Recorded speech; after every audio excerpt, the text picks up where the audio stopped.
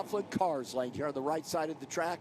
Of course, Stan, Les Davenport, quite a team there. Of course, Les at fuel-injected guru who tunes for Stan Sipos, and Chris Metapiece for Indy Metal Finishes and Flying A Motorsports out of Indiana will come back over there in that polished, primered car, as I like to call it.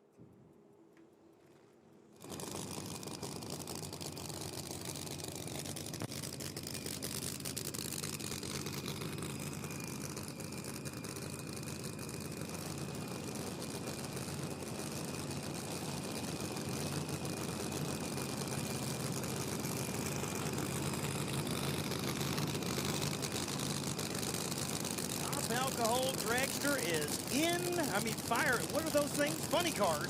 In. Finish the burnout. Sitting, getting ready to take the tree. Stan Sipos and Chris Minipace. I got it.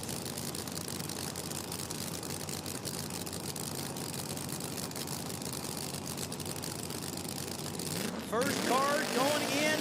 Lights getting ready to drop, kicking off, Triple Crown qualifying. Full quarter mile for the alcohol cars. 5:56, 261 miles an hour for Chris over on the left side. 5:52 for Sipos. And look, Christmas tree does not matter, it's qualifying.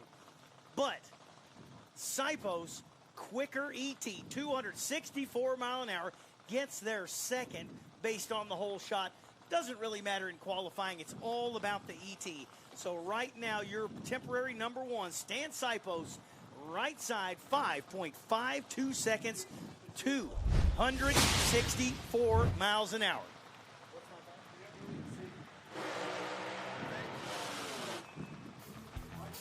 Hey. And it looks like we've already got one past the road and in the sand.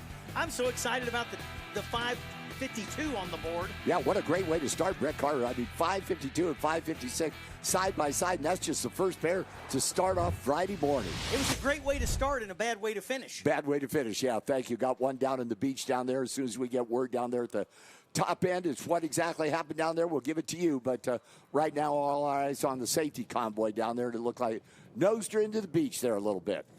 Hopefully not too much trouble. And listen, everything is on the line here today. More cars than spots. Huge money, huge payouts on the lines. This is the first time we have run alcohol to the full quarter mile. And got one in the beach. Unfortunately. So be just a few minutes there. The convoy down there doing that outstanding job that they always do here in race number one, the IHRA Triple Crown Series. And as you alluded to earlier, Brett, that 5 drivers are going to leave here tomorrow night with a chance at $1 million. That's a fact.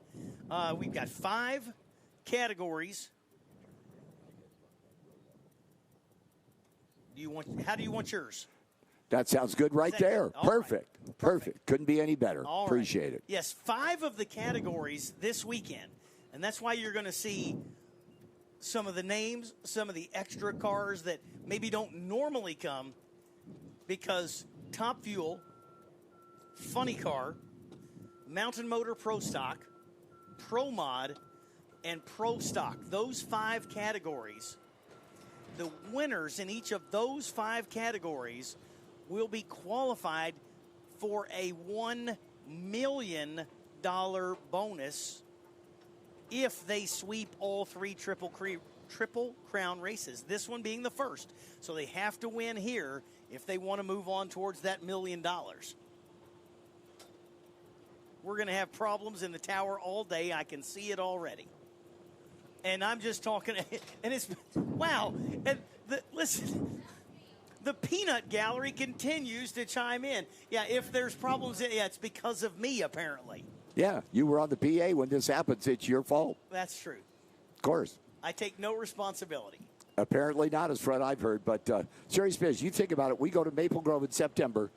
Somebody sweeps. They are going to have a $1.3 million payday.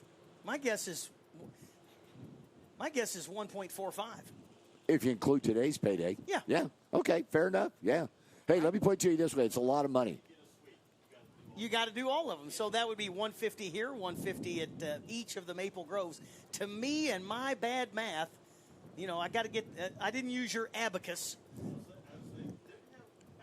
We had math issues with Mike English here before. Whoa, whoa, whoa. Hang on. I didn't have math issues. You guys had math issues. It added up perfect for me.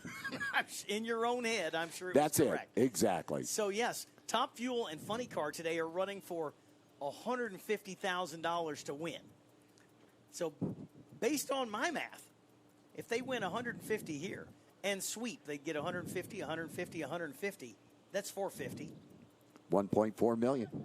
That's a lot. That's more zeros than I know what to do with, but I sure would try to figure it out. You know, you'd be getting into Ron Vance's pay scale. Here we go. Next pair fired up. Track's clear down there at the top end. Great news here is Chip Beverett and Mick Steele. Now, Mick Steele's car, Brett Carver, that is the injected nitro car. I believe it's the only one on the grounds this weekend, where Chip Beverett over there is the more traditional blown alcohol combination. Awesome.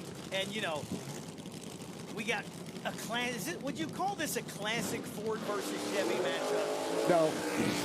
That probably doesn't count in this kind of category. But we do have the Mustang body here for Mick the Animal Steele on the right side. Chip Beverett, the 2022 Camaro over there on the left side out of Miami, Florida. And, of course, Chip and Aaron Rochon teamed up there. Two guys that ran separate cars for another time. And they got together with Aaron doing the tune-up on that Camaro body car over there for the team out of Florida. And it has really started to hit its stride. Number one in the points in the IHRA Outlaw Nitro Series for that Top Alcohol Funny Car World Championship. And Mick Steele, the injected nitro car, which will lead basically at an idle where you hear Chip Beverett go up to about, 6,000, 7,000 RPM and drop that clutch. Mick leaves it in idle and stabs and steers it and goes trucking right on down through there in that conflict cars lane on the right side of the track. Low ET right now is 552.2 by that Stan Sippos.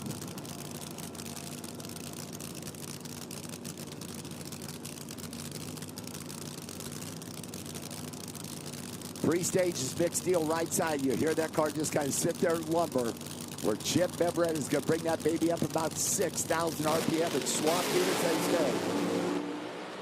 Mick is out of the throttle. Watch that left lane scoreboard there. Chip Beverett, 551. 551.2, 264 miles an hour. And Chip Beverett goes to that number one spot. Yeah, nice. And, I don't know if you said it because I wasn't paying attention. Of course. I usually don't when you're talking. But Beverett was not only quickest ET, but did you see the reaction time there in an alcohol car? Zeros. It's like a bracket car right there. Yeah. 006 on the tree. A whole shot like that will win a lot of rounds, even if you're not the quickest. But Beverett was the quickest, and an unbelievable starting line reaction time there for Chip here, right out of the trailer, and to be 006 and 551. Fantastic. Go tell Chip. He says, I did a bad job of red lighting there. Yeah, people like to say that. That's people that don't race. Yeah, there you go. Now, Chip is a very, very good driver. Teamed up with Aaron Rochon there. And next pair fired up. Vilez coming up on the left side of the track there for that Ultrasonics LLC Professional Cleaning Solutions. The Phil is another one that's just been a bad car in 2026. And Tony Bogolo, the guy who's been doing this a very, very long time, winning this Top Alcohol Funny Car driver in IHRA history is Tony Bogolo. Yeah, Tony won back here in a month ago. He won the Top Alcohol category on a red light by Phil Ez. That's right. Yes. Yeah. Thank you. Hey, a couple things. Attention in the pits. What do we need? Fuel altereds. Fuel altereds to the lane. Fuel altereds to the lanes for qualifying. Also, we have the Kids Zone, Kids Club upstairs, third story, Godspeed Ministries. They've got a Kids Zone up there in the tower. Check that. Yeah, I know you need to get over there. You're missing out there, Mike English. Kids Zone upstairs in the tower. That is from 10 to 12. It's going to be a lot of fun. Great times up there.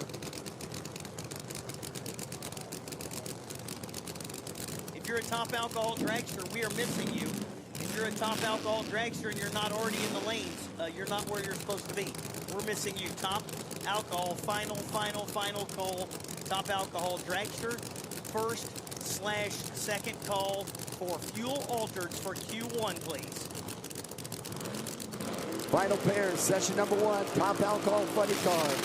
Bill and Tony. Oh, check out that left lane there. Watch that Bill is. Check that baby out. Holy cow. 5:46.8. 200. Wow. Only 257 miles an hour. May have nipped it down there at the top end. Tony, a 583 at 236 miles an hour. But Phil is. Hey, don't worry about that red light chart. That means nothing. This is qualified. Just don't do that tomorrow in eliminations. But 5:46.8, 257 miles an hour. It goes at number 1 spot. The magic there, Tony Bogolo says, listen, I'm okay running a 583 if I could get Phil Ez to red light against me every time. Every time. Yeah, that's right. Back to back. Thank you. Thank you. Bogolo got the win here back in May. May it was. We were here? Yes. I can't remember. I've slept since then. Yesterday. Yeah, sometime. They raced each other in the alcohol finals to the same result. And Phil that time was 0.0001 red, 1/10,000th. And if that were a final round, that 1/10,000th of a second blip would be the difference between a win and a loss right there again. So Phil got to get on the right side of the tree. Bogolo got to pick up the pace a little. 583, it's a good pass, good, nice way to start off, but a little off the pace from the other cars. They've been running 550s. And Ez with a absolute barn burner pass there, 546, 200, and only 57 miles an hour. That's about 10 mile an hour down from everybody else. May have nipped a piston or something at the top end there, who knows, but still. Imagine what that'll be once he runs that thing all the way out. Or it pulls all the way out, should we say. A full pull. A full pull, that's it. All right, we should have our fuel altereds. We should have our fuel altereds on the way to the lanes. And we are ready to roll into top alcohol dragster. Folks, thank you for coming out. I know it's early on a Friday. We are starting off. When was the last time you were at a racetrack and they started off at 10 a.m. with top alcohol? That's a very, very strange deal. We thought, well, you and I were talking earlier, should have been calling hot rod to the lanes, right? Yeah, normally at a normal IHRA Outlaw Nitro Series event, we would have our sportsman categories. And we don't, because this is a very special event, and this is a heads-up professional category event all weekend. I've called them twice. They should be on their way. Fuel altereds to the lanes. Fuel altereds to the lanes, please. Top alcohol dragster qualifying session number 1 coming out on the pad. The long cars, and again, as Brett said, fuel altereds need you to the lanes, please. Fuel altereds need you to the lanes, please. Top alcohol dragster, of course, Brett Carver did the deal with the injected nitro cars versus the blown alcohol cars. The alcohol cars will leave it like a gazillion RPM, and the injected nitro cars are just kind of lumber way down to the lanes there. But when they get to the finish line, it's supposed to be equal. But the speed difference will be big, normally. The mile per hour difference is significant. What is it, 20 miles an hour difference probably at the finish line? So one combination leaves hard early and is, if you want to say, not pulling hardest when it gets down 1,000 feet down. The other combination, that's when it's really coming on. So you'll see one looks like they're way behind, and then at the finish line, whoa, hey, there they are. Theoretically, they should get to the finish line at the same time, theoretically, but this is drag racing. And, well, the great Warren Johnson once said that drag racing is a very simple sport until you put a car in the other lane. That's right.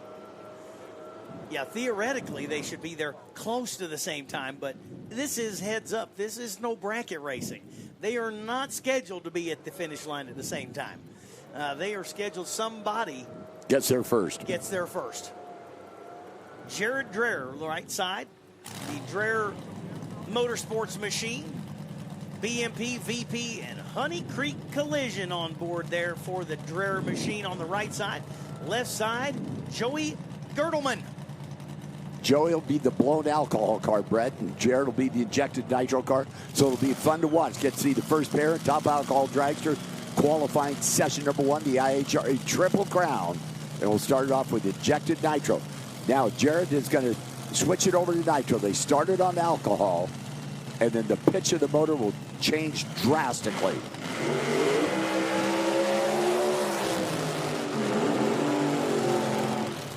Yeah, and the other thing you'll notice as you're out there in the stands and you're watching, one is going to creep into the beams at an idle, just like a top fuel car, leaving off a centrifugal clutch. It comes in at an idle, and when the tree drops, the hammer drops, and it instantly goes. The other version, the left side, the blown alcohol, they have somewhat of a two-step in the car. They're going to basically mat it, and it's going to be at, as Mike said, 6,000, 7,000. I don't even know. It sounds like 10,000 RPM. I always say a gazillion. There you go. That's probably accurate. So they're sitting at a wide open, just wheeling away, and then they let go and they go. So it's two very different combinations, but they are, in effect, equivalent at the finish line with performance. Yes, they are. So a newcomer, Joey on the left side, the team out of New Jersey. Jared, been doing this a long time, the family racing team. It from Indiana. First pair, qualifying session number 1, top alcohol dragster. Listen to the car left side. Here comes the RPM coming up big time. Away they go, and they are almost dead even on the starting line. Look at them at the finish line. 567, 249 mile an hour for Gerdelman. Dreher, 572 at 241 in the nitro car. So good way to start out there. 567 for Gerdelman. Haynes Point, New Jersey-based machine. He was 47 or 45 on the tree. Went, what was that, 371 at 200 to the 8th mile, all the way out the back. 567, 249. And both of them a little interesting there, Brett Carver. They only picked up a few mile an hour from half track to the finish line there, and I thought you'd see a little bit more down there. I really expect to see, probably out of the car in the left lane over here coming up right now, that probably about a 200, high 260, 270 mile an hour run with one of those Randy Meyer cars, which happens to be his oldest daughter, Megan, behind the wheel. And now married Megan Linger. She former world champion for Gunk and Heidegger's Equipment and NGK Sparkplug. Ejected nitro car for Megan. Dan Dietrich, right sided from Maryland. That is the blown alcohol car. Yeah, and you see the difference if you're in the stands or down close enough to see. You see the blower on top of the engine with the if you want to say traditional looking butterfly blower bug catcher on the top of the Dietrich machine on the right side. Left side, just see an injector manifold there with the tubes going straight in. No blower, just nitromethane in the tank.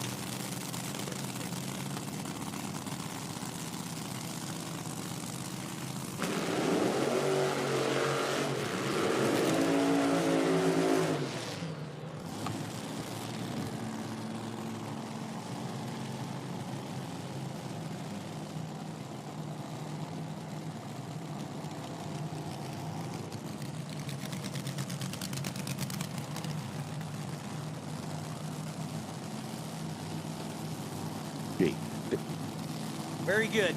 Hey, here's again where you're going to see that difference. You've got the blown alcohol car on the right side for Dietrich. You've got the nitro injected car for Meyer in the left side. If they're even at 1,000 feet, chances are nitro car is going to get there first. That's where they're going to make their big pull, is at the big end of the racetrack. Attention in the pits. Attention in the pits. Outlaw Pro Mod. Outlaw Pro Mod. You're on a short standby.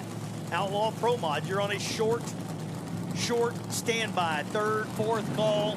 Fuel altereds. We need you to the lanes, please. Up on the two-step comes Dietrich. They're in and away. Another trip zip red. But look at the Meyer machine, and Mike English, you called it 5:31, 270.92 miles an hour for the Meyer machine. What a statement. They said, hey. Dad Randy's down there, and he's like, yeah, okay, turns around, goes back to younger daughter Rachel's car down here now.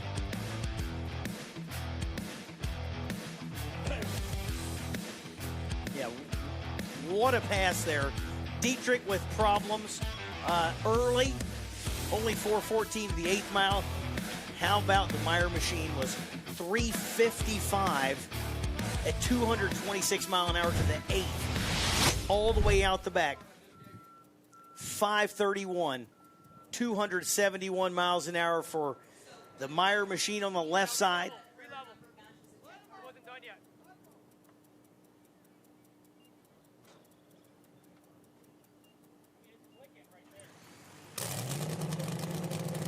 Over there. Here. Oh, gotcha. So now we're going to pair of injected nitro cars, and boy, talking about heritage here, Brett Carver. Rachel Curl, Curl, that is Randy Meyer out there. That is his younger daughter. And Megan Smith. Of course, that Hartman Enterprises, her mom and dad, John Smith, the dad, her mom, big time in the nitro categories. Rhonda, former Top Fuel driver, standing out on the track, is going to be the backup babe for her daughter. And Dad John looking over the car, and I'm not sure if her grandfather standing over here in the fence, that legendary Paul Smith. Hey, real quick, we are still missing 4 fuel altereds. Fuel altered, I've got you on a final call.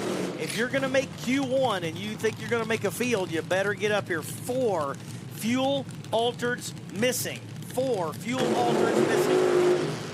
So let's get them in the lanes, please. So Megan Smith going to be on the right side. Rachel Curl, left side. So we just saw Megan Meyer go 5:31. Dad said, we're going to set the pace. Do you think we're going to see a real similar pass there for the next Meyer machine on the left side? Well, Randy tunes I'm about to say there, so I would not be surprised at all that we saw another 30 out of either one of these cars. Actually, the Hartman Enterprises Smith car over your right side been starting to find a way. Megan has been working it. They're dipping down into the low 30s to 20s, so it's going to be fun to watch as the ladies go at it here.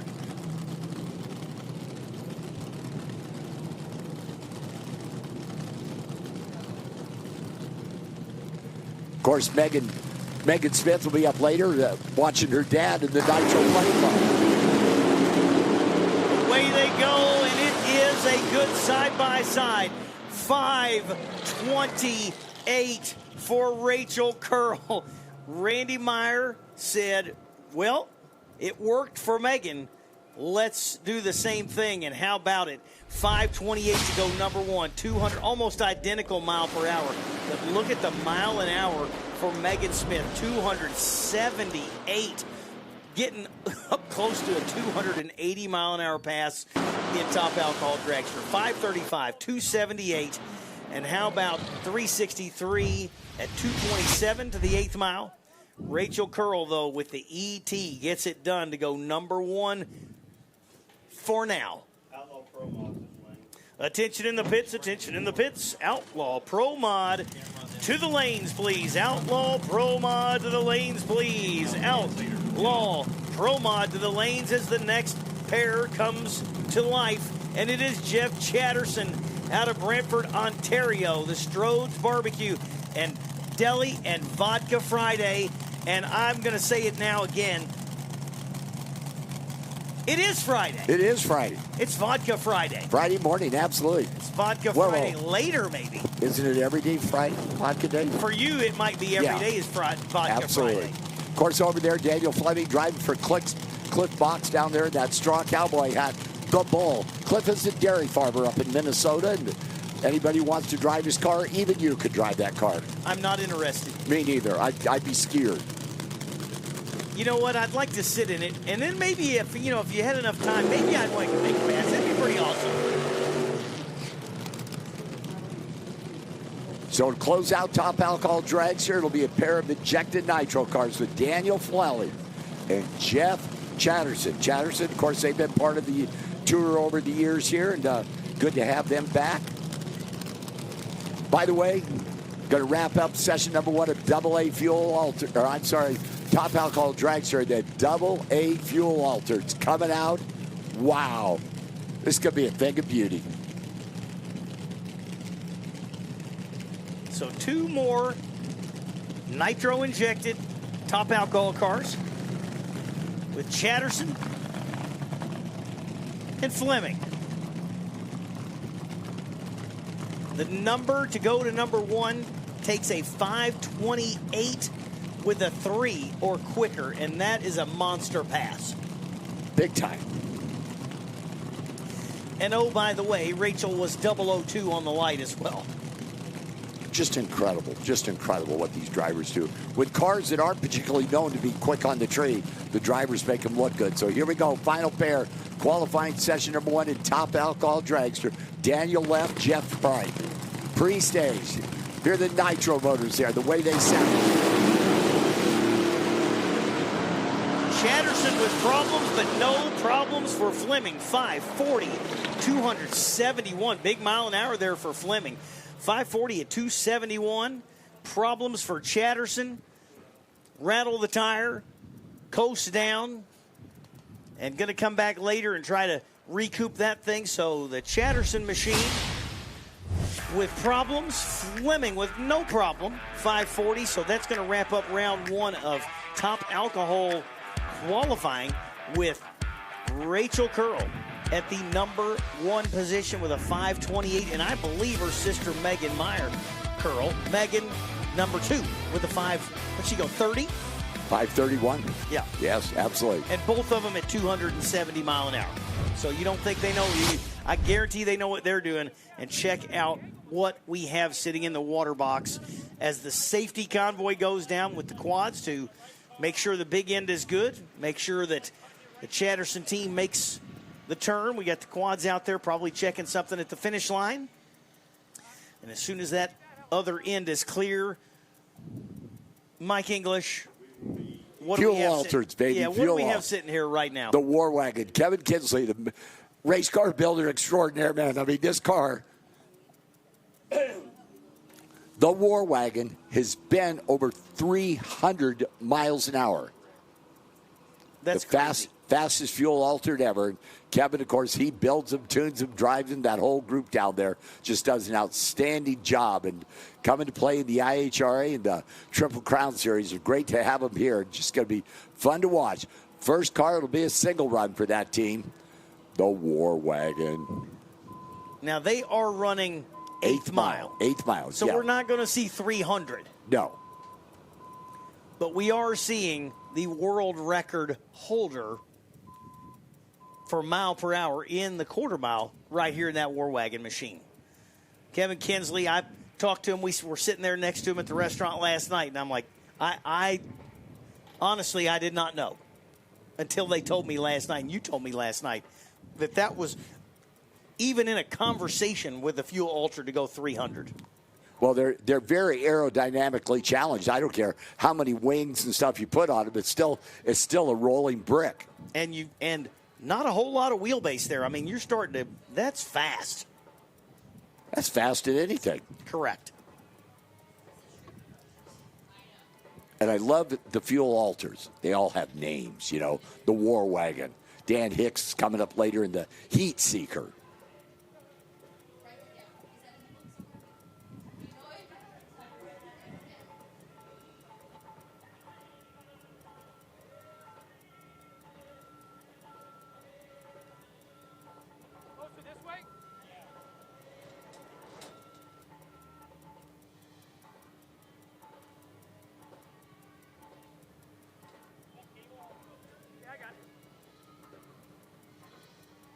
These up, Dave. Connor? There you go.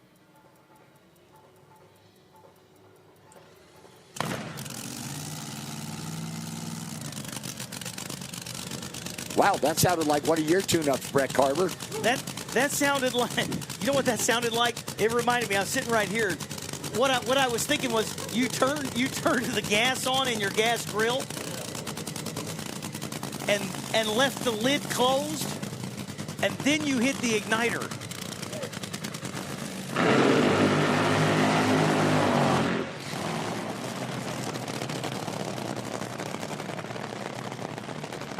AA fuel altered qualifying session number 1 with Kevin Kinsley in the War Wagon. Fuel alters are just spectacular. And honestly, even today, with a shorter wheelbase and a ton of horsepower, it's not so much about how quick and how fast you go. I know we talked about the War Wagon being the fastest, but it's about getting to the finish line first in a fuel altered in your own lane. Because they're so aerodynamically challenged, it's, well, they've been known to swap lanes once in a while. So Kevin in his IHRA debut for 2026. Great to have him here, man. This thing is just spectacular. By the way, Brett Carver, yes. You know, the people in the grandstands here on Friday morning, thank you very much for coming out. Appreciate you spending your Fridays with us here at Darana Raceway, Hebron, Ohio. It's a beautiful thing to see. And, you know, with everything that's gone into this event, the cars that are from all over the country and really from all over the world, and you're getting to see the best of the best.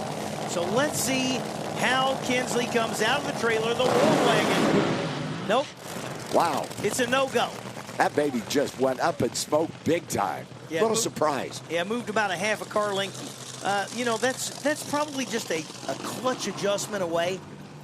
That is a very challenging part of making these things go, is the way the clutches apply. So sometimes you get a little aggressive early on. They'll go back, they'll make some adjustments, and I bet that thing goes right down the gut later. They only got 2 qualifying shots. And again, we're well over a full-size field. We're taking an 8-car field in altereds, and I hear there's about 12. You're correct. So that means there's going to be, you know, what is that, 4? Ooh, you saw what I did there? Here, watch, on my fingers, 1, 2, yeah. Thank you. Appreciate that help. I wanted to make sure you knew how to add and subtract. Fingers are a wonderful thing. Yes, they are. That means that 4 of these cars are going to be pretty sadly disappointed by the end of the day. Unfortunately, you don't want to be one of those. As Dan Hicks making his return to AA fuel alter, been racing the Nitro Funny car, and he decided, man, the purse here at the IHRA Triple Crown Series, I got to bring the fuel alter back. That guy has been, that car in the left lane there, that 7 lane has visited the winner's circle a number of times in AA fuel altered. And Tim Barrow.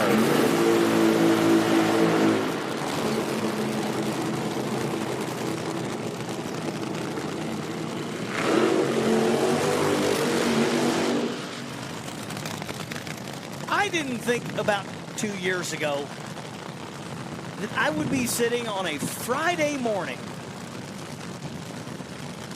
just outside of Columbus, Ohio, or really anywhere, with the smell of nitro in the air. Yeah, kind of a little bit of a surprise, isn't it? We'd be doing this, but what the beauty of the IHRA Triple Crown Series here. And, man, AA fuel altered Friday morning. Isn't that great? 10:40 in the morning, and we are spraying nitro. Fuel altereds right here. More than a full field. Qualifying every pass will count. This afternoon, a good portion of cars will have their dinner and then be promoted to spectator. So because Karen, they won't be making the field. I'm sorry, I didn't mean to say that, but You're Karen all right. Hicks bringing her husband in over there, the heat singer, and Tim Barrow waiting on the right side here, looking over. Adjustment of the wheelie bar by Blaine Hicks, their son. They walk away. Again, we should have Outlaw Pro Mod in the lanes. Outlaw Pro Mod in the lanes. Wow, in and out of the throttle, flop, walk, back and forth, bouncing around a little bit there. And 452 at 124 miles an hour for Tim Barone, and a 580 at 93 miles an hour for Dan Hicks in the heat seeker. And that was kind of an interesting way to start off the AA fuel altered in pairs here. It's the next pair already up to be Anthony Whitfield, the Mighty Mouse. That is a small block Chevrolet.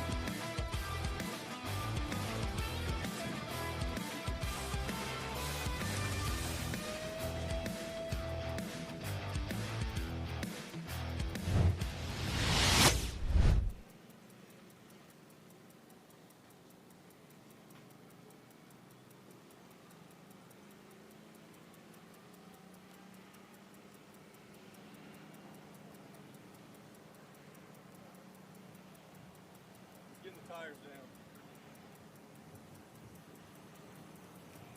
You already primed?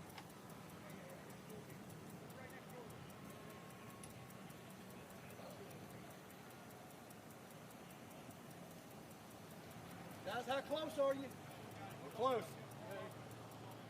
Where you at? Good? Yeah. Prime it. Let it go, son.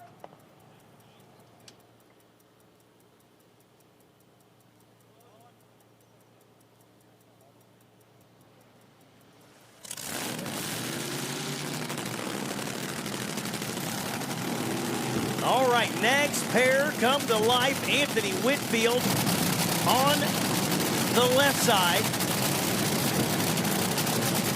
Right side, John Umlauf. Anthony Whitfield, the Mighty Mouse, small block Chevrolet on nitro, Brett Carter, and a fuel altered. And Mass Chaos, John Umlauf from the team, the Fiat body car, coming up over here. That Conklin Cars laid here, the right side of the track. Anthony coming back, small block Chevrolet on nitro. How can you go wrong? That is cool stuff. Most of them are running Hemis with a small block Chevy, jamming a bunch of nitro at it. That's awesome.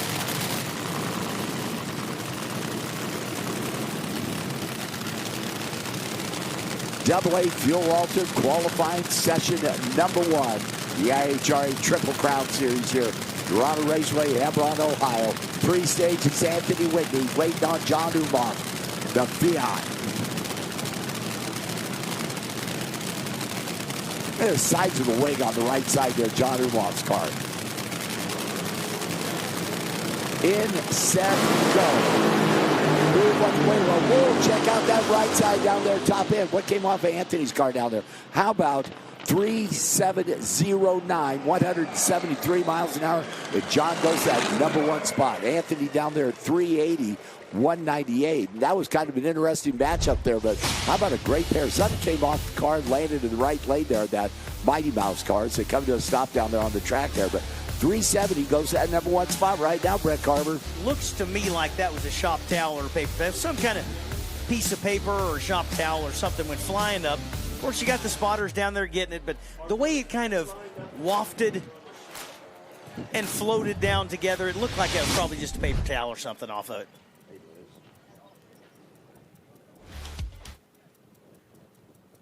Way to go, Brett Carver. You're on it there. I'm on it, baby. Oh, man. How about a session of fuel alters? It's just like, wow.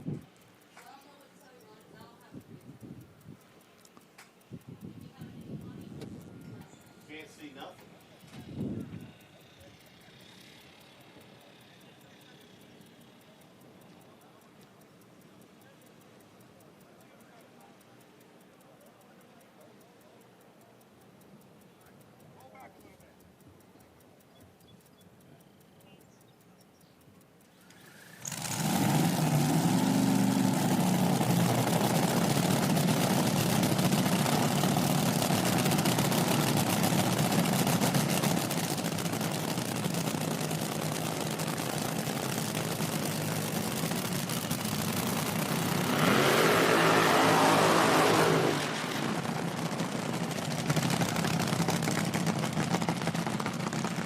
Go ahead. Levi Keenan going to take a single run here. The, shall we say, very swoopy looking body on the car. Levi ran with us earlier today, or in the season, I'm sorry, came to Darana Raceway, Hebron, Ohio a month ago here. Ran in AA fuel alter, won a couple rounds for the team.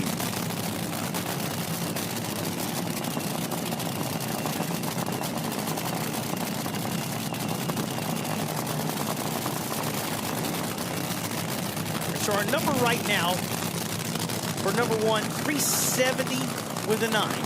You look at the mile per hour difference on that last pair. The Mighty Mouse went almost 200, but was a tenth behind. That makes me think that the right side on that last pair still had quite a bit. Whoa, that looks pretty good down there, Brett Carter. That baby out 3.696, 204 miles an hour, goes down number 1 spot. Levi does. Yeah, that's a good pass there. 369, 204, 962 60 foot. So that car left good. Nice, full, clean shot there for Keenan. Not a bad way to start your Friday morning. When you have more cars than you have spots, you just really are hoping for just a good, clean one. The first one, then you can sort of relax and turn the wick up for the second one. At least if you get a good, solid, clean one in the first one, it gives you a say, okay, we got a little breathing room. I'm not saying that that's setting the world on fire. 370 is good. But you'd much rather have one good, solid one. That way you can shoot for the fence later on if you choose. Take a big-time swing in the second session there, absolutely. It's Chuck Lofton, team out of Texas. The crap shot, fuel welder to come up left side. See Chuck up later on today at top fuel eliminator. And Brian Cunningham. Brian, the Fiat body fuel altered here in the Conflict Cars later, which is a enclosed driver, I shall say that. Gone ballistic, AA fuel altered. Yeah, it's kind of cool because it actually has that whole door car. Yeah, door car look, you could say. Body to it, yeah. Something you don't see very. Even got fenders on it too, which is a little unusual. Most of the Fiats, you know, are open roof there, no windows, none of that stuff.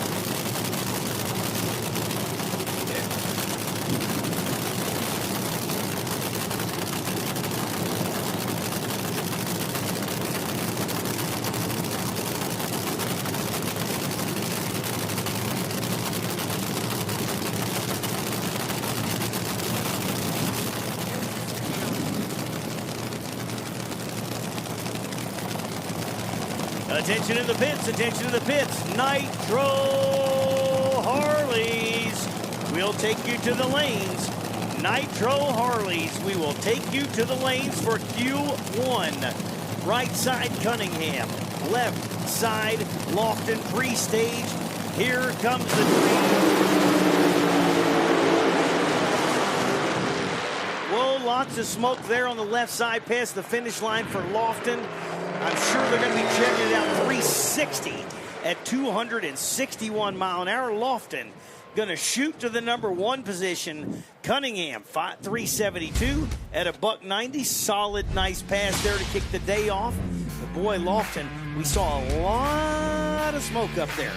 I don't know if that's just remainder of fuel and whatnot, what that big puff was. The safety crew down there checking it out, making sure there's not anything out. I suspect we'll call that normal. So a great run there for Chuck Lofton, man. A great 360 at 261 miles an hour, trucking right along there. And, of course, Brian Cunningham right alongside at 372.4 and out of the throttle a little bit down there at only 190 miles an hour. So the safety convoy out there, Chuck Lofton come to a stop down there on the track there. It'll be just a few minutes and continuing on qualifying session number 1. AA fuel altered. Mike English, I just watched the replay of that pass. The car was climbing the ring gear at the finish line. The front wheels were about 1.5 foot off the ground. The Lofton machine, I'm telling you, you wouldn't see it. Now, you can watch it. If y'all out there in the stands, you can watch it on the replay on the big screen by the stage. But at probably 500 feet, the front end started coming up, and he took the stripe with the rear tires. Yeah, they're fuel altered drivers. It was nothing. Step on it. That's wild. We saw Ryan Hill do that earlier this year, too. His, I think, ended up with a scrub of the wall right after he did it. But Lofton, just pedaled it down nicely, sets the front end down, and goes to number 1. Step on it. No big thing.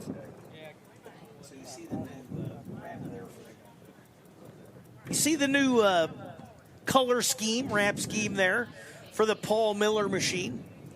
The Oliver and Miller machine there on the right side with the new Outlaw Light beer. Sponsorship on board. Left side, Cody Austin. Awesome. Cody Austin, the Bushwhacker machine on the left side. They are also running Funny Car. Yes, they are. Funny Car. Winner of the opening race back down at Benson, North Carolina. That Bushwhacker team car. And Paul Miller got them Outlaw Light beer colors on the car. Even we've had backup babes. We've got a backup boy down there. That's right. He's looking very spiffy there in his suit. So that's pretty cool. And by the way, Outlaw Light beer, we got to sample it last night. We consumed some of it, we did. There was lots of Outlaw Light beer last night down there at Buckeye Lake. And it's different. I would encourage you to try it. Outlaw Light, low calorie, but actually lots of flavor. It was very good. Yeah, it's very good. It's out of Denver is where it's being made. And check that out. So you see that sponsorship on the side of the Paul Miller machine. Brand new look there for Miller, who also got a win this year. I believe Virginia got the win over Ryan Hill. Yes, he did. Absolutely. Right in a wild fuel ultra fight around where Ryan brushed the wall.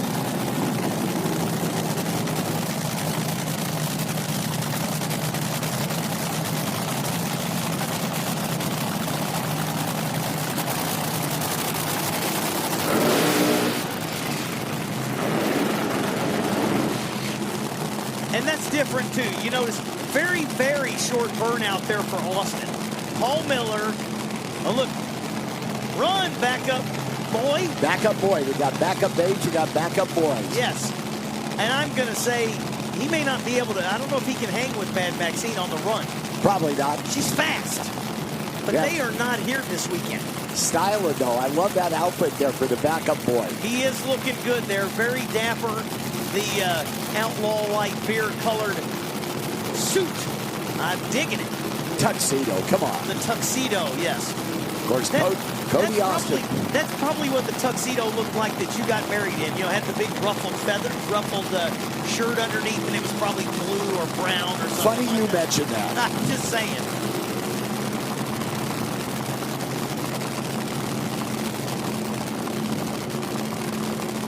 So pre-staged in, away they go.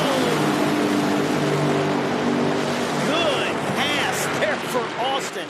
360 at 213 miles an hour. And that goes to number one by just a couple thousandths. Is that correct? Yes, sir. By 5,000ths of a second, that Bushwhacker team goes to the number one spot.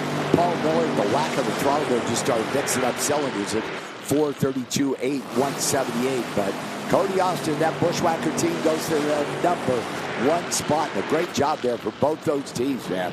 Yeah, Paul Miller, you know, I was getting ready to say how that thing always sounds sick in the burnout. It doesn't sound like all the rest of them. But when they drop the throttle for the pass, usually it's cleared out and he is at the top of the field. But that time, it just didn't ever come around. And Paul Miller, little struggle there on that pass, 432, 178. But Cody Austin laying down the law, 360, 213 mile an hour to jump to the one spot. We should have Outlaw Pro Mod in the lanes.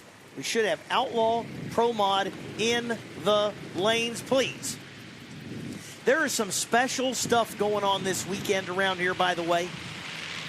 I don't know if you know, but earlier this year, IHRA acquired the Frank Hawley Driving School. They have a display out here just on the backside of the staging lanes. And they have a two-seat dragster. Are you listening out there? They got a two-seat dragster. Guess what that means? You can go for a ride in the two-seat dragster this weekend, presented by IHRA and the Hawley Driving School. You ever want to know what it feels like in the acceleration of a real dragster? We have one here. Frank Hawley's Driving School. Lucky spectators have a chance to find out firsthand they ride in the 2-seat dragster. Here's what you got to do. There's 2 ways to do it. You go around the facility. There are banners advertising that opportunity. There are banners advertising that. They have a QR code on that banner. You scan that QR code on your phone and enter for a chance to win a ride. Multiple winners be selected throughout the day and get a ride.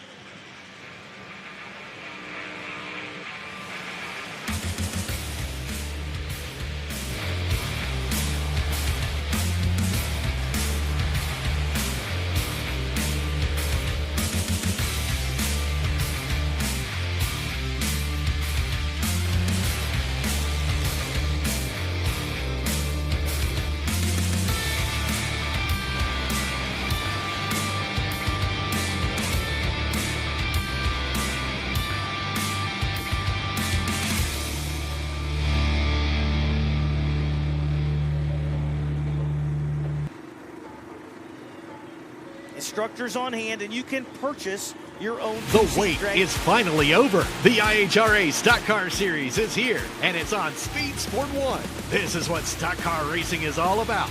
The International Hot Rod Association is going stock car racing. There's big money on the line, and racers willing to push the limits for a piece of the pie. Leaning on each other as we cross the start-finish line, head down into turn number 1. Watch the entire season on Speed Sport 1. It's free to watch. Go to speedsport1.com for details and viewing options.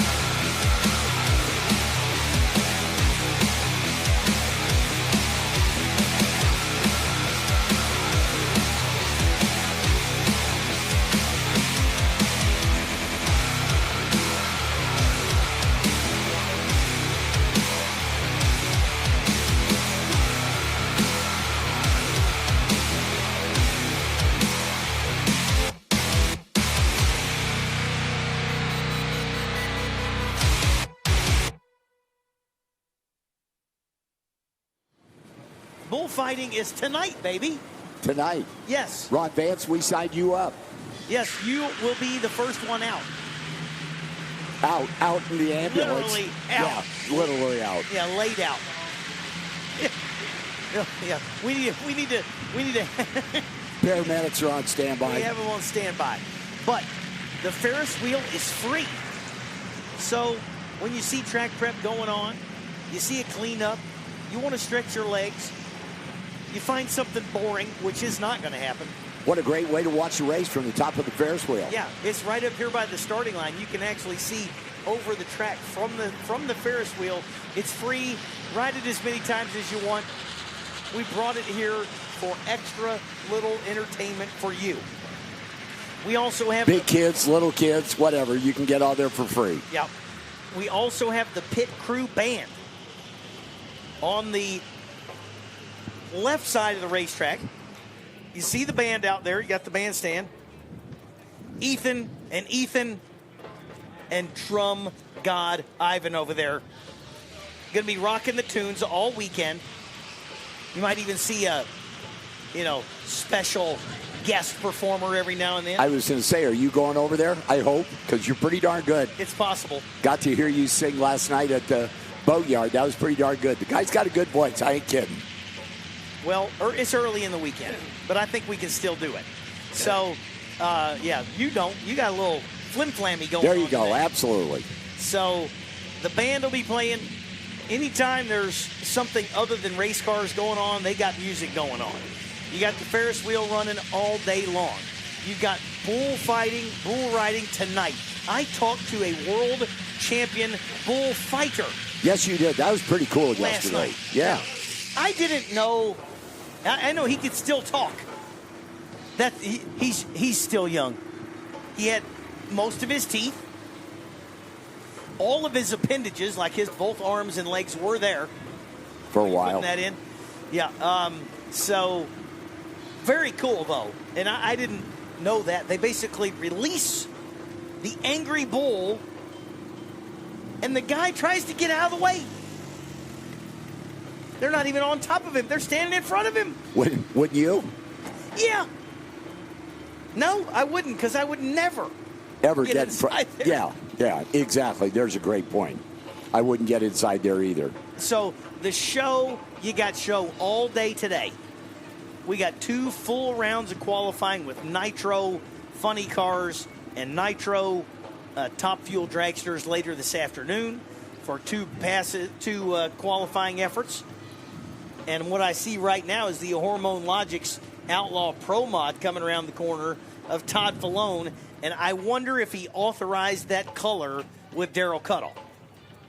Yeah, Darrell kind of has a lock on that bright green. He might have had to pay like some sort of fee for that color. He called Sherwin-Williams and they said, no, I'm sorry. That is Cuddle Motorsports green. It's not available unless you pay royalties. Hey, maybe Darrell's onto something right there. Cool pair to start the day. Jay Dietrich going to be the right side out of Dos Palos, California. That's up NorCal, by the way. That's NorCal? Central California. Not SoCal? No. All right. The Snap-on Fireball Express, Taylor Racing. We saw Frankie Taylor, the madman, wheeling that car early this year and last year. But Diedrich going to be driving it now. Shorty's Oil Pans, Larry Jeffers, left side. Todd Falone, West Palm, Florida. Hormone Logics machine. Check those guys out. Got Justin Swanstrom and Todd Falone representing the Hormone Logics. If you're like me, I'm not. Let's just clear that up right now. But if you were, again, the Peanut Gallery chimes in. I'm ready to close the door. Wow. I said, do I need to close the door so I can't hear them? That's the rest of the people in the tower. And they said they would prefer if I did. Yes. Hurtful. Y'all's words are hurtful. If you're stocky, beefy, like myself, you can talk to Hormone Logics. They have weight loss. They have men's health products. So check those guys out. I was going to say you might be a candidate for the Jenny. Yeah, I'm definitely a candidate for the Jenny Craig poster boy. Wow. Yeah. It's tough in here today. It is. Todd Falone going to be in the 67 Camaro, Noonan Power. On the left side, this is Outlaw Pro Mod. These are door cars, and they have no limitations on power adders. They have no limitations on anything other than they cannot have nitro in the tank, and they have to meet safety standards. That's it. They can have multiple power adders. They can have a blower and nitrous. They can have turbos and nitrous. They can have nitrous and nitrous. And more nitrous. If they wanted to get real creative, they could probably put a screw blower on the front and a harsh charger, or on the top and a harsh charger on the front. If somebody could do that, I don't know. But if it can be done, it's legal. Now, these will run to the 8th mile, Brett Carver. That's true. 8th mile, and we did see, I saw a 3.57 pass yesterday out of Bubba Stanton. Stunning as that is, Bubba Stanton, the quickest car. So, yeah, not a surprise. But these cars are going to run 350s, 360s, and 215. We saw one last race go 222 miles an hour, by the way. You missed that race. How about Dietrich? Front wheels up multiple times, goes 381, but Falone 364, 209. Todd Falone going to go to number 1 on the sheet. We saw the front end of Dietrich's car come up once, twice, sets it back down, goes 382 at only $159. Out of the throttle there, left way early on the Christmas tree, but still got a time down there. Just don't do that in eliminations. How about this? Woo. Joey Martin, in from Florida, the brand new Pro-Line Racing Corvette. Love that baby. And that is a gorgeous machine. Ash, Phillips, Cooper, and Collum. Joey Martin, Milton, Florida, brand new Corvette, and I'm telling you, that thing is a fine piece of machinery. Pro-Line power under the hood. Left side, Joey Martin going to be on a single here for the first pass this morning.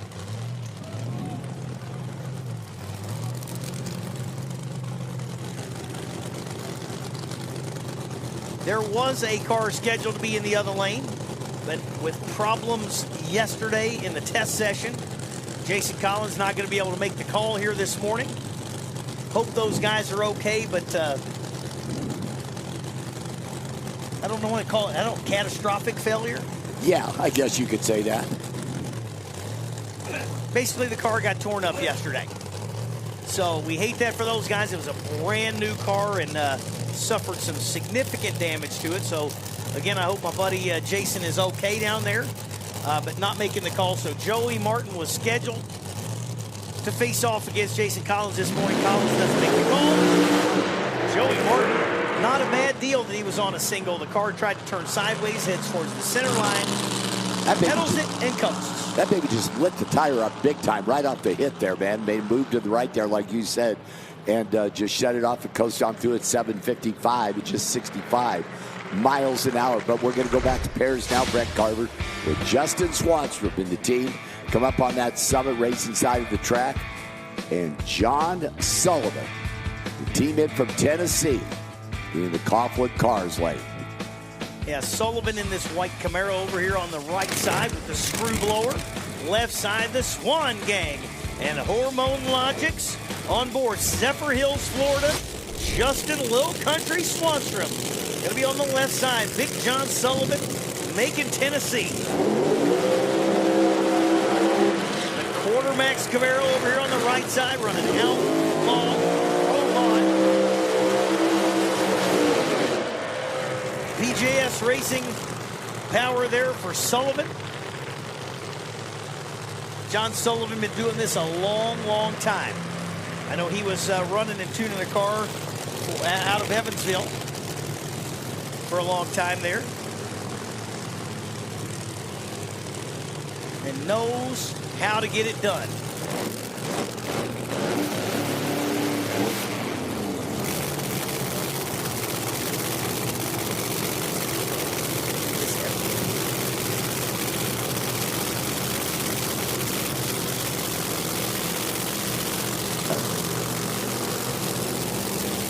Okay. So Justin Swanstrom, left side, the team in from Florida, and John Sullivan out of Tennessee.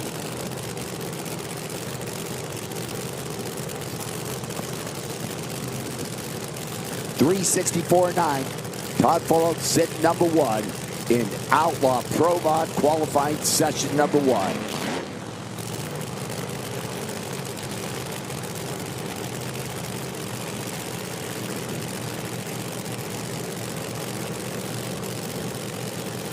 They are pre-staged. Justin's in, waiting on John right side, whacking the throttle there. Wow, I think John pedaled it once down there, top end. 382, 198, Justin Swanstrom. 385.7, 200 miles an hour, John Sullivan. So that Todd Falone started off that first pair, 364.9, sitting in that number 1 spot in the Outlaw Pro Mod. Is the next pair already up? Waiting down there for the IHRA safety convoy to give the word there as the car's cleared the track down there. Justin making that right turn. Waiting on John Sullivan to make that right turn, and the word will go out. The track is clear to fire the next pair in just a few moments. And 364.9 sitting number 1, and I do not believe that that is going to hold up in qualifying session number 1 in the IHRA Triple Crown Series. here at Darana Raceway, Hebron, Ohio. Word goes out to fire him up. Tim Brown, the Ford Mustang, being that left side of the track, BRS and Brazil Oil. And John Burgott, Kelly Equipment, A1 Auto, Rosler Transmission to Pat Lucy Racing, and he's doing his burnout, Crawford Carsley.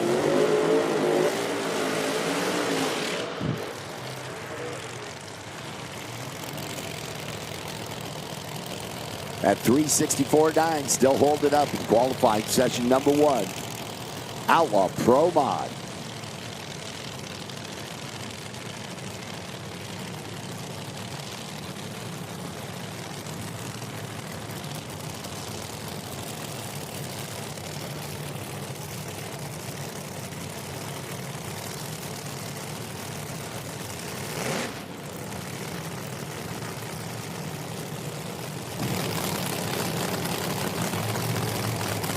Well, purge of the nitrous for Tim Brown and team. Left side of the track there, that's Summit Racing Lane. A purge of the nitrous for John Burgott and the team. Pennsylvania versus Ohio. There's a perfect example, by the way, Mike English. Multiple power adders. You just said there's a purge of nitrous from the Tim Brown machine. Both cars purging the nitrous. Yeah, except for Tim Brown's machine has a screw blower on it. Yes. He was at the Milan race basically testing for this deal. He said, we're going to make this probe get faster and faster. And he keeps nipping away at it.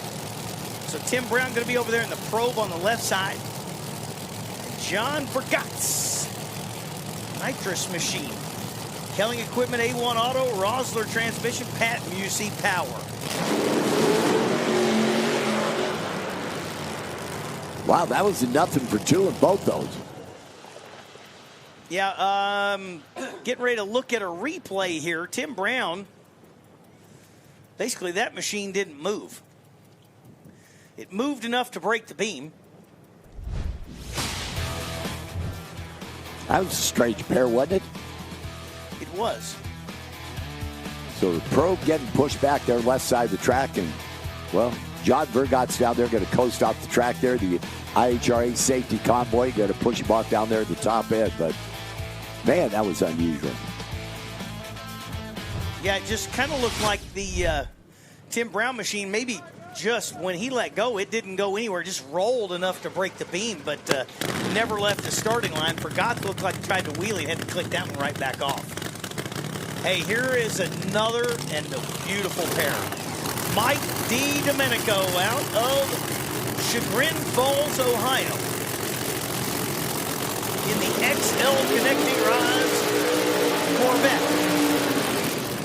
I saw this machine in 2 finals at this race last year, at this racetrack last year.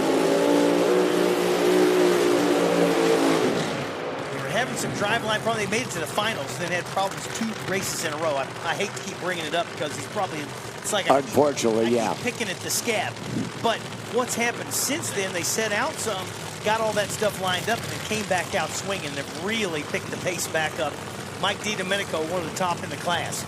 Left side, the absolutely stunning Ed Wilson machine, Total Seal driven oil, Smith Brothers push rods, Godwin Contracting, that Willys with Fulton Power, and Ed Wilson did the paint work and everything on that car himself. And if there is one car you want to go look at the paint work on and the details on, that car is stunning. Oh. That car is absolutely stunning. You like it. So Ed Wilson, that 41 Willys G Fulton horsepower under there, and Mike DiDomenico, Newton powered 2019 Corvette. That 364.9 still sitting number 1. Kind of surprised. Todd's not. He's saying, hey, man, we'll hang out there.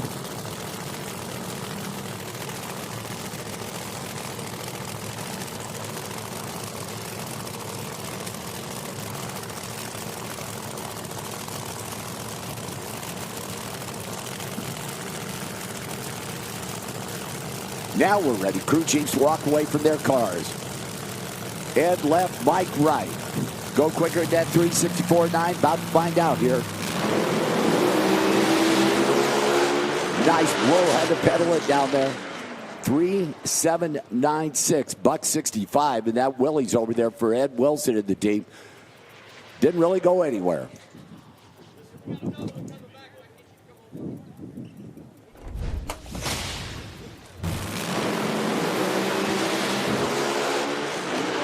Ron Vance, our race director, said left lane never even moved.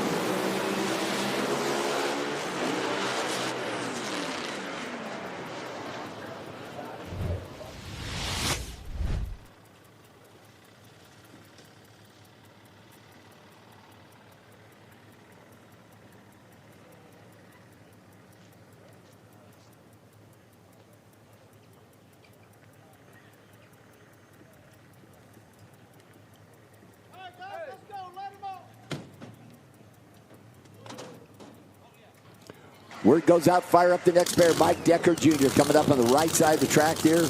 And David Brinkley from North Carolina, the Patriot 2018 Corvette for Redline Oil Fuel Tech. And all about gutters.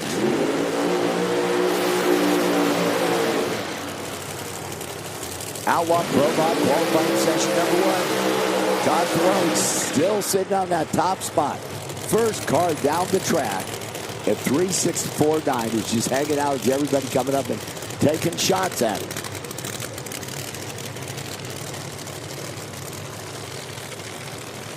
I was talking to Brinkley yesterday in the staging lanes. They built that car from a stack of pipes in 8 months. Wow. To completion, so that it could be at PRI. In the booth for the Race Star Wheels booth. When they talked to Race Star, he said, this is what we're doing. We got this car. LB said, when's it going to be ready? Is it almost done? He goes, it's that pile of pipes right there. LB's like, PRI's in 10 months, so you're not going to have that ready. I mean, it's not even close. It started. 8 months later, it rolls out. That is amazing. It's a beautiful car. 2018 Noonan-powered Corvette. Right side, Mike Decker. Is this the flat hood? That is flat hood, sir. Brand new combination for Mike Decker, Jr. They got 2 of these cars. One's got screw blower. The other one, they just changed it over to the and good pair going down. It looks like Mike Decker figured it out. 358, 209 miles an hour. What about a rotation of the earth right there? Look at the 60-foot, 9,100 to the 60-foot, 358, 209. Mike Decker Jr. says, rock and roll, baby, it's time to go. David Brinkley, good pass, 373, 170 mile an hour. Mile an hour way down. Click that one off early. But boy, oh boy, Decker laying down the law, as my friend Al Tucci might say. What a pass. Got my first round qualifying sheet here for Altereds. Cody Austin going to be sitting number 1. Chuck Lofton number 2. Levi Keenan number 3. John Umlauf. Brian Cunningham. Anthony Whitfield, Paul Miller, and Tim Barone. Right now, outside looking in, Dan Hicks and Kevin Kinsley.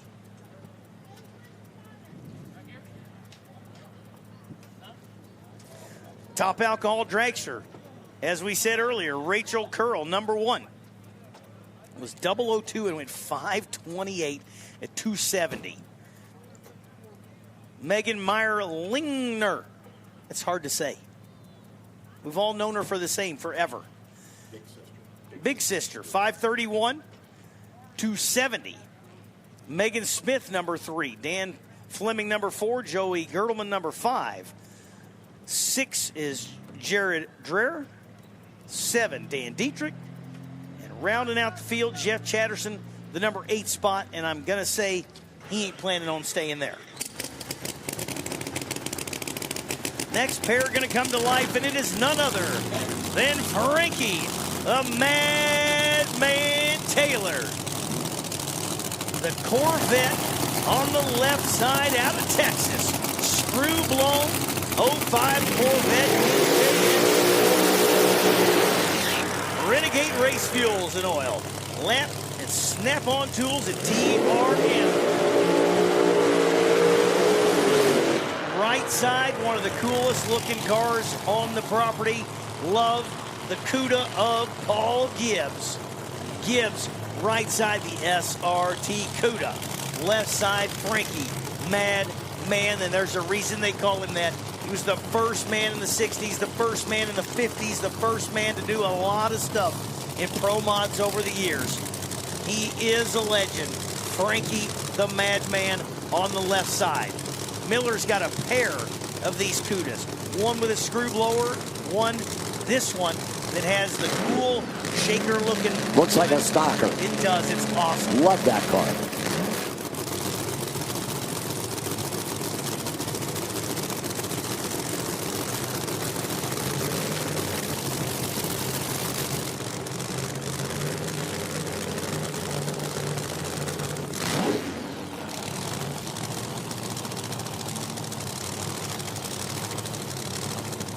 Get the huge screw blower of Taylor.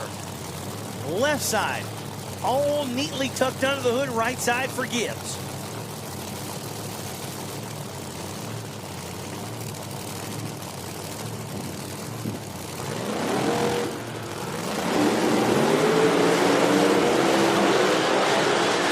Oh, and Gibbs with smoke out of the right side. Taylor with a pedal job early on goes 379, 9 at $198.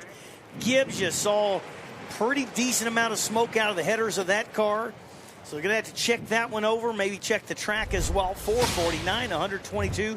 Paul Gibbs with problems. Frankie Taylor, smaller problems. 579, a little off the pace. Mike Decker Jr., no problems. 358 to be number one right now, but I'm telling you, there's two cars in the water box that are perfectly capable of knocking right on that number that Decker set down. I see Robert Davis over there on the left side, the D2 Contractors machine out of Florida. And right side, none other than Hank Stubbs. Screw blower combination for both of these cars, the old school 69 Yenko Camaro. Quarterback's machine of Stubbs on the right side. And Davis with the D2 Contractors machine. That was a Salemi machine that Rob Davis got from them. Looks like they're moving back the Davis machine just a little bit. I don't know if they got to get a little track equipment out here or what they're going to do. Looks like they might need to be sending a tractor or a cleanup down there, so we're getting on that, and we'll let you know exactly what's going on. But we did see some stuff on both lanes, so one of the most important things we do here is keep up with the racetrack. Got to give these guys the best and the safest racing surface they can get. Looks like they're moving the Davis machine back forward. They may have just put him back in the shade. Said, hey, I'd rather sit in the shade than in the sun right now while they check that track.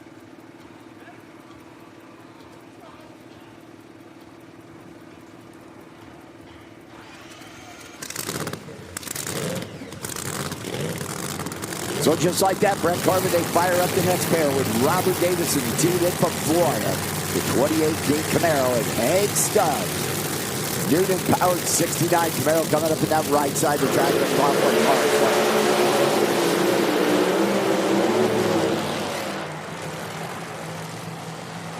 358.9, Mike Decker Jr. sitting number one. The qualifying ladder. I bet right now he's going, you know, everybody was questioning this. Said, well, who's going to tune it? How are they going to do that? Go from the screw blowers to the harsh charger? He said, oh, we're going to tune it. They figured it out. Yeah.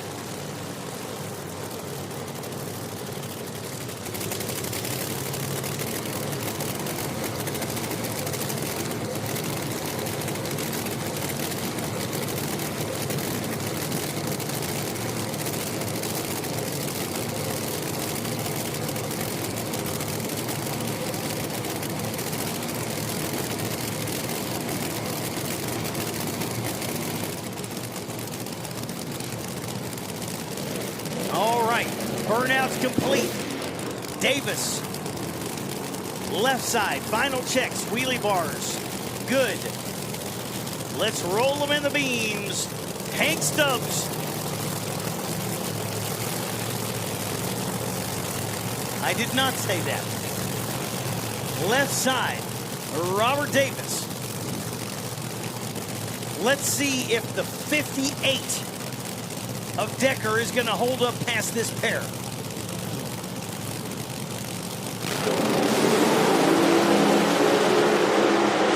Man, what a lap there.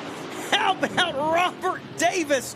3.55 at 213 miles an hour. Boy, oh boy, if we said laying down the law, Stubbs was 3:58.7 to go, I believe, to number 2 by 1,000th of a second. But Davis, the contractor out of Florida, in the old Melanie Salemi machine, I don't want to call it old, 3.55 at 213. What a statement for Davis. Wow, that's getting plenty serious. You go 3:58.7, and the guy in the other lane's going 3:55. Awesome. Speaking of awesome, Jason Scruggs, right side 69 Camaro, and one of the coolest cars on the property, in my opinion, the Chevy Reeves, man. Chevy Reeves. Out of Canada. That car is so cool because it just still looks like a Chevelle. It does, absolutely. I mean, you just look at that car, man. The Yeti. Go over and get some of their cool stuff there that they sell over there. Bob's over there selling that stuff in their pit area there. But I'll tell you, this pair right here, that 3:55.2, just might be in trouble. Man, I'm telling you, that's a number. If we start nipping even lower down into the 50s, that's incredible. 3:55 is an incredible pass. Well, that little bit of cloud cover we see over there, Brett Carter's definitely helping the performance guys. These guys tuned for it. I mean, we already know what the conditions of the track are, so watch this pair here. They are not hating these conditions, I can assure you. Scruggs gonna bring his 69 Camaro towards the beams, moving in. Crew chief bringing him up. Left side, Reeves, the Yeti. 3 stage bulbs in, here they go. Wiggle, wiggle, Torch starting towards the center line. Scruggs got to be real careful to try to keep it in his own lane. Goes 381 at 201. Chevy Reeves, the quicker of the pair, 380 at 195 mile an hour. So Scruggs, boy, that one, it looked like my dog when I started to come home. Yeah, that baby started wagging the tail down there. I don't think your dog does that when you come home, but that's a different deal. But, man, I mean, tell you, I'm just a little surprised out those two numbers. I know they were moving around a little bit, but Jason Scruggs, Chevy Reeves, and the 380 low stud. But, hey, here comes the pair, Brett Carver. Oh, boy. A brand new Quartermax machine on the right side. None other than Bubba Stanton. I saw him unload it yesterday and go 357 off the trailer. And another Titan of the class, Randy Weatherford, the Hearts Charge WS construction machine on the left side.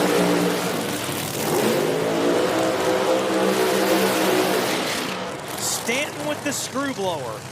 Weatherford, the flat hood. The Hearts Charged Power.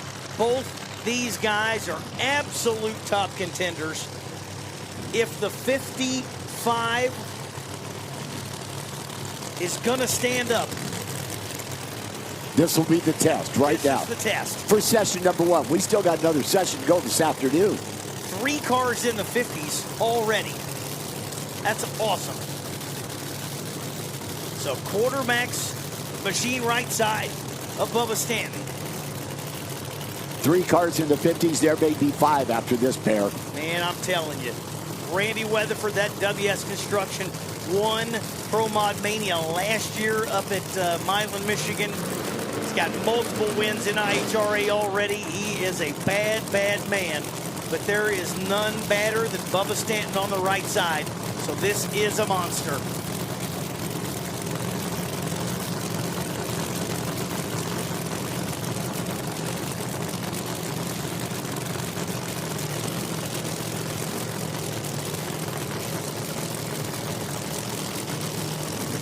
Both crew chiefs start bringing him towards the pre-stage beam. Backing away, and it's all up to the drivers now. Weatherford, Stanton, pre-stage, stage. Laser straight now, about 353, 213 mile an hour. Bubba Stanton said, here's your 355, and I'll trump you by 2. 8, 9, 6 to the 60-foot, 353, 213 mile an hour. Bubba Stanton rockets to number 1. Weatherford was straight up front, clicks it off. Early goes 402 at 136. Folks, put your hands together. That is a monster pass. Bubba Stanton with that 353. 1 to go.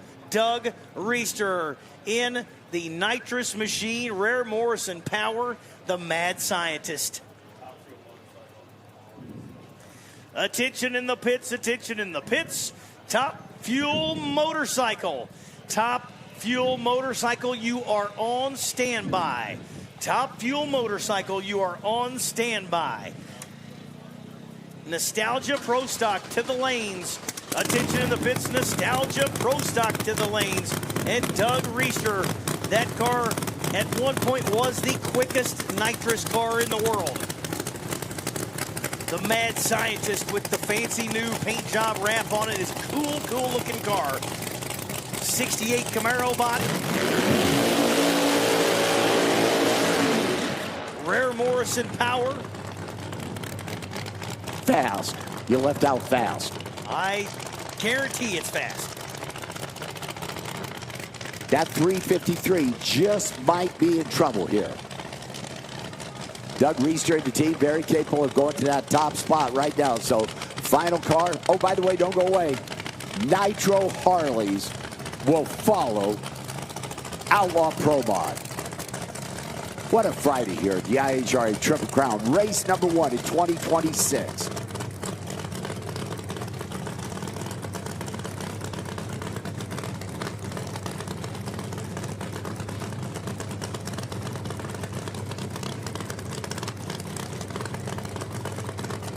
They purge more nitrous than I would use in an entire pass.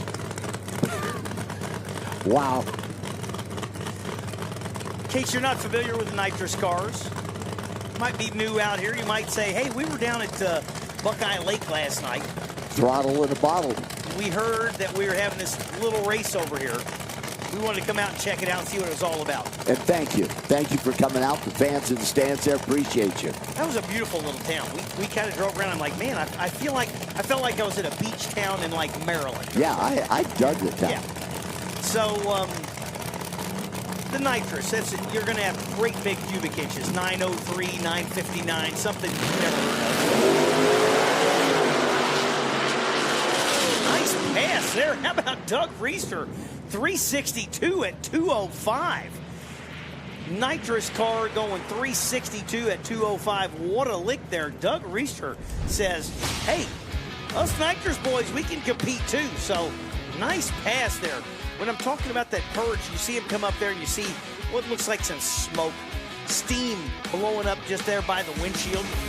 They have the bottles in the car and they heat the bottles above the temperature that they want them. They're trying to get a particular bottle pressure. It's imperative that that pressure is real close because their tune-up is set to that pressure.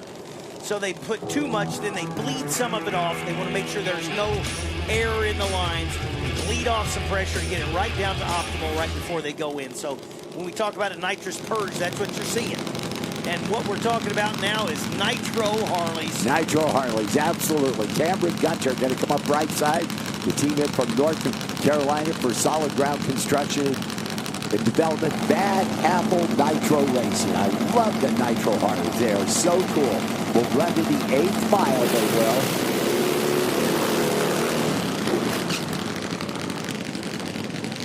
Going to go in pairs here. First pair, session number 1 at Nitro Harley.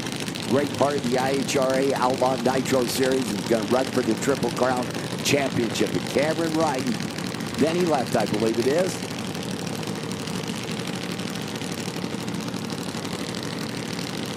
So Benny Stevens to the left side of the track there, and Cameron Gunner right side. They're in set. Here we go. Check that baby's out there on the asphalt. Sashay down there. 4.434 for Benny Stevens. 4.59.3. Cameron Gunner. Benny was 172 miles an hour.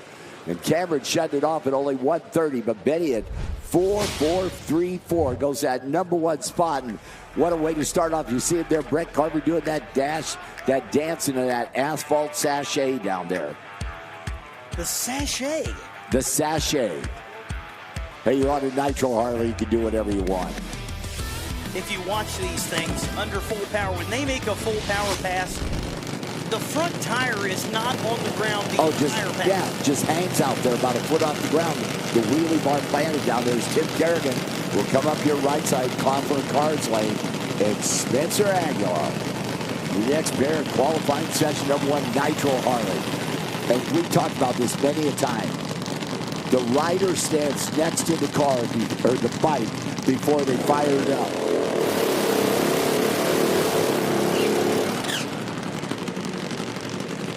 It's the great Bob Fry once said, I wouldn't get out of an electric chair to ride one of these. Oh, yeah. So you're 1,000+ horsepower. Right. Sitting right there. You look down and it's right there. Right under your chest. And they wear a Kevlar chest protector in case they bang it and the head pops off.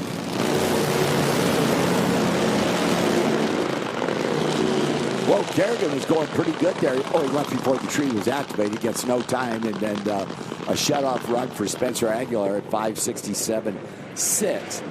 Tim had a good run going there, but left before the tree was activated. So, unfortunately, not going to get a number there. It's the next pair going to be pulling up here with Tracy Kyle and the team. And, boy, a legend in Nitro Harley racing, the Nitro Conspiracy. Bob Malloy and the team out of Pennsylvania for Bonifanti Clutches and ITL Trailers. Of course, Tracy Kyle, North Carolina. Fairview Tavern, Vanson Leathers. Be over there in that Summit lane. 4:43, Benny Stevenson, sit number one in Nitro Harley, qualifying session number one.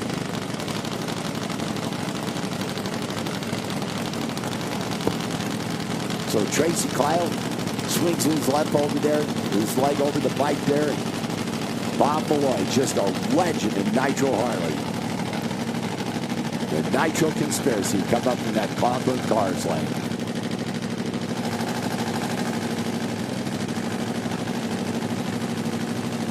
Love the burnout for the Nitro Harleys, Brett Carter. They just got to spin the tires. They do it, kind of grows, lifts them up a little bit. They roll up to the starting line. The other thing you'll see, if the front tire is not on the ground. Going down the track, correct. Never. Never. It's not. So you see them hanging off, like leaning, got their leg kicked out, doing the stanky leg, going down there, trying anything they can to steer the bike on the back tire. Yes, only by shifting their weight. Oh, good pass there, right side. Bob Malloy, 4:08, 188 miles an hour. Left side, Tracy Kyle with issues goes coasting to an 8:07 at only 66 mile an hour. But Bob Malloy going nearly 4 flat, 4:08, 188 mile an hour. Good pass there for Malloy. Nice and straight. Goes to that number one spot, absolutely. 4:08.4 sit number one. And the legend Bob Malloy there, right down through there. And of course, you said Tracy had Bob. It was Ricky House and Billy Jackson. This pair, Ricky would be right side here. It's a guy who's pretty darn good riding these bikes. And Billy Jackson be over there in that Summit lane with the bright green leathers. Billy Jack.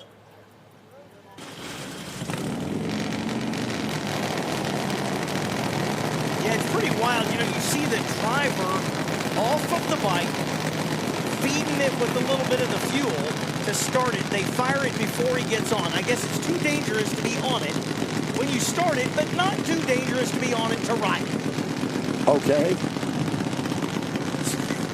It's kind of like fighting a bull. I asked the kid last night when I was interviewing Connor with the bullfighters, I said, do you think I'd stand a better chance fighting a bull or riding one of these?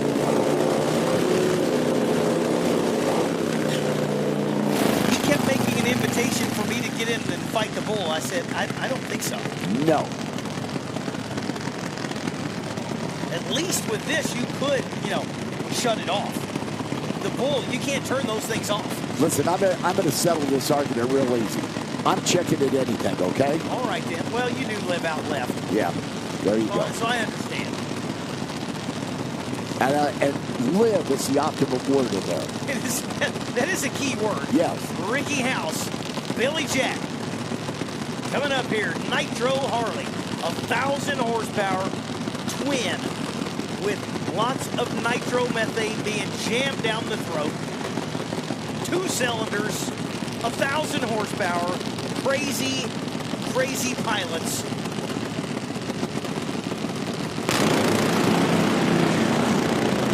Problems for Jackson, no problem for House. 426, 188, or 180 mile an hour in Ricky House. Gonna go to number 2, Billy Jackson.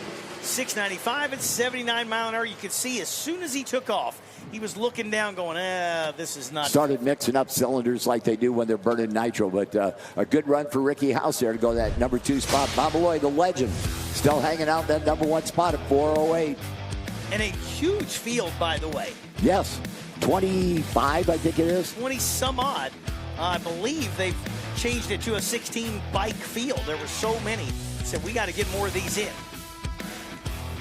Jay Turner, you're going to see Jay Turner jerseys a number of times here.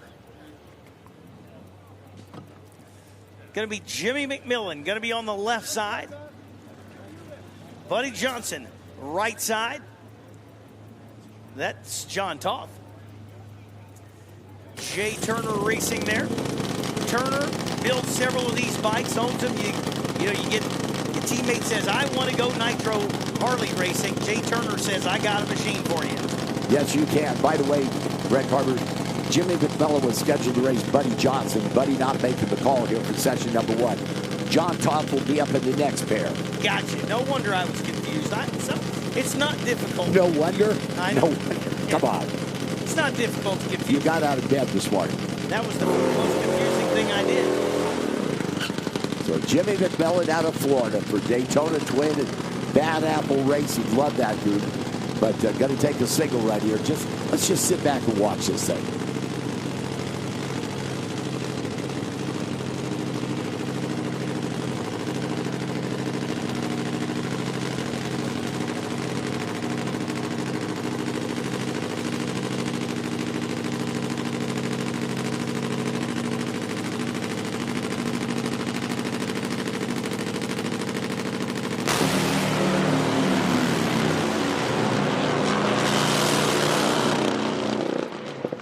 How about sliding into that number 3 spot at 4,380,173. Jimmy McMillan right on down through there on a nice single run. That was pretty cool. Watch that baby go down through there and hike that front wheel up and just carry it down through there. 4,380, Jimmy McMillan. Goes number 4. So now we'll go back to pairs. And as Brett Carver alluded to earlier, Jay Turner, you'll see a lot of these shirts there. Jay Turner has a whole fleet of these Nitro Harleys. And if you'd like to go Nitro Harley racing, this is opportunity is John Toth be right side and Michael Malik be over there in that left lane. Continuing on qualifying session number 1, Nitro Harley, the IHRA Triple Crown, race number 1. John Toth rolls up right side.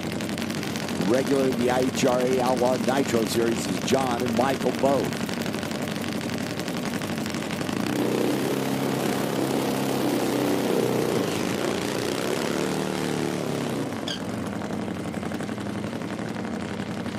The burnouts are interesting in Nitro Harley. You can hear a lot of RPM out of Michael's bike, left side, and then John just kind of right up there real smooth. Want to go that number 1 spot, you got to be quicker than 4,083. That'd be that Bob Malloy, the legend. Of course, a Jay Turner bike right side with John Toth and Michael Black left side. Pre-staged. Both riders. Ready, set, go. Look at left side there. Michael carries that front wheels. 4.277. Goes to the number 3 spot. John Todd, 5.33.5. But 4.27.7. Michael to the number 4 spot at 174 miles an hour. Attention in the pits, attention in the pits. We need Top Fuel Motorcycles. Top Fuel Motorcycles for the first time this year. I've got to say in an IHRA race, I need Top Fuel Motorcycles to the lanes. Also, Pro Stock. IHRA Pro Stock on standby. Pro Stock on standby. I should have Nostalgia Pro Stock in the lanes. I need Top Fuel bikes to the lanes and Pro Stock on standby. What a Friday, Brett Carver, man. This is just unbelievable. Continuing on qualifying session number 1 in the Nitro Harleys in the IHRA Triple Crown. And the next pair of bikes on the pad, just waiting for the word to fire them up.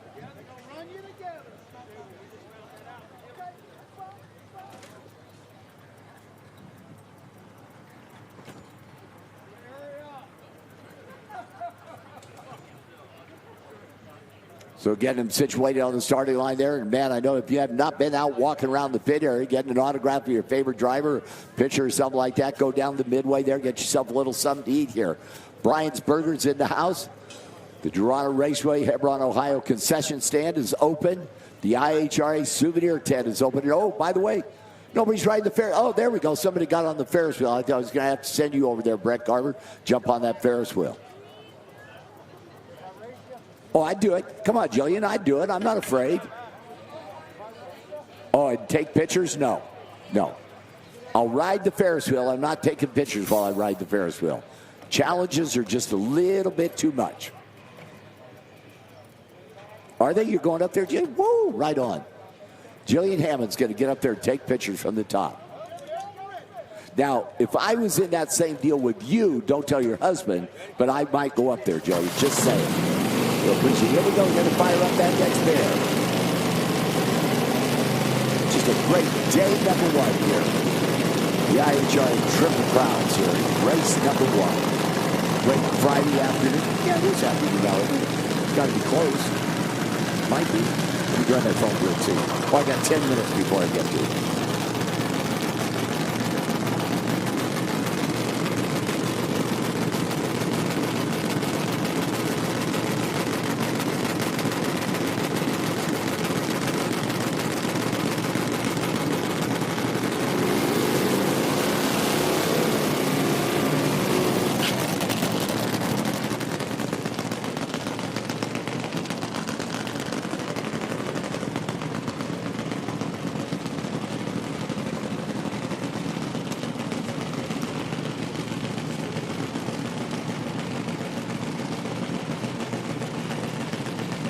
So GT Tomlin. Yeah, that GT Tomlin, the guy who's been part of a motorcycle race for a long time, former champion. And Ray Robinson, the right side here. The next pair, Nitro Harley qualifying section number 1, GT. Oh, watch that scoreboard left side of the track down there, 4.18.1. GT Tomlin goes to the number 2 spot. Right side, Ray Robinson was 4.87.1, 131 and out of the throttle down there, but GT at 4.18.175 will slide to that number 2 spot.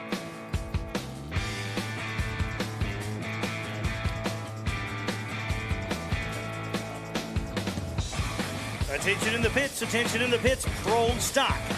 Pro Stock will take you to the lanes. Pro Stock, we will take you to the lanes. GT, by the way, in his first IHRA race, I think first time racing a Nitro Harley at the last event and made it to the finals. Yes, he did, absolutely. By the way, we mentioned Florida earlier. J.R. Todd, watching on YouTube at IHRA TV. Glad to have him there. Wish you were here racing, but I know you guys... hey, man, you've been working. You had like 4 straight races there. Appreciate you listening. Hey, you could show up and sign autographs or something. Just saying. Somebody just asked you if you were okay, Brett Carver. No, nobody asked me if I was okay. Yeah. So Nitro Harley qualifying session number 1 continuing on here, Brett Carver, and we have next pair coming up. It's going to be Jordan Peterson. Jordan will be over there, and I believe it's going to be another single right here, if I'm not mistaken.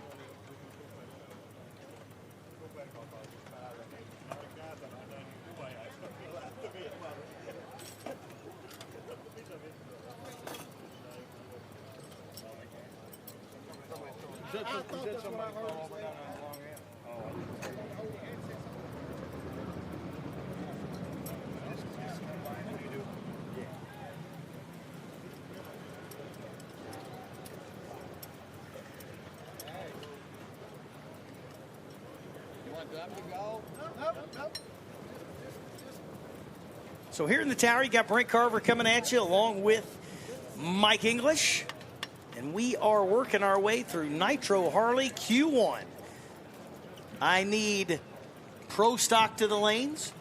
Top Fuel bikes, you should be in or on your way to the lanes.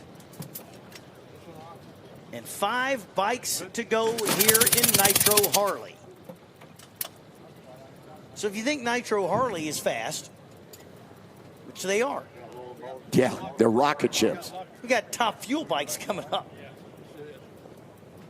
Even faster. Spider-Man's in the house. Spider-Man is in the house. We'll talk about that later. Right now, it's waiting on just to give the word to fire him up there with Jordan Peterson is going to take a single run in that left lane there, I do believe.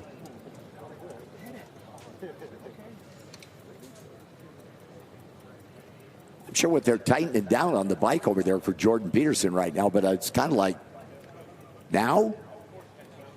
I think they decided, it hit right at its mileage. They needed to change the oil. We got 3,000 miles, and the dealer said change the oil right now. Of course, a great view up on the big screen over there for the folks in the grandstand there. What a good turnout here on Friday. Making our way down to what's scheduled time for Nitro Funny Car and Top Fuel Eliminator? 4:30? 4:30 sounds good.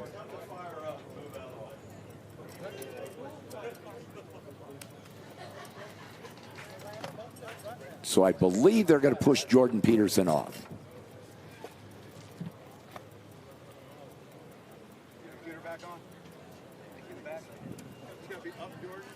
So the next pair coming up will be Rebel Glover and Ryan Peary. Of course, Ryan Peary down here. Brent Carver, you remember when we were at Virginia Motorsports Park, he won that event and, had a brush with the wall down there. Went to the final round, unfortunately, but had that confrontation down there in the semi-final round. Then came back and won the event. Yeah, I remember that well. All the way off in the sand, they were crashed into the sand at the end of the race. Had to pick the bike up, clean it up, get all the dirt and sand out of it, and then come back and win the event.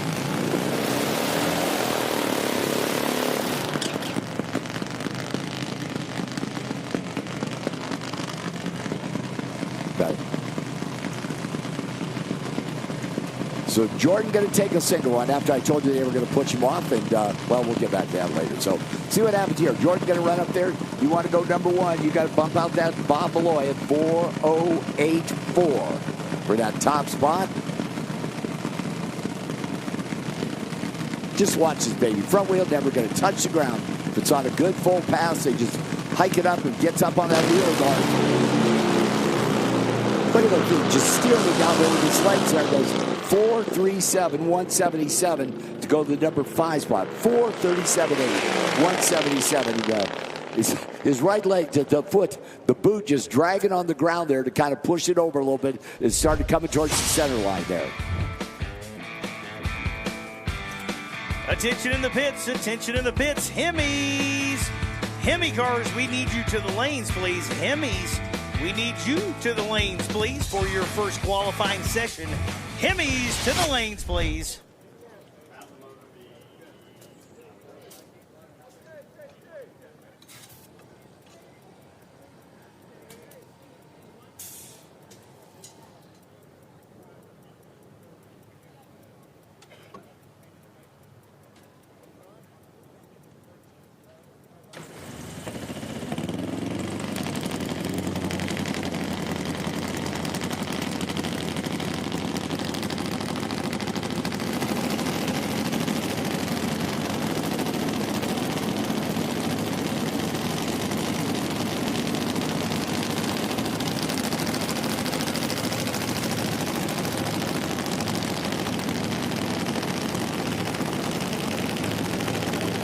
Rebel Glover, Ryan Peary, the next pair here. Rebel will be over there by those J. Turner team lights. That's 7th lane. And Ryan Peary for RP Motorsports, PC Johnson Trucking, and Midwest Solutions. The Coughlin Cars lane. That 408 still sitting number 1.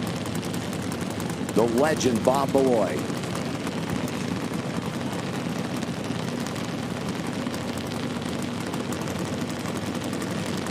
Get down near the tail end of qualifying session number 1 for Nitro Harleys here. The IHRA Triple Crown race.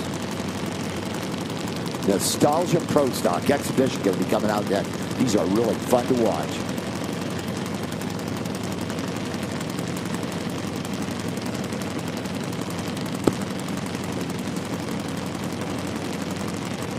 They're pre-stage. Perry's in right side, waiting on Rebel left side. Here we go. Watch that right side scoreboard down there. 4-2-7-4. Rebel Glover goes 4-28-4. Ryan Perry will go to the number 3 spot. Rebel will go to the number 4 spot. So 4-28-4, Rebel Glover. 4-27-4. Ryan Peary, of course, Ryan moved first off that starting line. Got down through there, 175 for Ryan Peary, 178 for Rebel Glover. It's the final pair we were talking about earlier, getting into the wall, and I made that mistake. I said it was Ryan exactly. Jason Leapier coming up right side for the Universal Fleet Tire at Virginia Motorsports Park. Remember, got into the wall down there, brushed the wall, came back across the track, went into the sand trap, flipped it over, jumps up and goes, hey, we can fix this, baby. Come back, came back and won the race.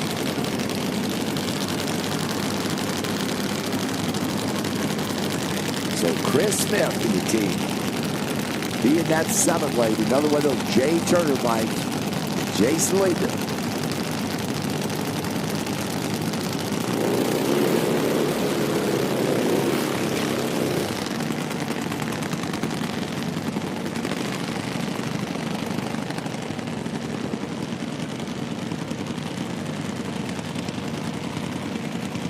Final pair, qualifying session number 1, and that Bob Malloy, who ran in the 2nd pair at 4:08, still sitting number 1. They've been taking shots, bang, bang, bang at it. And he's still hanging out in that number 1 spot.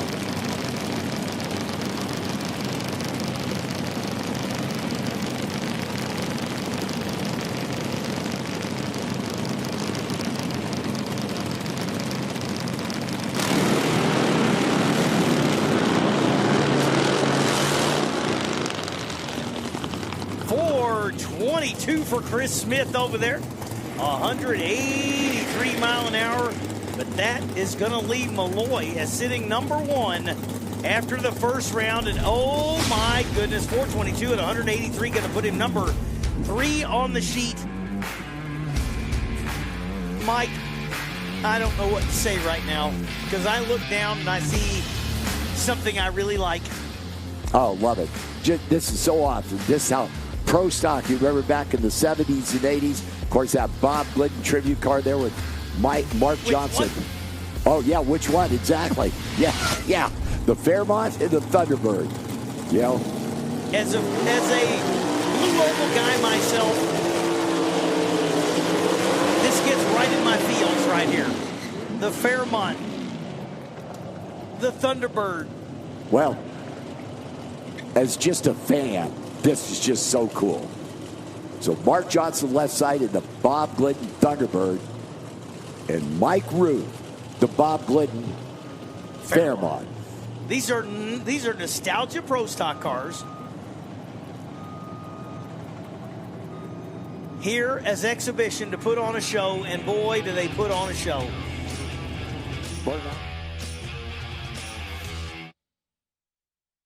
Here's all the cool stuff.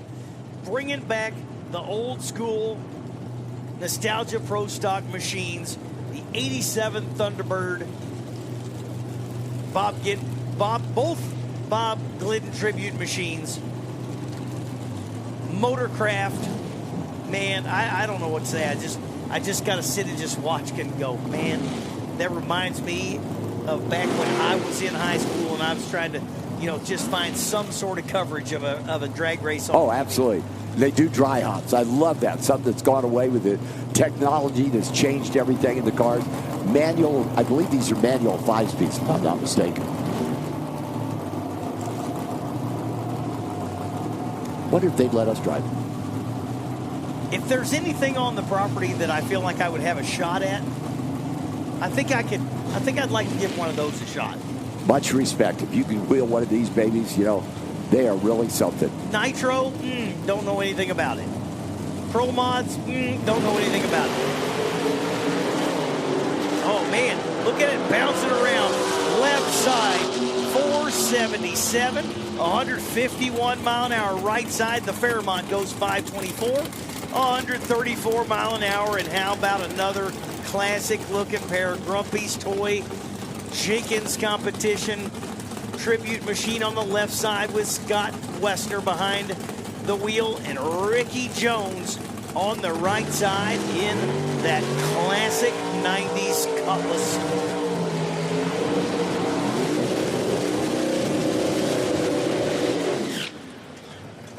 RPM galore. How many RPM? All of them. A gazillion. A lot. You know what else I notice every time the nostalgia cars come up? You know what else I notice?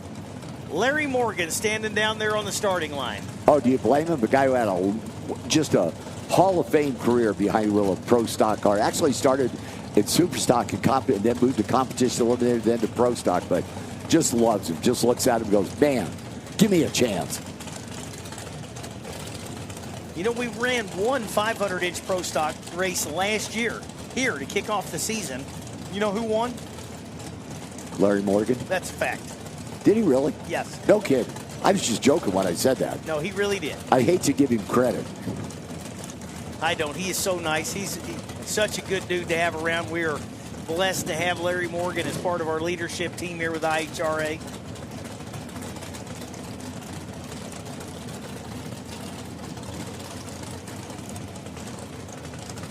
RJ Race Cars Cutlass right side with Ricky Jones. The family business. And left side, that Grumpy Jenkins Camaro. Now the Camaro, I had a 78 Camaro like that, so that's it didn't run like that. Didn't look like that either.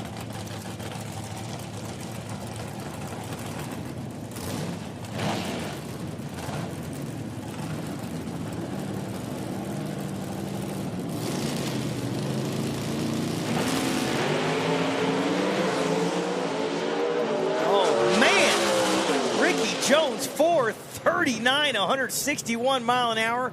That thing absolutely sounded so sweet going down the racetrack. Just awesome, isn't it?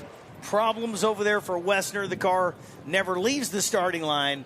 Well, Ricky Jones left it in a hurry. How about a 102 60 foot in a 90s Cutlass Nostalgia Pro Stock car? And 439, 161 mile an hour. Good lick there, fans. That's a good show there with Ricky Jones in that RJ Race Cars Cutlass.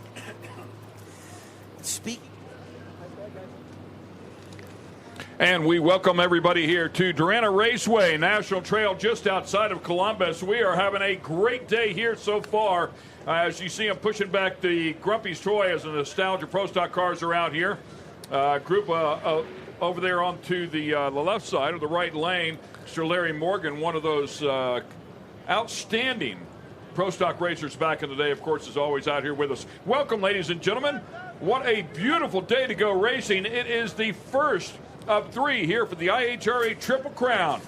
Big, big money here on the line, and all professional categories. We're excited to bring you all the great racing action. I'm Ken Stout. Tommy Johnson Jr. sitting right alongside. We will have Sarah Daly and Kristen Banks, who are also doing some pit reporting down in the staging lanes and at the top end. We've already had a number of categories come out here, and we continue on here with this first of 2 qualifying sessions with Top Fuel Motorcycle. First time we've had them here this year. I believe we have 8 of them that are in attendance, and we were talking to McBride yesterday, and I said, man, when's the last time you had 8 Top Fuel bikes anywhere? And he said, it has been, he said, I can't even remember. He said, but I promise you it's been years and years. So one of the largest fields, certainly in recent history, for Top Fuel motorcycles. A very unique sound here to these things, and they produce upwards of, I think McBride said his makes about 1,700 horsepower out of a 1,500 cc inline-based engine. Inline 4. This is one of my favorite classes when I was a kid growing up. I loved the Top Fuel motorcycles, and I saw the entry list. I said, I didn't know there was 8 Top Fuel motorcycles left in the country, but they're all here this weekend, and like Larry said, been years since they've seen them. It's going to be a great show. I love the enthusiasm. I love the excitement in the pit area this weekend, and if you're not here, you should be, because it is really, really a lot of excitement this weekend.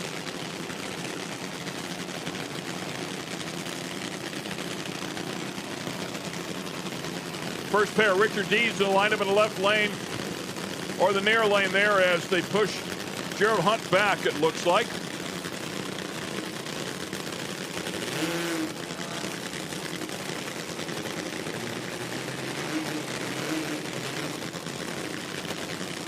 Gerald Hunt, former Turbo Pro Extreme rider. Debut of the new motorcycle purchased from David Valentine. Yep. Sandman SPS Racing here for Richard Dees out of New York. Debut of the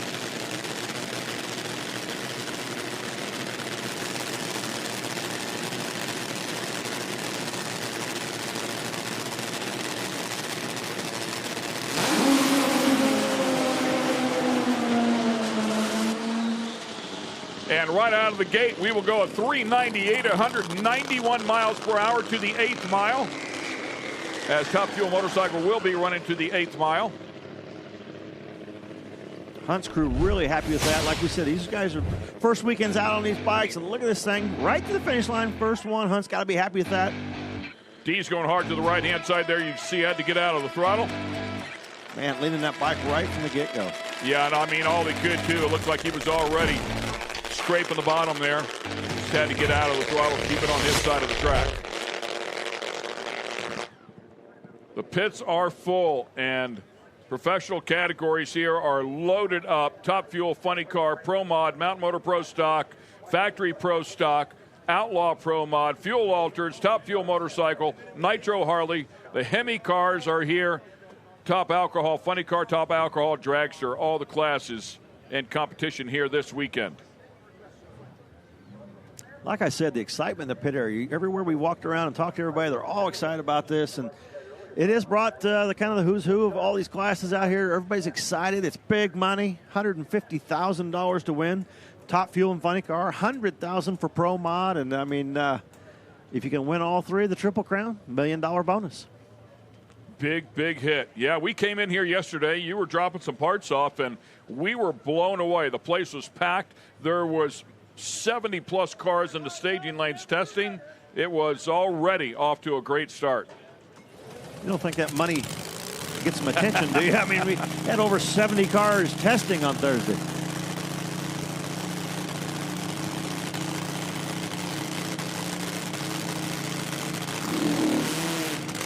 Mitch Brown and Jessica Salicari coming up.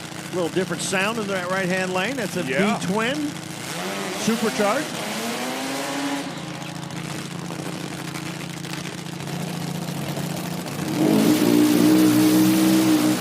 And pretty snappy, too. Camera guy's hat went sailing off. Hat, sunglasses, everything else. And so the difference here for the Nitro Harleys, they are not allowed superchargers. In this category, obviously they are.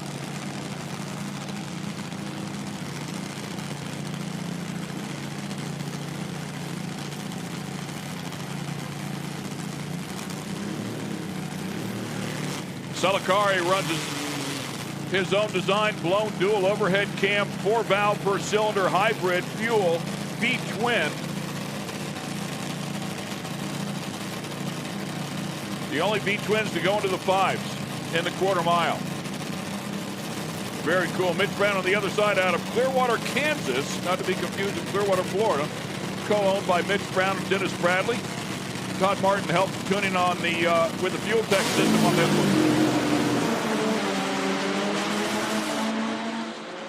And Brown stays in the throttle, charges hard, 395, 191 miles per hour. That'll go to the number 1 spot.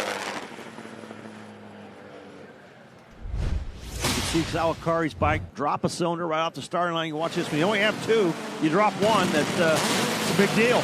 Yeah, and I'm looking at the 60-foot time. I mean, he was within a hundredth of a second of Mitch Brown to put it in perspective. Yeah, these two right about the 60-foot marker where it dropped the cylinder. Mitch Brown motoring on down through there. 8th mile this weekend, 395, 191 miles an hour. How long till we see one over 200? Yeah, I think that's a real possibility here today.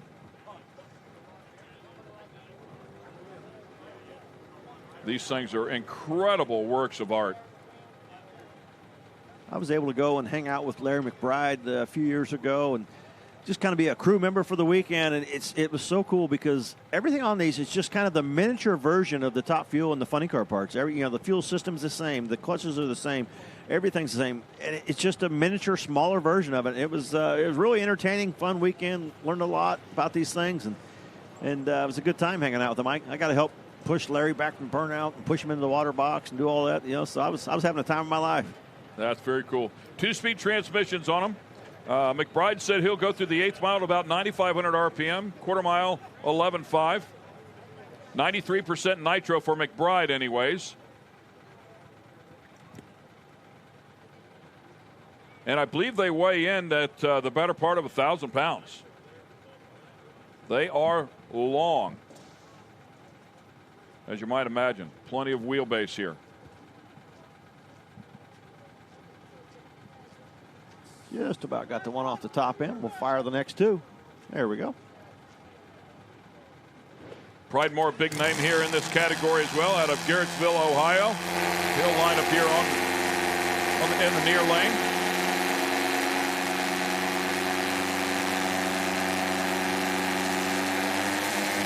Looks like this might be a single.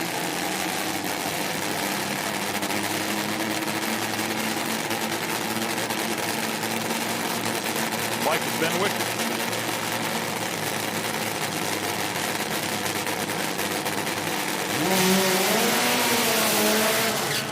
Good looking bike in the colors that'll make Daryl Cuttle happy.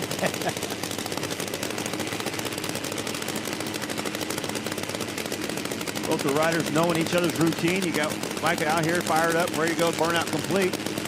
Jason now got his running, got the roll into the water box. And I'm sure this was all prearranged. They know each other's routine and not hold each other up. No problems. This was on purpose. Yeah, it seemed like Benwick wanted a little extra time here. Did it across the starting line burnout, and over here for Pridemore did not. Did your typical burnout from the water box forward. One of the other V-twin bikes in this category.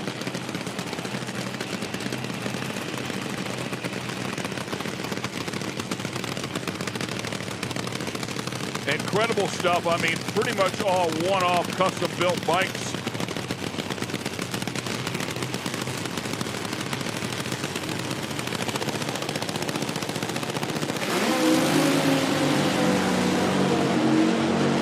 Benwick leaving a little bit early, but drives it hard down to the stripe. 412, 166 miles per hour.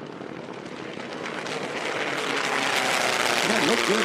They shut the throttle down just a little bit before the finish line. We'll take a look at the replay. Leaving pretty early, but doesn't count against him in the qualifying. Carrying that front end. It was a little soft leaving. I think so, yeah. I think it was just kind of soft leaving. Real soft leaving. Picked the front end up out there and then shut the blaze a little early. A checkout pass. Yeah, we saw the 104 there previously. His 60-foot time, 109. So just a little soft there in the beginning. I guess trying to get it through there. Great shot of the super slow-mo. Watching that front end up in the air. Pridemore's bike priding itself. Just proud with that front end up there. Here comes the man that has dominated this sport really for the past 20 years.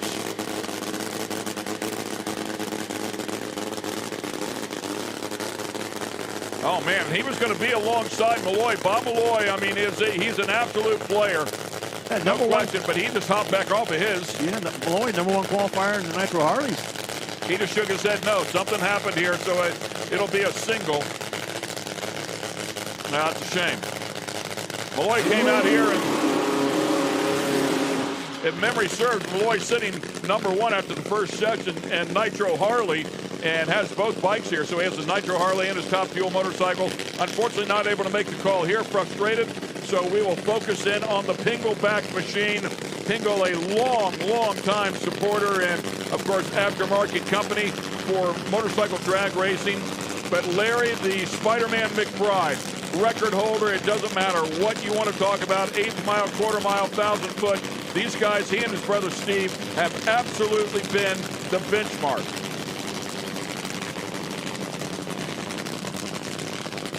A bike capable of running 270 miles per hour in the quarter mile.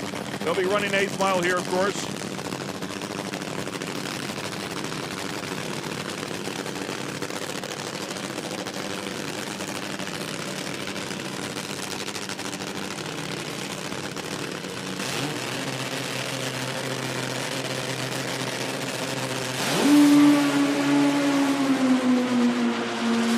He is all over it and driving away. 104.60 foot time goes 385, 207 miles per hour.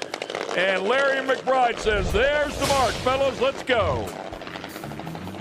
Man, he didn't just ride that thing down there. He rode that thing down there. Off to the one side, he was trying to go to the center line. Larry getting that bike back over. Lean in. Now go to the other side. Get it back off that center line and front end of the air. And once again, sets the standard for the class. 385, 207, that 200 mile per hour run we were looking for. Yeah, they came out here, went started up yesterday, would not start. Changed the fuel pump. He said, we got it to start, and then it wouldn't shut off. And come to find out, a bolt was the culprit that was holding something up to control the fuel. So excellent stuff, man. So Top Fuel motorcycle in the books. As we welcome you to the first round of the IHRA Triple Crown. We're going to take a quick break. We've got some great vehicles coming up here. Stay with us. It's going to be a great day.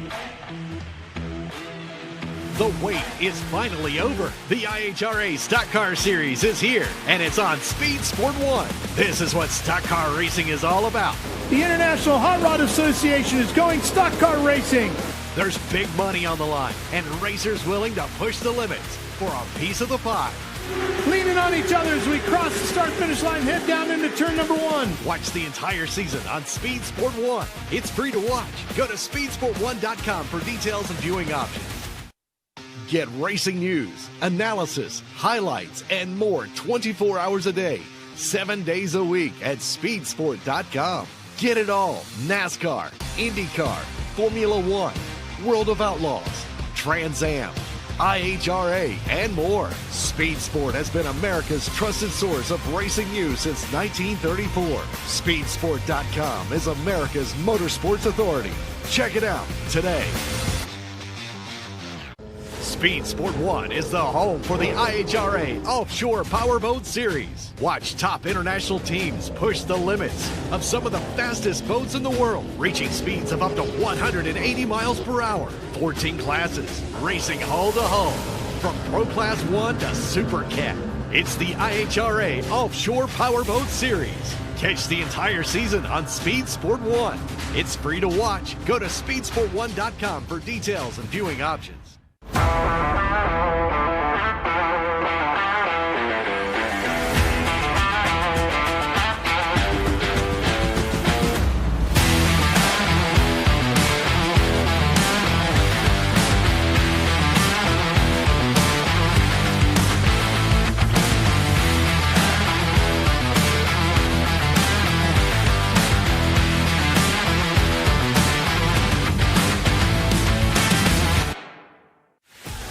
Speed Sport 1 is the place for the Hunt the Front Super Dirt Series, the premier dirt super late model tour of the Southeast. And just about 4 wide for the lead. Watch the series on Speed Sport 1 as it travels to some of the South's best tracks. Founded by racers, the Hunt the Front Super Dirt Series is a professional touring series, and you can see the entire season on Speed Sport 1. It's free to watch. Go to speedsport1.com for details and viewing options. And We welcome everybody back here to Darana Raceway. We're in Hebron, Ohio, just about 15, 20 minutes east of Columbus. Had a great street party just one day ago, and unbeknownst to us, there's a lake right behind us, about 2 miles away, and a really, really nice lake. So we went over there. We had some great food at the boatyard, and everybody brought the race cars over. Well, not everybody. There was a few race cars over there, but all the drivers came over for an autograph session. A lot of the fans came over, so we just had a great day. It was beautiful weather. Of course, a lot of the racers are still over here testing as well. And it was a wonderful day to get the word out, and the fans showed up, and we had a great time. Kay Banks is over there. I think she might have got us in trouble. Got some good interviews from everybody. Got some showed a little bit of excitement. Everybody, the anticipation was pretty high last night. So we're going to see how all the planning and preparation came out today. Good look at a couple new Fendt tractors out there doing the prep on the track, getting it ready for this next session of Pro Stock coming up. And I didn't see the flashing lights, but they're backing up. That's a great sign. The factory Pro Stock cars showing up here. Big payday for them, $20,000 to win at this event. And an opportunity for $1 million bonus. Yes. They can win three. They are one of the top top 5 classes that are in the running for $1 million if they can win all 3. And incredibly cool cars. Some people will probably disagree with this, but for some reason, I would just love to hear those cars go through a muffler. Yeah, I disagree with you. Well, I just love the fact that it's a factory, like it's a simulated street car. It's a car you can drive on the street and come out here and just hear it pop through a high flow muffler. Factory hot rod. Factory hot rod. Got a good field of, I think, Mustangs and Camaros I saw out here. I think might even be a Dodge in there as well. Usually all 3. And here they come, rolling around the corner. Todd Early will be the first one to pull up into the water box with the Cobra Jet.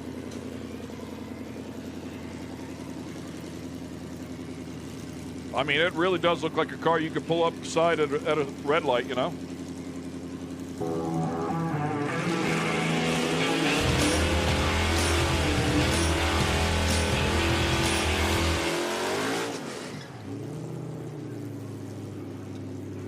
And you were talking to the Deeches. They were beating you up a little bit because you were beating them up a little bit. But we learned a little bit about the cars, too, and the fact that they go off a foot brake.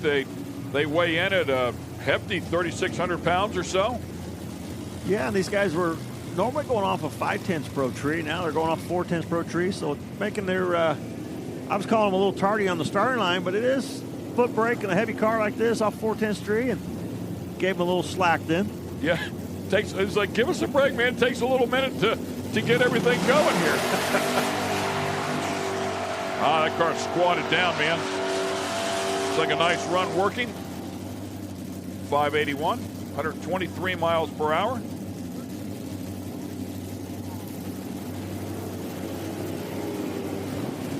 Todd Early be your provisional #1 qualifier since he's the first one down the racetrack. Yeah, they're going to get quicker than that. Yeah. But car squatted, looked pretty decent.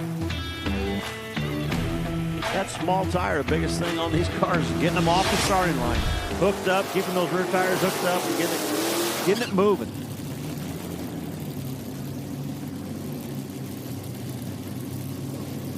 Two more Mustangs here. An older Mustang with a 2008 for Don Justice. Jim Betts with the 2018 model. Great looking car there in the near lane. The Warbucks 2 livery in the far lane.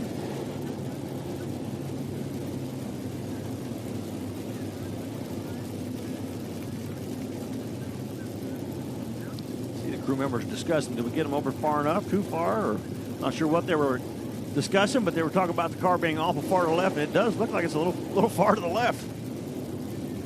We'll have to see if that works out for them.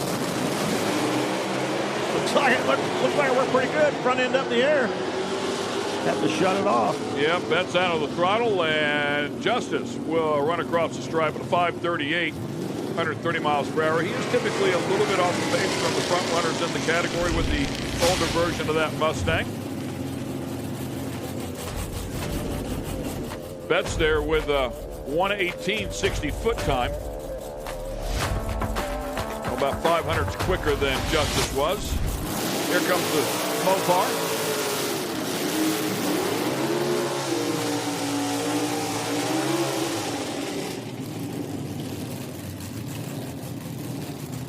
I knew we had a Dodge back there in the lane somewhere. Yeah.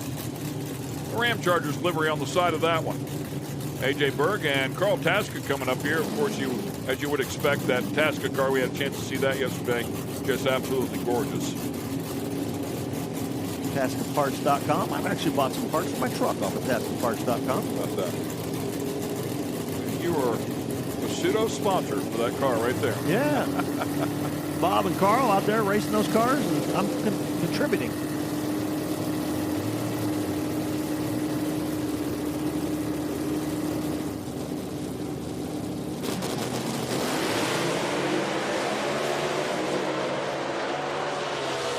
To the left, side by side, they go to the other end. 508 to 504, getting quicker and quicker here. 504 will go to the number 1 spot for the Mopar. Out of West Babylon, New York, out there on the island. Pretty shot from the drone. Yeah, and again, 60-foot time, 123. We saw that 118 out of Betts' car. So we know there's some left in them. Got to get that whole package put together. Get that early numbers and go along with those big speed on the other end and get the thing running out the back. And we'll get one down in the fours here in no time. Yeah, we should really see one in the fours. I would expect either one of these cars to do exactly that. Weather here, it's a beautiful day, so should be enough horsepower in the air to get them there. Doug Hamp and Jason Deach.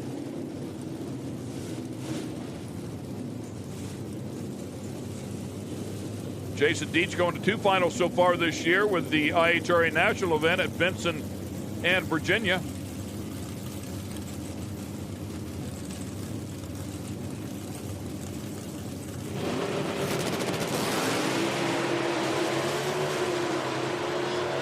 There's some 60-foot times down in the 118s and a pair of 4s. How about that? A 496 and a 493 for Jason Deach goes to the number 1 spot. Ford versus Chevrolet, and they are right there with each other. Boy, each pair we see getting quicker and quicker. Carrying the front end on that Camaro, and Deach picking right up where he left off here a few weeks ago. Able to get the win here, and right back competitive, number 1 qualifier.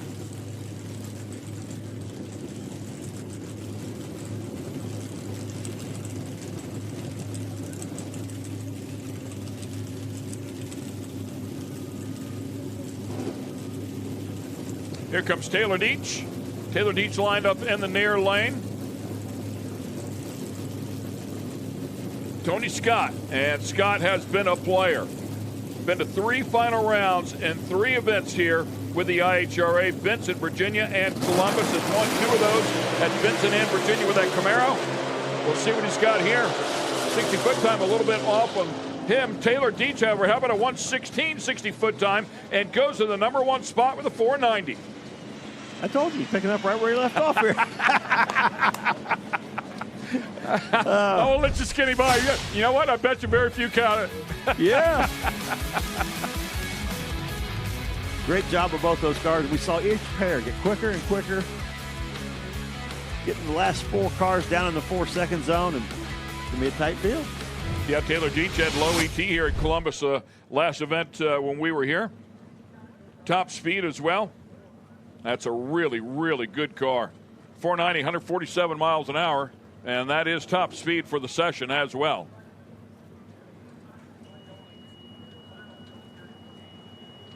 Beautiful day. Almost 72 degrees.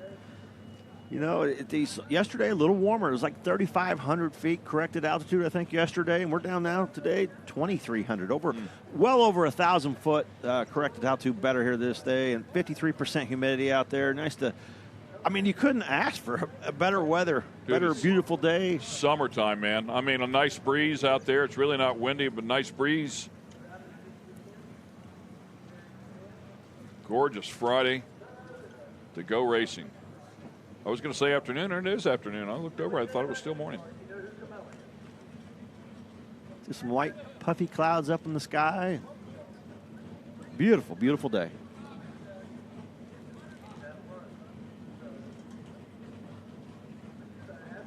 Mountain Motor Pro Stock, I believe, coming up here next. I think it's a Hemi shootout. Is it a Hemi shootout cars first? Okay. My schedule says Hemi shootout cars should be rolling around the corner shortly. And then we'll have some. Got a nice field of Hemi shootout cars this weekend. Some Pro Stockers, yeah. If I had 2 pockets full of money, I'd own one. If you asked me to walk out there and buy one car, it would be one of those.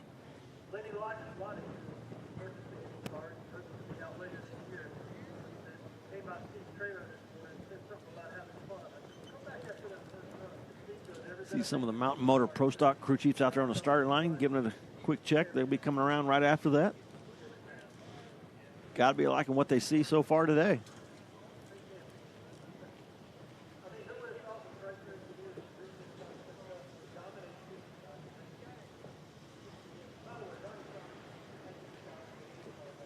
Ferris wheel going. That thing's ripping pretty good today. You know, the last time we were here, like, same thing, right? I mean, we thought it was really buzzing around, and it kind of slows down, and then it takes off again. I heard you, Joe. Joe said he's got to get us up in that thing. Might be a weight limit on those chairs. Giving the signal to roll the Hemi shootout cars under the tower and fire them up, boys.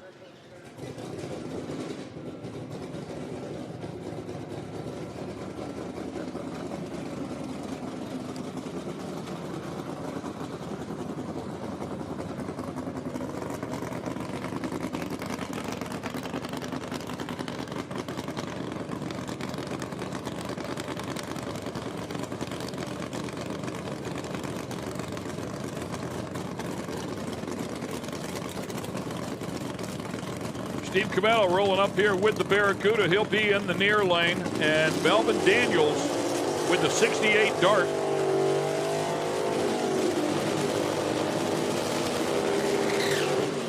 Big air grabber. Hood scoop on it. Look at those carbs stuffed up underneath it.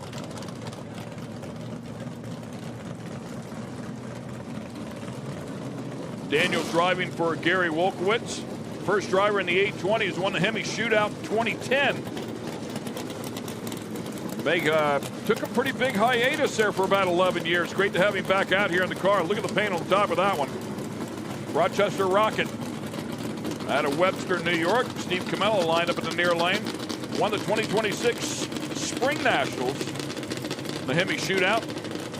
And won the 2025 John Holt Hemi Shootout at IHRA's first Columbus event. Front tires up there on the Barracuda.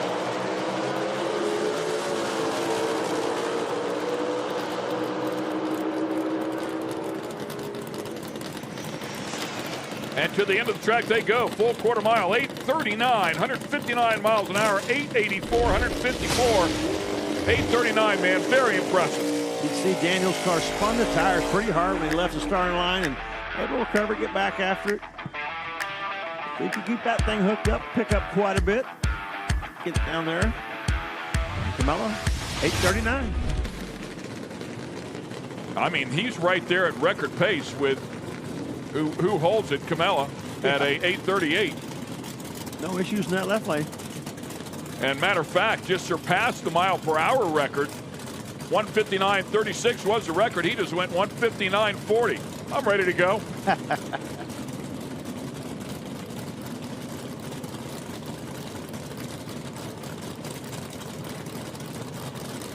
Ray Barton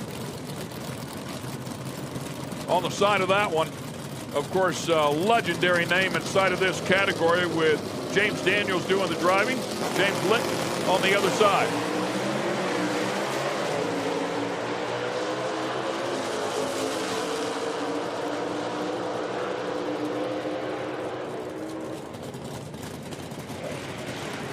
.842. 159 miles an hour, 892 over there for Linton. Love the sound of these cars, hearing them jamming the gears going down the racetrack. Running the full quarter mile this weekend. Just so cool, man. They are just some of the coolest cars on the planet.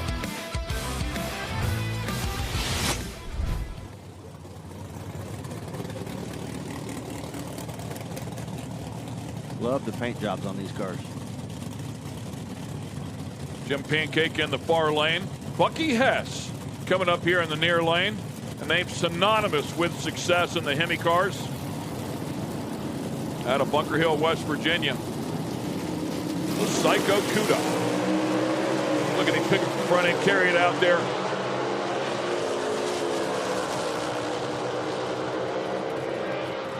And Bucky Hess with an 847, 156 miles per hour, followed up with an 856 at 148 for Pancake.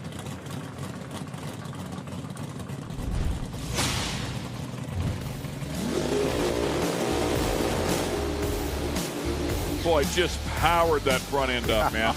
So cool. Great to have Bucky Hess out here. All these cars. Fun to watch, fun to look at. Beautiful paint schemes on these cars. Yeah.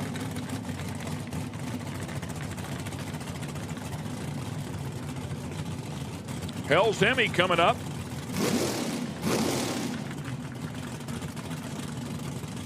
J.R. Baum out of Wellsville, Pennsylvania.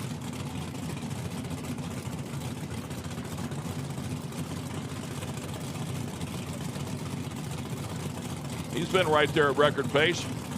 8:38 with a 7 at Indy 2025.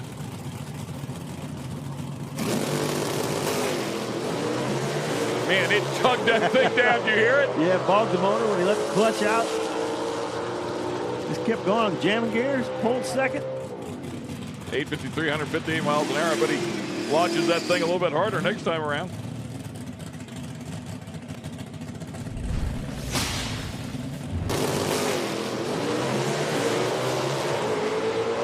Nice straight pass.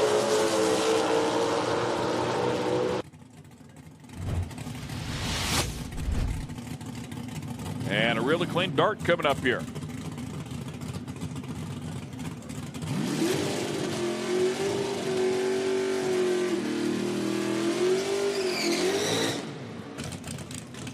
Jerry Kaysen out of Fraser, Michigan.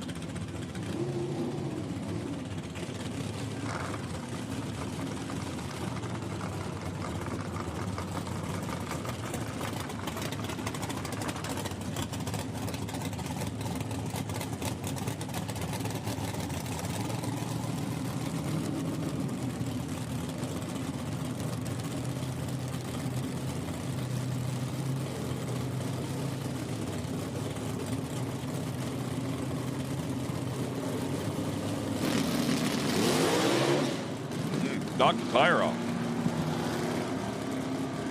Right at the hit. Lit him up. One before bogged the engine. This one blew tires off. Just a little difference in the setup. He'll clear the track down at the other end, and that'll bring up our Charleston, South Carolina competitor of Anthony Rhodes and the Candy Cuda in the near lane. Big Red Incorporated. Justin Weidman helping out with this one.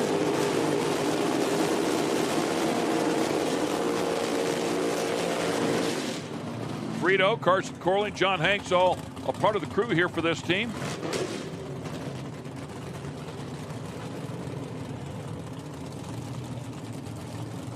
Jessel sponsorship there in the far lane for the Cuda and the War Fish. Charlie Westcott.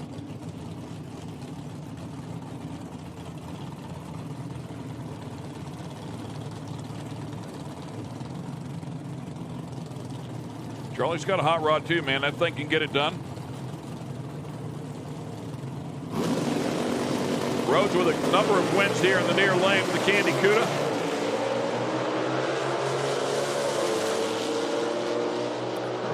Good side-by-side battle, man. How about an 837, 159 miles per hour?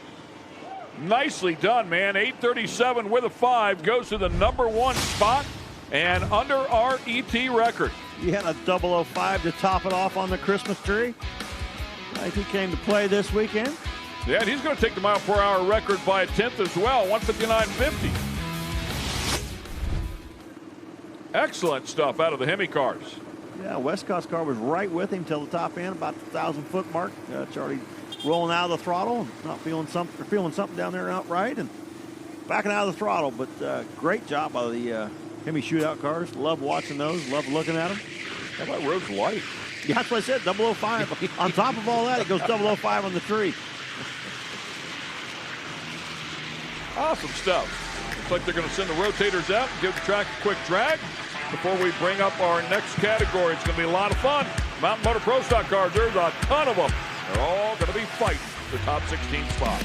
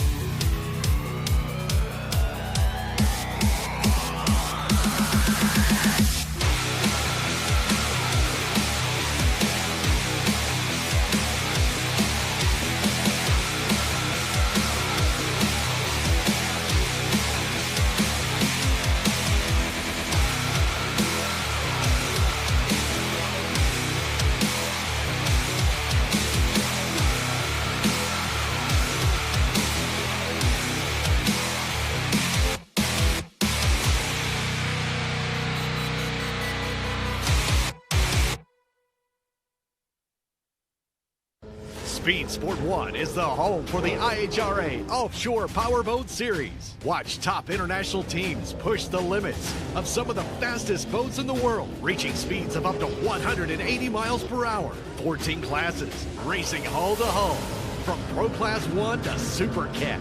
It's the IHRA Offshore Powerboat Series. Catch the entire season on Speed Sport 1. It's free to watch. Go to speedsport1.com for details and viewing options.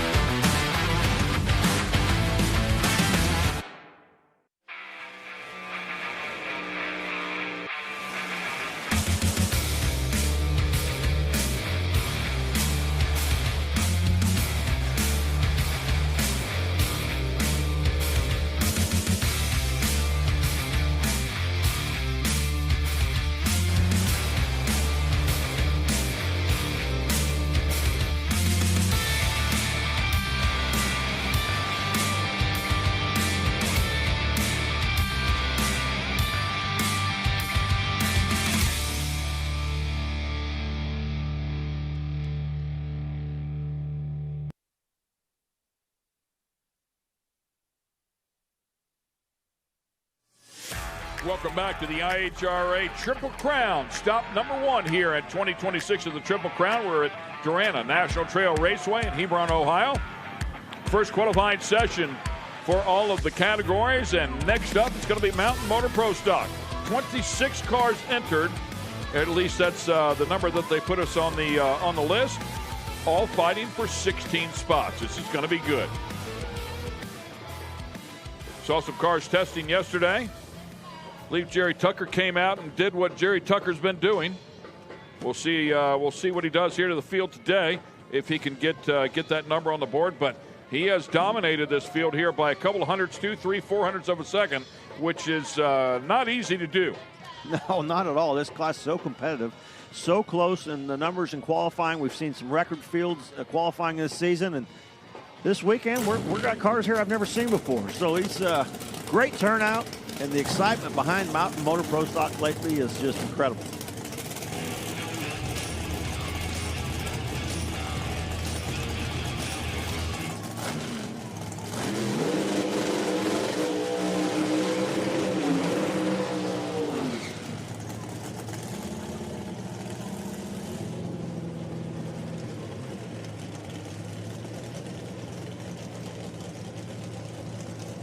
And Jesse Alexandra with a long burnout. Seems as though they had some communication here. And Scott Benham will do a much shorter burnout, so they end up about the same distance at the same time. And back up. Benham making his 4th appearance here with the IHRA Pro Stock. And Jesse Alexandra making their Mountain Motor Pro Stock debut. Yeah, kind of teaming up with Lenny Lottick. I see Tommy Lane out there, crew chief in that car as well. Jesse's done a bunch of the factory Pro Stock stuff, now moving up to the Mountain Motor Pro Stock class. Yeah, one in Joliet. Also wins at the U.S. Nationals. That's a pretty big one, I hear.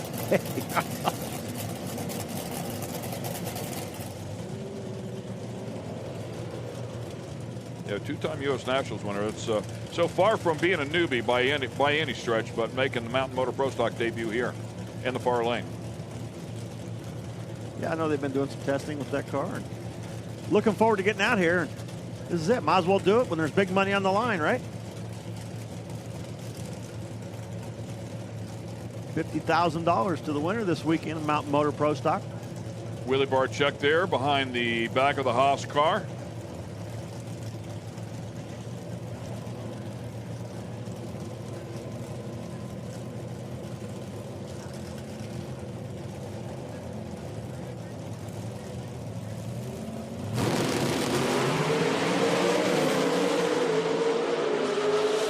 And the first pair doing what Mountain Motor Pro Stock cars do. They go side by side, and we are off and running just like that. A 410 on the board and a 413 right alongside.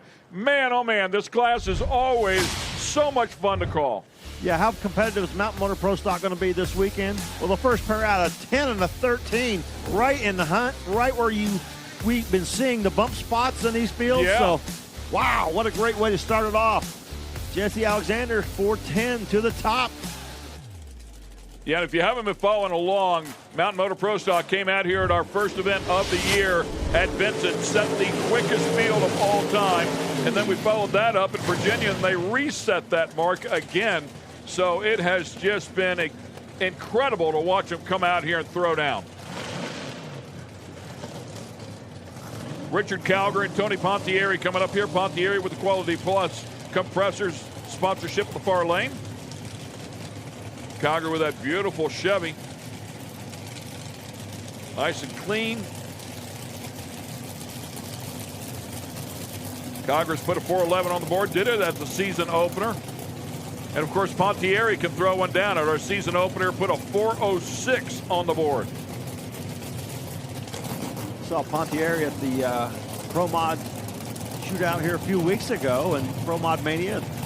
He struggled during qualifying, was able to put it together, get the car. I don't know if they had some issues with it or what was going on, just couldn't put a good run together in qualifying, was able to come out on a race day and get the performance a lot better. So maybe that was a test session to get things worked out on this thing, and hoping got it all put together for today.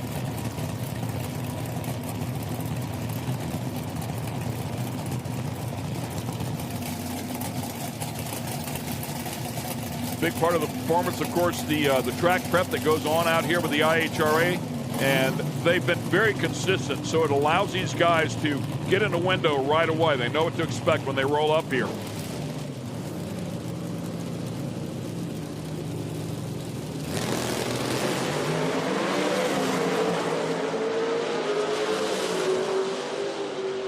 And Pontieri with a 416, Calgary with a 413 jumps into the fray. Pontieri's got a bunch left inside of that one. 60-foot time's about the same for both. Yeah, 101 60 foot for both cars. Just a hair off of what Jesse Alexandra was at a 990. Not a bad start. Give me some information. Only 2 qualifying runs. We got 26 cars, 16 spots, and 2 shots to get it done. Yeah, that's the kicker, the 2 shots, man. And of course, there were a number of them in the lanes doing some testing one day ago.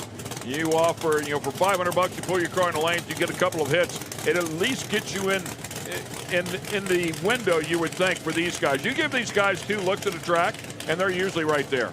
Yeah, we see it by the second session. It gets quicker and quicker come race day. These cars are, well, within 1/100th of a second apart or 1,000th of a second apart. So, yeah, the more shots they get at, the better it gets. Yeah, and I think that's a big reason for the 410, 413 first pair out of the gate. I mean, come out here and get a look at it a day ago, and they're ready to go. They're already begging the national event. Can we just get 3? Just give us one more. Well, our screen says Corey Voss, and the door says Dylan Voss, and we'll have to figure out which Voss is in the seat. That's a great point. Because a couple weeks ago, Corey got the job of driving, and Dylan was on vacation, so we'll see who gets the which one's in here this weekend. Well, whoever it is, they're directing traffic there. It's typically Dylan, but like you said, he was on vacation. Corey jumped in, and Corey did a nice job. Yeah. Hey, I think he might have had so much fun, he said, you're not getting it back. Stay on vacation. That was just a couple of weeks ago. We were up at Milan, Pro Mod Mania event. You'll get a single here.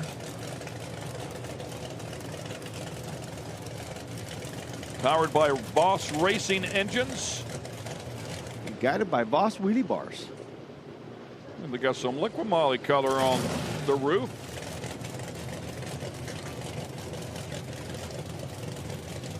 We watched Corey a couple weeks ago driving this car, and that thing was moving around a little bit, but still getting it to the finish line. He drove it pretty good so a couple times. He looks like it's lost fire a couple times. There we go. Yeah, something going on there. Yeah, I heard it shut off. Oh, once. saying Now it shut off again? Fire up, baby. There we go. Having some issues because he's going to be able to keep it running so he can get it staged, take the tree, and get this thing going. 3 times. Oh, he's in. Fired up. Oh, shut up and shut off again. There you go. Oh, he tried, man. I thought maybe he was going to be able to pull it off, be able to fire it up, put it to wood, and go, but something wrong there. It just would not stay running. And it's still doing the same thing. Yeah. Yeah, they can. Maybe some sort of electrical issue. Good news is, I mean, if there's everything goes bad, at least he took the tree and gets a number on the board. I know there's a lot of cars. If it was 9 cars for an 8-car field or 17 for a 16, might be okay with that. But with 26 of them, I don't know if that's going to make the trip. Yeah, that'll put the pressure on for the second session. Got some help on the way, buddy.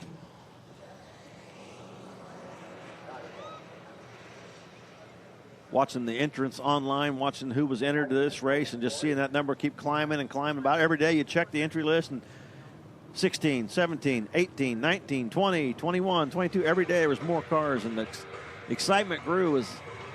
I thought, man, we're going to get 30 Mountain Motor Pro Stock cars coming for this race. This is awesome. I went through and counted them, and I think I counted 30, and I made a little comment on there. I said, 2 more, and we might have to look at a 32-car field. And Doug Foley Jr. immediately jumped on there and commented and said, you better watch your mouth. But no, it's great to see this class get supportive and get behind it. Everybody coming out and supporting it. Yeah, it's been exciting for sure. Especially those first couple of events. We just had great air. The entire class was flying. Placino going to 2 event finals this year. Went there at Benson and Virginia, right alongside Jordan Henslin. So the same 2 cars at those finals, those first 2 finals. And then Matty G and Jerry Tucker going to the finals at Columbus. We had Jerry Tucker, Jerry Huffman in the final at Milan for the Pro Mod Mania. Placino grabbing a couple of wins at both of those, Benson and Virginia, and Matty G grabbed the win at Columbus. Number 1 qualifier, Alan Drinkwater, of course, the champ from last year. Matty G and Dwayne Rice, 3 different number 1 qualifiers at our 3 national events. 3 different low ETs and 3 different top speeds to give you the parity here inside of this category.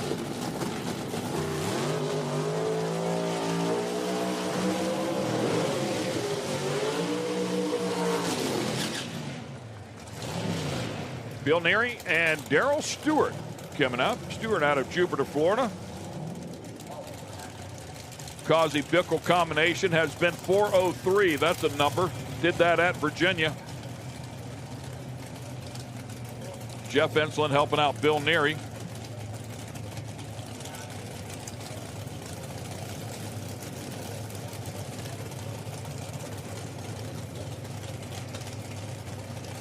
Watching Stewart line up. He's lined up pretty good to the inside of that lane. And there's a guy out there named Lump.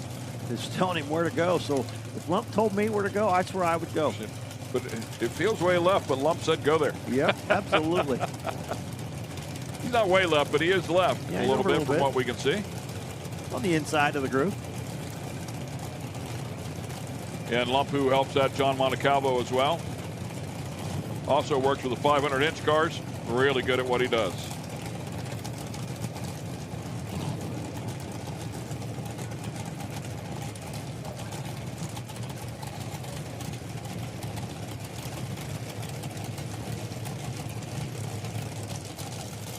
Great shot right there. You can see how it's favoring the left of the lane in that right-hand lane.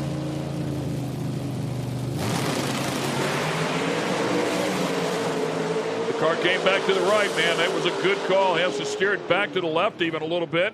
Puts 413 on the board. How about a 001 light for Bill Neary? Goes 414, and that 414, I believe, was a career best for Bill Neary. Great shot right there. That was a perfect example. Be on the inside, that car driving to the right, been able to keep it in the groove. You see it going a little bit right there. Now pull it back to the left and got it down through there. Look at it, carry that front wheel. Not even turning yet. When does it set it down? Right there.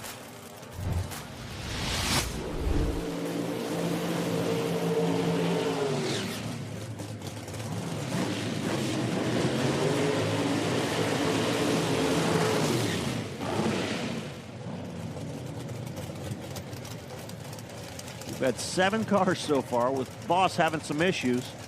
The 6 of them from a 410 to a 416. We told you it was tight. Yeah, this class, super cool to watch. And look at that gorgeous car of Kurt Neighbor. Kurt Neighbor's car can get up on the wheel too, out of Aurora, Ohio. It's been 408. He'll line up alongside Brad Waddle.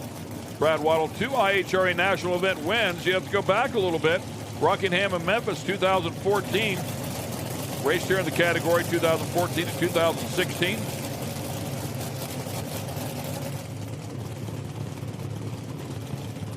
Great to have him back with us. Nice stuff. And of course, as always, Kurt Neighbor, just a long-time racer, his entire career. Running IHRA since 1971.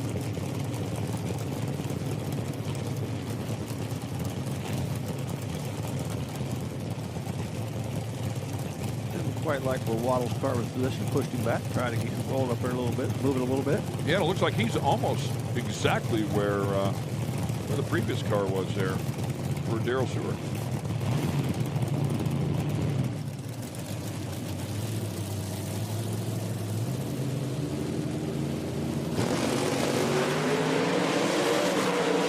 His car goes to the left. He brings it back to the right. Just some slight steering. Great job. How about a 410 with a 0 to the number 1 spot goes Brad Waddle. Nicely done with the Mustang. Yeah, great to see that. Number 1 qualifier for Waddle. And Kurt Neighbor been struggling this year. See the car still moving around, but able to get to the finish line of 419. Just a lot of issues for Kurt, so it's good to see him be able to get that car down the track and get a number up on the board. A pretty decent number at that.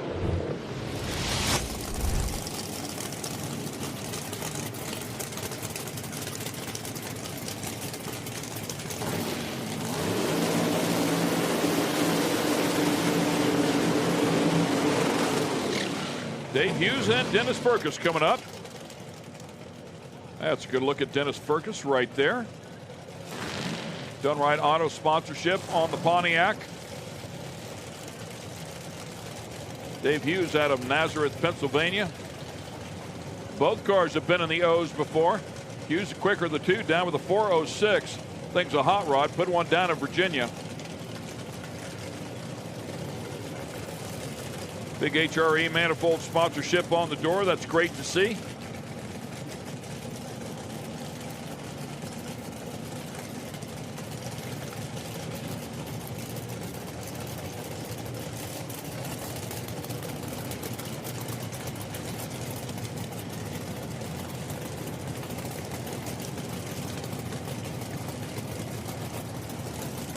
Eric and Jeff Fleming helping him out.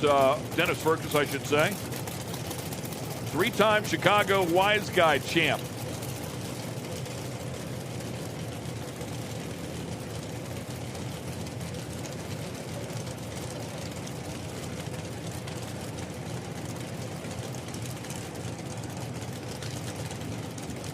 Lining these things up is so important.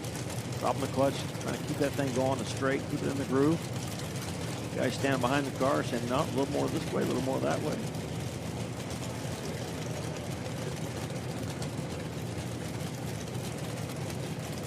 Wheelie bars also a huge factor, setting the height of those to help guide that car when it leaves the start line as well. Yeah, front tires in the air, they can't steer them, so it's got to be set straight. And it's got to fly straight.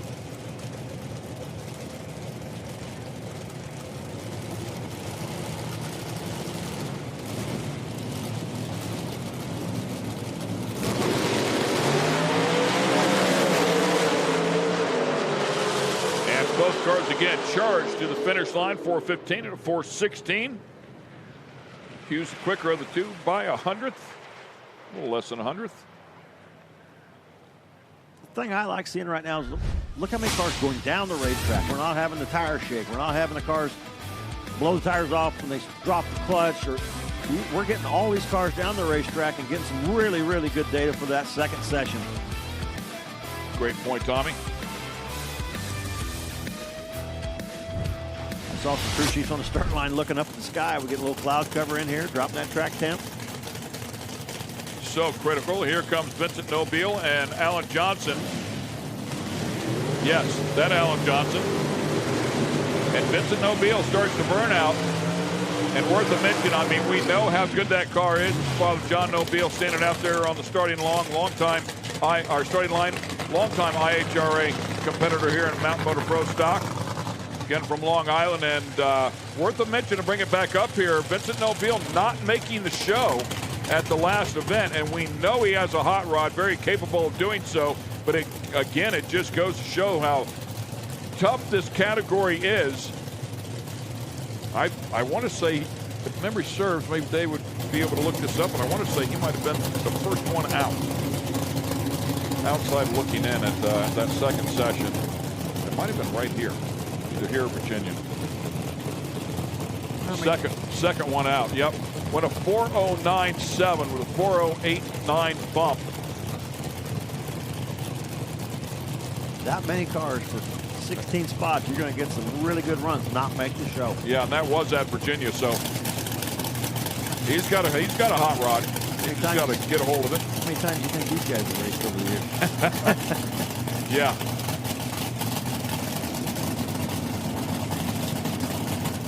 Alan Johnson over there in Camry Caruso's car.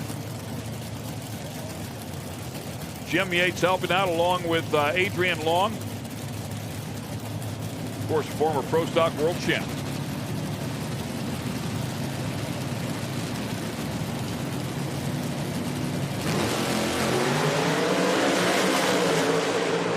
Great 60-foot times out of these cars. 4:10 with a 3 for Vincent Nobile. Nicely done for him. And he'll go to the number 2 spot. 4:12 for Alan Johnson. Really interesting to watch those numbers come up. You see Alan Johnson quicker early in the run than Nobile. Quicker to 3:30, quicker at the 8th. Like we said earlier, trying to get the whole package put together. Put the early part of the run together with the top end of the racetrack together, and you'll get that great run. But those two guys right there did it a different way. One early, one late.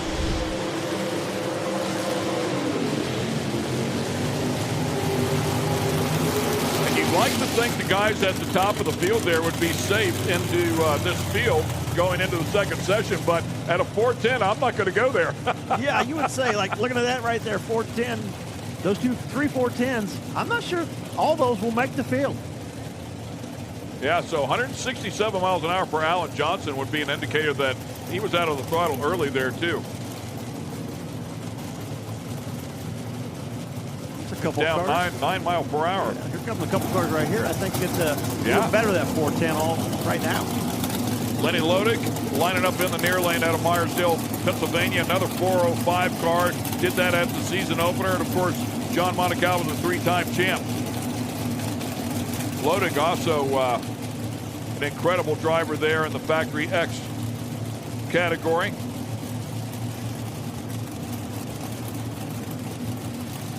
Won the championship inside of that category, driving Grumpy's Toy Tribute Camaro.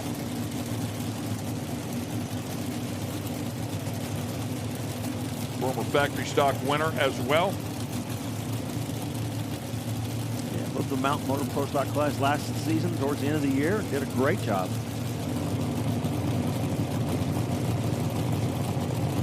Wheelie bar adjustment for John Montecalvo.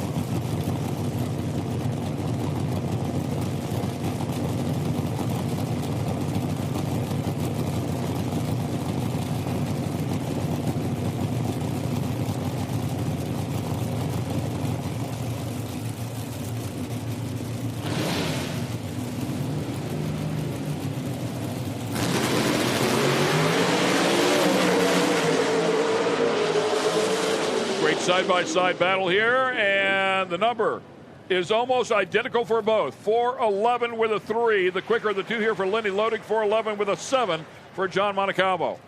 Those cars so closely tied together. Lenny with the quicker 60-foot, John with the quicker 330, and Lenny with a quicker 8 mile. That's two evenly matched cars going down the racetrack. A quicker 60-foot by like 10,000 yeah, of a second. I mean, just a really evenly matched pair. They were close.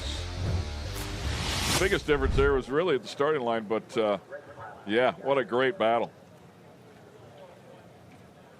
Montecalvo goes to the number 5 spot, Loading to the number 4 spot. To put in perspective where those 411s fall inside of the group. And just about to a bump.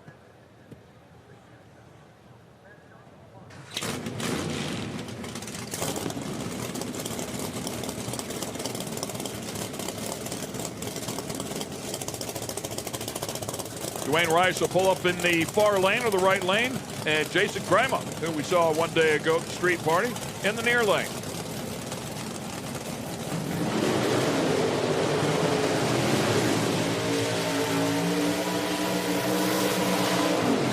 Dwayne Rice, our number 1 qualifier, right here just a couple of weeks ago. United Garage Doors on the side of it. Yeah. Like he picked up some sponsorship. Good for him.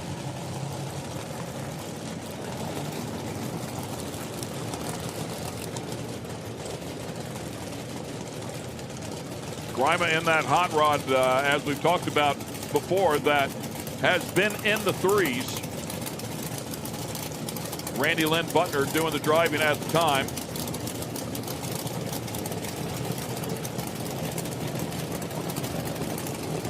Out of Agnes Banks, Australia.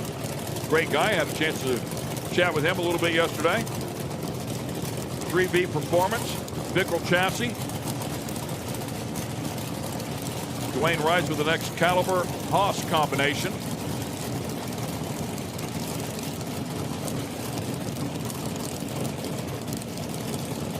Six semifinal appearances.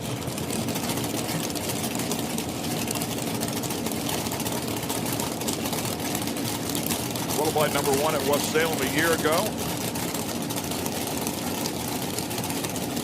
As we talked about, qualified number 1 this year as well, right here in Columbus. National Trail. Darana Raceway. Wayne with the top ball ball. Here we go.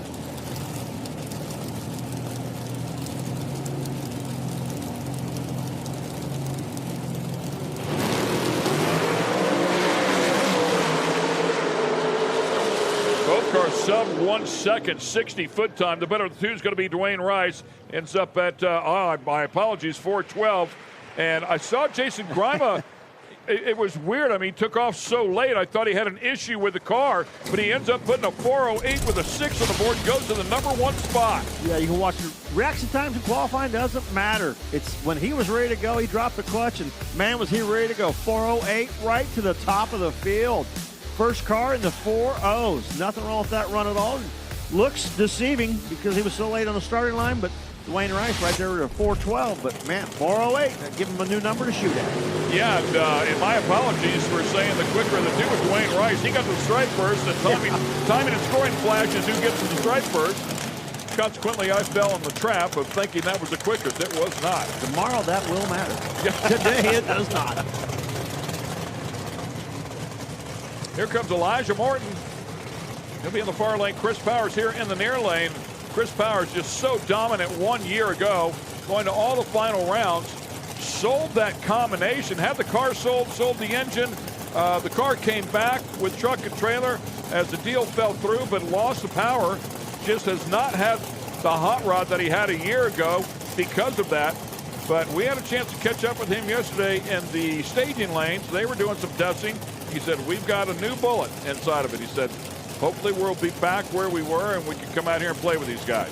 Yeah, he was hot lapping that thing. There were lots of cars in the lanes, and I looked up and I thought, how do you get back up to the front of the line so fast? So, yeah, he was wanting to put some laps on that thing, get some information, and get this car back competitive like he was last season.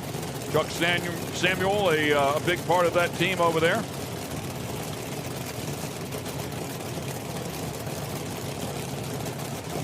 Powers, of course, a two-time world champ. No points last year. If there was, he'd have been the man. Four-wide winner. Won at New England. 2017 Rookie of the Year. Very accomplished, Chris Powers, and very confident. And Elijah Morton, another guy that he's just been around forever. Over 91 national events.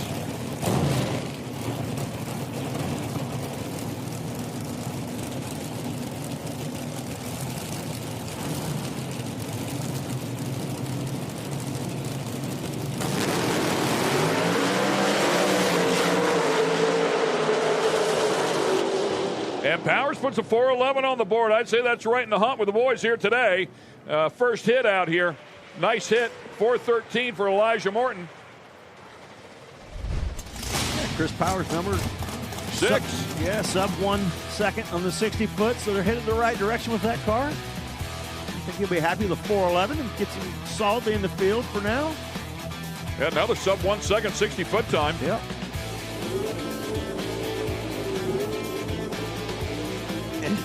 It's hard to say Elijah way off the pace with that 413. You know, I mean, this field is so tight. That 413 only good for number 12 at the moment. And that gives us an official bump spot here. 416 with a 1. Dennis Firkus. Drama, only car in the 8, or the O's with that 08. Jeremy Huffman coming up. He'll be in the far lane. Was just in the final at Pro Mod Mania a couple of weeks ago.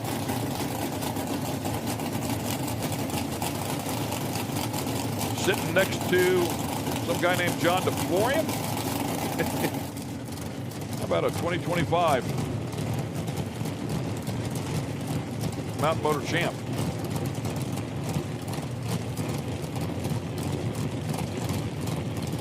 Both of these cars have been fast. I mean, 403 sitting in the near lane, 404 for Huffman in the far lane.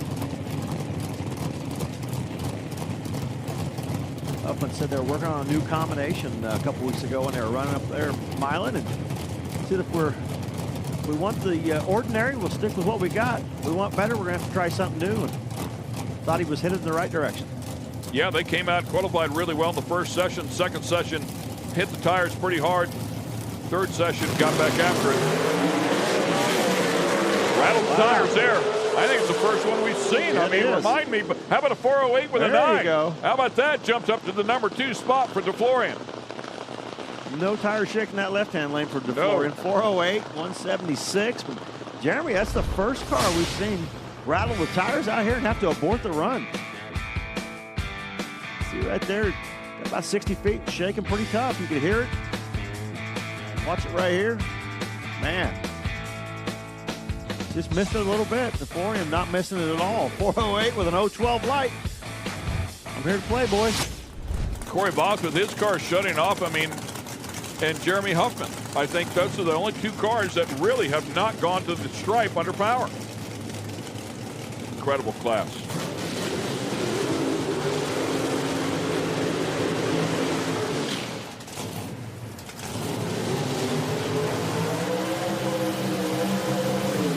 Matty G coming up here, our latest national event winner right here at Columbus. Rematch of that final round up against Jerry Tucker. Tucker had the performance advantage all day long. Everybody thought, oh, this is his race. And Matty G said, wait a minute. He put a whole shot on him in the final round and went home with the hardware.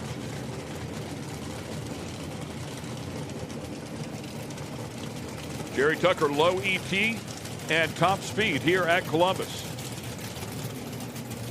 He came out here, threw one down, and then supported it with a couple more. I mean, he was just breaking hearts.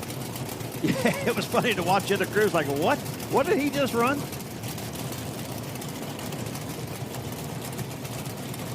He was putting 400 to 500s on the next quickest car every single round. And I think everybody come up the next round thinking, okay, let's see if he can do it again. And he did. And he did. And it was just, 2 weeks ago, went up a mile and doing it the same thing right where he left off. And did grab the win there. So Frank Gugliotta, big part of that team. Former Mountain Motor Pro, longtime Mountain Motor Pro stock racer. Matty G grabbing his first career IHRA national event win here a couple of weeks ago. It's very cool to see. We'll see if he can keep that momentum going as well. Both these guys looking to on a roll lately. Let's see if we can keep that thing rolling and take home some big money this weekend.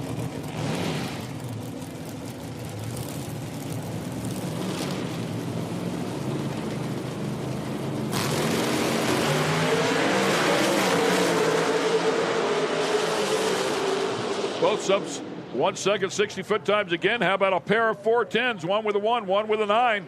And they're not going to go to the number 1 spot. They're going to go to the top of the heap for the class. So there'll be some players here. Tucker goes to the number 4 spot. Ooh, Gary Tucker car washing out really bad when he dropped the clutch. See that rear end slide over. Staying with it right there, able to pull it right back into the groove. And obviously costed him a couple hundreds for sure. He is human, after all. Matty G to the number 7 spot.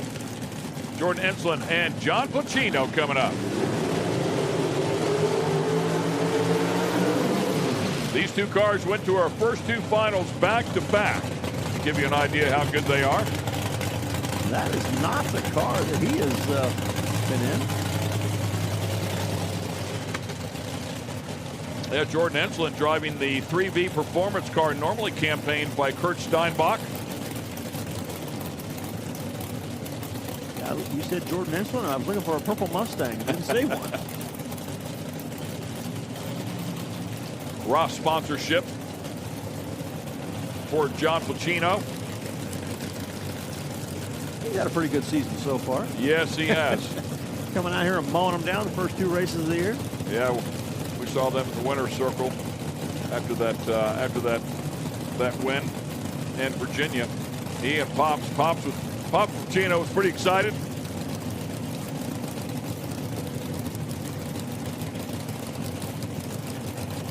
Jordan Enslin been doing a great job. He was in the final round right alongside Placino. Placino, current ET record holder, Kazi Haas combination.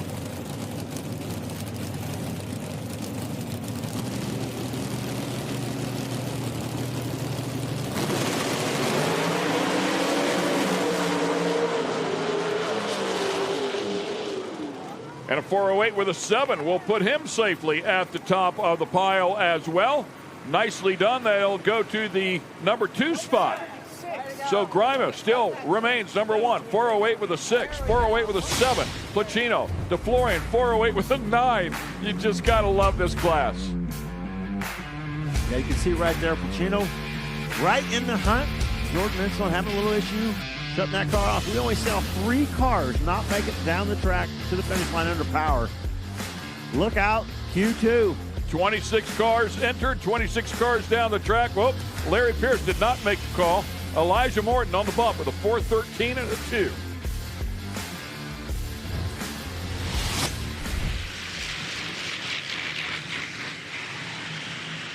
So that one in the book, and the pressure is on now. Second session will be a lot of fun.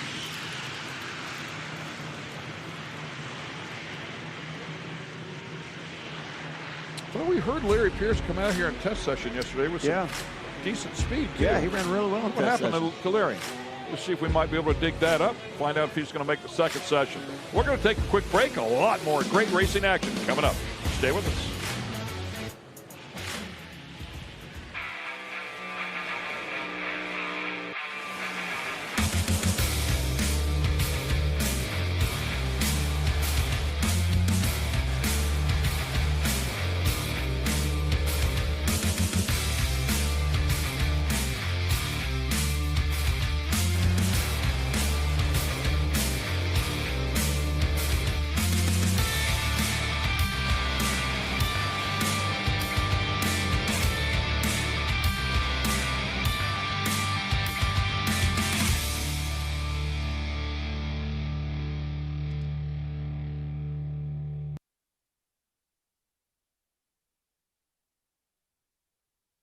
The wait is finally over. The IHRA Stock Car Series is here, and it's on Speed Sport 1. This is what stock car racing is all about.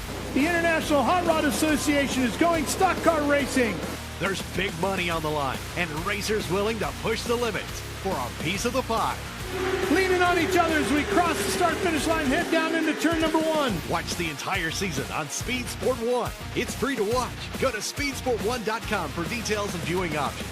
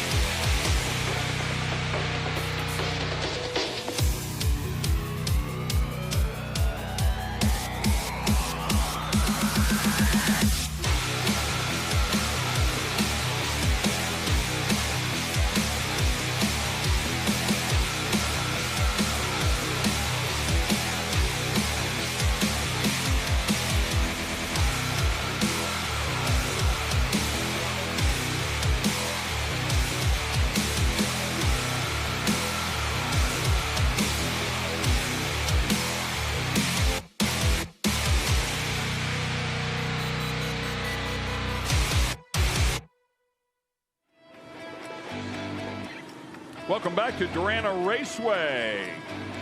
Quarter line session number 1 taking place here for the IHRA Triple Crown. We're in Hebron, Ohio. Darana National Trail Raceway just outside of Columbus. Quick little track prep. Spraying this one down. Just finished up the first session of Mountain Motor Pro Stock. Very exciting as we anticipated. Bump ended up at a 413. 26 cars out here scrapping to get in. Going to be a lot of fun. Some pretty good ones outside looking in too. So we'll see if things get turned around. Jeremy Huffman, Jordan Enslin, Kurt Neighbor, Tony Pontieri. All cars very, very capable of getting up inside of the field. It'll be a scrap for sure.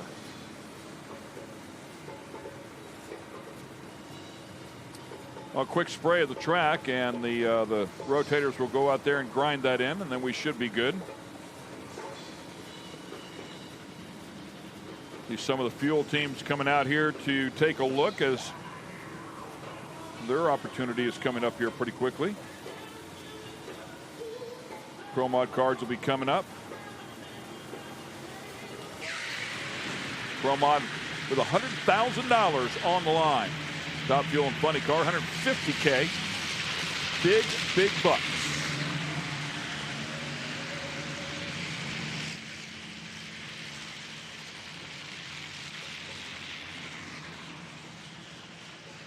Gorgeous day, as Tommy was talking about before. The corrected altitude, pretty solid here, around 2,600 feet. Some clouds overhead, keeping the sun from really raising track temp. It's just a spectacular summer day. Perfect for racing.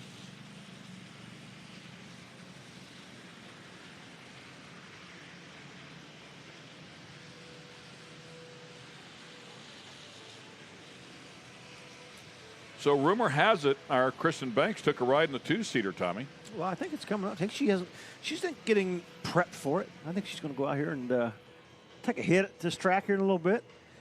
I want to see her eyes after she rides in that thing. She's riding. Yeah. We need a camera to watch them at the hit. I mean, I know she rides dirt bikes and stuff, so she's into this kind of thing. But, I mean, you just can't describe drag racing to somebody. It's something you have to experience. So I'm looking forward to it. Take a little ride in that Frank Hawley Drag Racing School 2-seater.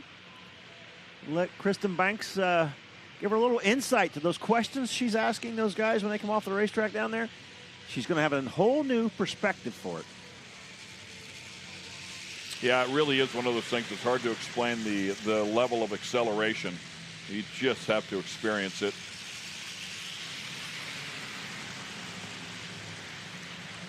I can tell you this, once you feel it, You want it again and again and again, and you'll spend about every penny that's you've what I got was gonna to say. go get it. Once you feel it, it gets really expensive because you're going to want to do it again.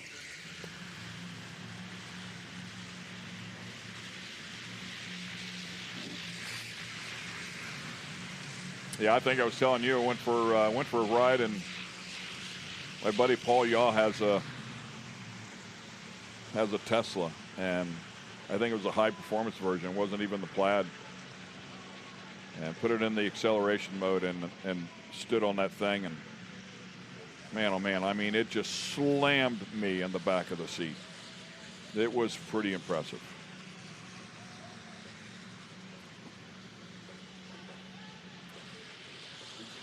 Got a note that Jordan Enslin doesn't have the engine for his car right now, so that's why he's in that car this weekend.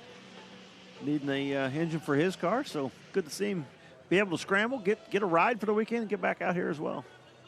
Done a great job all season, so it's good to see him out, be able to make it and race this weekend.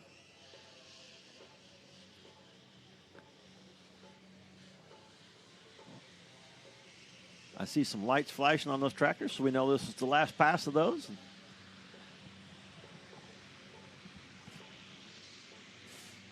We'll be good to go.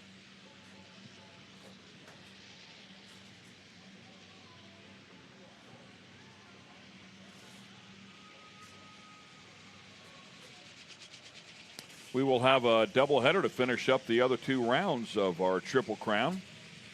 Yeah, Be exciting. This was originally scheduled to be the second of the Triple Crown, and weather did not cooperate for the first one in Reading, Pennsylvania. So with some rearranging of schedules, we're going to do a doubleheader in Reading around the 1st of September. Track that's been good to you? You like that track up there? I like that track. Been in the winner's circle there 3 times.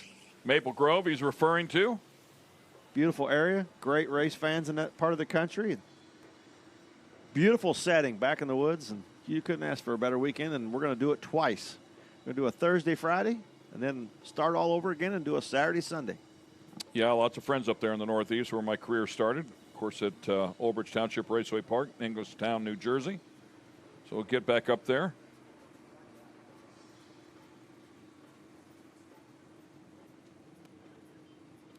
Unfortunately, track no longer in operation. The Knapps were just an incredible family. So much racing at that racetrack, and the best of the best all rolled through there at one time or another. Just losing David Knapp here recently, which was quite a surprise. Talented young man, gone way too soon. The Pro Mods are rolling around the corner. And just from a little sightseeing yesterday while they were all testing, there was a lot of Pro Mods in the lanes yesterday for testing. Yeah, what was on the entry list? I think we had a couple of actually had issues yesterday, but I think we had on the entry list a total of 32.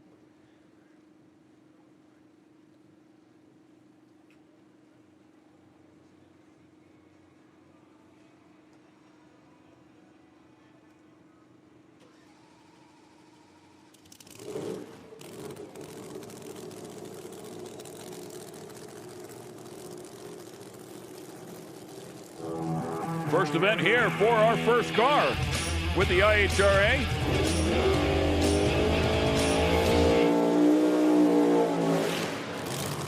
As we go into the Pro Modified category. Brylan Holder won the 2025 Streetcar Super Nationals. Debuted a brand new Pro Mod Camaro at the 2026 Winter Series. And unfortunately, crashed at the World Series of Pro Mod. Back out here, as you take a look at some of the rules here for the category, there's a number of different combinations, as you can see over there, roots and screw chargers, centrifugal chargers as well, different weight combinations.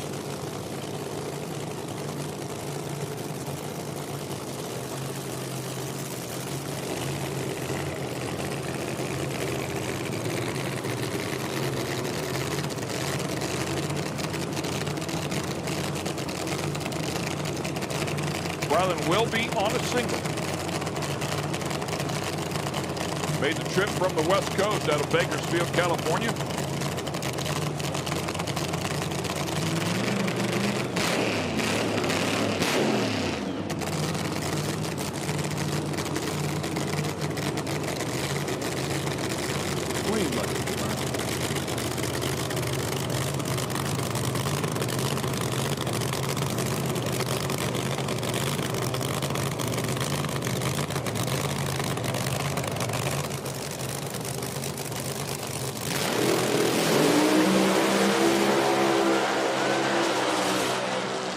I felt like the car was going straight as a string, but it was wandering off to the right just a little bit. Puts a 71 on the board, and he pedaled that thing. Yeah, you could hear it out in the middle of the racetrack, car moving to the right. Just a quickly, I don't know if he got clear out of the throttle. He just eased out of it, back into it, able to get it to the lights. Maybe just enough to put the front tires back on the ground and steer it to the left a little bit. Watch the blades right here if you can see it. Yeah, you saw just a quick, really quick slap of the throttle and back in the gas. Got to the finish line and got it up on the board.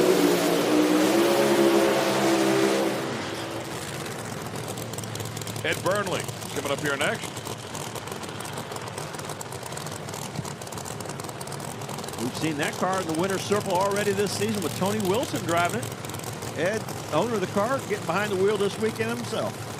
How about that, and Paul Degrapont will line up on the far side with that Corvette.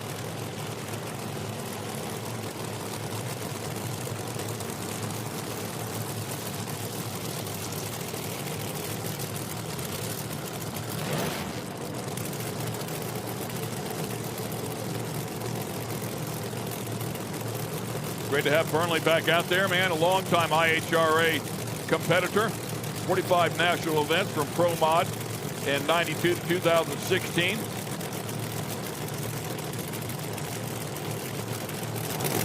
For sale sign there, you can own yourself a Pro Mod today. You said something about buying a car earlier. There you go. Yeah, you can own that Corvette right there. Way out of my league.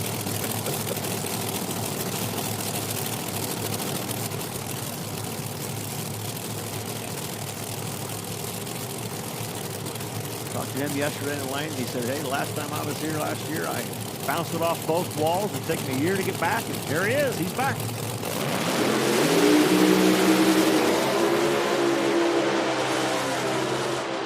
And Burnley gets out of the throttle early. Degrapont goes to the other end. 368. Nice lap.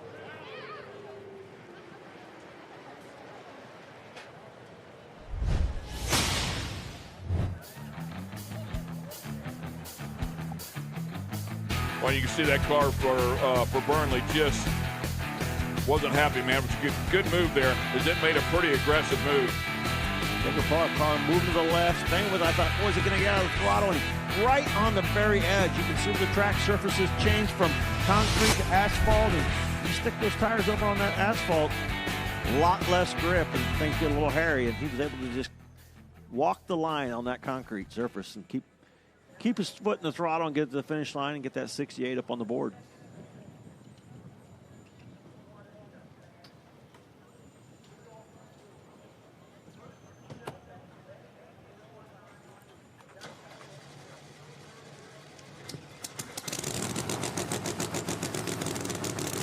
Like to fire up the ghetto sleigh, the sheriff, Jeff Rudolph, out of Brownsburg, Indiana.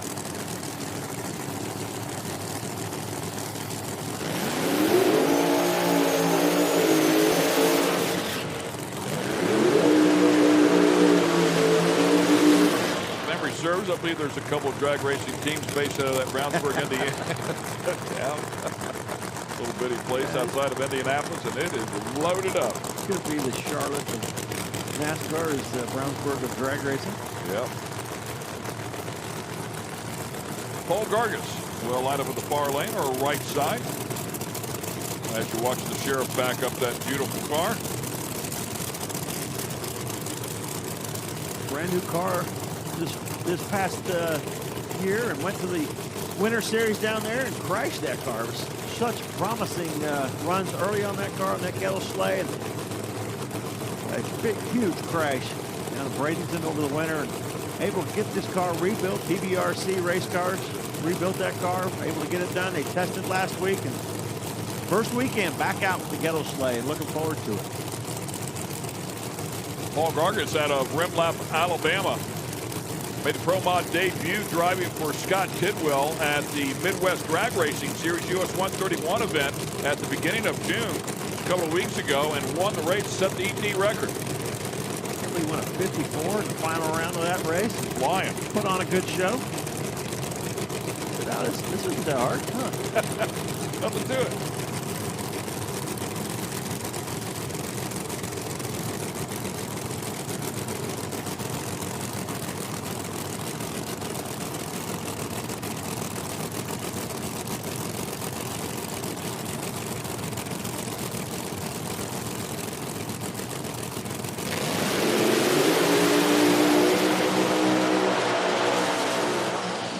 Both guys with incredible reaction times and a couple of really solid ETs here as well.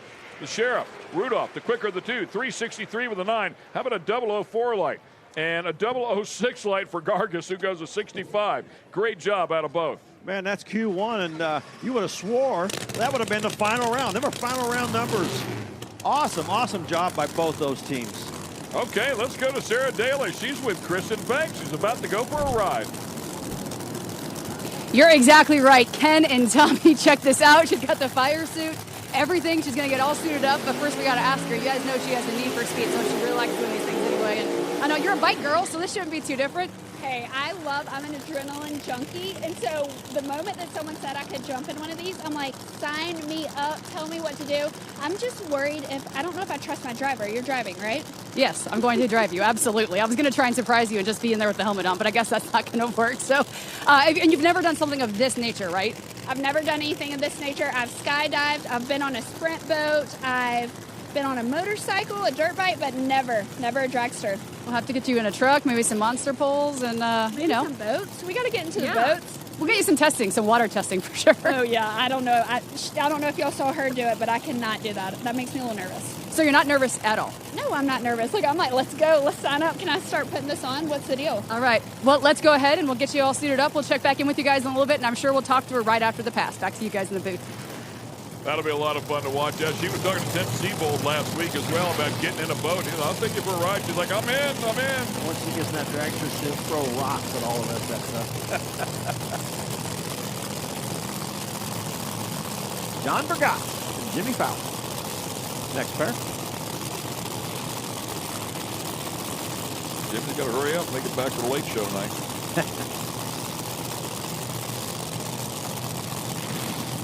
Jimmy Fowler, a tough player, man. Won the top sportsman event in 2025 here.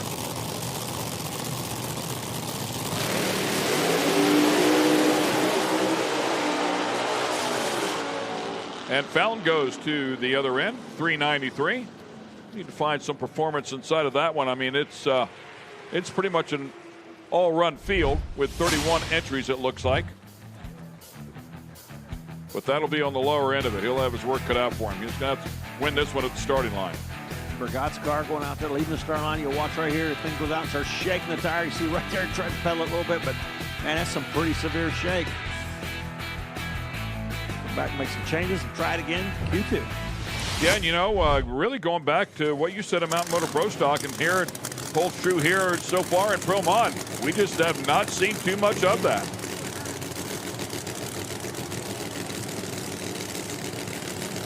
Track conditions good. Everybody, majority of the cars get down the track. Goolsby does the burnout first out of Branson, Missouri. Over there by Lake of the Ozarks, and Johnny Camp lights up the hides in the back. Larry Jeffers' car here for Goolsby. He was out here testing one day ago. Oh, it's Champion Auto Lift. Also works at PSI. Some help from Poseidon Oil Field.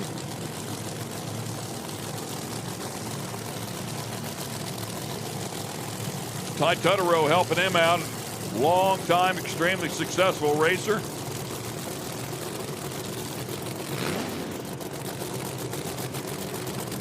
Saw Goolsby a couple weeks ago at that Pro Mod Mania, and that car kept improving every run they put down the racetrack. That car kept getting quicker and quicker, and Todd Tutterow getting the handle on the tune-up. Yeah, said it was a car that sat in the barn there for about 3 years, blew the dust off of it, brought it out, and you're exactly right, man. They just got better with it every round. Camp, the other lane, very, very tough competitor.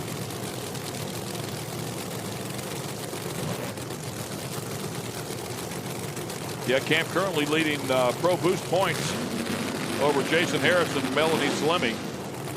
That's some pretty big names. Yes, it is. LG's pretty tough competitor.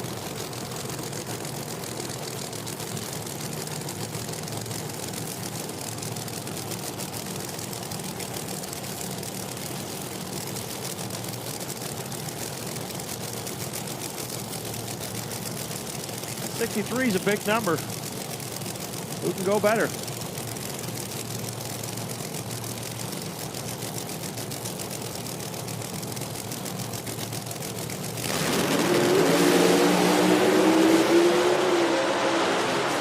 Car moving around a bit. Camp straight as a string, and he'll throw a 63 on the board. Yeah, I'm into the party. 363 with a 5 will go to the number 1 spot. 4 thousandths of a second quicker than Rudolph. Great job, man. You talk about ready to go, on the tree, ready to go. 63 straight and narrow. Nice looking run by Camp. Right in the middle of it.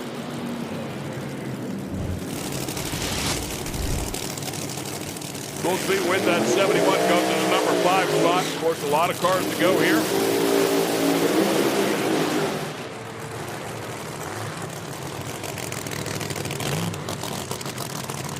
Another 20 cars to go inside of this big category. Stephen Fast pulling up into the water here as our next pair completes the burnout. Winsley was having a little issue getting it in reverse. There he goes. Got it back, going backwards now.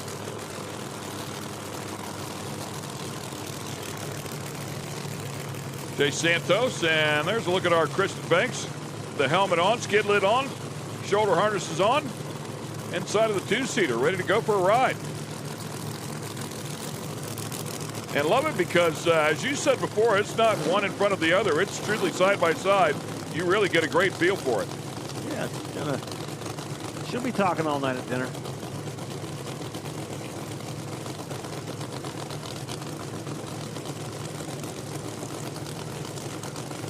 Winsley and Santos lining up for the next pair, Pro Mod. Jay coming down here out of Hilton Hills, Canada, and Winsley out of Brooklyn, Michigan.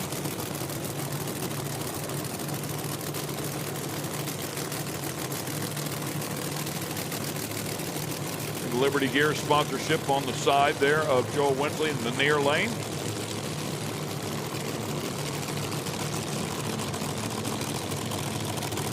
Screw Charger at the far lane. Pro Charger here in the near lane.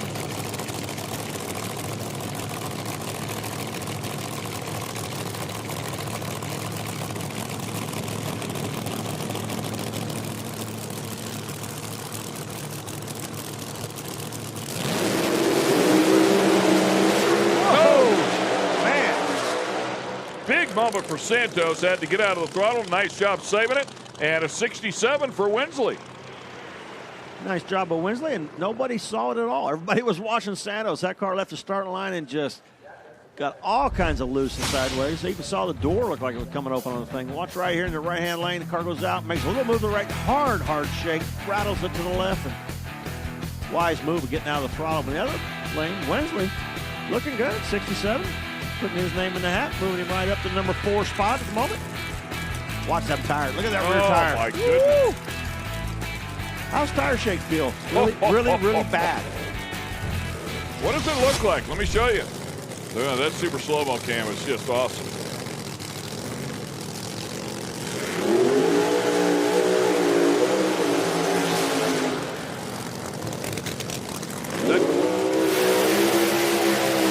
Is that Caveman on super slow again? Yeah, doing a good job, Caveman. Keep it up. How about that, man? Look at him out there all excited. Usually helps us out in the booth.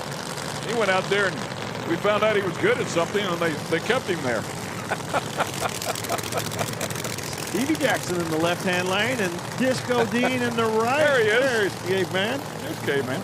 He's clean cut, Caveman. Now you got all clean. Well, he's a cameraman now. Now it's like, why are you got all Caveman? cleaned up. Yeah. Good job for him, man. Here comes a couple talkers. I bet you they were talking who's going to run better on this round. Both these guys very qualified at talking and racing. Fast Stevie Jackson alongside Disco Dean Carnes. This will be good. M&M transmissions there on the side of Jackson's car. Disco Dean has been trying to get into the 60s and finally pulled it off at the Pro Mod Mania. In that 68 first round, and even though he lost, I think he was still happy. Some progress made. Absolutely. In the right direction with his new car. He said he's going to go home and buy some new parts and see if he can't make it quicker. Stevie Jackson, he's always quick. Screw charger, obviously, for Disco Dean. Hart's charger here for Stevie Fast Jackson.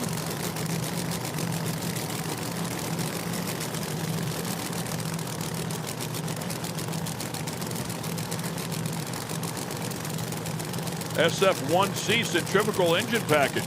Debut of that.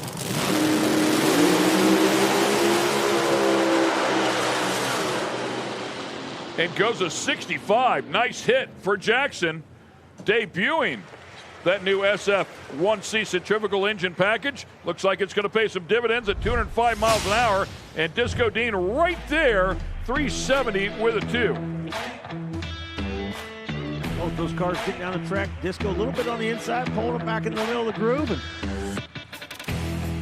And 65 and a 70, put them in the hunt for now. Disco Dean, number 7. Stevie Jackson, number 3. Yeah, jumped up there to the number 3 spot. Nicely done.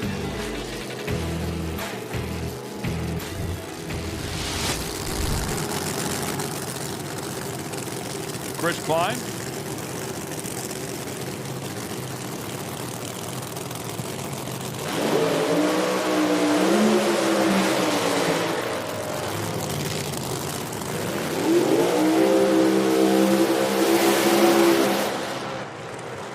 And the 58 Plymouth Fury lights up the hides, lined up there in the near lane. And Chris Klein and the gang have been working hard on that one. Got it going straight, has some confidence built inside of the car. He was out here doing some testing. Paige Coughlin.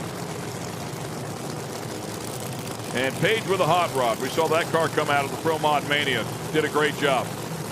Got a couple races in Pro Mod under her belt now. And the comfort level has to be getting a little better. The nerves going down a little bit after she's making a lap in this car. And some really good, quick laps out of the Peter Norton camp, the Hurricane Motorsports camp, team car.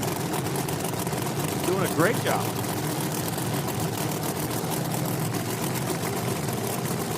Paige's taking this Pro Mod thing right up. Making a statement. Her and Kai Kelly at the Pro Mod Mania thing were doing a little jawing back and forth. It was fun. And I think she took his money, if I'm not. I believe she did.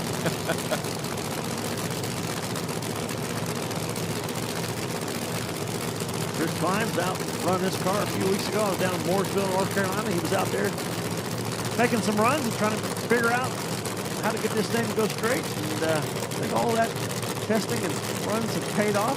He's got it going straight now and looking forward to making some better runs. Look forward to watching. Paige looking forward to making some more runs here in this category. That Dex car is a hot rod.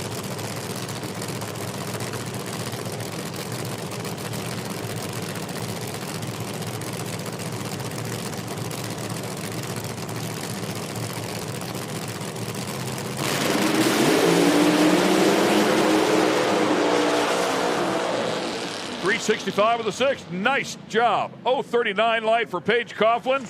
And again, man, that car's been very consistent, been very fast, nice and straight, very drivable.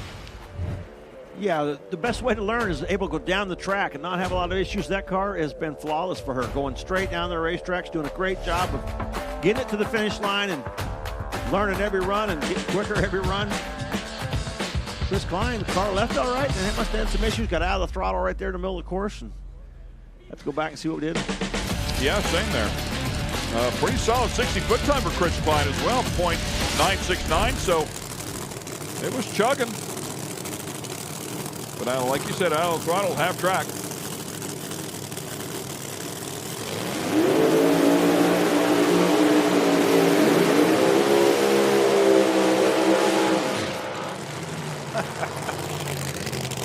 Wow, he's always entertaining, huh? Yeah. Jacob McNeil on the burnout, sideways there. We watched him a couple weeks ago about to take the tree out, I think, on the burnout. So, yeah, the burnouts are about as interesting and exciting as the runs are. I just want to let you know he can do it in the left lane, too. Yeah, that's right. Yeah, last time in the right lane, it went for a ride. It was pretty entertaining, to say the least. This time in the right lane, our far lane will be the Fenton, Missouri driver, Mr. Greg Blevins. Super Abrasives and Bellman Oil helping them out. 2025 Limited Drag Radial Champ. Started many, many years ago, back in 1993 with the NMCA, and he'll line up alongside that Jacob McNeil guy out of Gilmer, Texas. Larry Jeffers race car for him. RJ race car with Proline for Greg Blevins. Blevins had a few races this year and very competitive car. Oh, yeah, that's a fast one. Doing a great job. One of these guys you got to watch. And McNeil's car can be solid. He gets some confidence in that. He's a driver, man. He can get off the starting line. Yeah, Jacob's always quick on the tree. The car is competitive and the driver doing their job.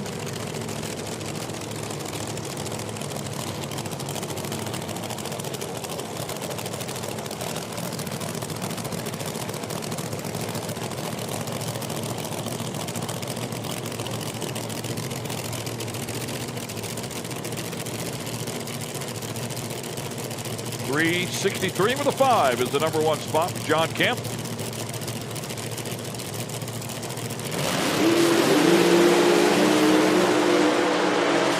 Both cars to the stripe under power. How about a 361 with a 5? And to the top of the heap goes Jacob McNeil. Yeah, we said that car could run, and certainly did. 61 with a 5 to the top. And 012 light. We said he was good on the tree. Put both packages together. Blevins right there with a 17 and a 68. Great drag race. Both these guys got to be happy with the results of that run. McNeil on the program here, both ends of the track. And that Mopar, which they have struggled with in the past, it's had some gremlins inside of it from time to time, but looks like it's settled in, man. They got a pretty good car here today.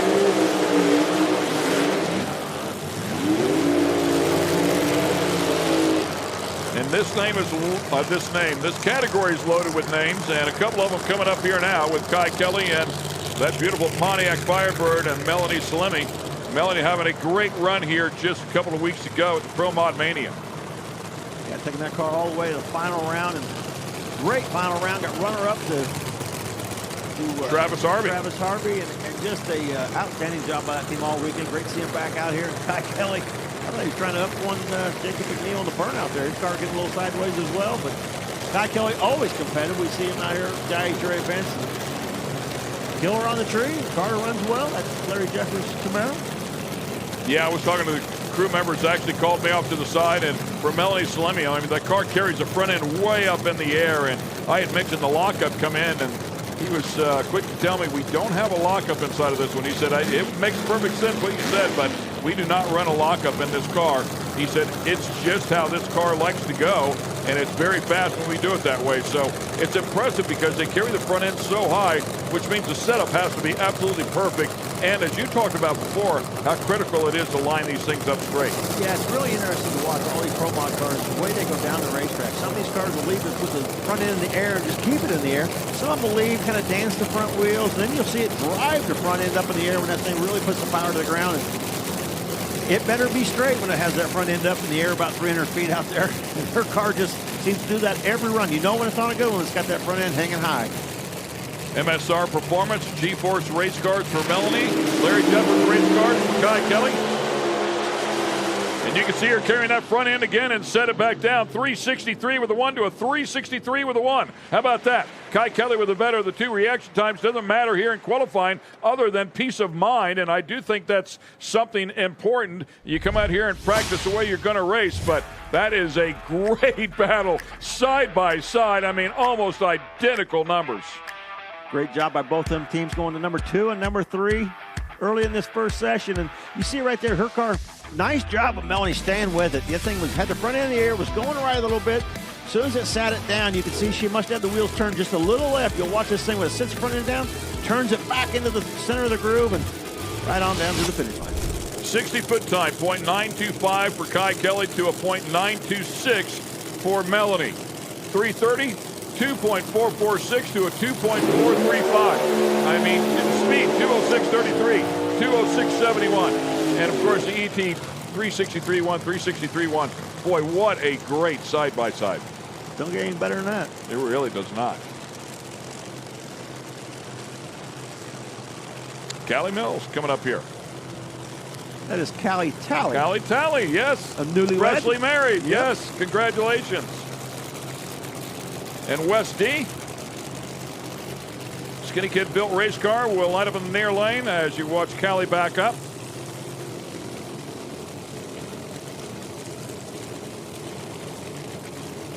Callie had a rough weekend at the Pro Mod Mania. Just was runner-up the year before and just struggled all weekend. And I'm sure that team went back and worked hard to try to get the combination back and have a better weekend this weekend. And hey, she's on a roll. Newlywed.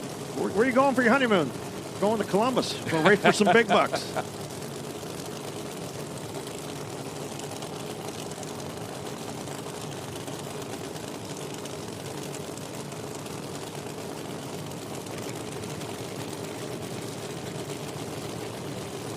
Stefano, we had him up there at the Pro Mod Mania event as well. Of course, his home track in Milan, Michigan. There's the newly married Chuck on the back, shoe polish on the back.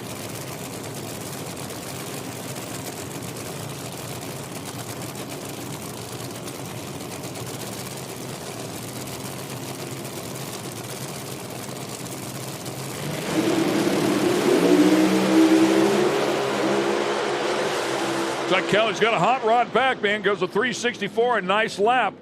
And Wes D goes a 377 with a 7. And Kelly doing a good job there with that 64. That'll send her to the top end of the category in the number 6 spot. Yeah, Kelly doing a nice job. That car making a nice, pretty straight run for her. Got to be happy with that. And looks like Wes had to pedal that thing. Yeah, you can hear it in the power here. You can see right here, gets out of the throttle, back in the throttle, and able to salvage the run. Just unfortunately not able to stay full throttle for the whole run. Yeah, currently number 16. You see Callie's car just dancing that front wheel and just slightly spinning, then picks it back up a little higher.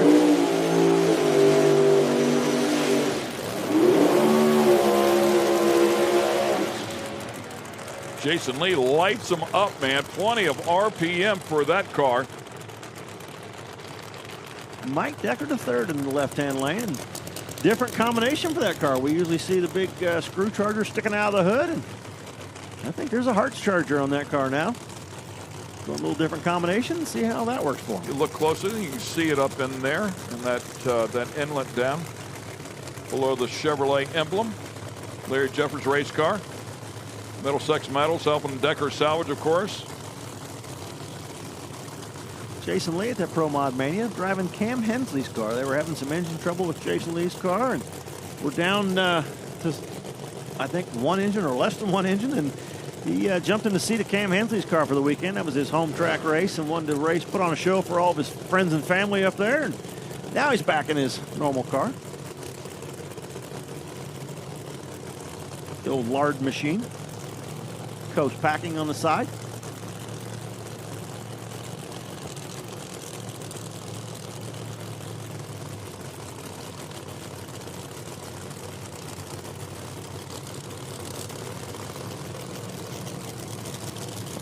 Saw Mike Decker Jr. out here in the Outlaw Pro Modified category with the screw charger. Now Decker the third with the new Hartz charger. Yeah, and as we talked about here recently, they've really got both of those cars settled down and running really, really good, suspension-wise.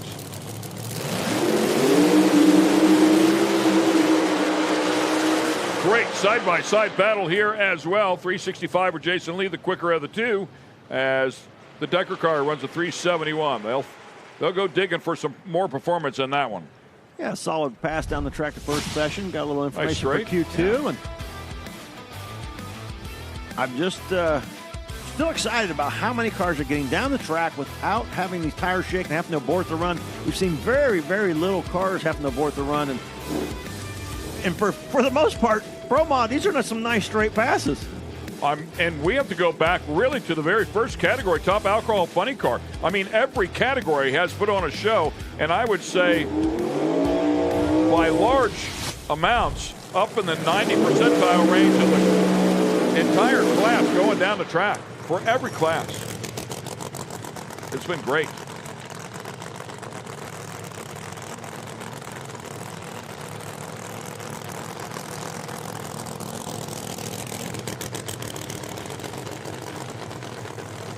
Here comes Peter Norton and Paul Gibbs. Peter Norton doing a great job, coming out winning first race of the year. Yeah, he was lined up alongside Jason Harris, and we saw Gibbs come out here a little bit earlier in the day as he's also running Outlaw Pro Mod and had an issue with that car. We were here just shortly ago at Columbus about a month ago. Peter Norton was running both cars, one in Outlaw Pro Modified and one in Pro Modified. Now Paige Coughlin taking the wheel of the other car and running them both in Pro Mod.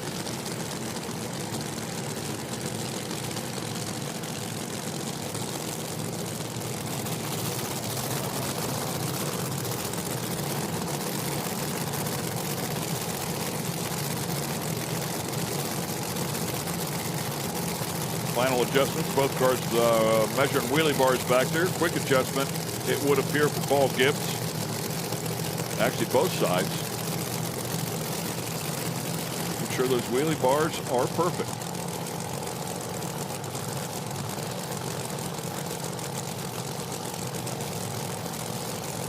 Jacob McNeil's 361 with a 5 is that safe number, or can one of these two better that? Peter Norton, we know that car's been in the 50s before.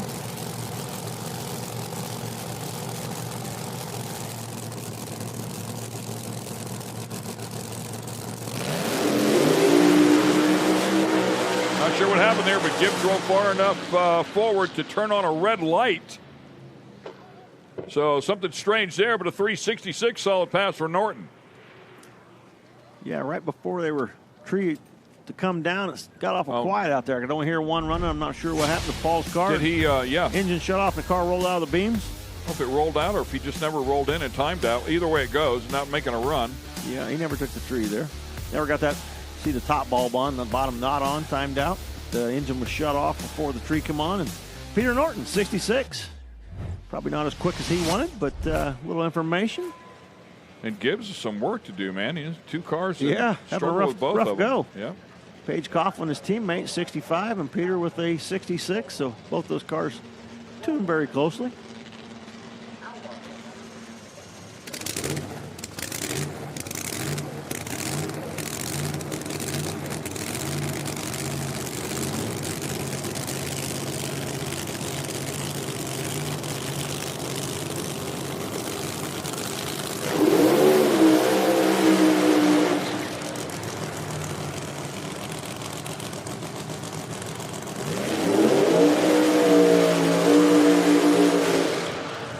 Matos with that gorgeous Chevrolet. He was part of a little, he wasn't really trash talking, but he got into a little grudge match, as I recall. Was it he that was called out? I think he called out, he was doing some calling out, and I think he walked away with his money, too, yeah. Yeah.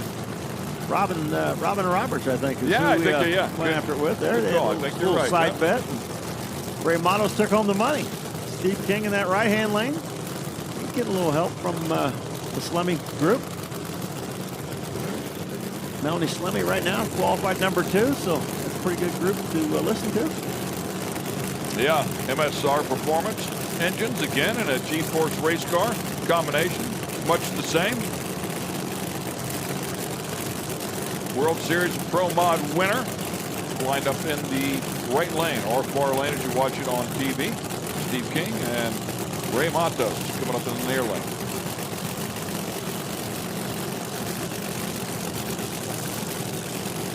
Tenth of a second right now between number 1 and number 16, and it's a 32-car field, but man, that top 16 is only a tenth apart.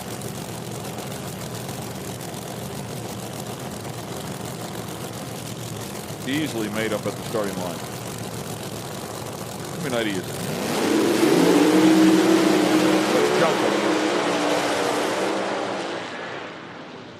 And our next pair, how about that? Another pair of 60s here, 65 and a 67, 65 for Steve King. Those cars are tight right in the middle, man. Yeah, Steve King's car. I mean, you watch this replay. This car leaves the start line, goes to the center line. I thought, oh, can he hang with it? He sure does. Stays in the throttle, and that's way over there. Flirt with that center line, but Steve King able to stay in the throttle, get 365. Such a great shot. Love that camera angle. See it carrying the front end. Both cars side by side off the starting line. And rear tires wrinkled up, doing their work.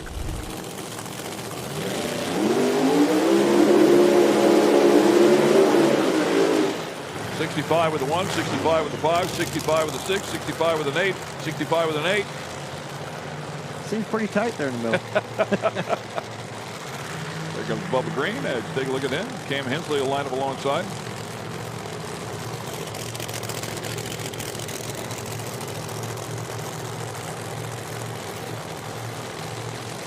Cam Hensley, that beautiful. I love the colors of that car, that Camaro. That's the car Jason Lee was driving at Pro Mod Mania. Cam back in the seat now. Bubba Green. Help from Scotty Cannon in that right-hand lane. Searching for that magic combination.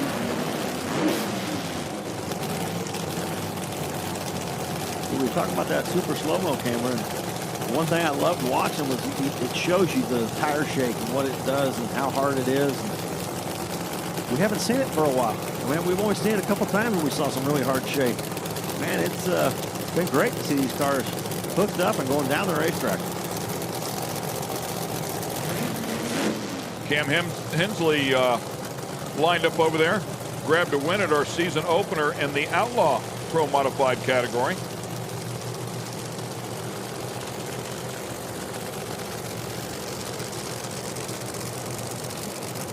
That car is gorgeous, man.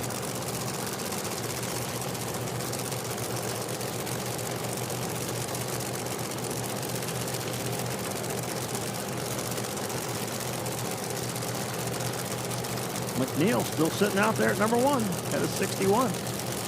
Yeah, he put one together. Some good cars coming up here, though.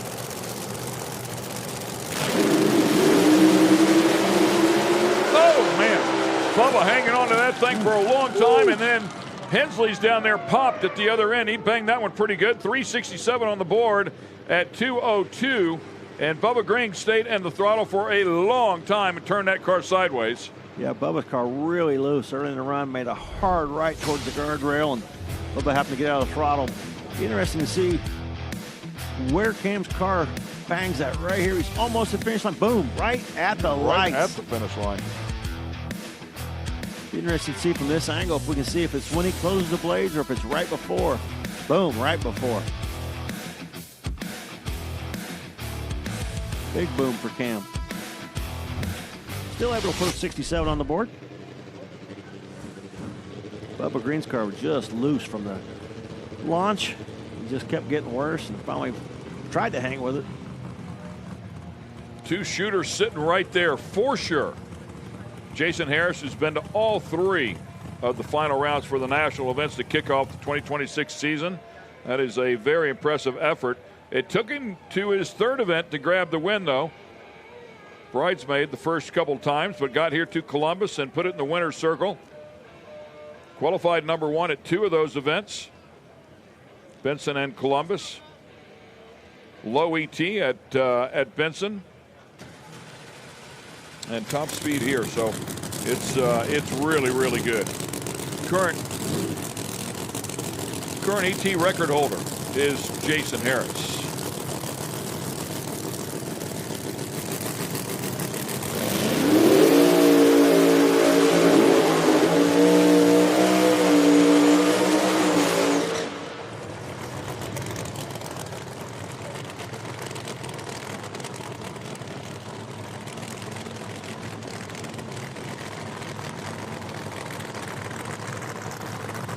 Randy Weatherford lining up there as you can take a look at that beautiful blue Camaro.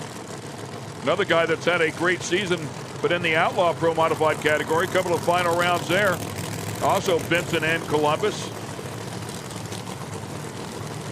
Has yet to grab the win, but he's a player over there. Great team. Both cars typically very competitive. Two cars you're used to seeing late rounds on Yeah, race day. 100%. Used to seeing the top of the field in qualifying, and can one of these cars dip into the 50s and take that #1 spot away?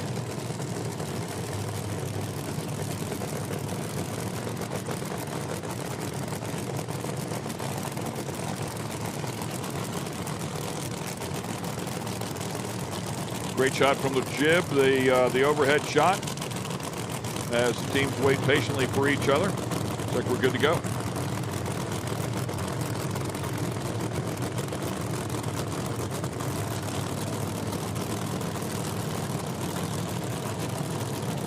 Both cars very capable of going to #1.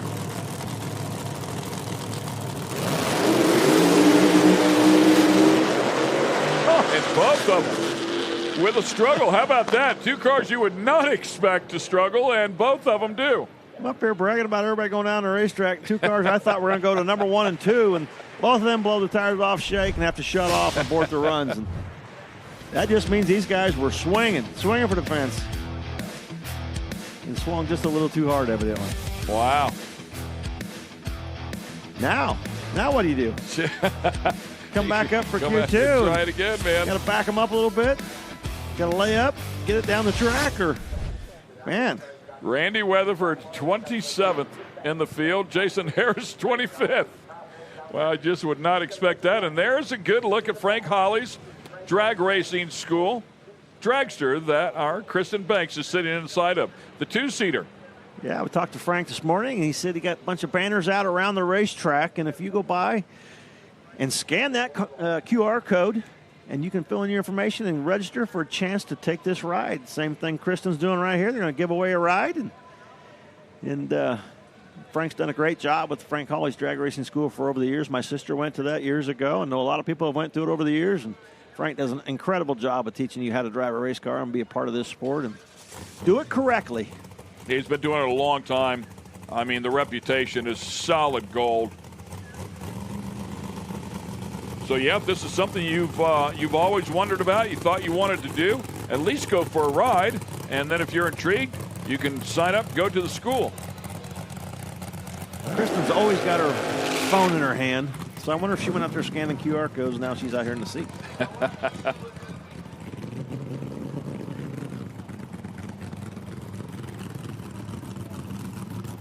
Yeah, great stuff, man. If you really want to understand what it's like and everything that goes on in this sport out there at the starting line, and if you've never done it, I promise you it is extremely intimidating when you pull up there, especially for the first time. But Frank Holly School will teach you all the aspects of it. Highly regarded by all of the professionals. I think all the pros, I feel like most of the pros have been there at one time or another.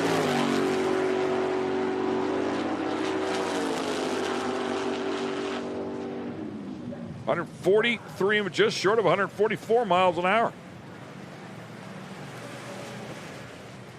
Now she's going to interview herself when she gets down the other end. Nice hit. 7-second pass to the 1,000-foot. Look at that. Watch her face in this. Oh, snaps her head back. Open your eyes. You got to look.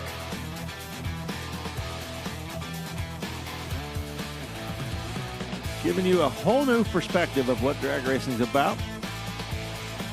Now turn your head to the top end and figure out where your competition is and if you should dump or stay in the throttle. Yeah, and I tell you what, everybody says, oh, you just go in a straight line. Well, yeah, that rarely happens in drag racing, going in a straight line. And if it does, the guy did a great job of keeping it going in a straight line. So, yeah, love that she gets that feeling. And yeah, especially for the big cars. I mean, they just never go straight. But she's like, yeah. Roger's bringing the mic in. We'll hand her mic and let her do her own interview. This would be good.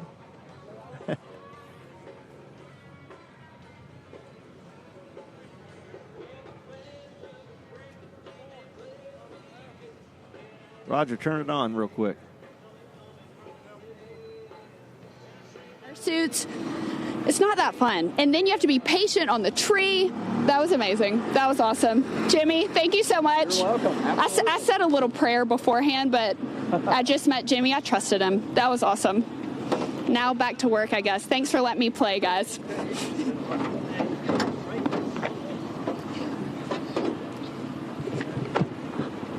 Top end interviews are about to be lit because I'm pumped up right now. And there it is. That's the shot of adrenaline that draws everybody in. That'll do it. Good stuff, man. Good stuff. Okay, we still have another great session of qualifying coming up. It's going to get serious here in the second session.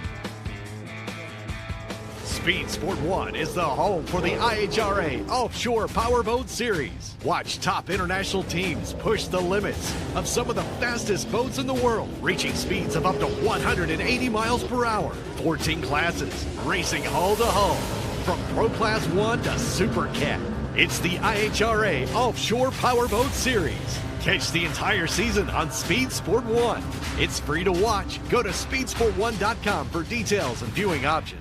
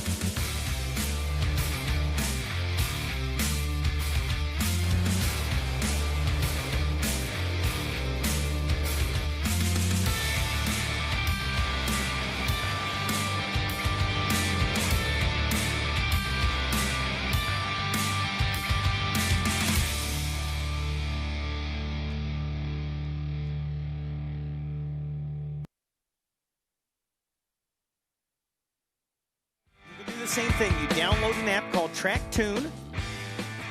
It's free. Signing up is free. The broadcast is free, and it comes right out of the PA right here.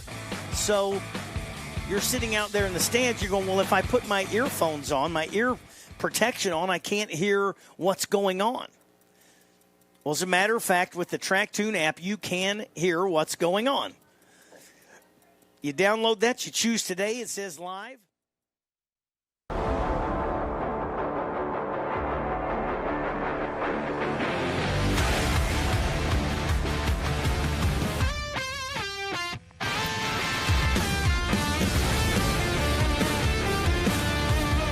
Hi, my name is Bernie Plord, here racing Top Fuel for the IHRA, and just having a blast. I've got years and years of competitive driving in all kinds of different classes. Top dragster, top alcohol dragster, stock, super stock. Had been lucky enough to win some Wallies over there, and now I'm looking for an Ironman. Got a crew that's getting the hang of it. We're pretty new. We just got this car last September. Here with Mark Schupner and Mark Dooley. Austin and a whole slug of guys are here to help. I keep joking about where I'm at in my life, and making the move to Top Fuel seemed to make sense. Well, to do it while I'm still young, that's a joke, but I can still pass the physical, and I still have the mental drive and experience of driving fast cars, but nothing compares to these monsters. They're just over the top, off the wall. There's hardly any even adjectives that can describe driving one of these monsters. My wife, 47 years, sticks by me. For so many years, coming to the track, and whether my kids were little and we got a truck and a camper, or motorhomes later on, or hotels, it's just so much fun to be with this group of people that share the same love and have experiences and the stories we tell, and it's awesome to kind of build some legacies and just have good time, family fun experiences. Probably one of my favorite times, honestly, my son races. He's got 24 national events, Brad Plord. He's done so well in the sport, and it's probably one of my proudest things is to know that I had some hand in his abilities mechanically and driving. He certainly drives better than I do. And then, winning the Winter Nationals in Top Alcohol Dragster, had the opportunity to race against, Bill Barney and Blaine Johnson, and pretty tough guys back in the day, and those were special moments. I'm not a young guy. I would just encourage anybody, if you're sitting on the couch watching this, you're sitting in the grandstands, you're 60, 70 years old, get off the couch, work on that old car. If you think you can do it, you probably can. I'd like to say I'm a living testament, and doing something when you're even, if somebody feels like they put you out the pasture, it's probably not true. You can still do stuff, so go enjoy your life.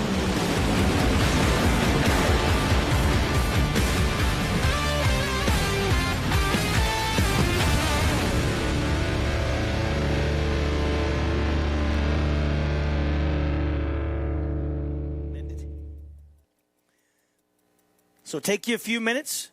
We back at you here just real shortly with Top Alcohol Funny Car qualifying session number 2.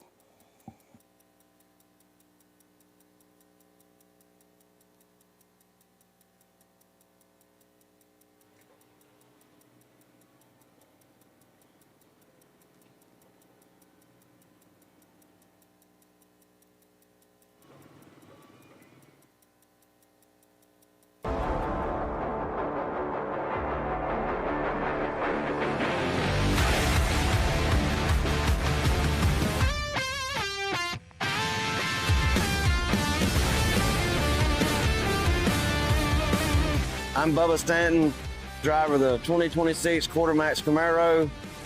I'm from North Mississippi. I've been racing for around 30 years now.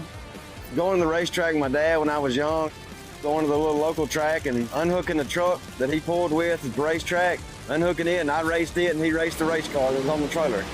Pretty much what started it all, watching him, and we just kind of started bracket racing and just moved up the ranks a little bit, and we ended up in pro mod racing. As soon as I got my license, when I was 15 years old, he kind of quit driving, and I started driving most of the time, and he just always supported me. He always wanted to go fast, and I always wanted to go faster. At my local track, we had a car, and he was going to actually slow it down for me, put a manual stop on the accelerator pedal, and Ended up when I went to the floor with it, I broke the stop on it, and it actually went faster than what he's been running in the car. I guess maybe I was lighter. Pretty much work on race cars. I own a flooring company there at home, work a lot there, and my boy, he's competitive baseball playing. We go watch him. He plays about every other weekend, it seems like. He's 18 years old. He's a junior in high school. He's graduating next year, and he's already signed a deal to play baseball in college. I've won a couple championships in racing and pro mod. Now I just still enjoy working on the car. I still going fast, hanging out with my buddies. I mean, it's kind of here. It's not a paid operation here. We just kind of do it because we all love it. I'm going to do it as long as we all having fun. It's more them than it is me. I mean, them coming to help me. I mean, everybody's got a job. They just do their own thing, and we just kind of do it all together good. I couldn't do it without them. To me, this is one of the better series. I mean, I've ran a bunch of good series before. This is really good. The money's really good. The track prep here, they got Jimmy Bradshaw prepping the track. I mean, it's the same every time we go. It's really good. I mean, the whole atmosphere here in IHRA is just took off, and for them to do it as quick as they did do it, I mean, I'm amazed how quick this series took off like it did. We're going to continue racing as long as we're having fun at it. I mean, it's just us guys doing it. We enjoy it. We're going to continue to do it. And I guess I'm going to do it as long as my wife allows me to do it. But, I mean, our goal now is just to have fun and win races.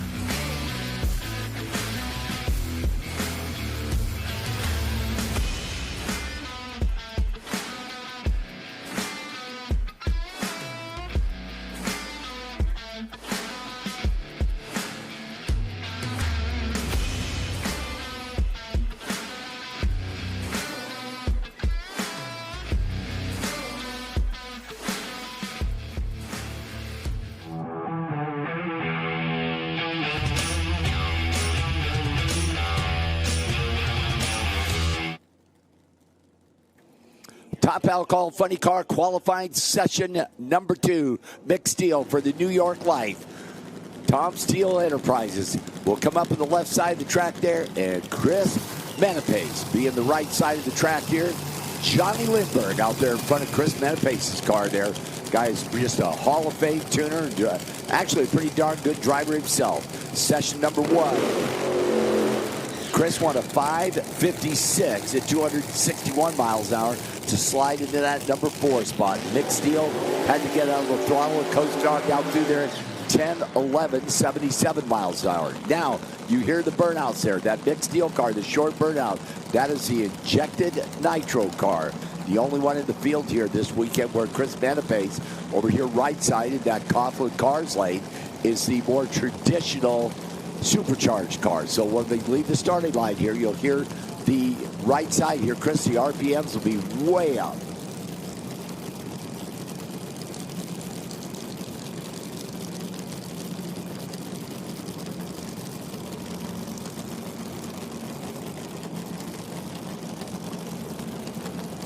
So again, as I mentioned, Johnny Lindbergh, a guy who's got a wealth of experience, not only in alcohol funny car, but nitro funny car, as a tuner and a driver. Tuner on Chris Menapace's car there. You see him leaning over there, going to latch the roof hatch down there and walk away. You know, one of those guys that's had an off weekend this weekend and showed up here. RPMs come up for Menapace. Nick Steele added idles. They bring him in there, ready, set, go. Down there, top end.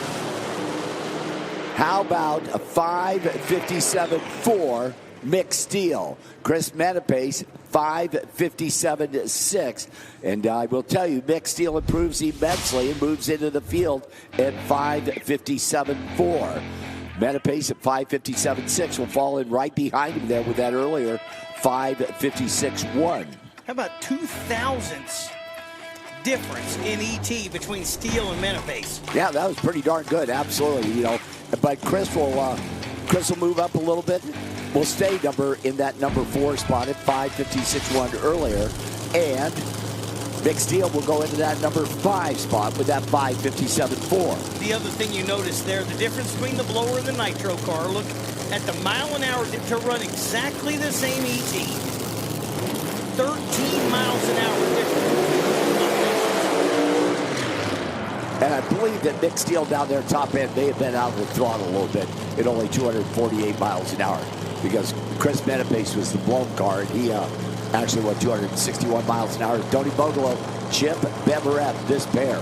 Chip at 5:51, session number 1, comes up here in the Coughlin Cars lane. And Tony Bogolo, just a Hall of Fame career, a guy who went 5:83, and we were looking for a whole lot more out of that car in session number 1. We were, Brett Carver.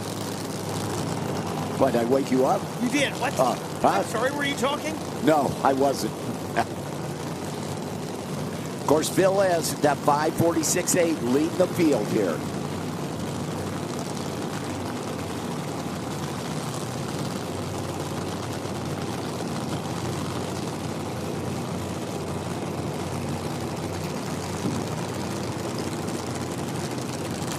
So this will be a pair of blown cars here. Tony left there, a guy, the winningest alcohol funny car driver in the history of the IHRA. He'll be over there in that Summit lane. And Chip Everett, Aaron Rochon, the crew chief and tuner on that car.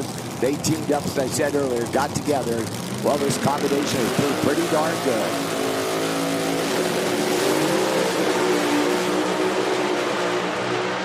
Boy, Everett, 19 on the let go, 5.54 at 262 miles an hour. Bogolo, 575 at 254. So Beverett gets there first, 19 up front, 554.4, 262 miles an hour.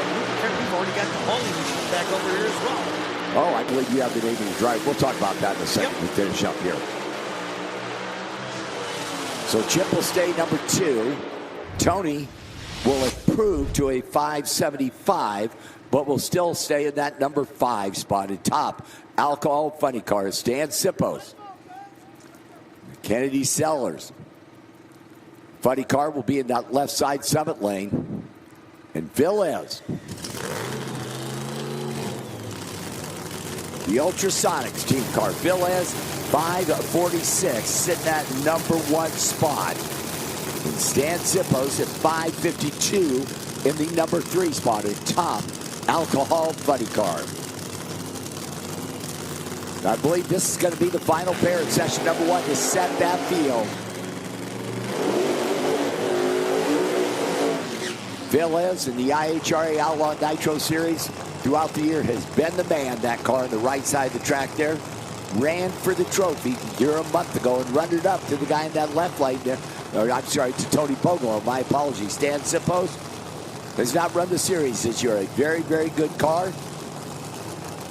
with Les Davenport tuning on that Zippos Davenport team car for Kennedy Sellers being that left lane.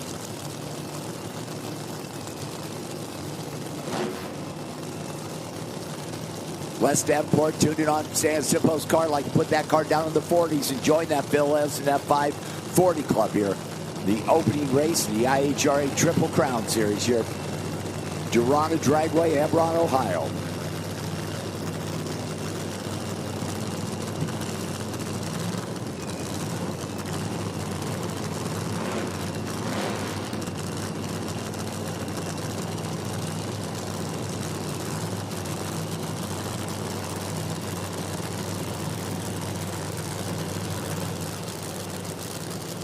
Final pair, session number 2, top alcohol funny car. Velez right side, sit number 1. He is out of the throttle. Watch that left lane scoreboard down there. How about 5.532, 264 miles an hour. And they will stay in that number 3 spot. And Brett Carver down on the starting line as a special guest. Brett?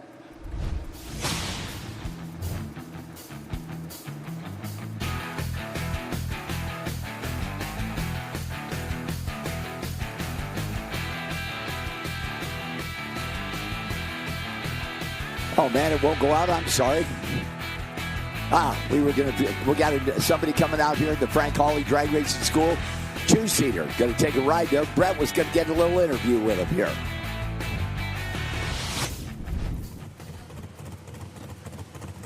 Of course, our own Kristen Banks got to make a run earlier today, which is pretty cool there, man.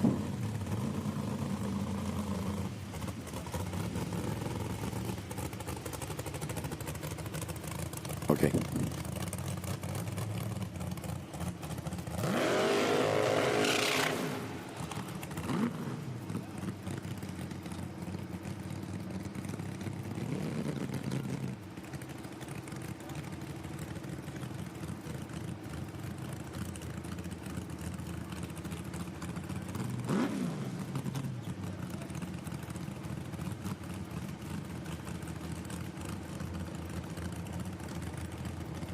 By the way, don't forget, you can get an opportunity to go for a ride in this car. If you see one of those Frank Hawley Drag Racing School signs, there's a QR code on there. Scan that QR code, fill out the deal, put your name in there, and you can get a chance. Kristen went 7:07 earlier. See what happens here. 7:19, $142. How cool is that, man? Great deal there. Or you can go over to the Frank Hawley Drag Racing School and sign up and get in there.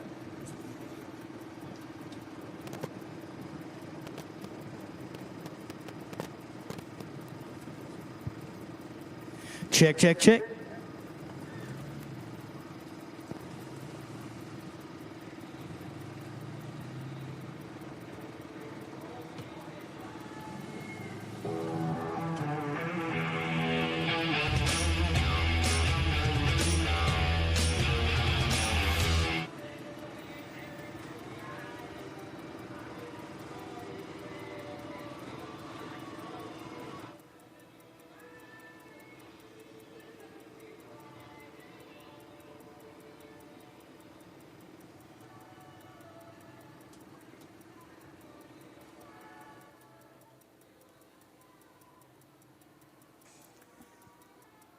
Well, I tried to interview Rachel down there, and my wireless mic, I turned it on down there, but apparently it was muted here on the...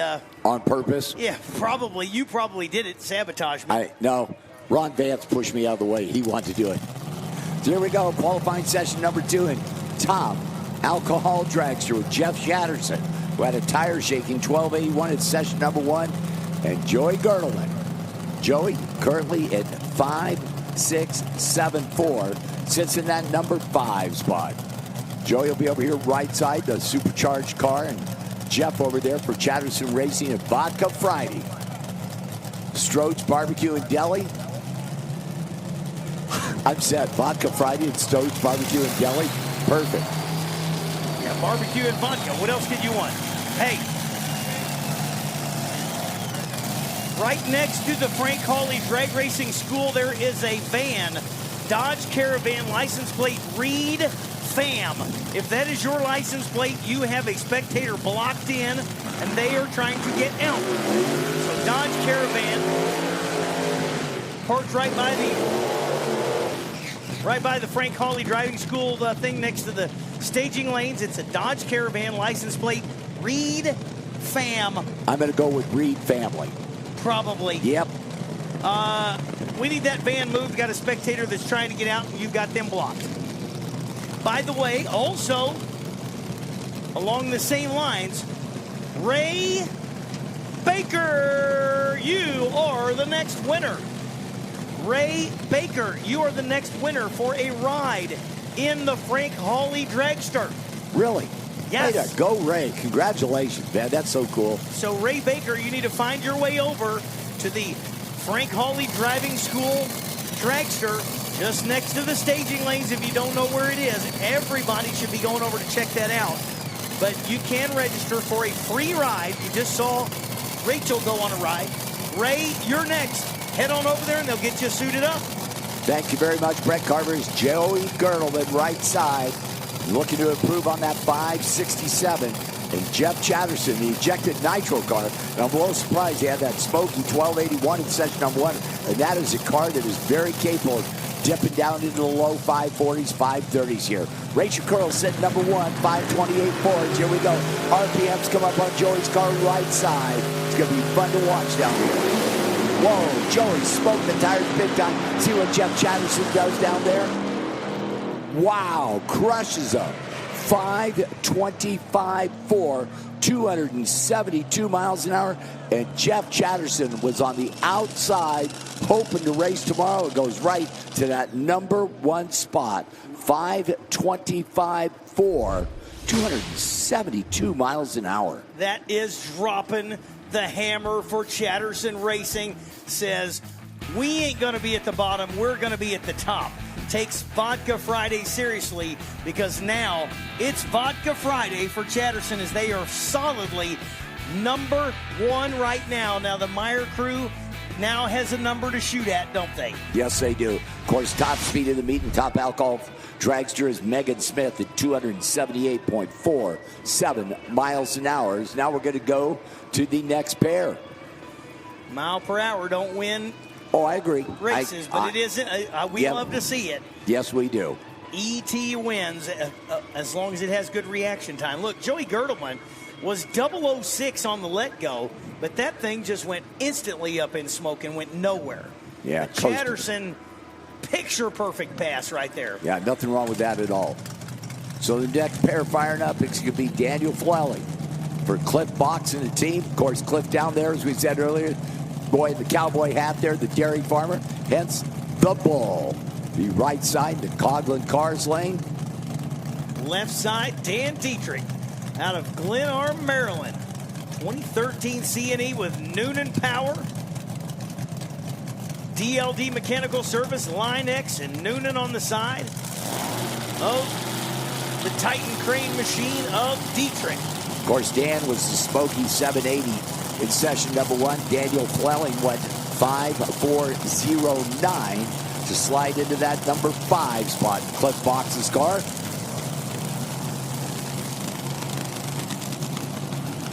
So both combinations here again. Ejected nitro combination for Flewelling. Blown alcohol for Dietrich.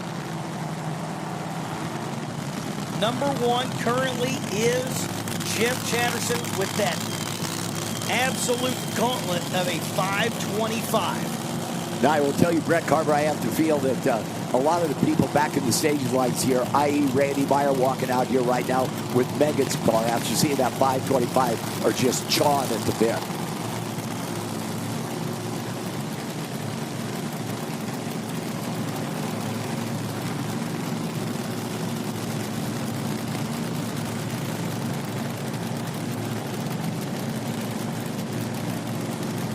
Yeah, I would say after Chatterson, you know, Randy was up there when Chatterson made the pass. And then he walked back to get his cars. He didn't walk back. He ran because he wanted to make a change. And I don't know how you do that, especially last minute. You know, they're nitro injected. Can you adjust the pump a little bit? I don't know what change you can make when you say, well, we were number one, now we're number two and number three. Oh, there's a good side-by-side pair. 20 up front for Llewellyn. 541, 271 mile an hour. And that is going to move. Is that going to move him at all? No, stays in that number 4 spot, but 584, Dan Dietrich. That improves some, but will stay number 7. But at least he has a number to start with going into round number 1 tomorrow.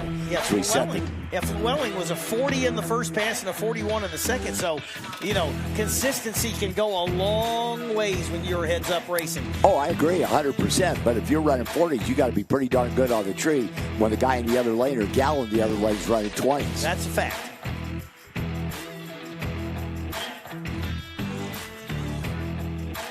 But Clip Box, you know, he's pretty talented with tuning on those cars. So a 40 and a 41 for that team. Watch round 1 tomorrow. So you got Jared Dreher on the left side, the Dreher Motorsports and Honey Creek Collision Machine out of Clinton, Indiana.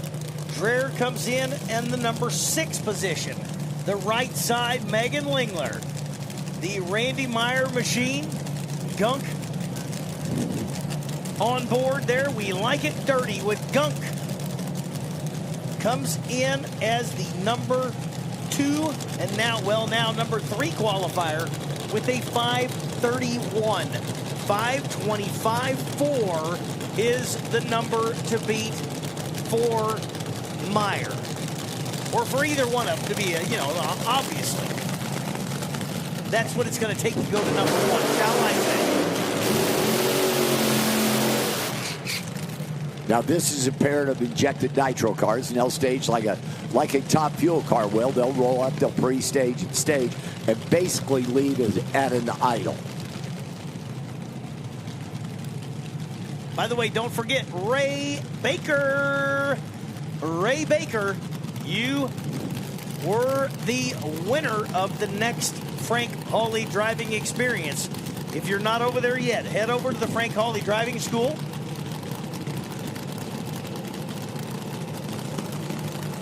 And get signed up. They'll get you suited up. And you'll get to go down this racetrack on a 7-second pass at over 140 miles an hour. That is so cool. What a great deal for the IHRA to do this. Give the fans an opportunity to go out there, get in that 2-seater, and go for a ride.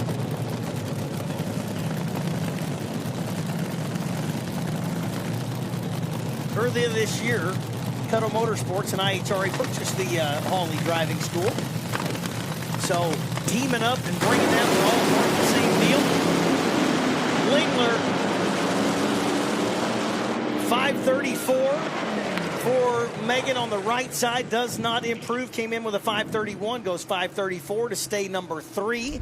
Dreher goes 570. Picks up 200, but still stays in that number 7 spot. So here's your number 2 qualifier. Rachel Curl going to be on the right side. The Hedinger's Equipment Machine.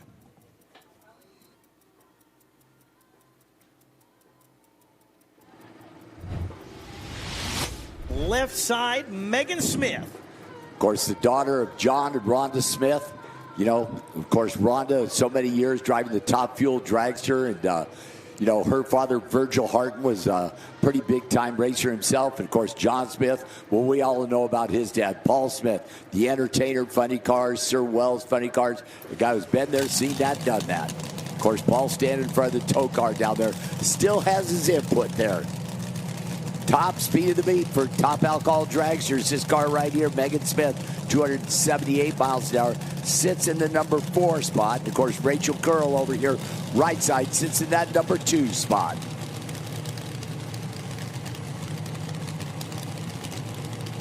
Injected nitro cars. Top Alcohol Dragster to set the field for round number 1 tomorrow.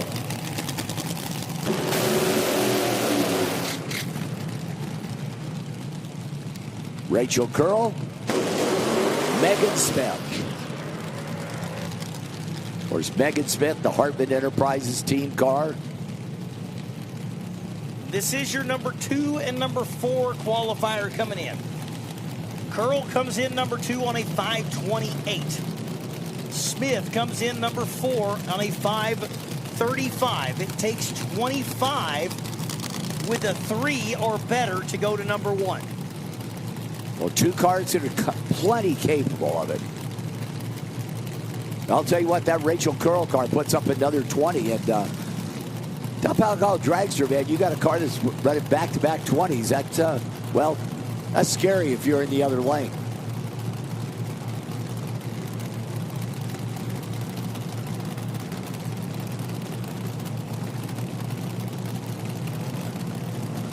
If you're online watching, we do thank you for joining us on YouTube. Speed Sport 2, Speed Sport 1. It's free everywhere you can watch it except here. Boy, they're away. 17 on the Christmas tree for Megan Smith. Goes 5:35. Repeats her initial qualifying pass. Went 5:35 on the first one. 5:35 on the second one. Rachel Curl down a little bit on the mile an hour. 5:37 at only 269 miles an hour. So nobody changes positions. Number 1 going to be Jeff Chatterson. Number 2, Rachel Curl. Number 3, Megan Lingler. Number 4, Megan Smith. Number 5, Daniel Flelling. Number 6, Joey Girdleman. Number 7 is Jared Dreyer. Number 8, Dan Dietrich. Started out of that number 8 spot and is going to get Jeff Chatterson round number 1. It's going to be fun to watch.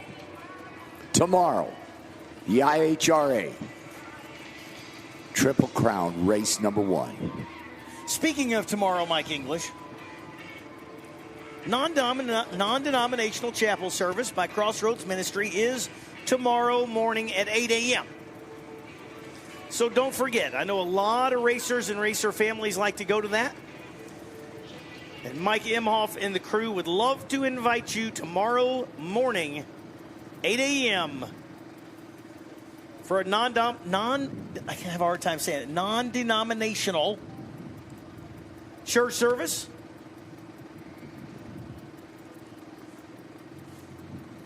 $8 a.m. Don't miss it. The wait is finally over. The IHRA Stock Car Series is here, and it's on Speed Sport 1. This is what stock car racing is all about.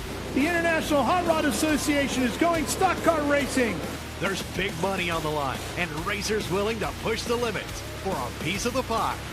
Leaning on each other as we cross the start-finish line, head down into turn number 1. Watch the entire season on Speed Sport 1. It's free to watch. Go to speedsport1.com for details and viewing options. Get racing news, analysis, highlights, and more 24 hours a day, 7 days a week at speedsport.com.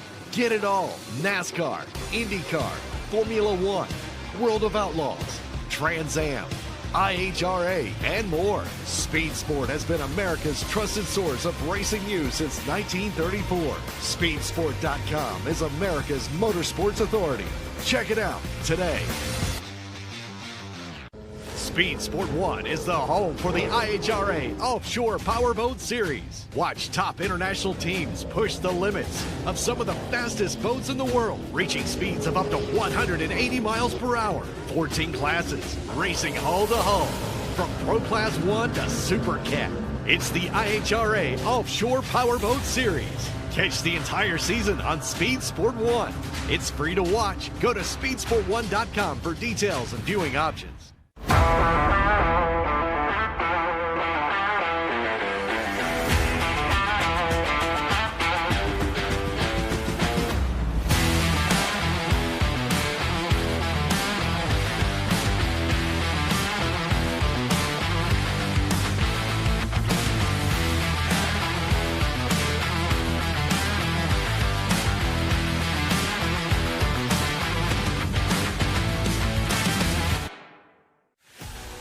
Speed Sport 1 is the place for the Hunt the Front Super Dirt Series, the premier dirt super late model tour of the Southeast. And just about 4 wide for the lead. Watch the series on Speed Sport 1 as it travels to some of the South's best tracks. Founded by racers, the Hunt the Front Super Dirt Series is a professional touring series. And you can see the entire season on Speed Sport 1. It's free to watch. Go to speedsport1.com for details and viewing options.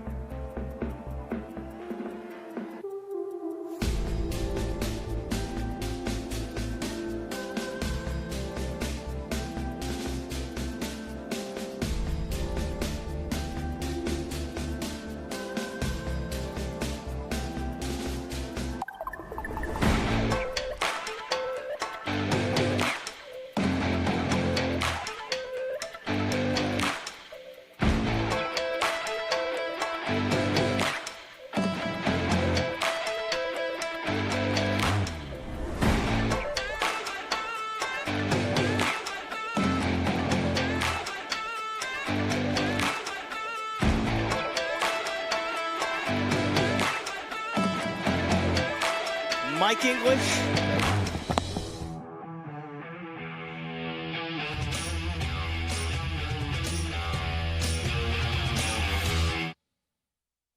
First pair out, Cody Austin, the right side, the bushwhacker, but we can't tell. Because they took the body out for some reason. I wonder if they damaged it in that first run there. Of course, sitting in that number one spot is Cody Austin in the team. And over there, far side, the Tennessee Shaker. Did not run session number one. That's Troy Ray in the team. Right now, if you want to be part of that 8-car field, 451 or better will get you in. And Tim Barone's sitting in that bump spot right now. That's going to move considerably. Considerably. First of all, there's at least one, if not two more cars making this qualifying session. And Dan Hicks and Kevin Kinsley aren't going to stay on the outside. Correct. Yeah, everybody there at that from about 6 on down, I wouldn't want to be in the number 7 or 8 position right now and not improve, because you will not be there. I don't think.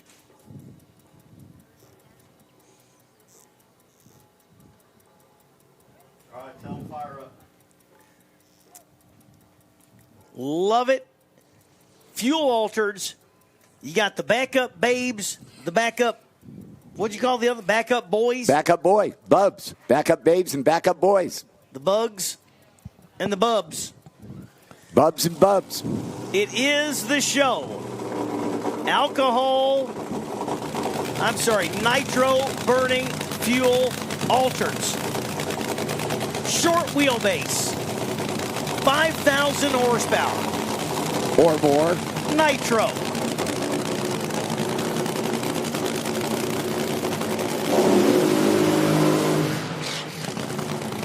Cody Austin does the burnout, and they are still trying to get. This is Jody Austin. Okay. Troy Ray, they do finally get that one to light.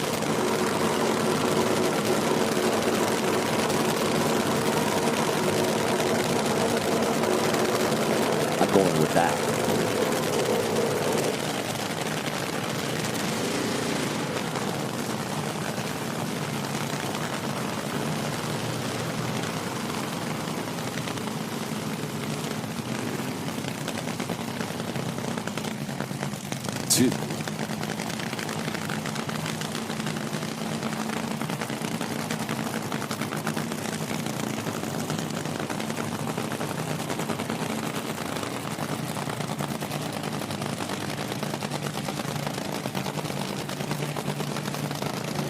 So Troy Ray, left side, not in the field. This is Jody Austin coming up right side. 2 cars trying to be part of that 8-car field. AA fuel altered, the IHRA Triple Crown race number 1. Jody Austin is pre-staged, waiting on Troy Ray.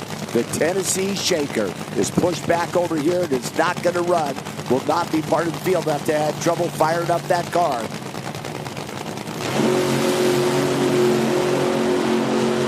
Oh, that's not a bad looking run there. Parachute comes out 3.54, 3:59.3, 213 miles an hour. So 3:59.3 moves them to the number 1 spot. Wow, Jody Austin, nice job there for that team. Great, 3:59.3 goes to that number 1 spot. Holy cow, that just shuffled everybody. But bumps Tim Barone out of the field here as 2 cars not in the field also coming up here. Kevin Kinsley, left side, the War Wagon, and Dan Hicks, right side, the Heat Seeker. So right now, I think it takes like a 370 to be secure, to be honest with you. The 452 is now out. The bump technically would be 432. It's not going to stay there either. So you're going to need to be in that 70s range, I think, to even say, yes, we think we're in. Just a great field of AA fuel alters here in the IHRA. And, man, this is going to be fun to watch. So Dan Hicks, wife Karen down on the grass down there. That's his backup babe. They've been married, I forget what their anniversary was. Been a few years. And Kevin Kinsley, race car builder extraordinaire in the War Wagon, being that 7th lane.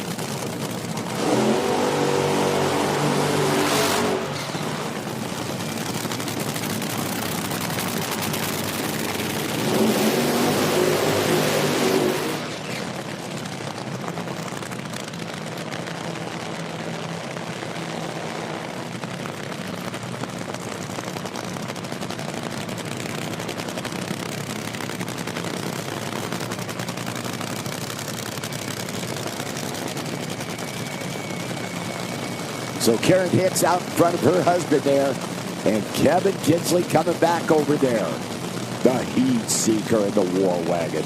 I love fuel alters. They all got names. Of course, that Summit Equipment Company car altered for Dan Hicks in the team. That is a very big-time racing family here, the Hicks family there. Of course, Heat Seeker isn't bad either, but I mean, the boys, they moved from up in Oregon down to Indiana area. They build Buick cars and stuff like that, and do all kinds of different racing.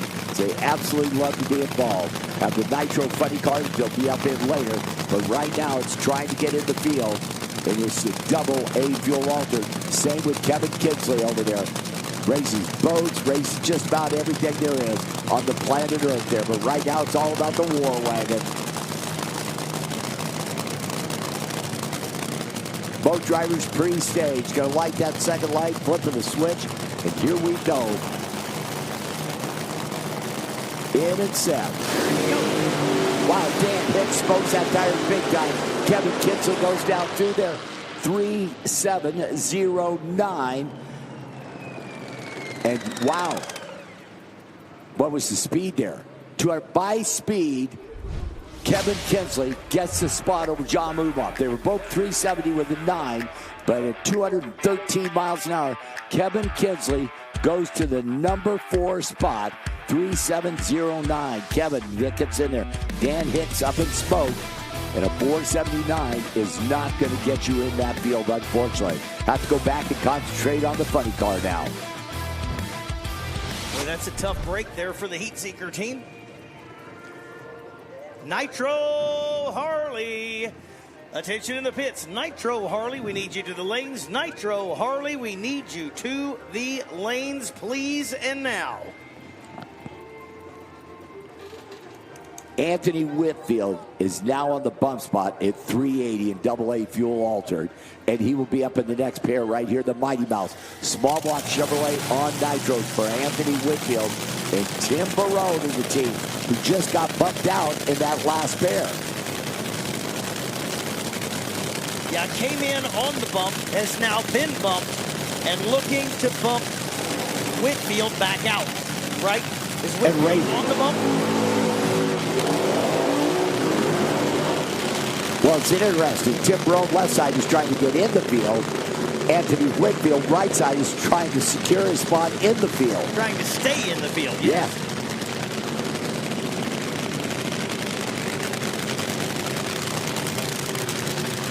Man, it's hard to keep track of all this stuff.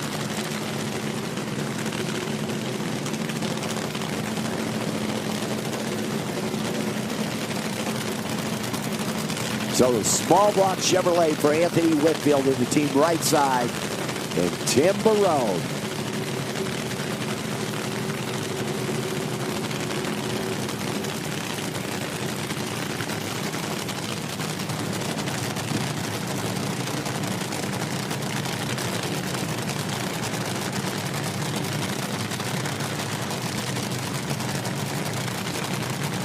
Anthony Whitfield pre-staged in the right side to track that Coughlin car plate.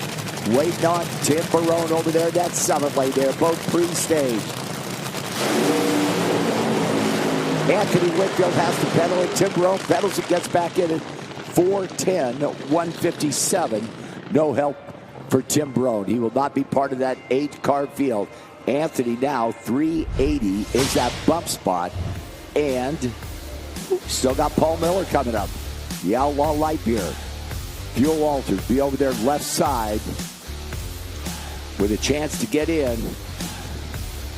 Yeah, currently outside looking in for Miller. Miller is a winner already this year. Virginia Motorsports Park. At Virginia, that's yes. fact. So the Outlaw Light brand new sponsorship on board. Paul Miller says we've got to get the Outlaw Light beer machine in the field. It was sour all the way down the track earlier. 432 is what it went. Of course, Levi Keenan coming up right side of the track, sitting in that number 4 spot. What a 369.6 in session number 1.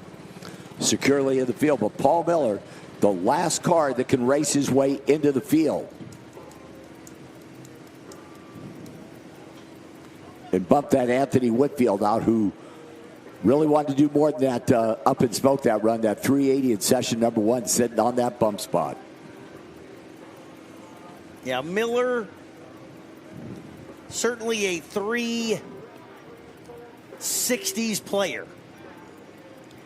Maybe even a 50s player, to be honest with you. Right there at that very bottom end of the 60s number anyway. So just needs a very nice, good car. Clean hit.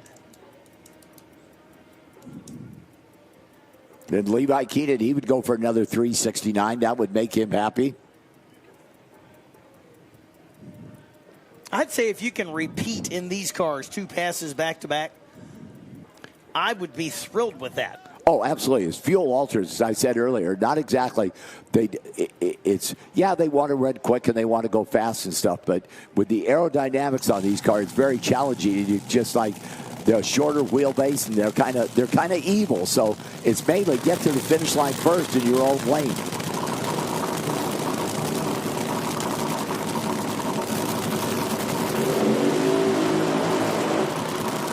Listen to that Paul Miller car. It sounds different. It sounds different in the burnout. Listen to it. Does that every run? Yep. We always go, what's wrong with Paul Miller's car? And then he goes out and wins the round. Yeah, exactly. And then he does that crazy sounding burnout. We say, what's wrong with Paul Miller's car? And he goes out and wins the event.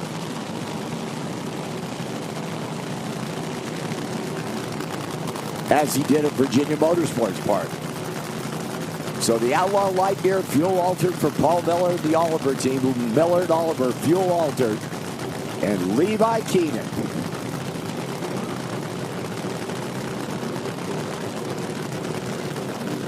The Austin boys, the Bushwhacker team car, sitting in the number 1 and 2 spot. Jody lead the way. Cody right behind him.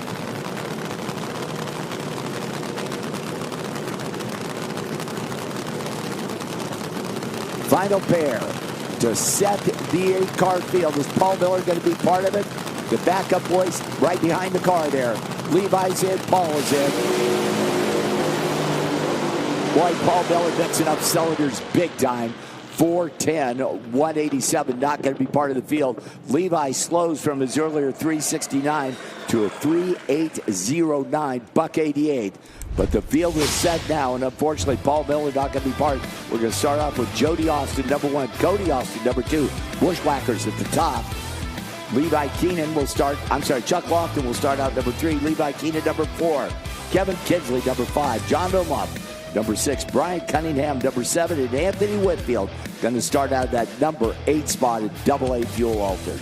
Boy, that is a tough break, as Paul Miller has been really good and consistent all year and just could not put two good passes together or either pass good, and just going to be on the outside looking in.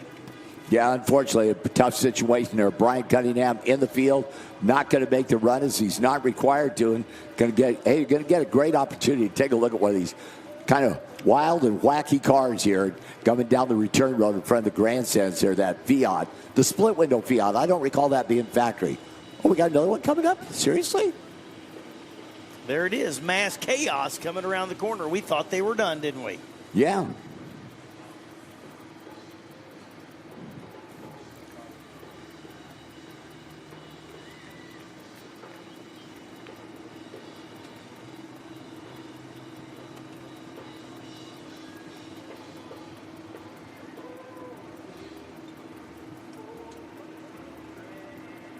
All right, so John Umlauf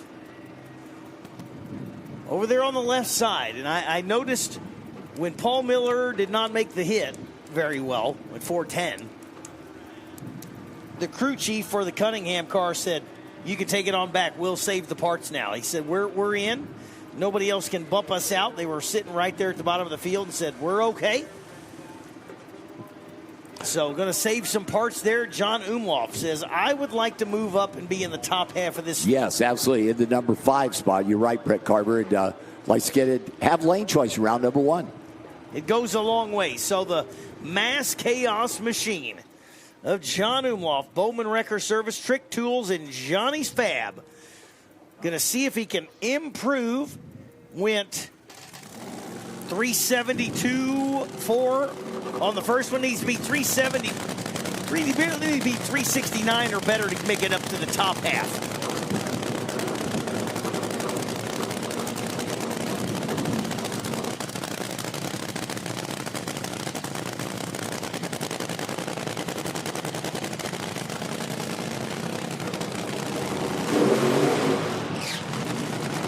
Just a little blip of the throttle burnout.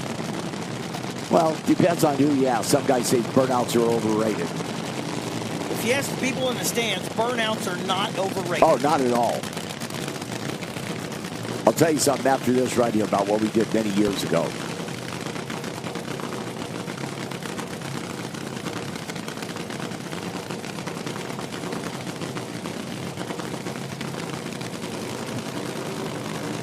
Needs to go 3:708 or quicker to get in that top half of the field.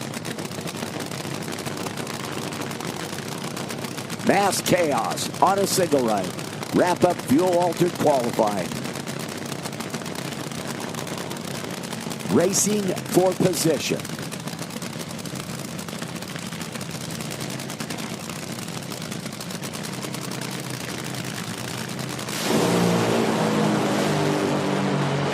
Like a good pass.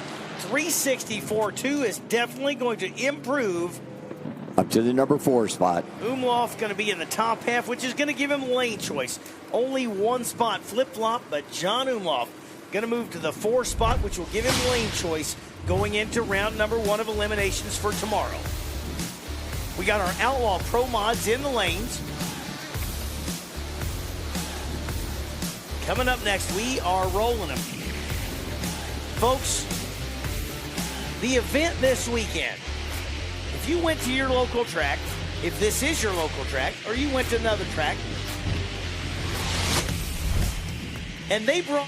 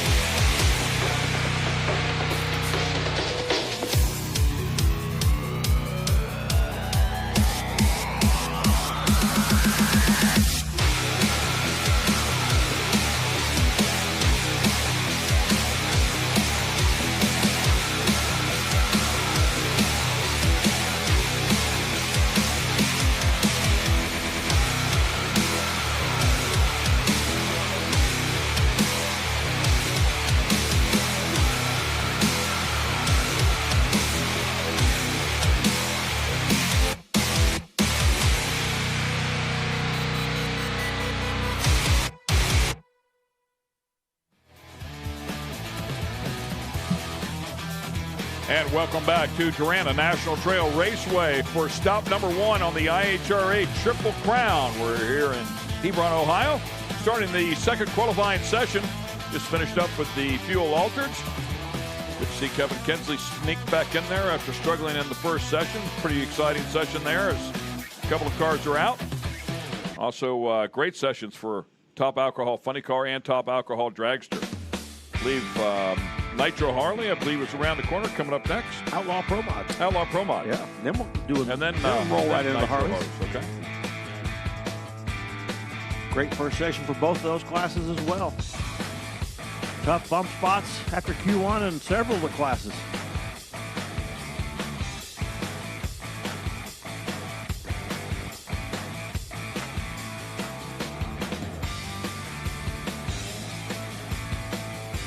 Beautiful day of weather. Remained about the same, just a little bit warmer than it was earlier today, but just a couple degrees maybe at the most. So weather conditions sticking around, the cloud cover in and out, keeping the track temperature reasonable and working temperature. Guys are having a really good second session in a couple of categories. Jeff Chatterson coming out and going number 1 in alcohol dragster on the second session. Paul Miller, Fuel Alder Chatterson did not get in. Down, yeah, Paul Miller's Fuel Alder didn't get in the show.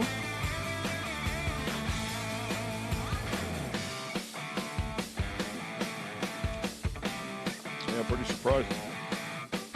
Paul Miller winning in that category in Virginia, our second stop on tour. Actually been to 2 finals here and Virginia. Does not make the show here. He had issues with dropping cylinders and unable to get the finish line on all 8 running.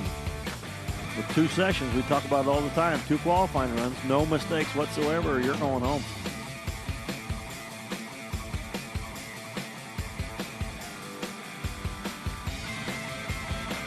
You have an issue on that first run, you come up here for the second run, and it gets you thinking. You know, do you pull it back? Do you not get after it as hard? Or you get after it, we got to get it in the show? Because, I mean, look at the Mountain Motor Pro Stock. You're going to have to run a pretty good number to get in the show. Yeah, yeah. So you can't come up here and just lay one up and get it in the show. You got to go up here and perform. Yeah, pretty much all you got. Margin for error is very small.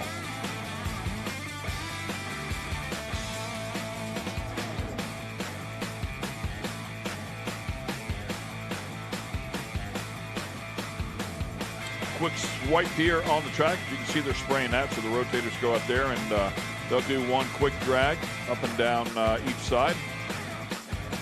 And we should be good to go here.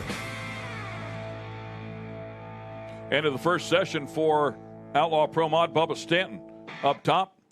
3:53 at 2:13, followed up by Robert Davis, Hank Stubbs, Mike Decker Jr., and Doug Reister with the nitrous car with a nice hit there inside of the top 5. Outside looking in, we have 4 competitors: John Vergatz, Joey Martin, Tim Brown, and Ed Wilson.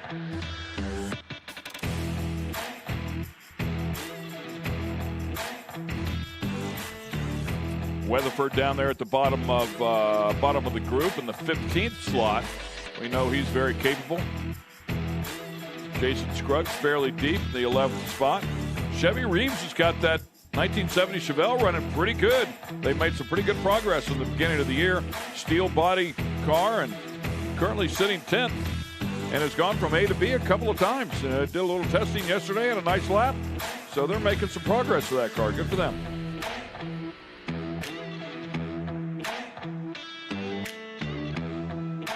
A couple of guys having issues that first session. It wouldn't take too many cars, and that bump plot's going to pick up a bunch and get a whole lot quicker. Oh, yeah.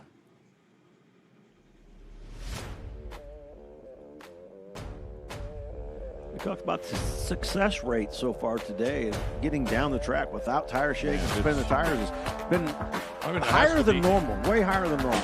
I mean, honestly, if you took all the cars out here on the property, I would still put it safely in the 90% range that have gone down the track. Yep. Which, as you mentioned before, is going to really prove to make a very exciting second session here now that everybody has some data. Really hurt your feelings if you're one that didn't.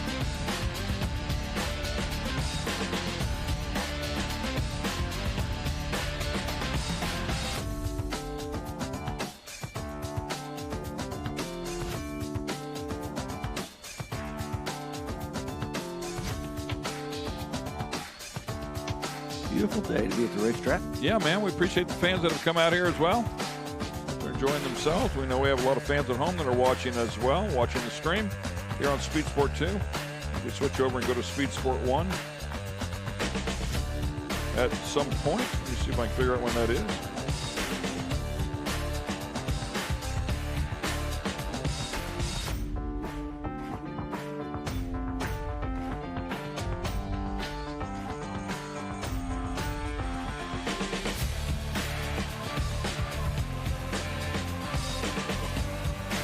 Lights flashing on the tractors. This will be the last pass. Yeah, they're about done here. It's like a bit of a headwind. Yeah, not vicious. Not vicious. Change directions all day. So just about a breeze. It's really not windy. So a little less than an hour, and we will switch over to Speed Sport 1. We will let you know when that happens at 4:30 Eastern.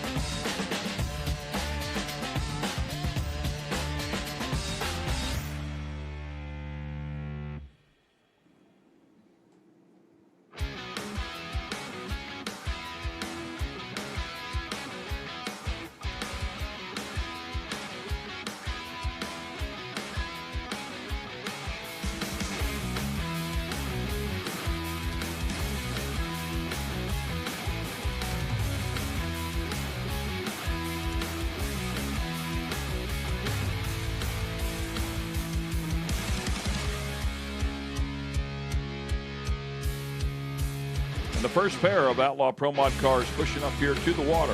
We are ready to go. Water and water box. Get them lit up here. Roll some smoke off of the hides.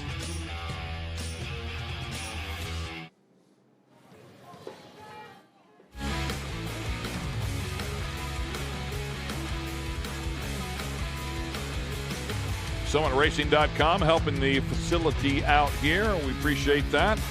Beautiful place here. A lot of upgrades done to beautiful National Trail Raceway, courtesy of the IHRA, Darana Raceway.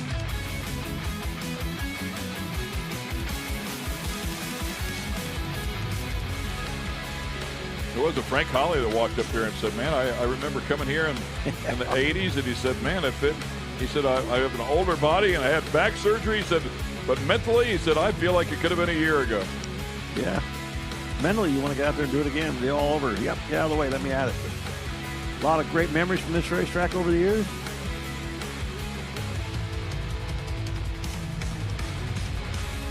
Give them the thumbs up. Yeah, last minute something going on in Vergat's car there. They're trying to get handled. There we go. Vergat's the first car out with a 604. Oh, clearly just not able to make it to the stripe under power. We'll see if they have a better hit here. And then alongside Tim Brown with no time recorded at all. So both cars out looking in. See if they can change that here. 449 is the bump.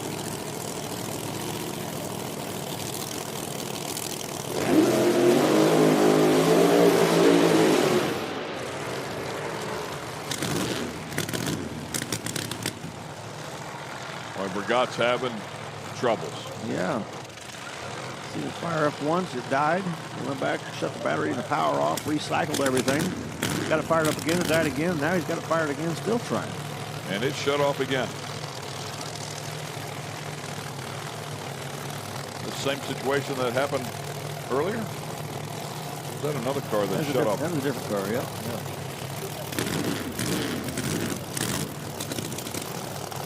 Oh. Almost.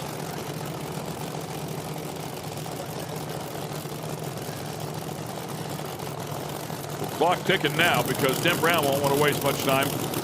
He's outside looking in, trying to get his best run. I can't imagine. I would think Vergat's already out of time. That's it.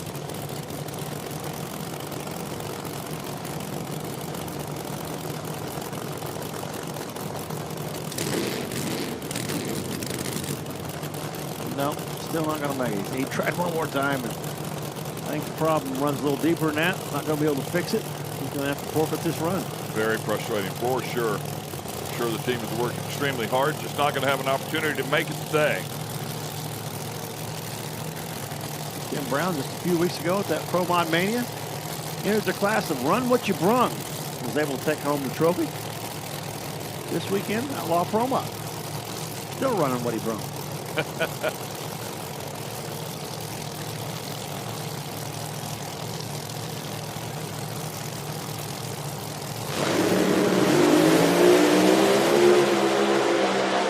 The better hit there. It's going over towards the center line, but he's going to make it to the stripe under power. Puts a 379 on the board, and that is good enough to get him up into the number 9 spot, right in the middle of the field. Nicely done. Yeah, nice solid move for Tim. And great run. Let's check in with our Sarah Daly. Sarah, who do you have? All right, guys, I'm here in the staging lanes with Billy, and this is a pretty significant pass here that you're going to make here in a couple of minutes. So any changes, or what's kind of your attitude heading into this? I've got a good positive attitude right now. First one, we had a malfunction with a broken wire, and then just some small gremlins. We haven't been out in a little while. So, I'm number 16 right now. We're going to try to make it, I want to get up in the top 8 at least, and we think we got everything fixed, and we should be good. I got my little tuner right here, Craig. This is his father that owns the bike, Craig Kalk, and Controlled Chaos. I'm going to go out here and try to make a good lap. And the weather, everything's absolutely gorgeous. The fans, the whole environment here has just been absolutely phenomenal. Daryl's programs are just unbelievable. I can't say enough positive things about this sport. It's great. All right, well, good luck out there, and we'll see you soon. Coming up in just a little bit, we wish them the best of luck. Currently in, but barely in, as we go back here to our Outlaw Pro Modified category. Looks like we will have a single run here. Love the Willis. What a beautiful car.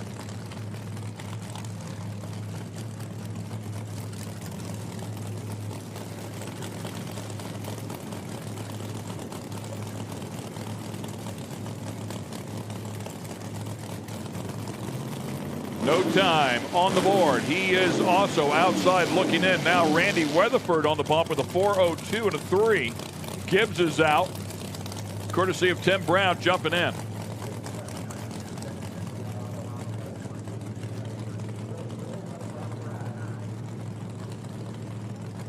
Ed Wilson out of Benson, North Carolina. They've won just 2 nitrous cars here trying to get into the show.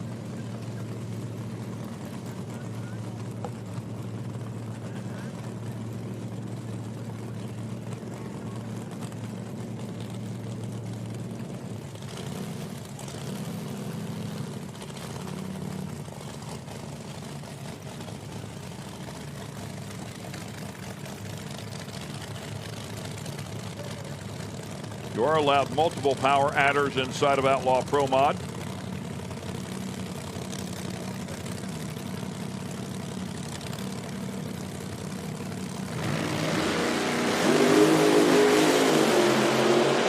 Car moved around. Looks like he's going to make it to the other end. Might have caught a piston there just before it was all said and done. But a 374 will get him into the show. Nice hit. He goes to the number 8 spot. That bumps Randy Weatherford out. Puts John Sullivan on the bubble at 385.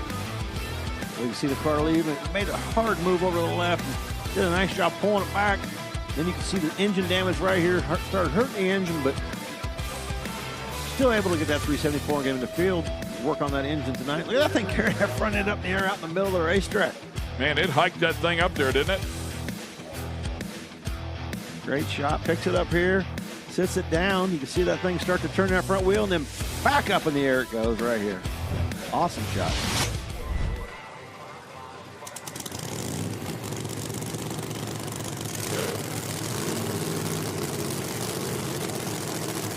few of these guys that weren't in the field bumping in and taking that bump spot and moving it right down as we go along.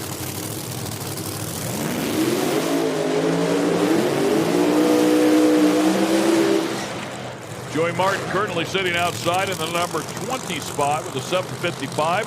And John Sullivan, who's sitting on the bubble, 385 with a 7.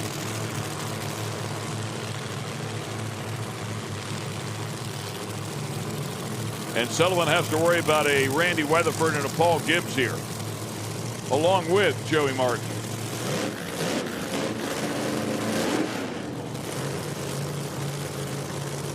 Weatherford in the next pair. Weatherford's car good enough to go to the number 1 spot if they get a hold of it.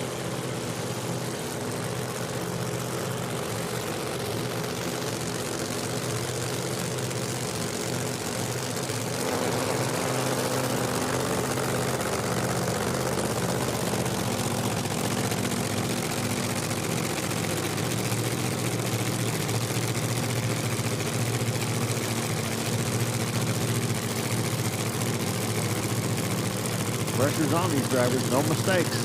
You're going to race tomorrow, you're going to have to get in the show now, and you can't do that without no mistakes involved.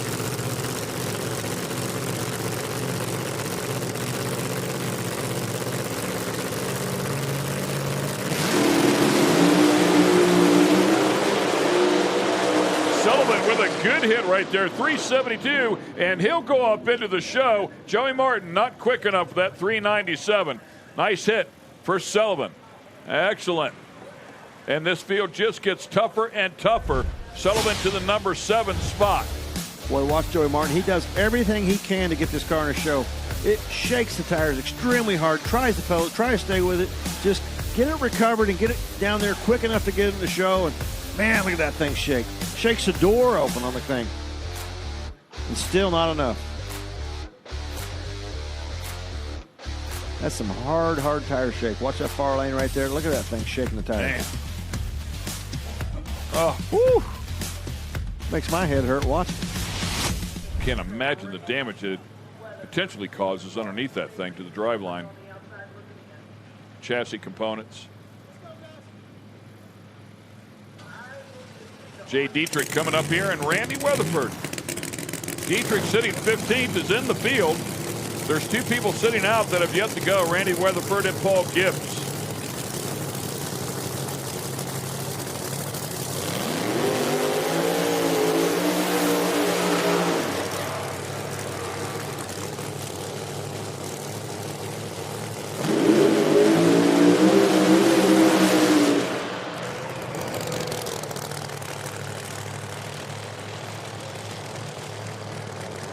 Weatherford, as we talked about, has just been so solid in this category. Going to 2 final rounds so far this year. Season opener and then again here at Columbus. With that said, did not win any of them, either of them, I should say. But as you talked about before, just one of those cars that constantly goes rounds. Yeah, you always see this car late rounds every race. And rolling here on Q2 and see Randy not in the field is a little surprising. But all it takes is that one good run and you're in. And we know Randy's plenty capable. And as calm and smooth as a character Randy is, I don't think he's sweating too much right now. Randy's pretty confident, pretty calm, and got to go out here and do his job. Good news for Jay Dietrich is Gibbs did not make his run. So Dietrich sitting 15th could only be bumped down 1 spot by Weatherford. Everybody outside right now. Well, Justin Swanstrom is sitting here behind. If he gets bumped out, he has a chance to get back. He'll have a chance to get back in, and now he can bump him out.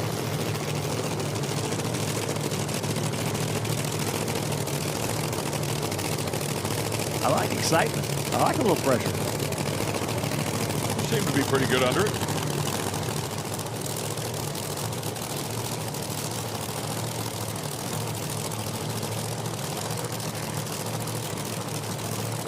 Here we go. Weatherford, get in. Weatherford doing what Weatherford does. 363 with a 7, and how about a 365 for Dietrich? Nice hit for both of them. That'll bump Dietrich way up into the field. Should safely keep him into the show. He goes to the number 8 spot. Randy Weatherford goes to the number 6 spot. And now Justin Swanstrom has his work cut out for him.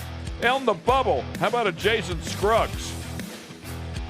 Well, I tell you what, that's what we've been talking about right here. I think Randy Weatherford, they went up there wanting to run in the 50s like everybody else, but had to lay up just a little bit to get the car in the show, made sure it was safe, and goes out, runs that 63 in the show. John Sullivan, 009 light. Were you happy with that one? Yeah, I actually tried this time. Last few rounds, I've been kind of in la-la land, not paying attention. But looks like we're starting to get a handle on the car, going in the right direction. Ready for E1 tomorrow as long as we stay in the show. Now, you mentioned that's a new car. When do you feel like you have it all figured out? Never.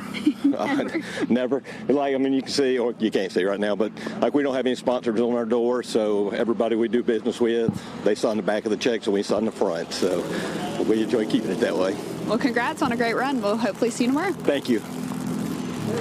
Important battle right here. Jason Scruggs on the bubble with a 381. Justin Swanstrom 1 spot out with a 382.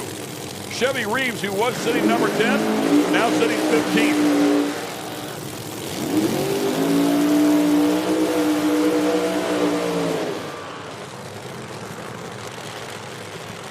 Another pressure run. If Swanstrom gets in this show, I mean, Scruggs got to improve if he's going to race tomorrow as well. So, yeah, and both cars very capable of doing what we just saw, putting a couple of 60s on the board.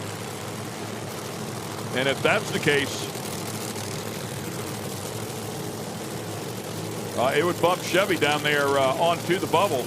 Frankie Taylor would be in the 15th slot. Things are getting real in this class in a hurry. Chevy sitting back here as well with that 70 Chevelle.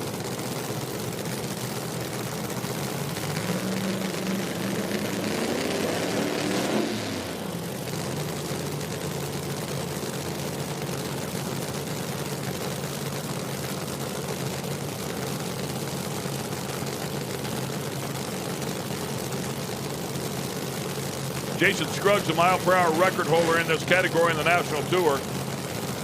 Give you an idea how good that car is. The Mississippi Missile's got his work cut out for him. 3-time world champ. He get off of that bubble.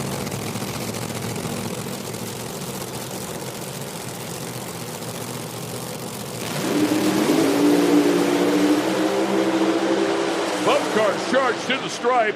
And how about a 357 for Jason Scruggs? Nicely done, man. That's how you put it safely into the show as he goes to the number 3 spot and right alongside a 377 for Swanstrom. So the 77 will get him in the show as well, 12th spot. Both cars doing a great job of stepping their performance up, getting them both in the field and putting the pressure on somebody else now. Chevy Reeves on the bump. Well, Scruggs' car dancing around out there when that thing came in.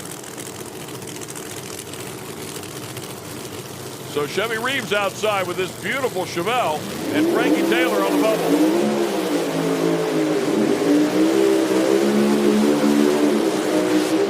Woo! That's how you do a burnout. Yeah, Mike DiDomenico really lighting that thing up.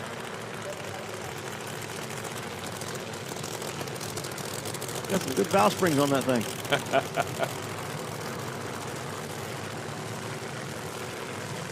Chevy getting bumped out. Got to come bump back into this field. And if he does, yeah, Frankie Taylor, you're out. I mean, it just doesn't sound right. No. And Frankie Taylor doesn't think it sounds right either. And quite possibly could jump up into the middle to the front of this pack as well. Tim Brown, who was up in there safely, now 15th. Domenico, number 14. Man, tough field. And tough in a hurry.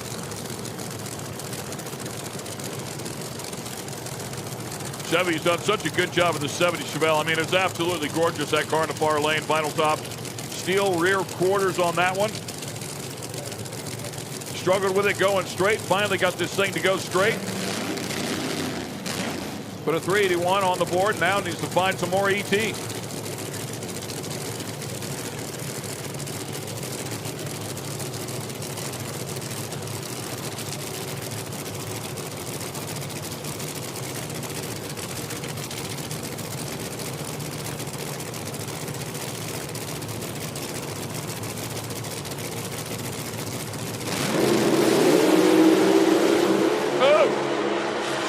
Did not go straight that time. Had to get out of the throttle, and that'll allow DiDomenico to come back over here. He throws a 50 on the board. 3:56 for DiDomenico. He jumps up to the number 3 spot, bumps Scruggs down to 4th. Found a couple tenths of a second from that first session to the second session. And what an outstanding run by Mike. And Chevy's car went out there, shook the tires, went to the left. But trouble he's been having quite a bit with that car and not able to get it down through there and get in the field. But, man, look at Mike. DiDomenico, nice. He really had to drive that thing, too. It was going to the center line. It was spinning the tires there at the beginning. Doing a great job of picking up from that first run to that second run and putting him way up there at the top. Number 3. And Chevy and the gang was going for it there, and they had to. Nothing to lose. Just did not pan out. They'll have to go back to work on that one.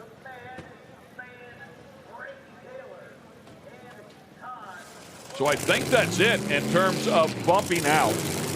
Correct me if I'm wrong there, Tommy, but everybody that could bump in has already run. Now we would just shake the ladder up a bit. Frankie Taylor's in the show, currently sitting 16th as he comes up here in the far lane.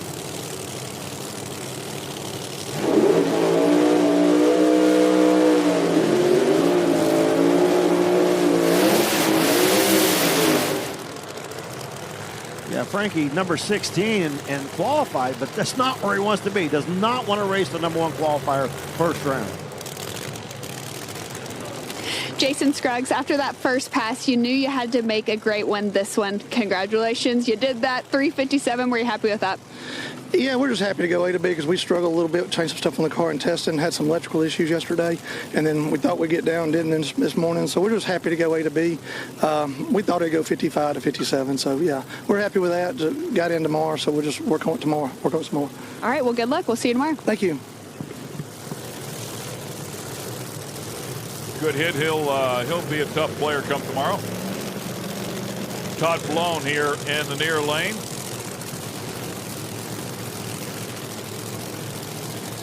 Like they might have knocked the first panel out of that. I'll tape back up. We had Swanson gang, and we saw Justin go out there and improve as well, so looking to do the same. I said burst panel. That's probably incorrect description there. Flap on the hood anyways.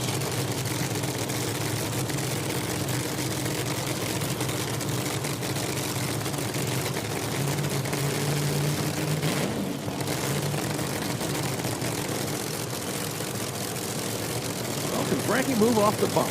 Yeah, the madman in the far lane. Tough player. Not much he hasn't won.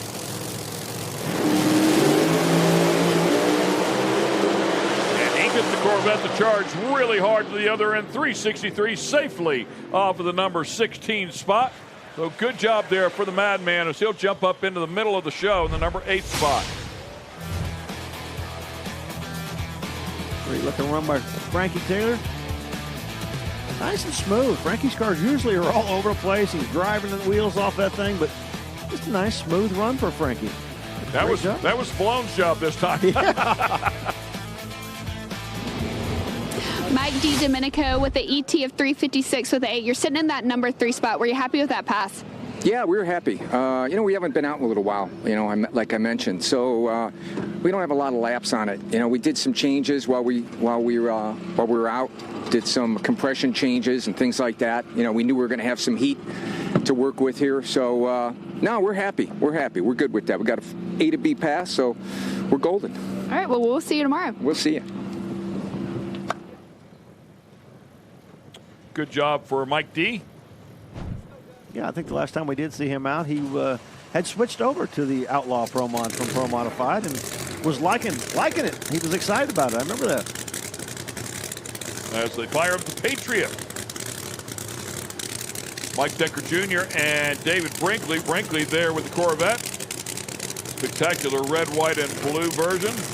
Gorgeous livery.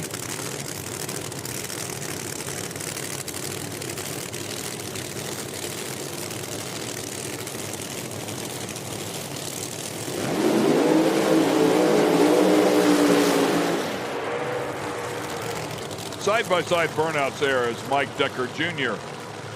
with the screw blower on this one. Yes, there are 2 of them. One in Pro Mod, one in Outlaw Pro Mod.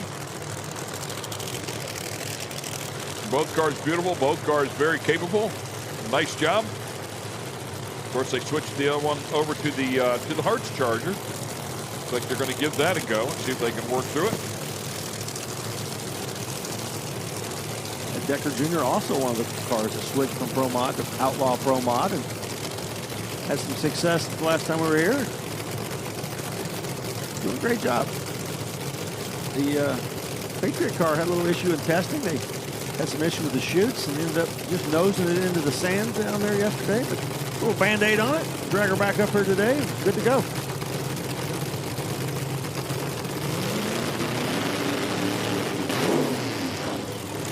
Brinkley went a 373 last round.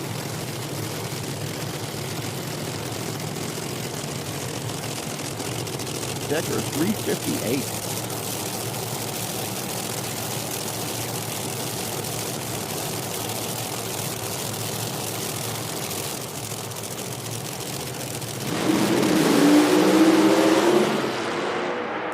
Both of them having issues not making it.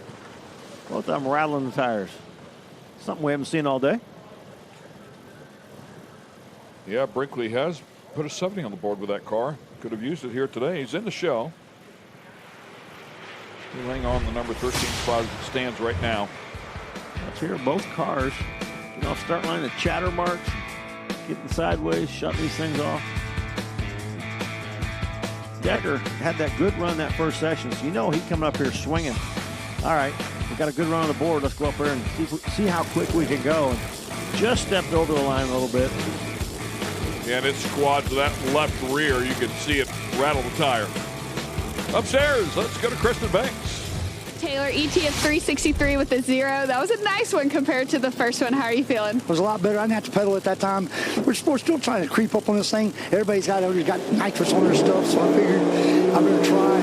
We're way fat. You can't even tell it turns on, but I want to give a shout out to JE Pistons. They hooked me up with some pistons this last week so I could be out here. We broke a rod at XRP the other day, and it took a lot of work to get here. My whole crew, and myself, and tomorrow's me and my wife's anniversary, 34 years.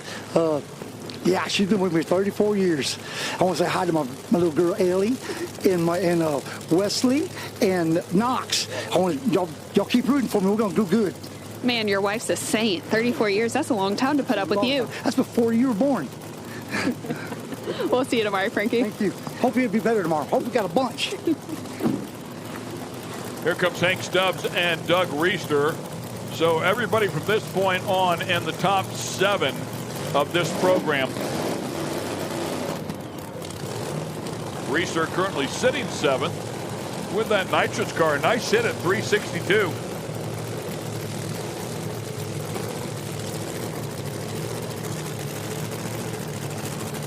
Stubbs just ahead of him a little bit quicker. Stubbs to the 58 in the first second.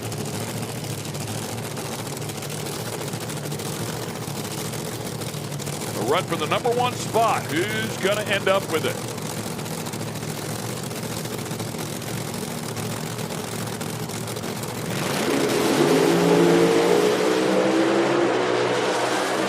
Problem for Reister. Stubbs comes out, goes to 359, very consistent, a 58 and then a 59. Looks like he's got a pretty good race car. We're seeing a few of these guys here towards the back of the pack, made those good runs that first session. Come up and swing for it, trying to go for that number 1 spot, and just a little too aggressive. But Stubbs, great consistency of that car. 58 and 59. Got a good race day set up. One of the guys to watch tomorrow. Another look. Slow-mo. Oh, yeah, man. He felt that one quickly, though. Got out of the throttle. Said, yep. This one's not going to work. Sorry. And Bubba Stanton, Robert Davis coming up here next. Stanton currently sitting number 1. Davis number 2. 353 for Stanton. 355 for Davis.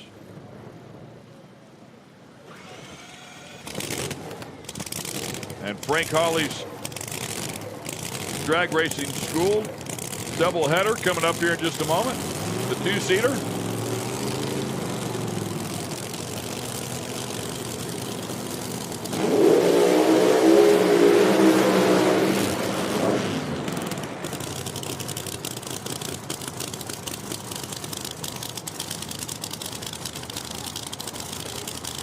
Kristen Banks once again has somebody.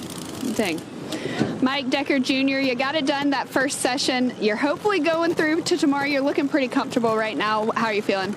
I'm feeling good. Tomorrow's going to be good. We'll try to go for it there, and we'll go back to racing tomorrow and put our race tune-up in there. Hope we go some rounds. Now, what kind of changes does that mean? What's the race tune-up? That means it'll be a little more conservative to how they add the power so we don't knock the tires off like we just did. All right. Well, we look forward to seeing that. Thank you. And it looks like issues here for Bubba Stanton. Our number one qualifier is pushing back. Will not make this hit. That's not what you want before you go into race day. I'm not sure what the issue was. The car was running, and they got to looking in there and saw something they didn't like, shut the car off, push it back. Will he keep a hold of that number one spot, or will Robert Davis go out there and grab it from him? Gorgeous quarterback's built car for Bubba Stanton. I'm sure will come out here and be quite a threat tomorrow for race day.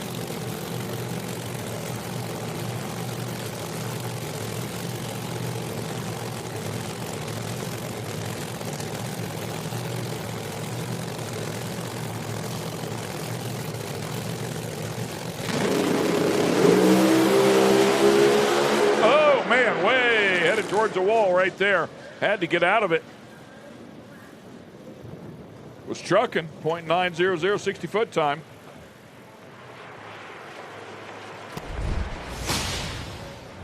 Robert Davis trying to take his shot at the number one spot. Leaves the start line, got that front end up in the air, and problem is it's going right. See a good shot right there, going over the right. Said, okay, that's enough. Yeah, he hung on to it about as long as he could. No point in pushing that one for qualifying, sitting in the number 2 spot. Got a good race car. Right. Ready to go for tomorrow. Bubba Stanton having issues. Robert Davis having to shut off, but both those cars remain 1 and 2. Sarah Daly is in the staging lanes. Let's check in with her. That's right, guys. I'm standing here with Chris Smith, and you're in the number 3 slot, so feeling pretty good out there. Any changes, or how are you approaching this next pass? Yeah, first round, we were actually pretty conservative. We've kind of been struggling with the bike a little bit, so that was a more conservative pass. We're going to step it up this time. Yeah, we'd love to see about a 10 on the board this time. That's what we're shooting for. How's it been out here so far this weekend? It's been gorgeous weather-wise, but I'm sure in that it's a little warm. Yeah, it's a little warm, but no, it's been fantastic. You know, IHRA does a fantastic job. The track is prepped, really well. We're able to lay down some great numbers. The whole class ran great, so hopefully put a good show on for the fans and keep dropping these ETs even lower. All right, well, good luck out there. We'll talk to you soon. Thank you. And we'll send it up to Kristen Banks, who's at the top end. Kristen. Thanks, Sarah. I'm up here with Hank Stubbs. Hank, you're sitting in that number 5 spot going into tomorrow. How are you feeling? We're really excited. We're making good, consistent runs. The tail of the tape again. We're not the fastest car here, but we're consistent. We're making consistent runs. That's what's important. The heat of the day, the sun's out. It's hot up here. We're excited to be going rounds. But I'm excited to have my son with me. My wife and my little girl are home watching. We love y'all. We wish y'all were here with us, but we're just super excited. And the most important thing, I want to say thank you to my Lord and Savior Jesus Christ for giving us this opportunity. Gunnar, what was your job today? Did you help tune the car? Were you the tuner? Did you help push it? Yes. Yeah. He's the pusher. That's Hank Stubbs and Gunnar Stubbs. Thank you, guys. Good job, brother. And Kristen scared him. She just wasn't asking the right questions. She got to the one where did you push it? Yep.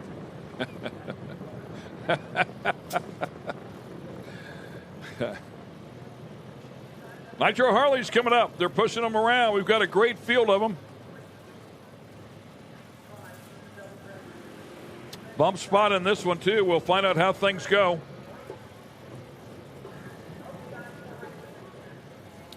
Mike Beelan came up here. He's down there helping out. Is it Benny? Benny, yep. Benny yep. Stevens. And typically, he's doing good in the. I think he's leading the points on the national tour. Not out here competing this weekend. But we were chatting with him. We said, "Man, we've got a lot of bikes. It's a great field." And he said, "Man," he says, "there's probably another 4 or 5 sitting at home." So there's room to grow. But we have seen significant growth already with this category. It's great.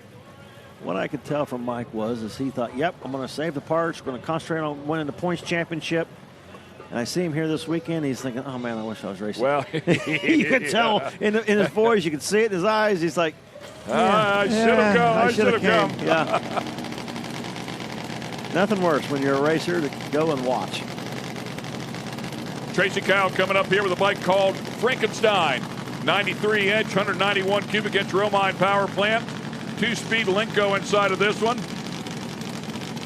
Rossi Jackson, crew chief on it. Bad Apple Racing. That is a very successful racing team in the two-wheel category. 2022 IHRA Top Fuel National Champ.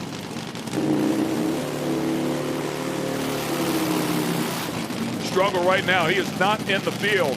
He has been as quick as a 625. But he put an 807 on the board here today. He needs something better than a 695 to get into the show, which is where Billy Jackson is sitting.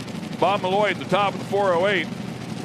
Anything to 620s to get him into the field pretty safely here, up inside of the top 8.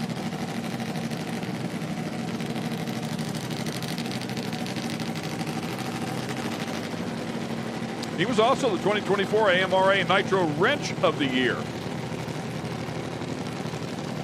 Chassis built by the late DJ Johnson. Oh man, a heck of a ride there. The laundry comes out. He stays in the throttle and drives that thing to a 497, and it's going to put him in the field right now in the number 14 hole. Man, that's a never quit attitude right there. Do not quit, man. Yeah. It's just when in doubt, throttle. Just throttle, man. Watch this thing leave it, blows the tire off. Right here. Then he pedals it. When he pedals it, it knocks the chute out of it. Then it hooks it back up and drags the chute to the finish line and gets the thing in the show. Can hear it now, man. I thought this thing was going to run, but it felt like I was dragging an anchor. That is a seasoned veteran right there. Not many people get away with that one. Wow, look at that thing. Pops the chute right there. Oh, it shakes the tire. Oh, again. yeah, man. Sets the front end down, picks it back up again. That chute must have calmed it down to where it went right down through there. Finally put a load on that thing and said, let's go. Pretty wild. Billy Jackson coming up here next. Billy Jackson now one spot out, courtesy of Tracy Kyle. Spencer Aguiar on the bubble, 567. John Toth, the 533, sitting 15th. JT is good, man. JT can put one down.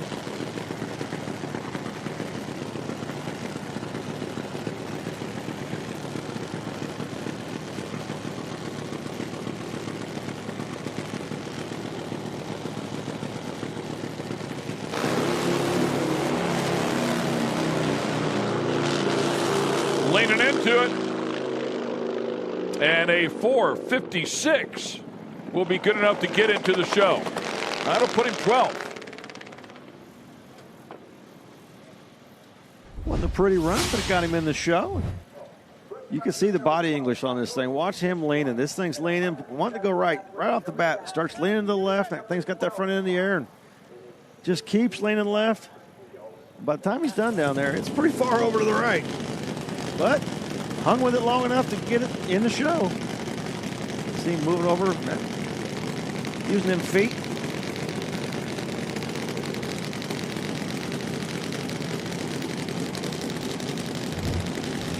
Spencer Aguiar now outside looking in. He's coming up in this next pair. Spencer, who actually helped Jordan Peterson with his win here last year.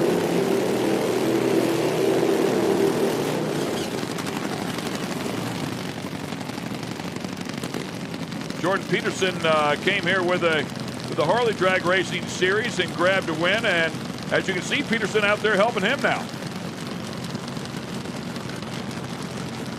JT lined up on the other side.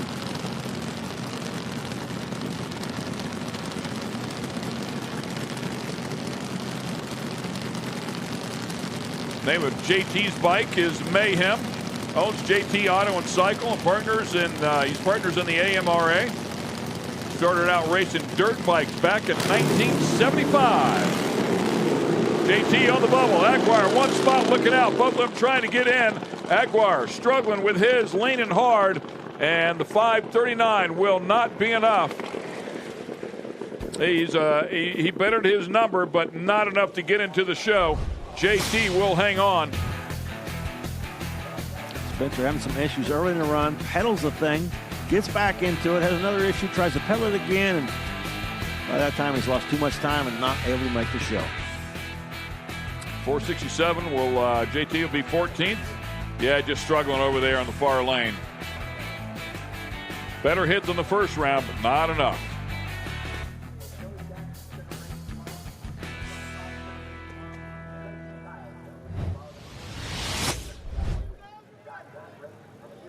Smaller guy too, and seems like those smaller, lighter guys, man, it's difficult to. The bikes are so wide. I mean, look at the width of that thing.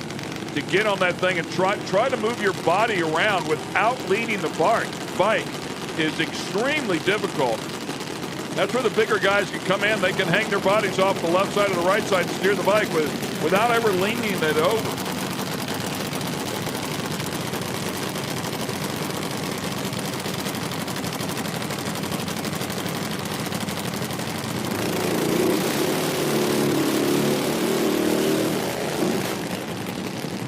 Watching Benny Stevens there with the traditional one-handed burnout. Giving a salute to the crowd as he does the burnout. Does always down in Australia. Kind of his signature trademark. Kind of cool to see him do it here in the U.S. as well.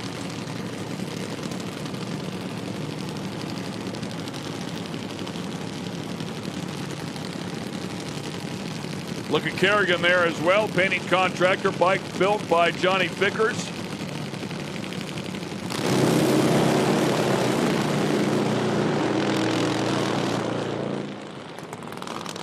And how about that? 429. Nice hit. Really good job. Move Benny up a couple spots from number 10 up to number 8. Clearing the top half of the field. Kerrigan having issues. You can see it put a cylinder out right there.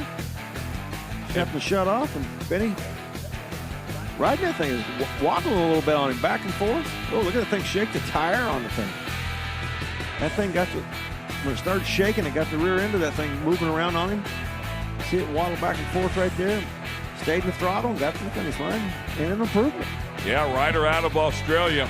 Incredible story. He's been through cancer. He's an amputee as he lost his foot. Was in a nasty four-wheeler accident. Broke his wrist, his ribs, his foot, and they could not save the foot.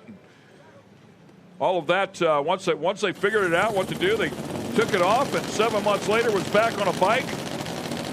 Wrote a book about it as well. His book's called Fuel, 208 pages of entertaining tales. So something you could look into. It's a great story. Benny Stevens, great to have him out here. Jimmy McMillan coming up.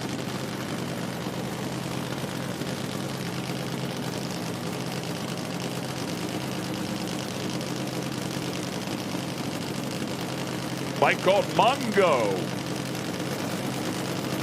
A little adjustment. Air fuel adjustment.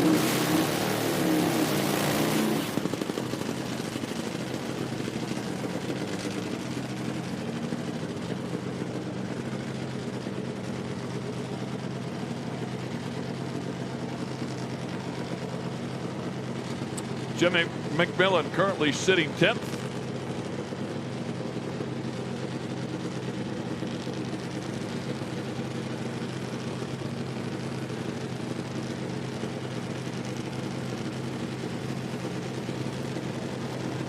Solid 438 on the board last time out.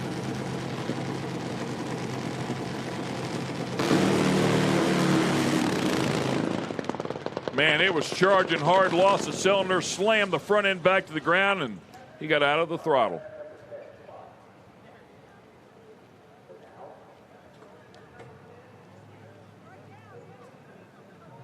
Let that one coast up to the top end.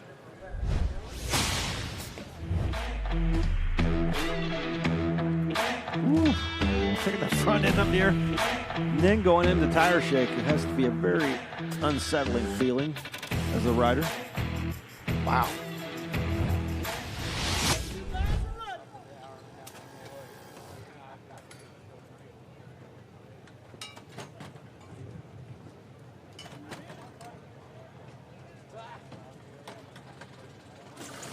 Look at the bikes as they are set up back here in the staging lanes, continue to roll around.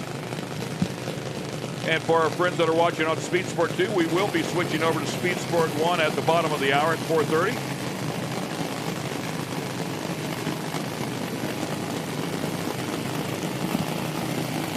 Jordan Peterson coming up next. Always a player, man. Currently number 9.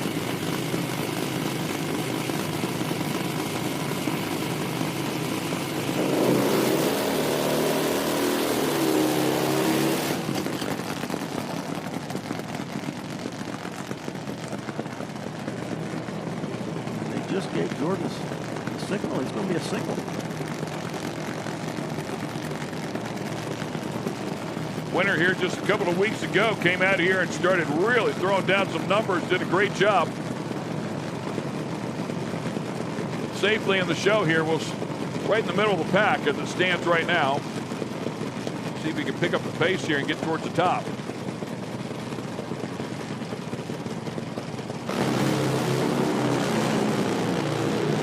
Nice straight run. 4:26, and he does pick up the pace. Really nice pass. No shoots here. He's got to get that thing stopped. I'm going pretty high rate of speed. Looks like he's getting it slowed down. But a great job. Jumps up into the number 4 spot. Like you said, watching that from behind here, that is about as straight as pass as you see a Top Fuel Harley do. I mean, this thing is... I mean, that looks perfect on one. I'd ride one of those doing the if it did it like that. Yeah. Would you? I'll let him know. I'll let him know. See if we can get you. Okay, watch that tire shake. No, I'm out. I'm out again. Yep. So that's that is the difference. That's probably a team pass if he gets that back tire settled down a little bit. But they're going in the right direction. That's how good these guys are, watching them ride these things. And you don't see that with the naked eye until you put it in super slow-mo and you think, wow, he did a great job. Just rode it down through there. But then you see the super slow-mo and you think, wow, how did he get that thing down there?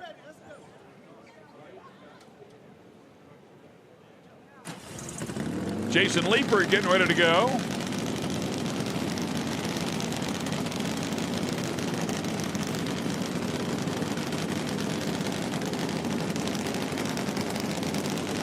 Jason Leeper having a great run at our second stop on the tour. As we take a look at the other side, that is Rebel Glover.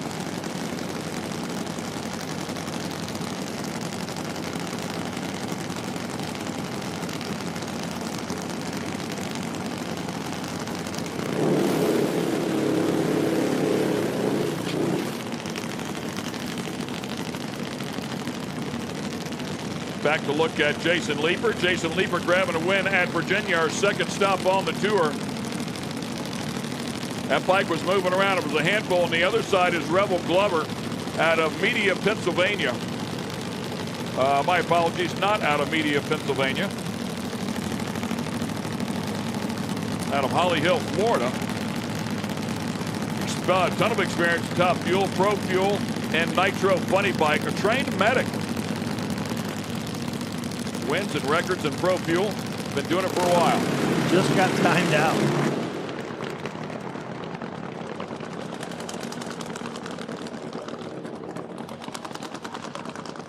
And so Leeper with the better of the two efforts there puts a 569 on the board. He previously had a 450. So once again, like we said to you, we are switching over here in just a couple of minutes from Speed Sport 2 to Speed Sport 1.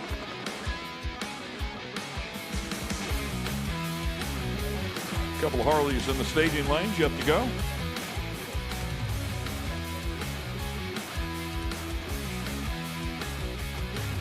Not sure what the issue was in the right lane. Just did not get it staged in time, and tree activated, and you're not going to get a time either.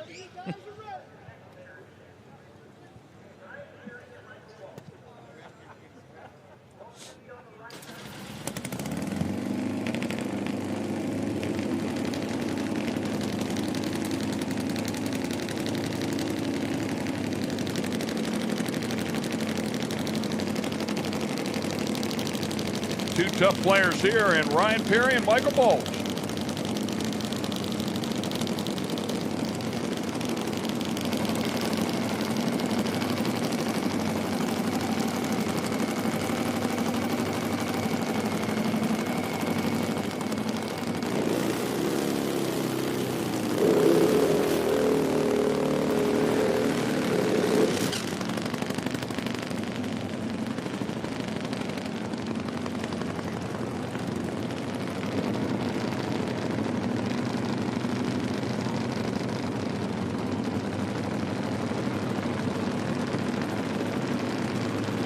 Perry there in the near lane. Tough players, man.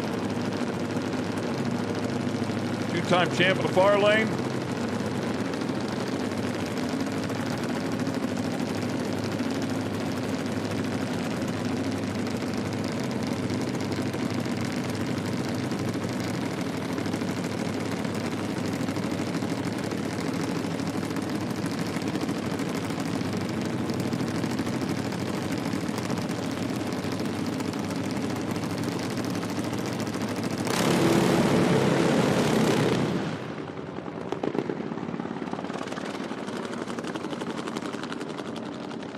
Not what either one of them was looking for? No.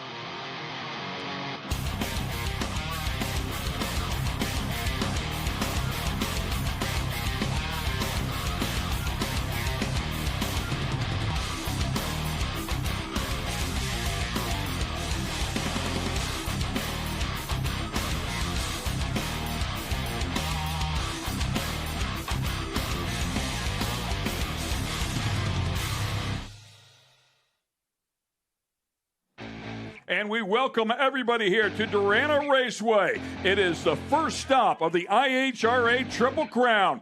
Big money on the line. Top Fuel, Funny Car, Pro Mod, Mountain Motor Pro Stock, and Factory Pro Stock. Everybody with a shot at $1 million if you can win all three races here in 2026 for the Triple Crown. It is an exciting event. Everybody's wound up here, and we can't wait to get going once again. Hello, I'm Ken Stout. That is Tommy Johnson Jr. standing right alongside a guy that knows what it's like to deal with big pressure, winning in both Top Fuel and in Funny Car. This is an exciting event, man. We rolled in here yesterday. The pits are packed with the pros. There were 70-plus cars testing out here yesterday, and everything is showing here today. Yeah, when it was announced that there'd be $1 million bonus if you could win all three of the Triple Crown races, everybody said, you have my attention. We're coming. And everybody has showed up. Everybody is going for that $1 million bonus. But first, you have to win the first one before you can win the next two. So the pressure is on, and the pits are packed.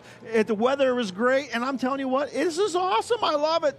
Absolutely. And in Top Fuel Funny Car, if you win, how about $150,000? So even if you come back the second time, you know, and you don't have a shot at the million, you got a shot at $150,000. That's a lot of money. These guys know it, and they've all been out here. Everybody's swinging for the fence. We saw some great runs, and we're going to see a lot more as this weekend goes along. Yeah, can't wait to get going here. We already have the first round of qualifying in the books. We have already started second round of qualifying as well. Just finishing up. I think we have a couple of pair yet to go inside of Nitro Harley. The Top Fuel motorcycles are here, making some big noise. The Hemi cars are here. We've got classes for everybody. Right, and Q1 for the fuel cars hasn't happened yet. You get to watch Q1 in the fuel cars. Going to be a great show. Yep, great stuff. We also have two great pit reporters, and with the first of the two of those, let's get it down to the staging lanes and Sarah Daly.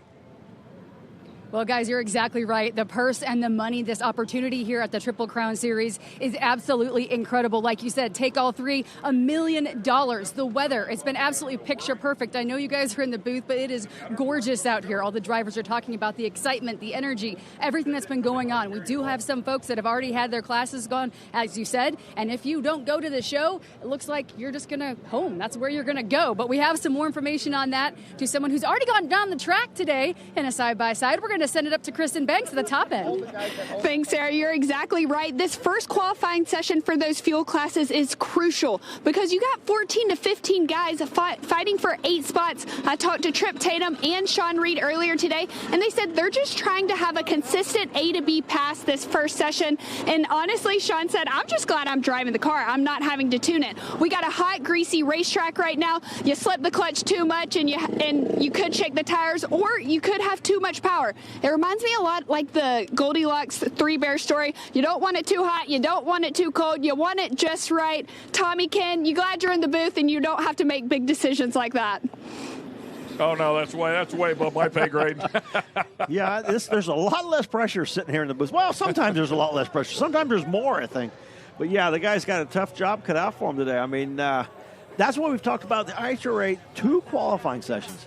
You don't get the luxury of, like, going out here and say, let's see if this makes it. Well, if it doesn't make it, then the pressure's on. You have got one more shot to get it in the show. So you have to be as on target as you can. You have to have great runs both sessions. And the guys that have the advantage are the guys that lay one down the first run and can come back and play a little bit the second one.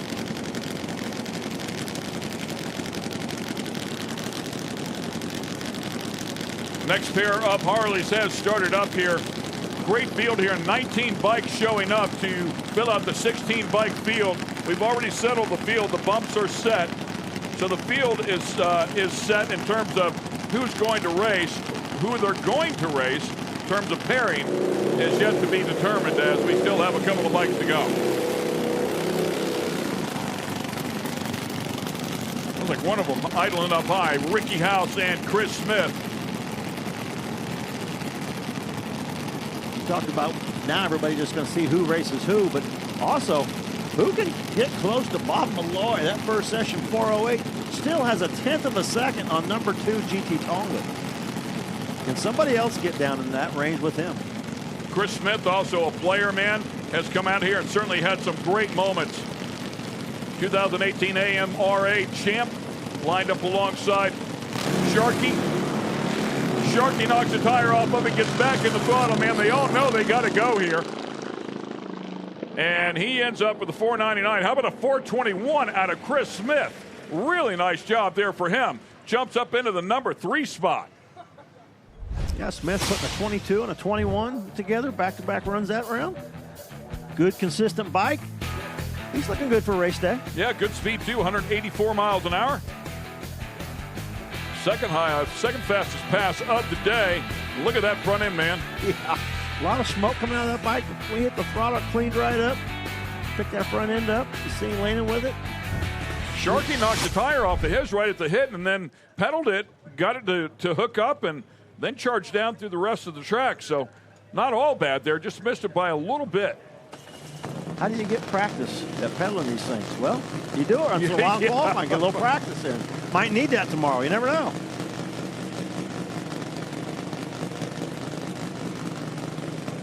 And I don't see Bob coming up here. I guess Bob happy with that number 1 average. He's like, I'm pretty good over here, guys. And I'll focus on the top fuel bike, because his top fuel bike did not run last session, or first session for that category, I should say. Yeah, had some issues, and wasn't able to leg would pull up to the burnout box. So back working on that.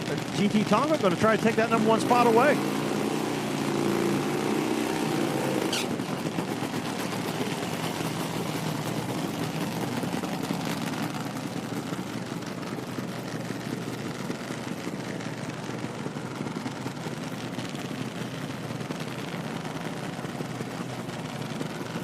Yeah, GT Tonga, great story with him, man. Guy's been riding forever. Took his first pass on a top fuel bike in November 2024, courtesy of Chris Hand's Redneck Express. That was a top fuel bike, not a Nitro Harley here. He came out at our last event, man. He put one together. He is an absolute natural, and he goes 4:16. Nicely done for GT Tonga. 2 solid runs by GT. 4:18 the first session, 4:16 this session, and I think we're getting to see a clear-cut favorite here. He went to the final round that last time out, and here he is, number 2 qualifier with 2 solid teams. It's going to be a tough fight to beat tomorrow. Great job of riding that Nitro Harley. It's a great slow-mo shot there. You can see a lot of the bikes having tire shake, that tire bouncing around, and GT's bike nice and smooth. Great job, guys. That was a nice way to end qualifying. Improvement.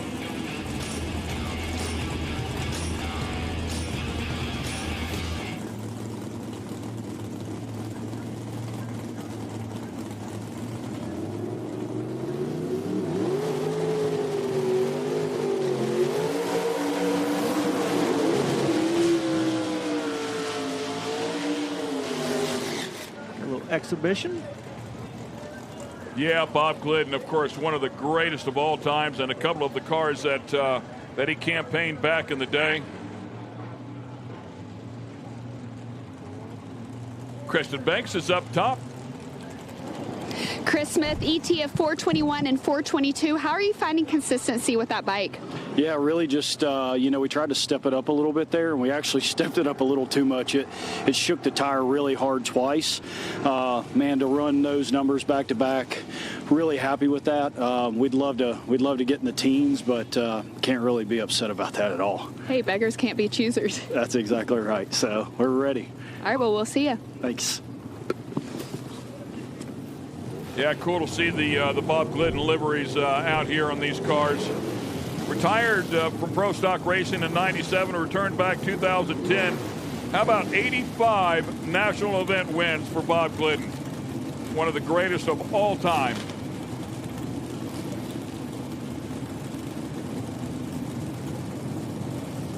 Was a time when he won 9 straight consecutive races.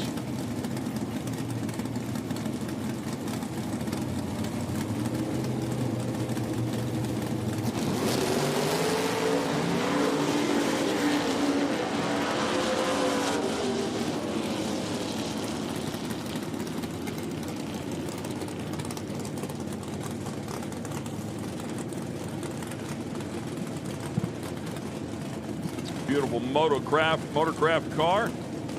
Ricky Jones, RJ Race Cars coming up here next as well in our Nostalgia Pro Stock category.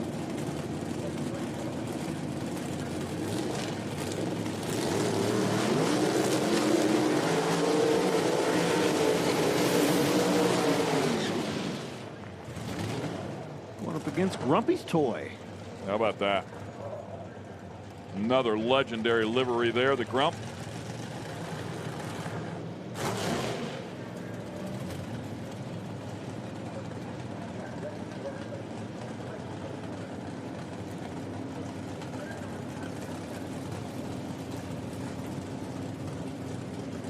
Great to see these cars bring back a lot of memories from days gone by.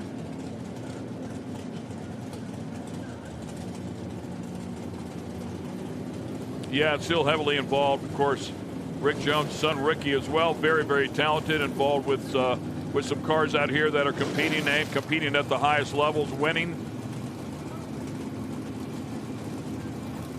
Rick Jones just recently moving to the north side of Indianapolis.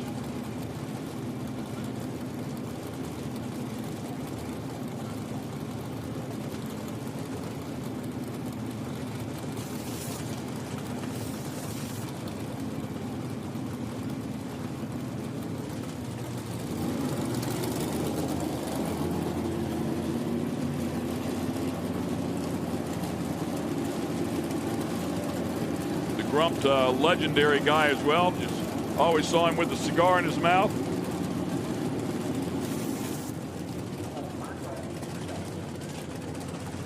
Another book out on him if you want to do some reading.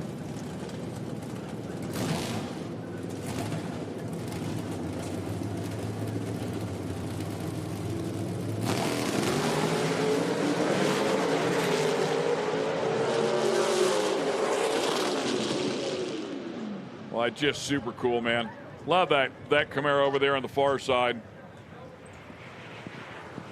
Ricky looks like he's ready to go into competition again. I mean, on the tree and having a great time out there. I mean, he looks like he never missed a beat. Yeah, him and Larry Morgan, too. Larry Morgan hops in those cars, man, and rows a lever like he's been doing it all along the way.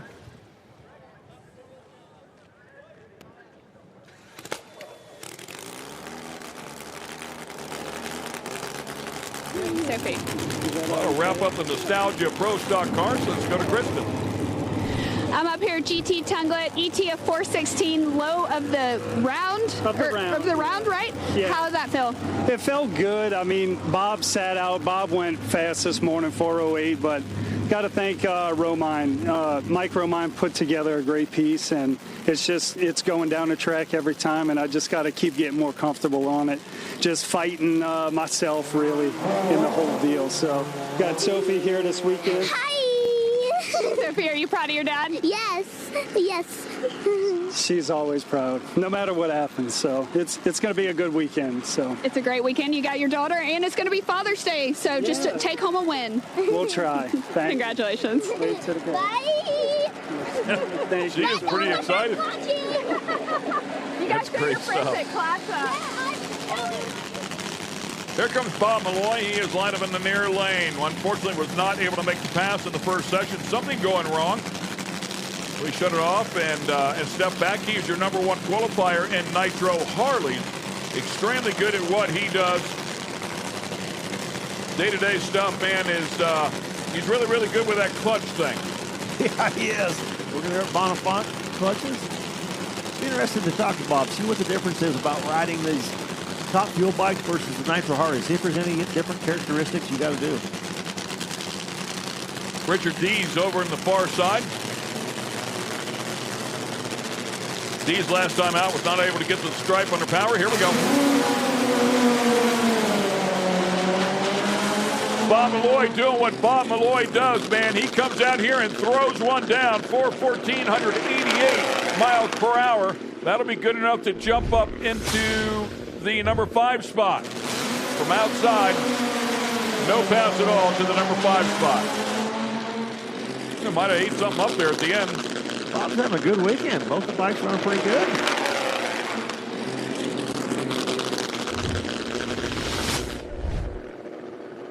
Just massive looking bikes, aren't they? When they're coming down through there, you can just, the size, pure size of them, they're huge. They're huge. Anytime you can sit on the bike and just put both feet on the pegs and sit there, you've got a big back tire on it. There's such a distinctive sound for these things. For the inline fours, they're just such a unique sound, and just love to hear them running. They really do sound different than everything else.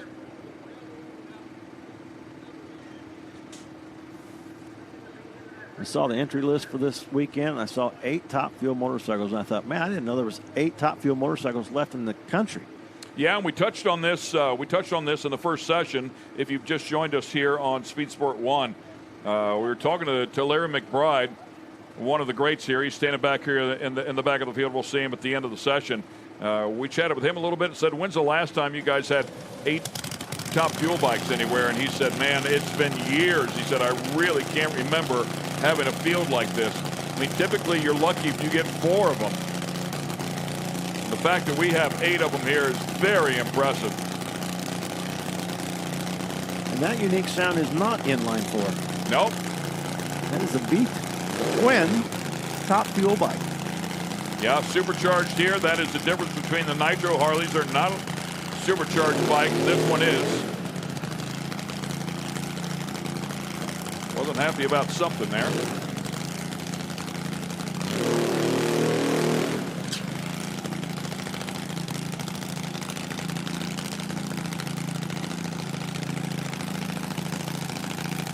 Very frustrated about something.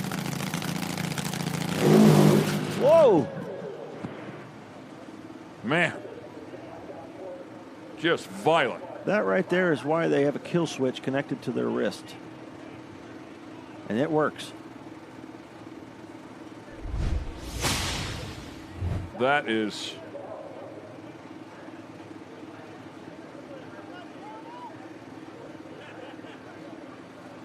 incredible power right there, and just struggling trying to get that thing. There was something he was not happy with whenever it started the burnout there a couple of times.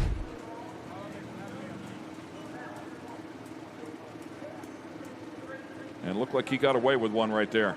That could have been way worse. They got my heart rate going a little bit. Sure. I can't believe what it would do to his. Incredible. Hey, let's go talk to Bob Malloy. Bob Malloy, I heard the guys in the booth wondering, what is the difference between a Nitro Harley and Top Fuel motorcycle, driving it at least? Well, the Nitro Harley is a 2-cylinder, and it's odd, even rough. It's like riding a bull, like over in the bull ring tonight. And the 4-cylinder is smooth. And they're both great. I love them both. I don't know which one I like better, but they are polar opposites on riding, for sure. They're like black and white is what one of the guys was saying earlier when I was asking. So does that mean that you can gear up and go jump on one of those bulls later tonight? No. I've got my plate full this weekend. You got too many bulls to handle this weekend. Yeah. Well, congratulations on a great pass. We'll see you next round. Thank you so much. That's good to know. Yeah, I want to know that. It's interesting to know that, like, he thinks the Top Fuel bike is smooth. I mean, these are animals for me. They're both animals, but I just thought this thing with the supercharger, and as bad as these things are, I thought, wow, that's got to be a wild ride. But I'm sure it is, but he thinks the Nitro Harley is a buck and bull. Huh, interesting. He's really good at whatever it is.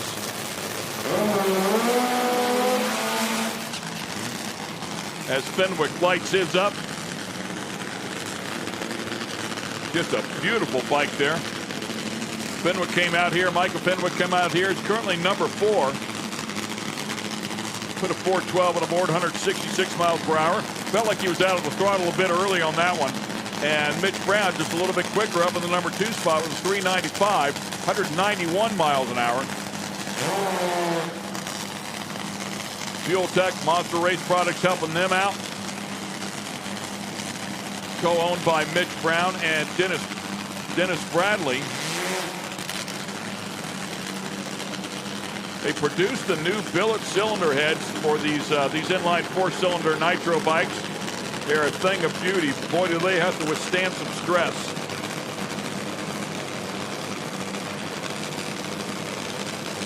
On the other side for Fenwick, the John Allwine designed blown ATF-1 inline 4-cylinder. Both getting after it side by side, man. What a great blast here out of both bikes. A 406 to a 427. Mitch Brown previously with a 395, so will not better his efforts there.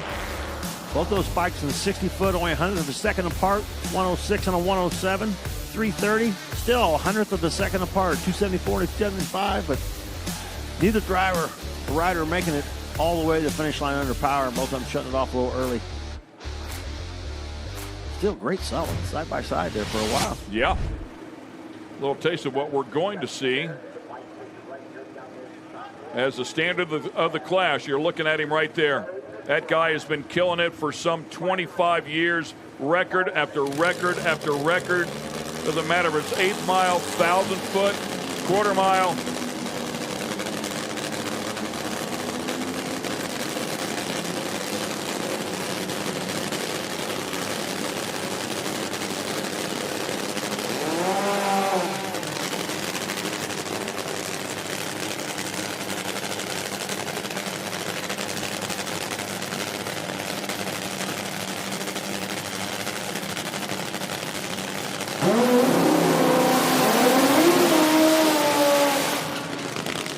Spider-Man, Larry McBride, and it sounds like that thing is angry this time.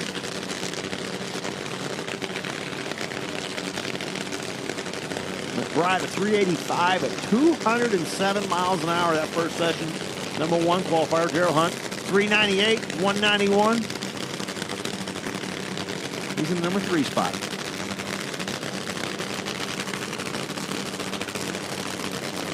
Sponsored by Pingle, Top Fuel Motorcycles, and he's been doing it for a really, really long time. Always exciting to watch him come out here. As you take a look at McBride rolling up there forward. 1,500 cc's, 1,700 horsepower, approximately 1,000-pound motorcycle there that he will manhandle to the stripe. Currently sits number 1, 385. Look at all the eyes on the starting line. All these fuel teams up here watching this. Everybody loves Top Fuel motorcycles. Gerald Hunt sitting right alongside. He would be the 9th bike in the show.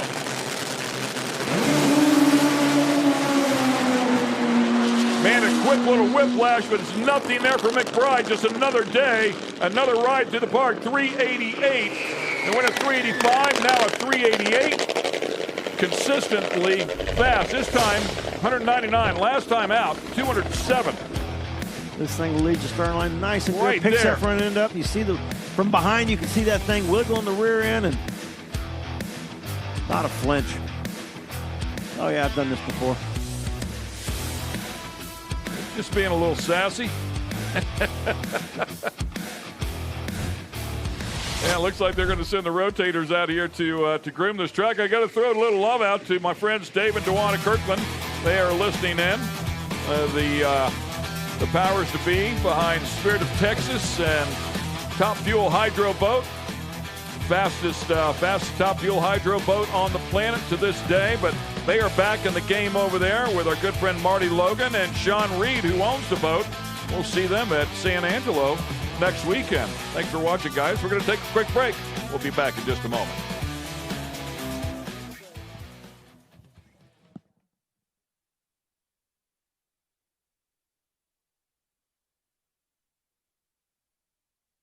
Speed Sport 1 is the home for the IHRA Offshore Powerboat Series. Watch top international teams push the limits of some of the fastest boats in the world, reaching speeds of up to 180 miles per hour. 14 classes, racing hull to hull, from Pro Class 1 to Super Cat.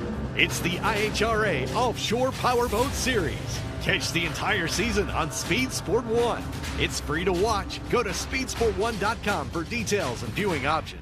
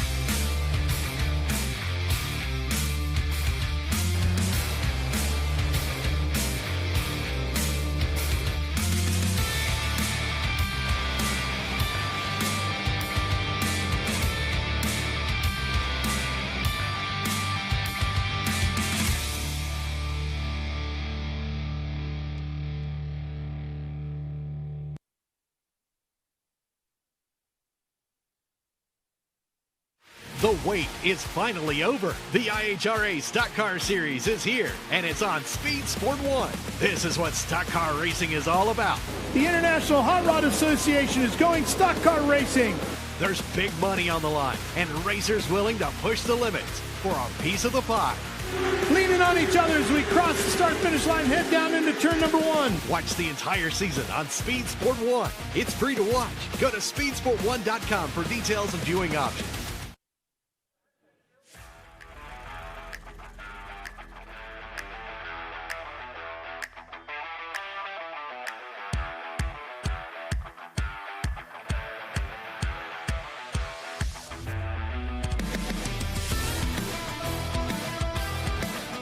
Beautiful shot there of Darana Raceway. Welcome back to the IHRA Triple Crown. Stop number 1 of 3 here with big money on the line. It's going to be a lot of fun here as we have some more of our categories getting ready to qualify. In the meantime, let's get it over to Sarah, who's going to follow up on some of the action we just saw in qualifying. And then yeah, right there, Ken and Tommy. I did have a chance to talk to Jasper's crew. He was on the Top Fuel bike there, and they said that after the burnout, they did switch the external nitro switch to the other direction. So that's where there was some confusion there, and they weren't quite sure what happened. So, again, a bit of a language barrier, but that's how they explained it to me as to what happened out there in the water box approaching the lanes. So interesting. Thanks, Sarah, for the follow-up. We appreciate that. And if you missed it before, he was trying to do a burnout in the water box, and it looked like the rear tire was rotating, but he clearly knew something. He was not happy with something. Something wasn't functioning properly. So I almost wonder if it wasn't switching over to nitro, possibly, with whatever they started it on. Yeah, there was definitely some issue. I'm not sure what it was, but he tried it twice, didn't work, and it looked like it was okay, and then he tried it a third time. He was pretty frustrated by the third time, and he grabbed a handful of throttle like he was going to make it do what he wanted to do, and it set him straight pretty quickly. Yeah, I think he was wanting to hit the throttle to show him, look, it's not right, and maybe it was suddenly right because it about threw him off the bike, and the kill switches that they wear around their wrist, they wear them for a reason, and that right there was the reason. It killed the engine on the bike, and I think that was a very, very good thing. Yeah, it slung both hands off of it, and it immediately shut it off. So, coming around the corner, Fuel Funny Cars. First session for them, first of 2.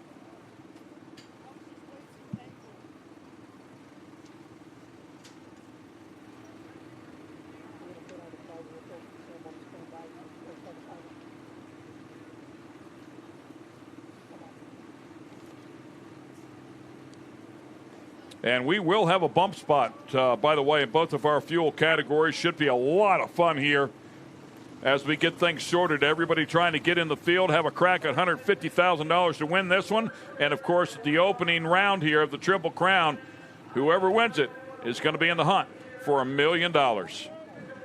And with opening ceremonies, we're going to send it over to the house announcer and our good friend, Mr. Brent Carver. We're bringing Dwayne Gallegos and Alex Barker to kick off Nitro Funny Car action from Hebron, Ohio. Folks, it's about time. You might want to start making your way onto your feet. We are going to kick it off with the national anthem. So as soon as we got these cars ready, I'm going to hand it over. So, folks, please, on your feet, remove your hats. I know I'm going to, even though the hairline doesn't look real good. But we'll do our national anthem, and then it's time to fire off the nitro. So everybody join along in the greatest song, the greatest country in the world, and join along with Kaya and our national anthem. Here you go. Oh, say, can you see by the dawn's early light what so proudly we hailed at the twilight's last gleaming, whose broad stripes and bright stars through the perilous fight o'er the ramparts we watched were so gallantly streaming, and the rockets' red glare, the bombs burst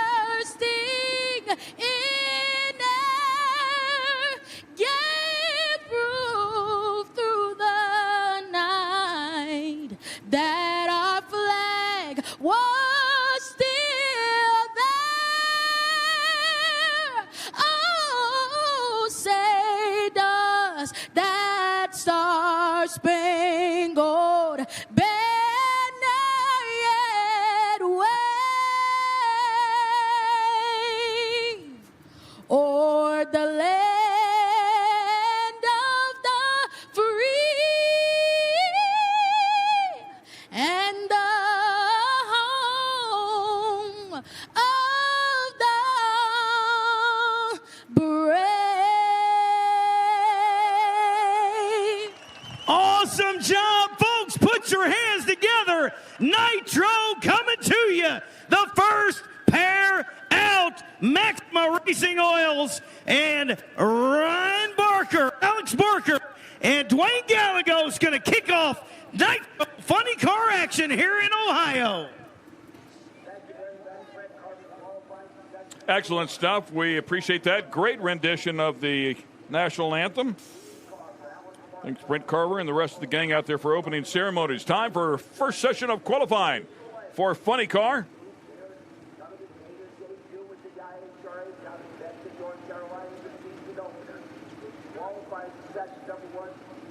But a great season here already inside of this category as they spin them over, and we get ready to go.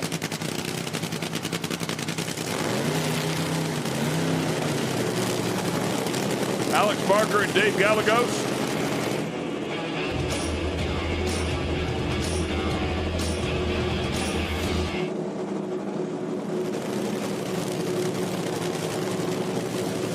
Gallegos will be in the far lane. Earned his IHRA Top Fuel license in 2007. Did it up in Milan in Michigan in Mitch King's car. Also drove King's Bone Bucket. Fuel altered. Former winner at Nitro Chaos, and now will line up alongside Alex Barker.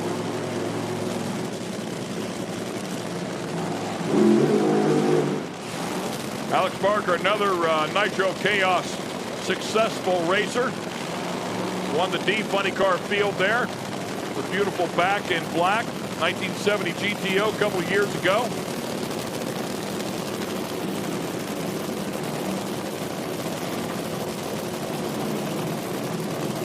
Dave Galgos has had some issues. A couple times that we've seen him out here. He's got Kevin Pointer now helping out on that car. Get that tune-up figured out.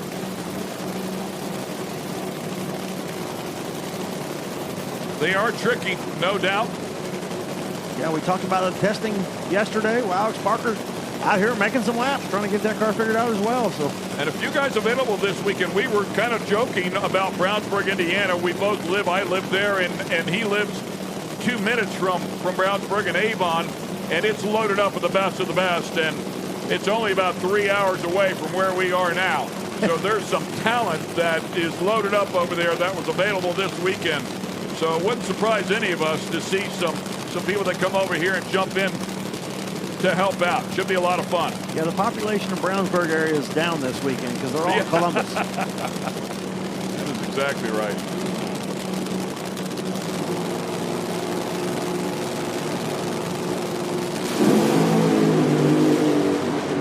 And nothing out of Dave Gallegos' car. They are to go to the 1,000-foot mark here. Typically, we run to the 8th mile. And certainly, Barker did not run to the 1,000-foot before he had some issues. The Maxima back machine. And Gallegos never left the starting line. You can see Barker's car out there. It sounded a little flat. You couldn't tell from that angle. We'll see if we can see it on this side. Didn't really seem to have a hole out on it, but shut it off a little early. Not sure what happened to Dave's car. Never hit the throttle. I'm not sure if the throttle, they have a system on these cars where if there's an issue, it'll disconnect the throttle, and it is designed to save some parts and save some damage. And I'm not sure if that thing got disconnected somehow or not, but never did hit the throttle when the tree come on.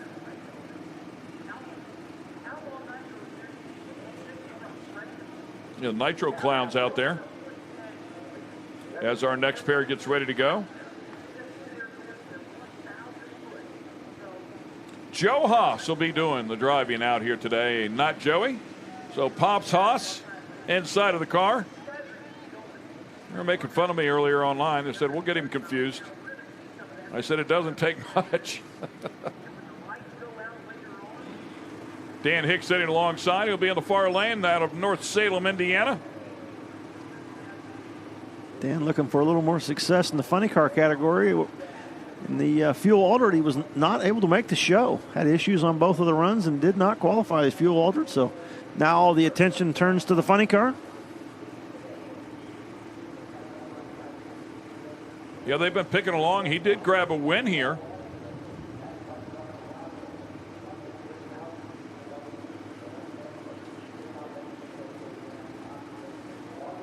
And Alex Barker's car locked up on the top end.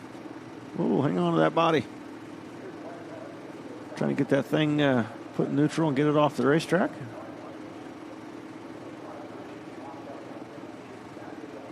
The smell of nitro permeating through the window seals here and into the booth. It smells a lot better in here than it did when that jet truck was running. Yes, it does. Oddly enough.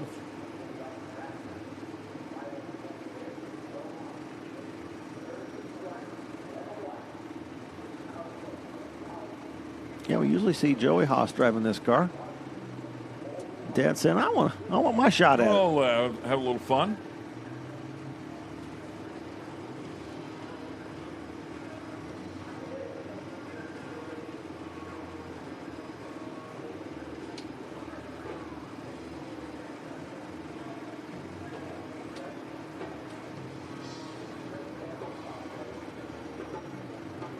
Joey Haas' son, 2024 Nitro Chaos champ. We were talking about Nitro Chaos before.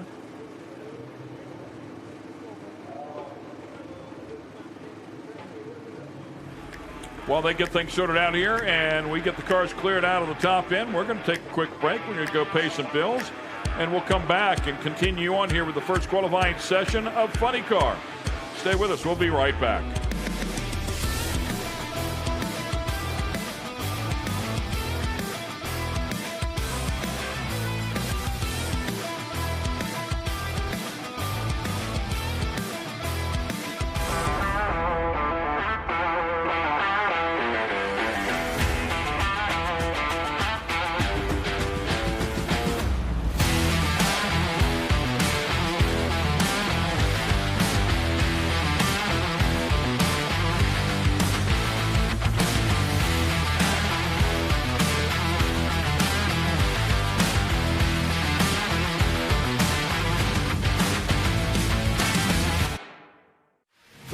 Is finally over. The IHRA Stock Car Series is here, and it's on Speed Sport 1. This is what stock car racing is all about. The International Hot Rod Association is going stock car racing. There's big money on the line, and racers willing to push the limits for a piece of the pie. Leaning on each other as we cross the start-finish line, head down into turn number 1. Watch the entire season on Speed Sport 1. It's free to watch. Go to speedsport1.com for details and viewing options.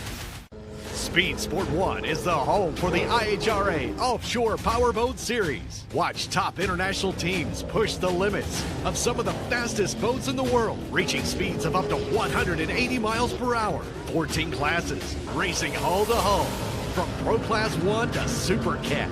It's the IHRA Offshore Powerboat Series. Catch the entire season on Speed Sport 1. It's free to watch. Go to speedsport1.com for details and viewing options.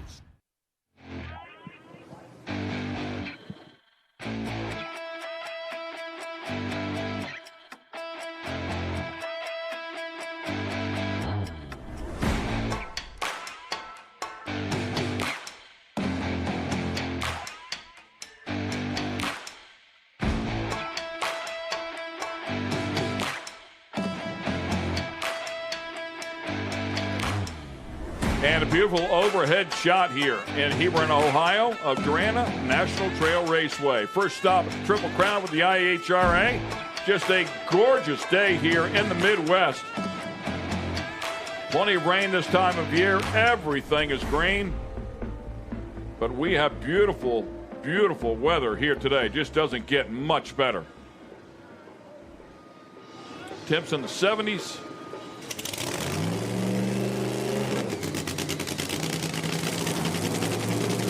Nice little breeze out here. Humidity down. Great racing weather. Soft clouds up top. Keep some of the sun off the track. As we fire up our next pair. Hobbs Hobbs. Joe Hobbs coming up here.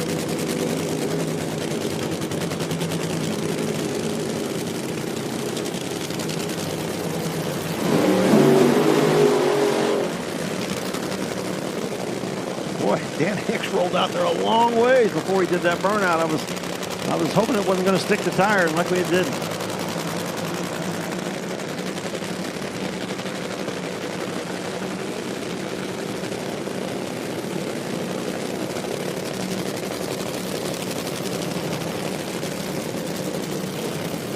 Yeah, great to see Dan back inside of the car here.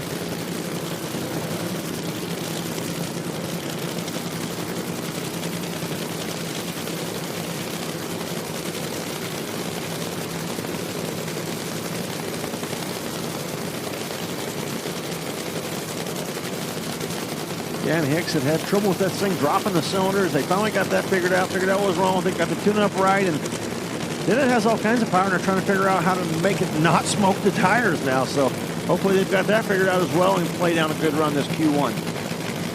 Elite powder coating on the hood of the funny car there for Joe Haas. Horizon Behavioral. Autism Center. Also on the side of that one, Team Nimrod Racing, as you see that down on the bottom of the car. First qualifying session here, Dan Hicks, the far lane. As to look at Joe Haas here in the near lane.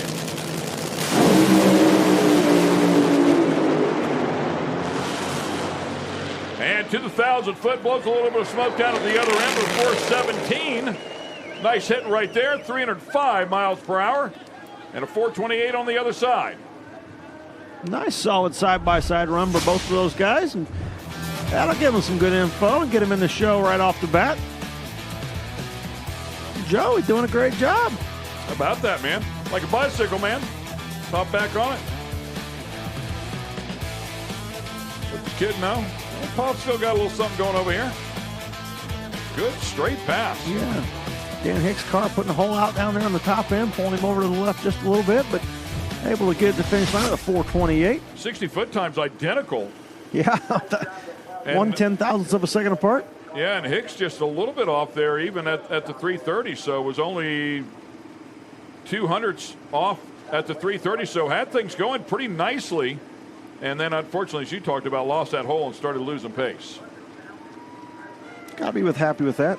As much trouble as they've had at smoking the tires at the head of the throttle to get it down the racetrack, get some info, and be able to tune on it now. Now they haven't been able to see what it was going to do on the top end, and now they know, so come back tonight and make some changes.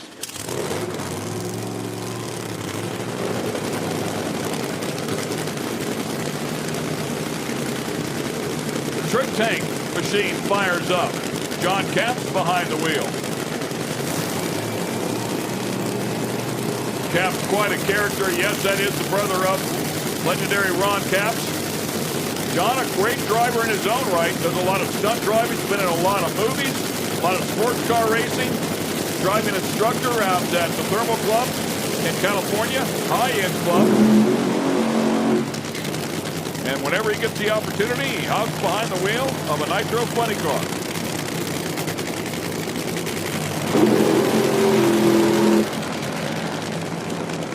Joe Morrison will be on the far side out of Flemington, New Jersey. Nitro Joe, co-founder of the Right to Breathe, the fuel funny car debut. Norwalk 2024, Top Fuel debut. Indy back in 2020. I love this one. 2011 Comp Eliminator champ at the Northeast Timing Organization. Love Comp. Also competes the top alcohol dragster. Nostalgia funny car. Body's back up after the burnout as they go through the process here, Tommy. Yeah, checking the fuel system. We got the dash on board. It reads out. Computer, the crew chief's looking at that computer data. There's no reason for that dash to go along, so they pull that off before they make this run. So that as a driver, you have no time to look at any of that information, so it's useless to you as well. There's no sense of getting it damaged on the run, so put the bodies up, check the idle, check the oil pressures, fuel pressures. Bodies back down, let's go race.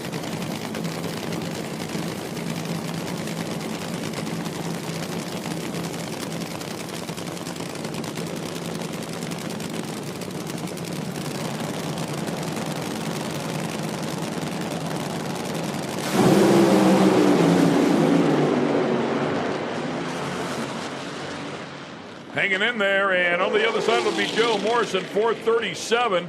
John Capps with a good run working from the beginning, just was not able to keep it under power to the stripe. Yeah, Capps' car, you'll see here, it leaves the starting line on a pretty good run. Starts moving over toward the center, starts spinning the tires right there, comes loose. It's a little over to the right, but gets out here, you'll see right here, make a move to the right, starts spinning, and it drops holes. And something off of it there. I'm not sure exactly what it threw off of it, but yeah, it looked like it shredded a blower belt Mine or something probably behind it. yeah. And something off the car and off of Morrison's car as well. Yeah, that's exactly right, guys. We're here in the staging lanes, and Mike, getting ready for this pass out there. What are you focusing on? What's your mental state right now, and how are you getting prepped? 853 days out of the car. It's like riding a bicycle. Jump back in, have fun. Great place to run. Want to thank him for Daryl for doing all this out here, and just pretty awesome. Happy to be here. And just sitting here for a couple minutes, as we can't really see the track, we're talking about what you listen for and how incredible it is that you can just listen to a pass and you're like, oh, good run. Like, you just know exactly. So that shows a lot of experience and a lot of years. We've been drugged through the mud a lot, so we, all of us, we live for it and we die for it. Really, it's amazing stuff. You get hooked on this stuff, and it's kind of crazy. And how great has it have been out here so far this weekend? Oh, it's been really nice. Very pleasant. I think he's doing some great things. I think it's going to be awesome. All right. Well, we appreciate your time. Thank you. Appreciate it. Thank you. All right. We'll send it back up to the top end with Kristen Banks. Thanks, Sarah. Joe Haas, 417 with a 3. A nice first pass. Now, walk me through that conversation you had with Joey. I own the car. I'm driving it at the Triple Crown. Pretty much, yeah. He does the point stuff, and I said, you know what? I want to see if the old man has a little mojo. So you can just set this one aside and do a little tuning while I jump back in the seat. It was fun. All right, well, I got to tell everyone at home, you definitely still have the mojo, because I have never seen someone get out of a funny car as fast and acrobatic as you. You kind of did a little hop, jump, and a skip out of that thing. I was excited. Well, congratulations on a great first run. It's definitely crucial. Thank you very much, yeah. And thanks to everybody. Thanks to Findlay, Illinois, and everybody back in Illinois. Thank you for getting me here. That's Joe Haas. Thanks. It's amazing what a good run will do. Get that adrenaline flowing, and man, he come hopping up out of that car. Probably feels like he's about 20 years old again. Yeah, and was just talking with Dave, quite possibly a career best. We're not sure he's ever been 1,000 foot in that car. So 417, 305 miles per hour. That's a good one out of the box.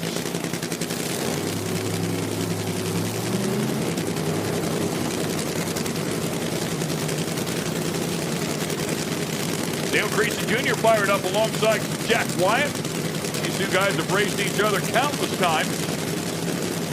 Dale Creasy Jr. swinging the bat when he came out in 2026 here. Won our first 2 events on the national tour and then failed to qualify here.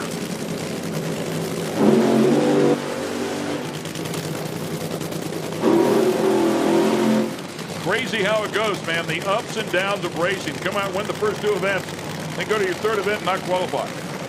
Takes so many things to go right on one of these cars and just one little thing go wrong. Boy, they were running so well, and I commented on how that car had become so consistent and going down the racetrack, and then they come out when they were here and blew the tires off on the start line twice. Yeah, just could not get it to the stripe. Jack White, on the other hand, got Matt Bynum coming in, helping oversee some things and helping a little bit with the tune-up, and his car improved there at that last race. So good to see Jack making some right moves, and Matt here again this weekend. So hopefully we can look forward to some good things out of Jack this weekend.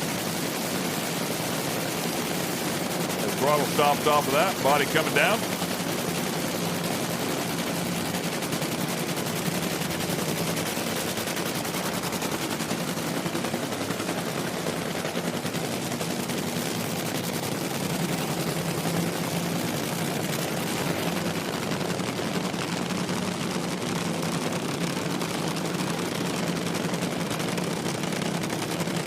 There's Steve. Two-time champ sitting there.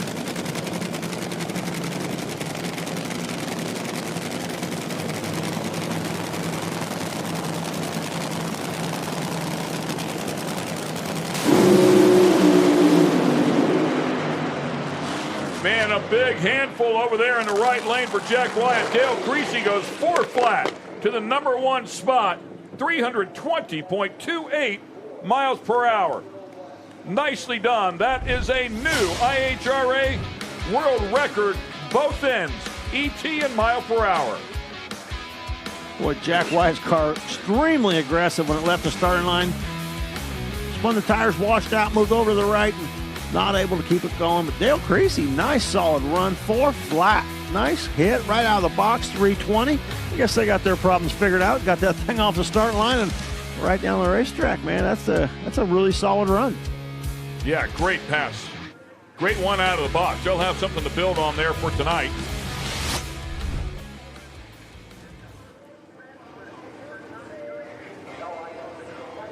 And that gives us 8. So Dave Gallegos with a time of a 15.29 will be on the bubble in the 8-car field.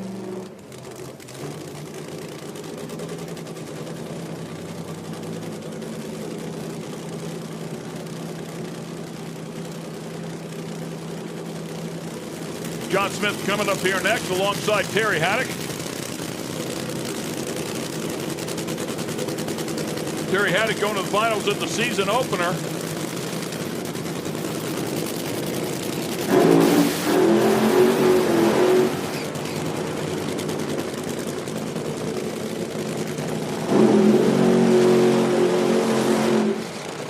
Then he came out here and he had a pretty big moment. Terry Haddock I'm talking about. He turned that thing sideways, man, and side slapped the wall about as hard as we've seen one hit. Not sure how he made it back, but he did continue on to race. But it was a big moment, man.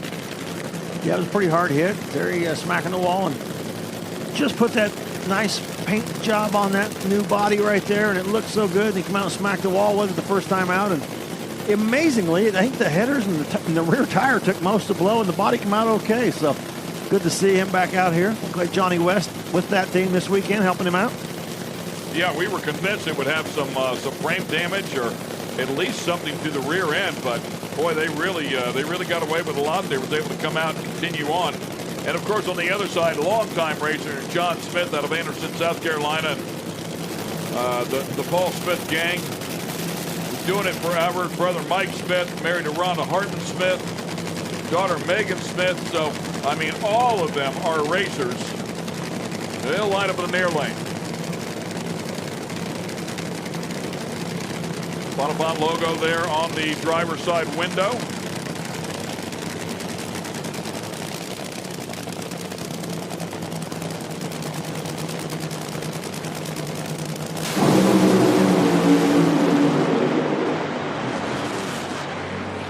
And Smith drives it to the stripe, 410, 312. Nice hit for him.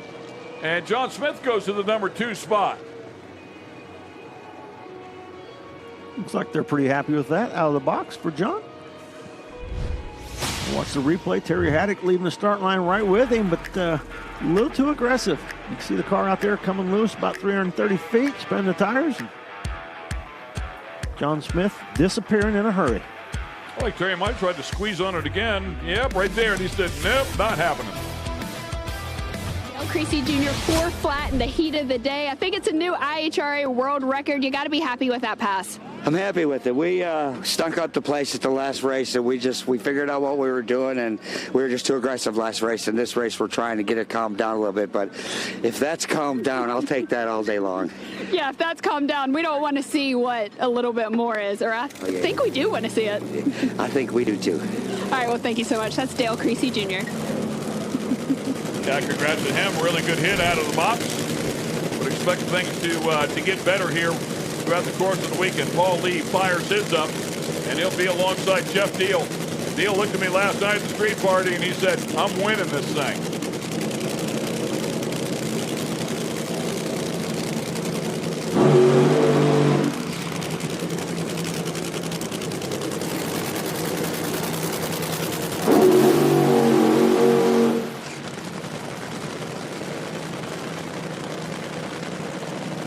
Jeff could win this thing, but he's got his work cut out for him. He got some tough competition. Paul Lee in the other lane.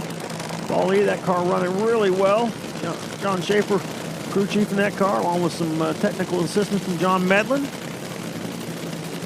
Tony Shortall over helping Jeff Deal. Yeah, Tony can get one down the track. Not something you would want to take lightly, that's for sure. So look at Tony Shortall right there. Yeah, this car's been running this year with Jacob McNeil behind the wheel. Jeff says, I want to run for the big money. Let me have my own car back. I'm going to go run the big money race. $150,000 to win this weekend. And, well, if you can do it 3 times, it'll be $1 million bonus on top. Nitro Go-Go on the nose and SoCal on the side. Power Edge sponsored machine here for Paul Lee. Paul Lee making some test hits yesterday and ready to go.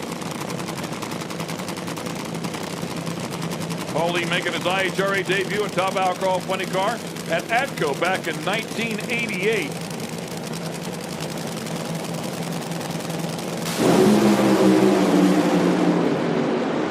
And side by side early. Unfortunately, Deal will not make it to the other end, but a 410 at 315 for Paul Lee is going to continue to tighten up this field. A 4 flat, a 410 with a 1, a 410 with a 2 puts John Smith in 3rd place. Nothing wrong with that for Paul Lee out of the box. Jeff's car sounded to me like somebody was having a cylinder out, but looked like it went out there and puffed the tire from the replay. You can see it come loose, and Jeff getting out of the throttle.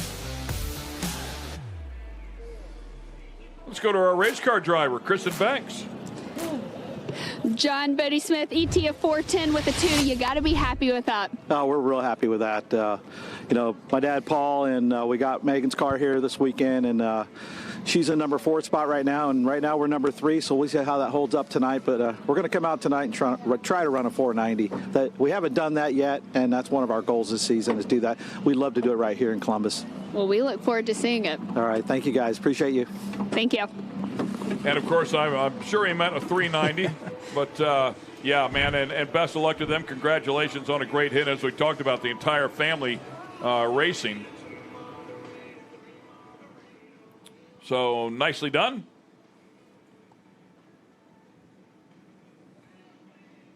Getting pretty tight up there at the top. Creasy with that 4 flat, number 1. Yeah. Paul Lee, number 2. John Smith with a 10, number 3. Joe Haas, a 17. And, yeah, Jeff Deal on the bubble. We've got a bump here at 478. Terry Haddock outside looking in, along with Jack Wyatt, Alex Barker, Dave Gallegos. And the final 2, Bobby Bodie and Del Worsham coming up here, could change everything. Del Worsham with a couple of solid back-to-back hits in practice and testing yesterday. Felt good about the car. Said they have a good set of discs that they feel better about.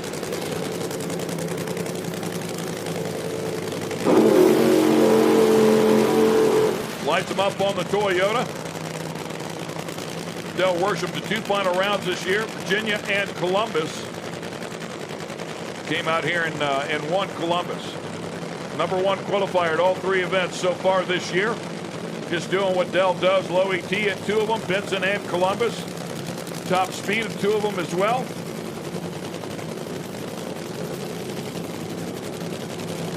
Current record holder was the current record holder at the 1,000-foot mark. That fell just a moment ago. Current mile per hour record holder in the 8th mile. Bodie lined up alongside the current 8th mile ET record holder. These 2 faced off in the final last November in Benson. And Del Worsham coming out on top. Bobby Bodie would like to take a little revenge on that.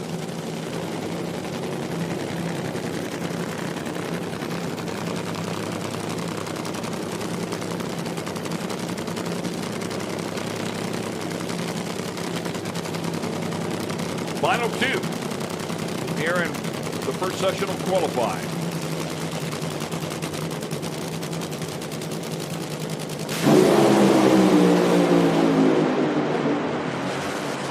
And to the stripe they go. Nicely done. 4:05 at 3:15 to a 4:11, 290. Worsham goes to the number 2 spot.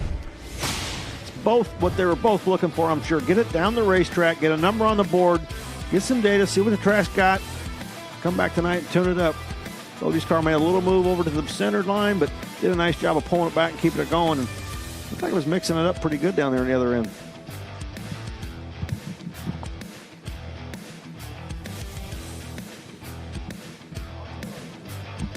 Right here you can see it. Yeah, not too bad. Looked worse from behind than it did in the front. Great first session here. Dale Creasy Jr. will end up number 1. 4 flat, 320 miles per hour.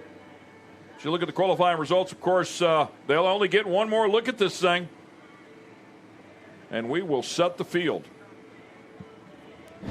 410 with the 1, right? Yeah. Paul Lee, ET of 410 with the 1. You got to be happy with a nice, consistent A to B pass. Yeah, that's the third one in a row. We made 2 good ones yesterday. That one we hope to run a little bit better because that track is actually better than most people think it is. So we can run much better, and we're sure going to try on the next one. Thanks. All right, well, we look forward to seeing it. Congrats. See you. Thanks.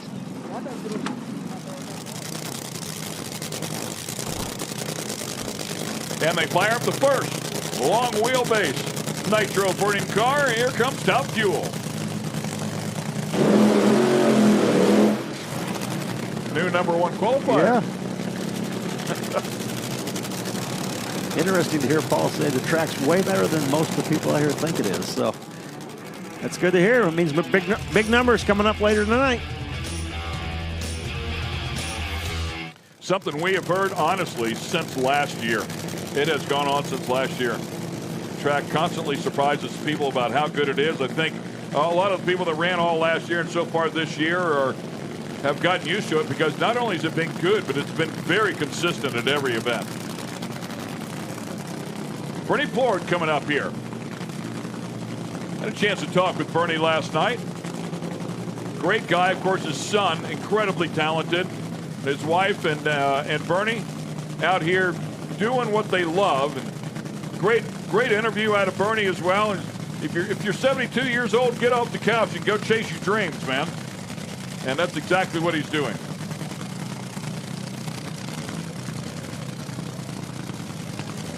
Told her, well, we'll do it for a year. Yeah. And then he kind of looked at us and smiled, didn't he? Yeah, I said a year at a time. She said that's exactly what he means. Started racing in 1968, and that was not planned. That almost acted like a throttle cable broke. Tough break there for Bernie. Let's go to the top. Dale Worsham, the key was just to get down in an ETF 405. How happy are you with that one? I'm extremely happy. You know, we tested yesterday, made some great runs out here. Track here in Columbus, the Darana guys, they have it's in great shape. The IHRA has this place looking really, really good, and we've been making great runs here. But there's a lot of cars here, and you need a spot in this field, you know, and you don't want to be playing ring around the rosy and not have a chair. So here we were, you know, we got ourselves a pretty good seat now. Tonight we'll go out there and see if we can get the number 1 spot. Dale Creasy made an excellent run. That is a heck of a number to chase after, and I look forward to the challenge. So you think you can get in that 4 flat? I would really love to make a 3-second run here, so that's what I'm going to shoot for. All right, well, we look forward to it. That's Dale Worsham. Thank you. He had some numbers in testing yesterday that would have put him there, so we know it's in the car. But I think he did exactly what he said right there. It was like, man, we got to get in this field first. Let's stay consistent with what we've been doing, and we'll swing at it tonight. Yeah, I'd expect some 3-second runs tonight. We see guys coming out and running some 4.0s this first session, and you know they're just trying to get down the racetrack. So get after it a little bit and pick up a little more.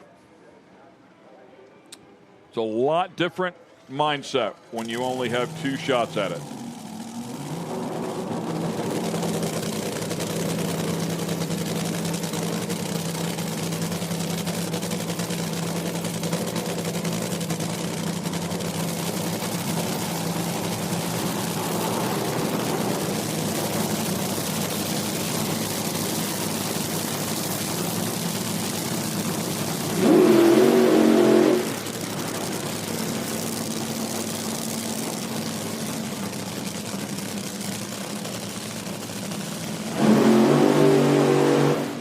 And Jake the Snake Sanders lights up the back tires again out of Brownsburg, Indiana.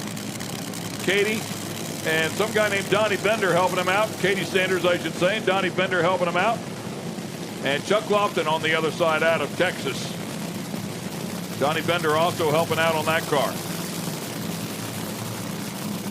Jake Sanders, his first race in Top Fuel as a team owner. Buying this operation from the Lagana brothers. Very exciting. Saw Dom a little bit earlier in the weekend. Saw him yesterday. It was great to see Dom again. Bobby out here as well.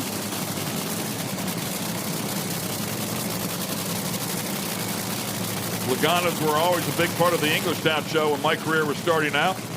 Pops Lagana would roll in with the rollback, the dragster nose sticking off the top of it. We saw Jake run Mitch King's car last year, and I think went to the final round at Dragway 42 and decided to get his own.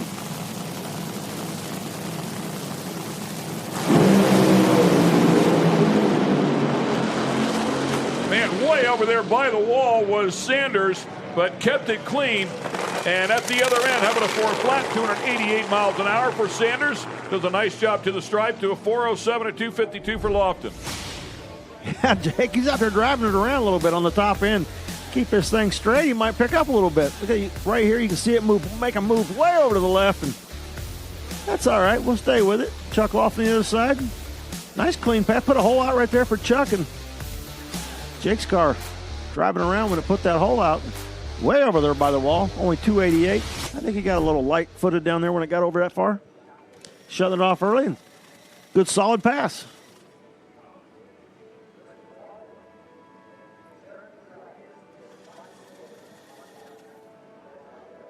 Chuck Laughlin only at 252, so he was out of the throttle pretty early.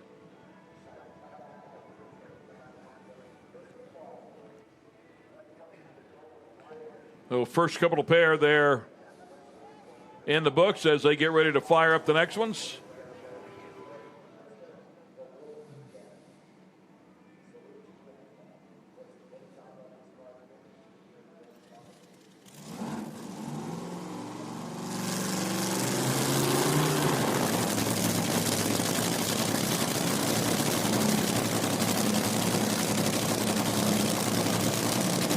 Krista Baldwin. Yeah, Krista Baldwin and Mike Salinas. Oh, great to have Mike back out here as Sarah was talking to him a little bit earlier. Gainesville, I believe it was. Gainesville 2024 when he stepped out of the car. Great to see Mike back out here after some health issues and letting the daughter take care of it a while, but man, that itch never goes away. Had to get back in this thing. It's great to see him out here. Johnson's Horsepowered Garage sponsorship on the side of that one for the Scrappers team.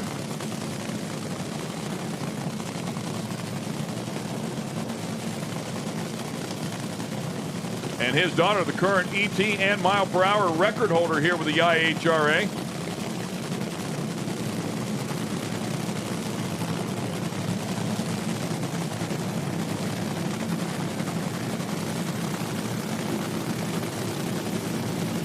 Got the legend on the side of Krista's car, Chris Karamasinas, her grandfather.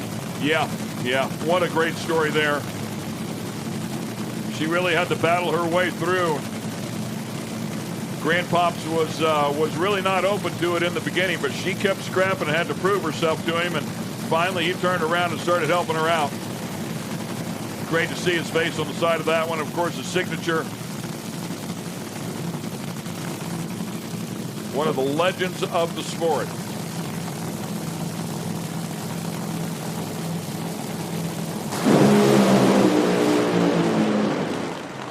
And Selena's hitting the tires. Krista out of the throttle early. Mike's car coming loose right after the hit of the throttle. Krista's making it a little further down track before it comes loose. Take a look here. You can see Mike's car. Boy, it was spinning him early. Not quite blowing him off with the hit, but it was spinning early, and by the time the rear wheels got to the starting line, it was pretty much over. Krista's car making it down there. I thought she was going to be okay, and you can see it get down here and get just a little too fast and start driving the tires off of it.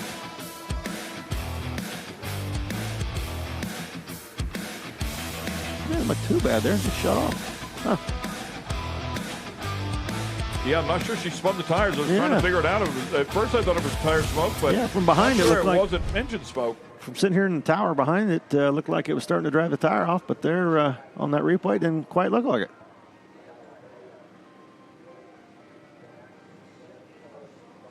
Push Chris's car off the track, get it out of the way.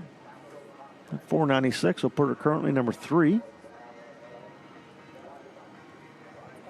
15 cars entered here, and once again, an 8-car field. Sarah Daly is in the pits with one of our competitors. Let's check in with her.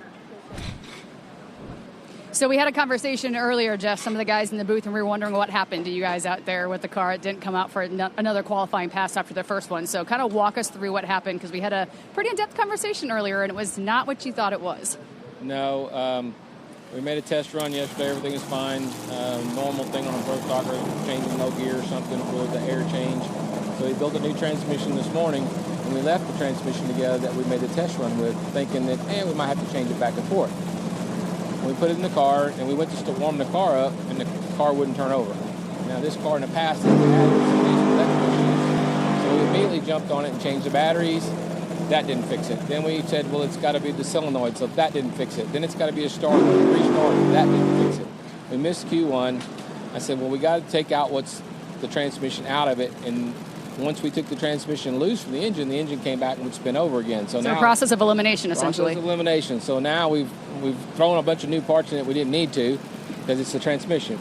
So we thought we knew what it was, took it out, fixed something we thought it was, put it back in, it still did it. Then we took it back out, and then we finally found a broken gear set where a pin that holds the gears in there had slid out, and it was actually locking the ring gear and the planetary gear set together. So effectively, the motor was like locked. It couldn't turn over. So basically, though, you guys fixed it, and you're going to get back out there on the track. No, they're still working on trying to fix it. We were not going to miss Q2 any kind of way, so we ended up putting the transmission back in that we ran the test pass with yesterday, and we'll just make some adjustments in the clutch. Got it. Well, guys, there's your answer as to where Larry Pierce was. Back to you guys in the booth.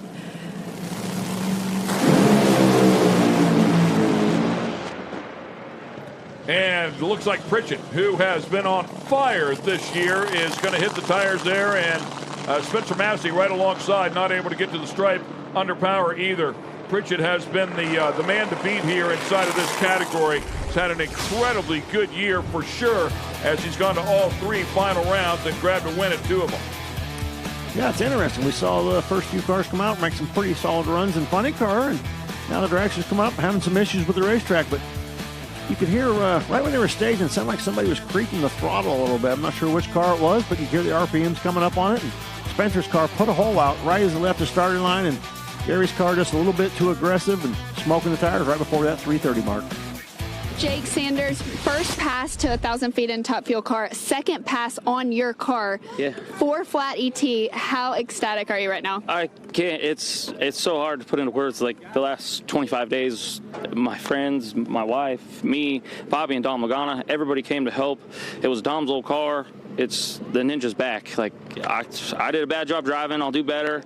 We'll get it to the end tonight. I shut off a little early, but just so super thankful to get the opportunity to be able to do this. I had so much fun driving Mitch's car last year. I went home and built my own. So let's go get it to run a little bit further in Q2, and maybe we'll qualify. Hey, you're doing just fine right now. Just right now. So, all right, I'm going to go get the clutch guy. All right, yeah, go work on the car. Good luck. I'm a clutch guy. I got to go. The team's leaving. Yeah, it's good for him. And I'll do a better job of driving. I mean, he's over there by the wall, man, and he lifted a little early. But it's probably a good thing here. You still absolutely. have a race car to race. And you're sitting number 1, so. Only guy in the place wishing it'd rain right now. Did you just say that out loud? Don't do that. Great stuff, man. Lex June coming up here next, and Lee Callaway, part of the Scott Palmer team, PBR backed machine.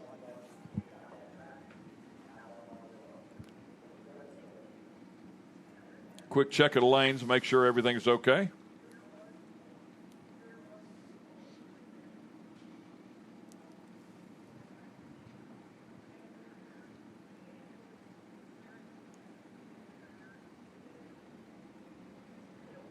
Lee Calloway's made some nice runs this year, and Lex June getting that new chassis, starting to get it figured out, and recently just making some solid hits in that car. So look forward, big things coming out of Lex this weekend. Looks like he's turning the corner with that new car.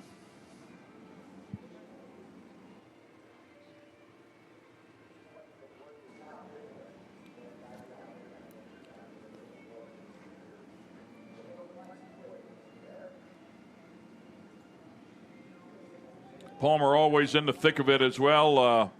Love his passion for the sport.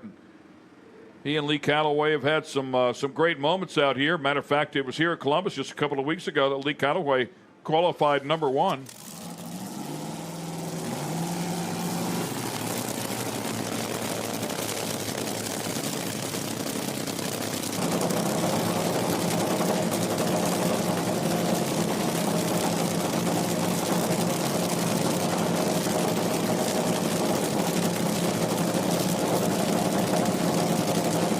Lex June fired up, will be in the near lane. The new car to him for this season.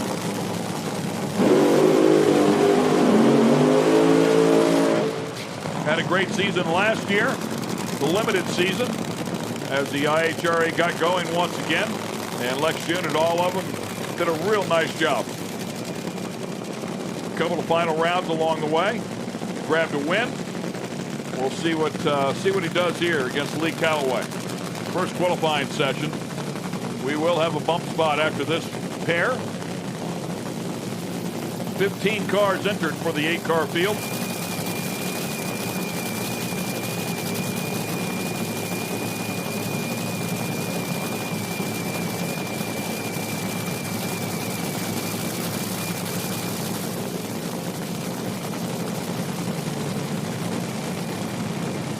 Gerda June, that is Lex's wife, crew chief on that car.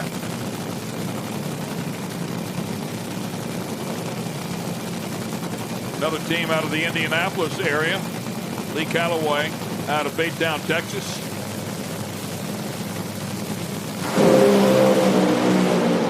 Calloway hits the tires right away. Lex trying to make it to the other end, but he's going to bang him before he gets there. 421 to 216.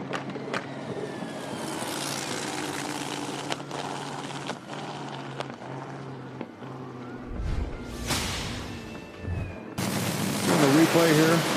Come loose right early. Oh, yeah. Lex's car was starting to move around and spin a little bit. That's right down there and bang. I'm not sure if it actually banged or maybe his foot just slapped the throttle. Yeah, didn't see any signs of that at the other end, but certainly sounded like it. Calloway just right at the hit, done. And that just means the pressure's ramped up. 15 cars for 8 spots. Yeah. 2 shots. Calloway's teammate, Scott Palmer, sitting right behind him. Just watch what happened there. If the tune-ups were close to the same, then they might want to make an adjustment if they have that option. Kyle Sattenstein coming up here. I didn't see any adjustments being made, so they're good. They're going with it.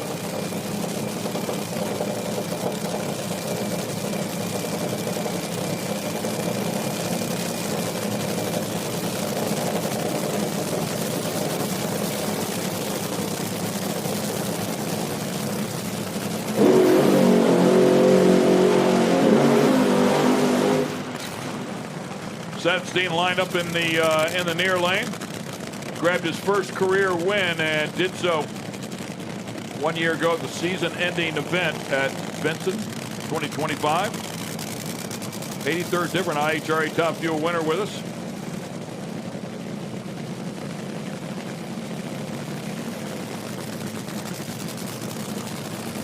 Scott Palmer grabbing a win here this year at our second event, Virginia.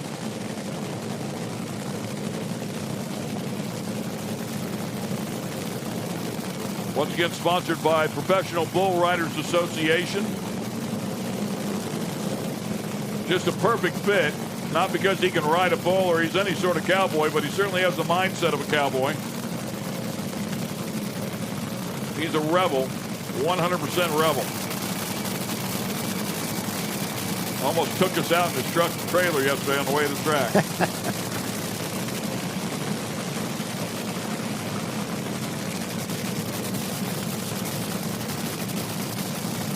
United Trailer sponsor here in Top Fuel. We appreciate all their support.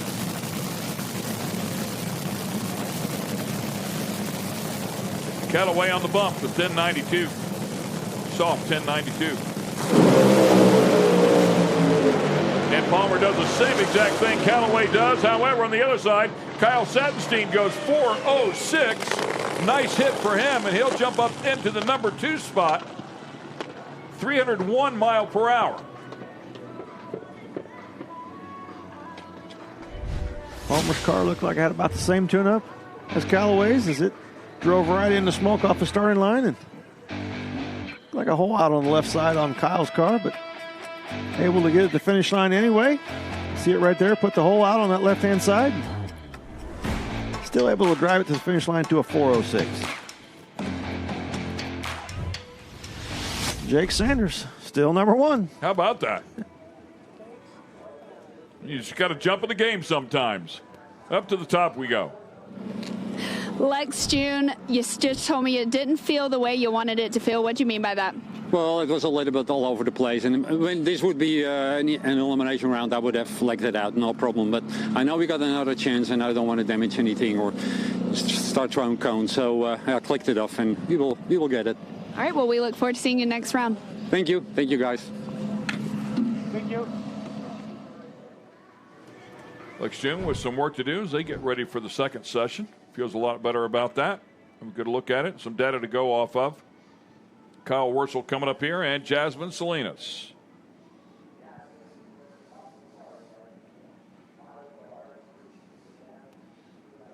Both these cars were a little late getting around this corner, and I'm pretty sure because they've been up here watching some of these other cars and making some last-minute changes to these cars, especially the Salinas car, Mike's car coming loose early, and I'm sure they were back here making some clutch adjustments and some maybe some timing adjustments to these cars. Here's a look at the current results so far with a couple of cars to go yet. Talking about Jake Sanders up top, Kyle Sattenstein, Chuck Lofton, Lex June, Krista Baldwin. The top 5 there. Kyle Wurzel coming up here, first IHRA race. Some help from Dom Lagana and John Stewart. Been racing Nostalgia Funny Car, or started racing about Nostalgia Funny Car 2006.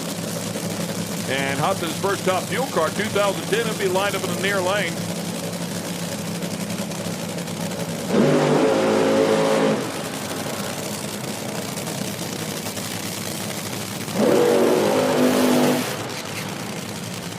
Wurzel out of Warsaw, Indiana, will line up alongside the current ET and mile per hour record holder here with the IHRA, and a tough Jasmine Salinas.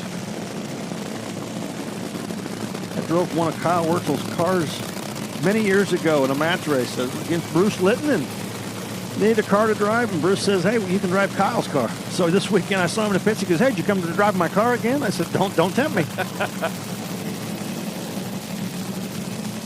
That's the guy we need to get back out here too, Bruce Litton. Him out off the Nostalgia Tour and get him back out here in a fuel car. Kyle's car has been running extremely well here lately. Did a upgrade on the parts and the tune-up on this, and got some great help behind him, and made some huge strides in the performance of that car. So that's a car to watch. Qualified 6 in St. Louis, runs a limited schedule here. Shows up to play hard. Find out how he does. Both cars capable of going to the number 1 spot.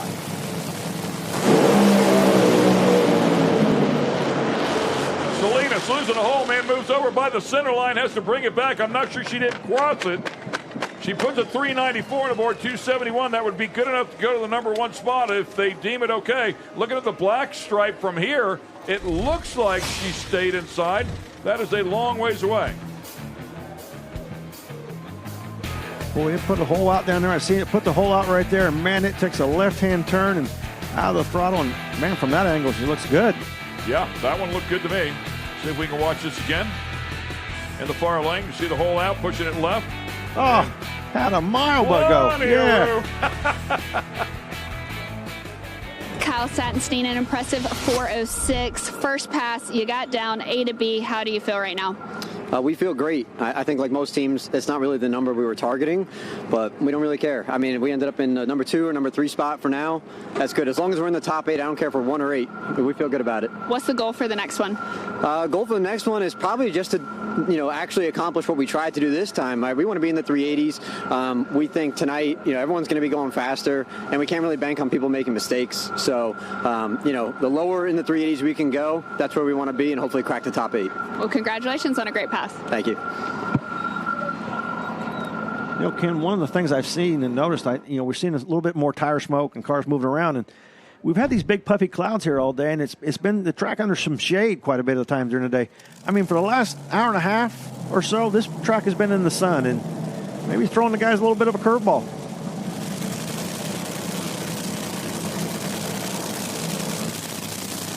And the final 2 cars here, first session for Top Fuel, will feature Sean Reed and Trip Tatum.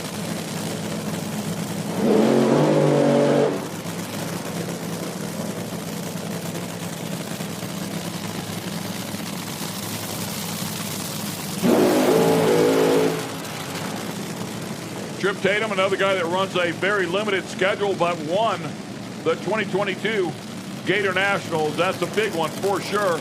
Will line up alongside Sean Reed, and Sean Reed, after an accident, jumped back inside of the car, came out here in 2025, 1 year ago, and won this event at Columbus. Still competes in Top Alcohol Hydro and drag boat racing. Owns a Top Fuel Hydro boat.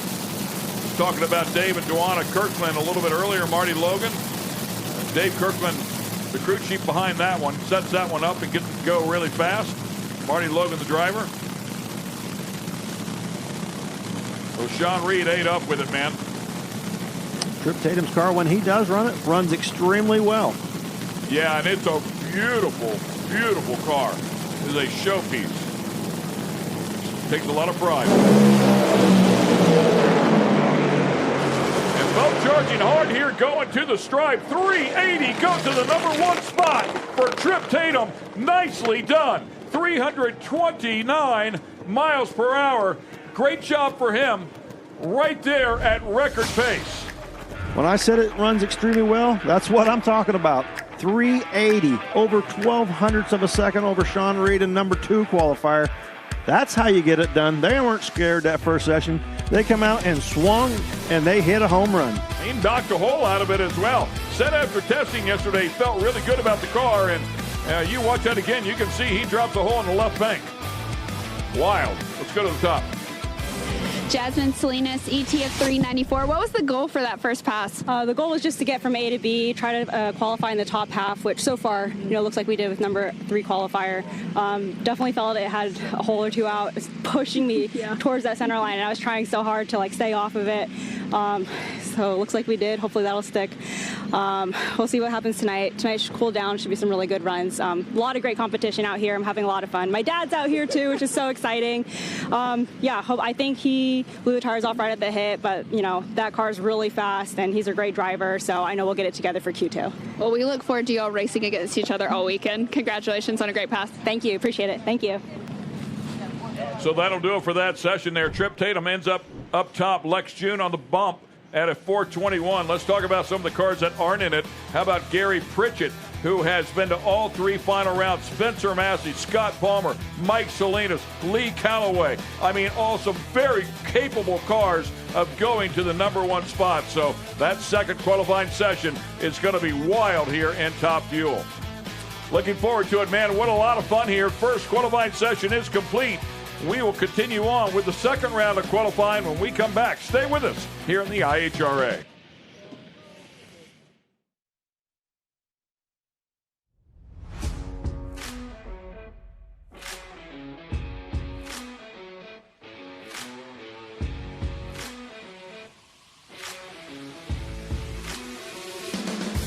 Speed Sport 1 is the home for the IHRA Offshore Powerboat Series. Watch top international teams push the limits of some of the fastest boats in the world, reaching speeds of up to 180 miles per hour. 14 classes, racing hull to hull. From Pro Class 1 to Super Cat, it's the IHRA Offshore Powerboat Series. Catch the entire season on Speed Sport 1. It's free to watch. Go to speedsport1.com for details and viewing options.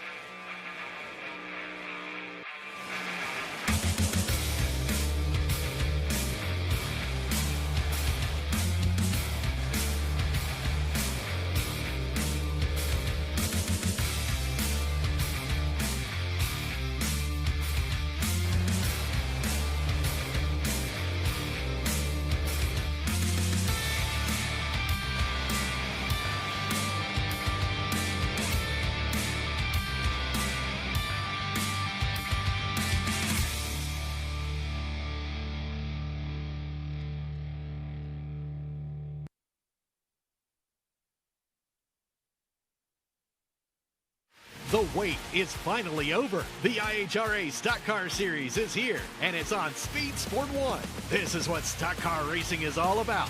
The International Hot Rod Association is going stock car racing. There's big money on the line, and racers willing to push the limits for a piece of the pie. Leaning on each other as we cross the start-finish line, head down into turn number 1. Watch the entire season on Speed Sport 1. It's free to watch. Go to speedsport1.com for details and viewing options.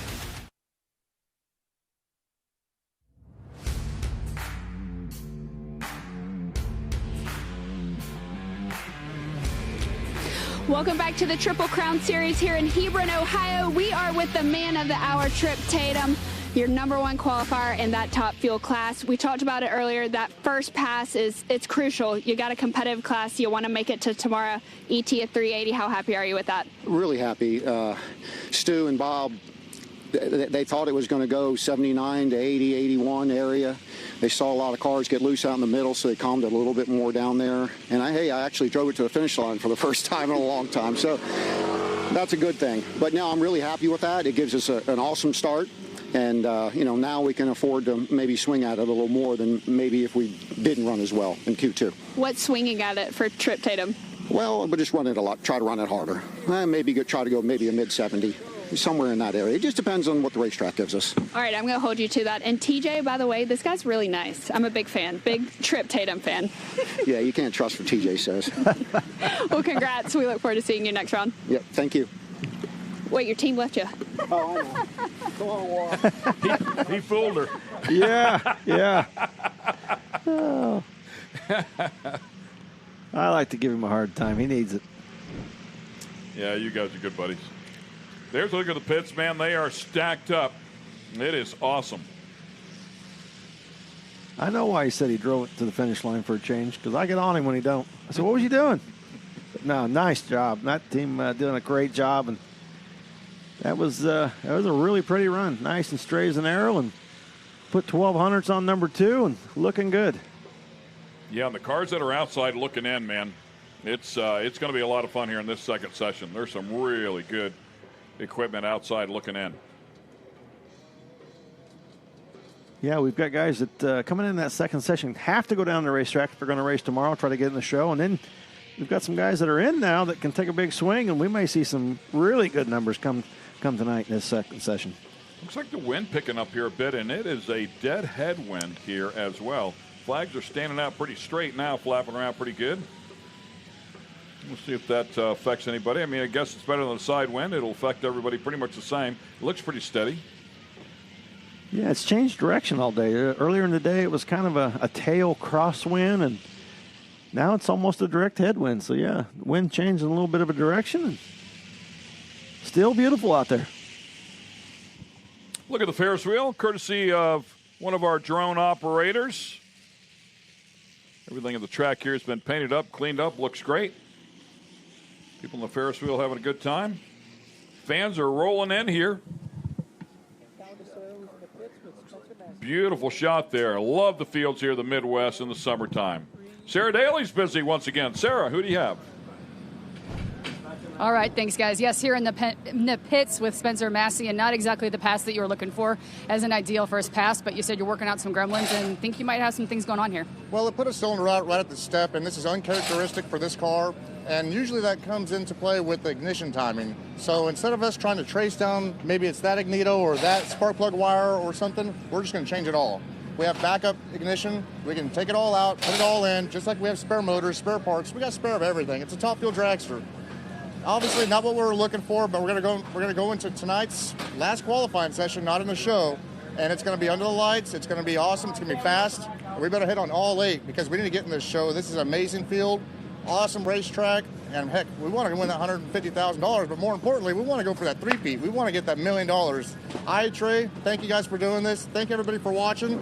Just watch this car, Massey Motorsports. Hopefully it gets down through there. We can get the win light on Sunday. Saturday. All right. We'll see you at the lanes. Yeah, Saturday. It's all right, but we'll see you at the staging lanes. Spencer Massey, he's been doing this for a while now. Seasoned crew. They've been around. They know the ropes.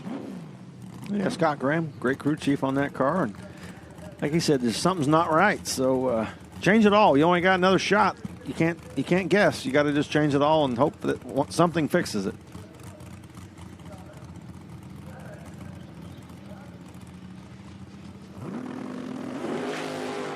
And that is a look at the Frank Hawley School of Drag Racing.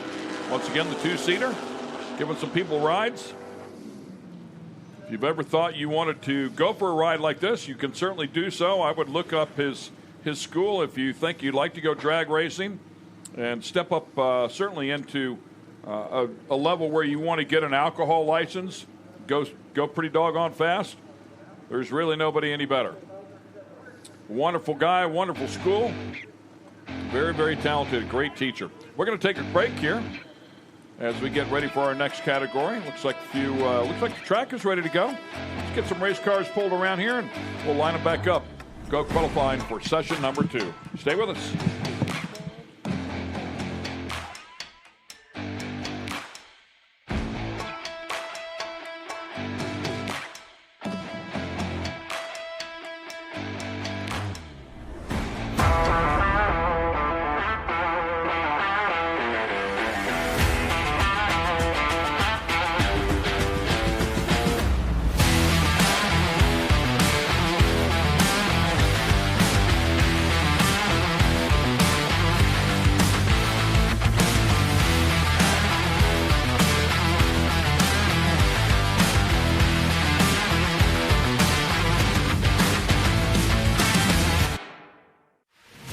Is finally over. The IHRA Stock Car Series is here, and it's on Speed Sport 1. This is what stock car racing is all about. The International Hot Rod Association is going stock car racing. There's big money on the line, and racers willing to push the limits for a piece of the pie. Leaning on each other as we cross the start-finish line, head down into turn number 1. Watch the entire season on Speed Sport 1. It's free to watch. Go to speedsport1.com for details and viewing options. Speed Sport 1 is the home for the IHRA Offshore Powerboat Series. Watch top international teams push the limits of some of the fastest boats in the world, reaching speeds of up to 180 miles per hour. 14 classes, racing hull to hull, from Pro Class 1 to Super Cat. It's the IHRA Offshore Powerboat Series. Catch the entire season on Speed Sport 1. It's free to watch. Go to speedsport1.com for details and viewing options.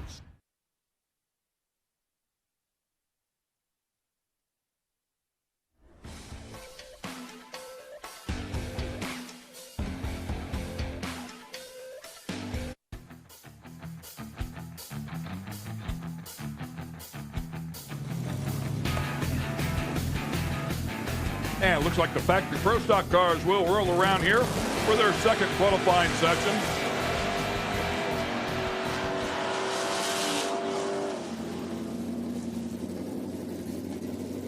Todd Early will be the first one down there on a single, qualifying single. 558, 125 miles per hour. Taylor Dietz, the number one qualifier, to 490 right now. Came out, laid one down. Todd Early on the bump. 9 cars here for an 8-car field.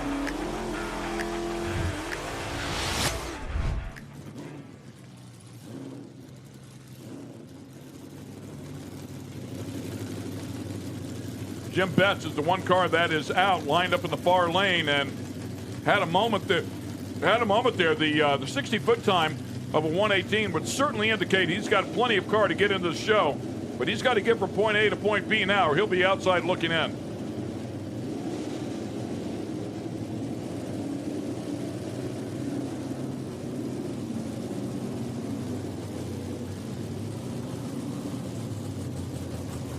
Don Justice currently sitting number 7. He's lined up on the inside.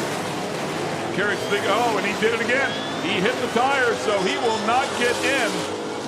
Todd Early is safe, and Todd Early just went down the track a minute ago, but he is safe from the only car that could have bumped him out. Yeah, that thing just blew him off the head. Watch this thing try to leave the start line and just smoked the tires and missed it on the tune-up on that early part of the track.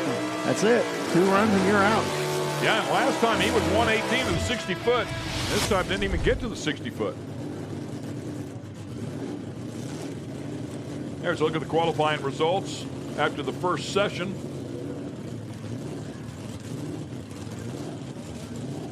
Three of those cars have gone already. Don Justice, Todd Early, Jim Betts. As we come up here next, A.J. Burton, Carl Tasca.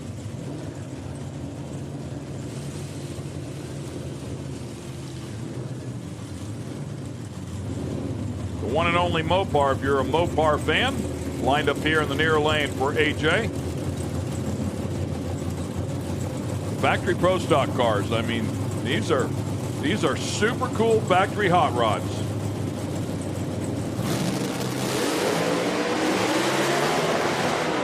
Tasca knocks the tire off. Last time out here, Tasca went a 508. It looks like they're struggling here in this second session a bit. Berg goes a 5 flat. His previous ET sits at the number 5 spot.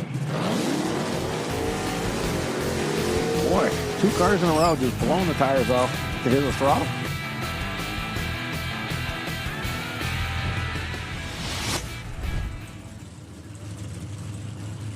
Take a look at that right lane now. Doug Hamp coming up here. Tony Scott.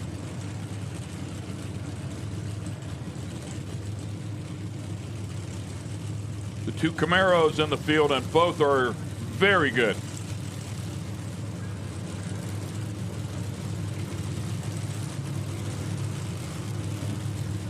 Tony Scott going to all 3 final rounds, as we talked about before. Won 2 of them.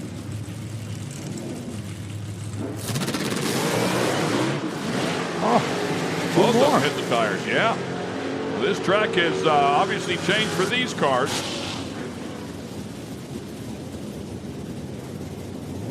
Pretty surprised one of those 2 right there didn't go to the other end. They're pretty doggone good at what they do. Yeah, this is really surprising to see this many cars having issues early in the run. I don't know if we've seen a session yet where they've had this much problem with these guys having tires come loose on the starting line. Here comes Jason and Taylor Deach.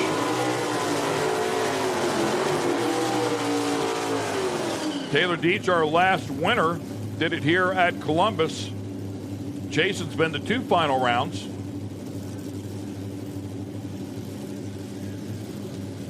Let's see if they can get the Mustangs off the starting line.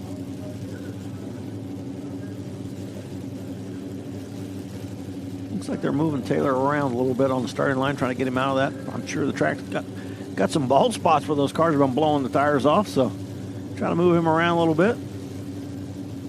Get him in some good rubber. Taylor in the far lane, Jason there in the near lane. Taylor number 1 qualifier as it stands right now. Jason number 2.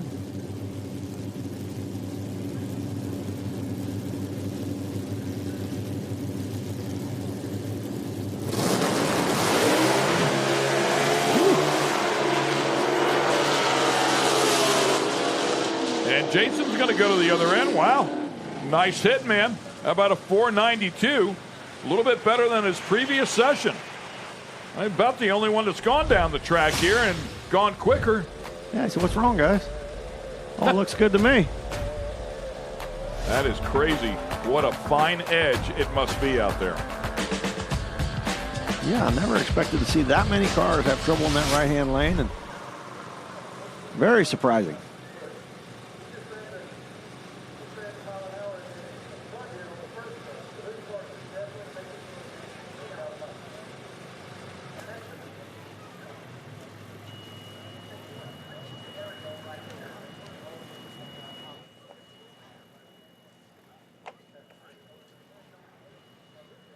A few of the crew members coming out here to analyze the starting line. They have some equipment, some tools once in a while that they'll bring out to try and determine how much grip is available. They have the trusty old racer shoe and foot move that they come out here and do the twist with.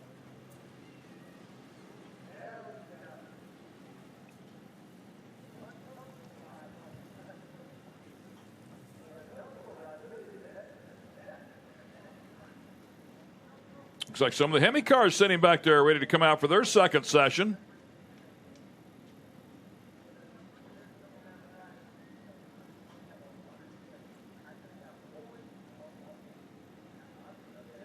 Yes, that's the sound of me drooling.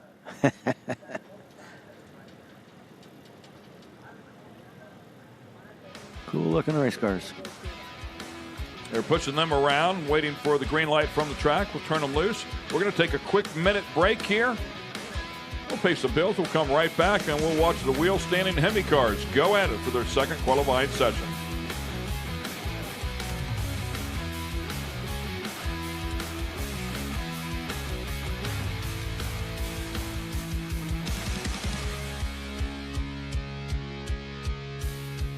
The wait is finally over. The IHRA Stock Car Series is here, and it's on Speed Sport 1. This is what stock car racing is all about. The International Hot Rod Association is going stock car racing. There's big money on the line, and racers willing to push the limits for a piece of the pie. Leaning on each other as we cross the start-finish line, head down into turn number 1. Watch the entire season on Speed Sport 1. It's free to watch. Go to speedsport1.com for detailed options.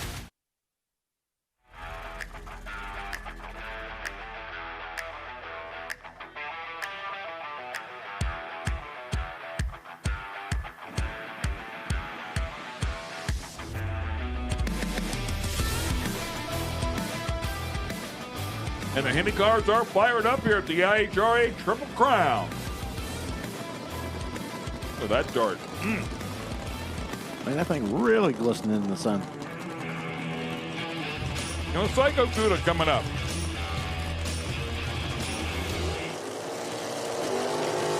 Old school paint jobs, man, from back in the day.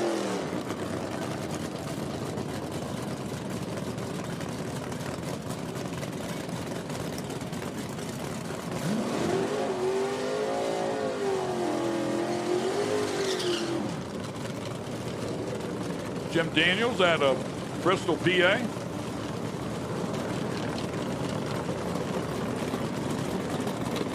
and Bucky Hess. Well, Bucky Hess will line up in the near lane.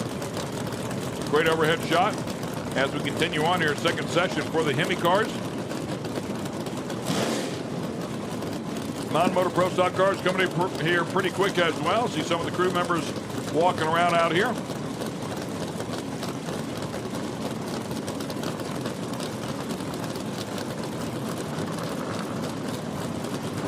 Bucky Hess currently number 4. Daniels number 7. Bucky making a charge for the stripe under power. Last time out went at 8:47. All the way to the other end, and he'll go at 8:45. A little bit quicker. 8:64 for Daniels. Nice improvement for Daniels. Didn't change the position. Still sitting number 7, but he'll definitely pick some up. Making it a little harder for him to try to bump him out. Yeah. Yeah, there is a bump here as well. James Linton sitting on it at 8:92. Westcott out with an 8:93.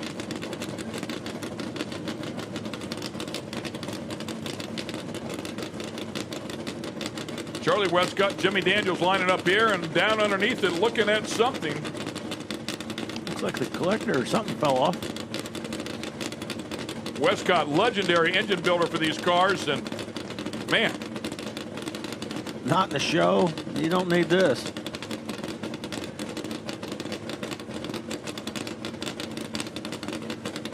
Camaraderie here out of the teams.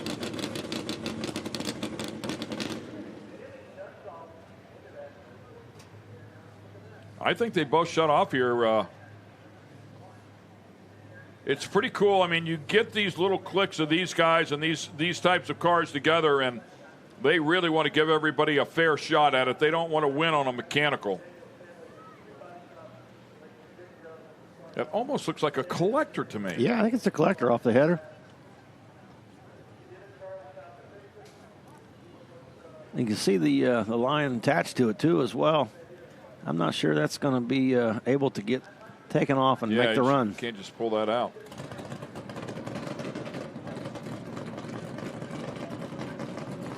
Yep, they've given the signal. Going to be a single. So the extremely talented engine builder of Charlie Westcott not able to make the run here. Jimmy Daniels will be on a single.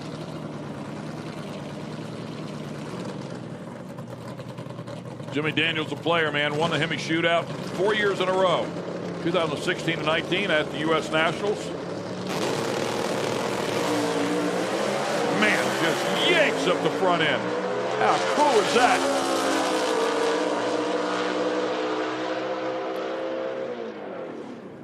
And another legendary name on the side there in Ray Barton. So nicely done there for him. Comes out here, puts an 8:42 on the board in the number 3 spot. Almost identical to the previous run. I'll give him a foul. I'm just going to say it's identical.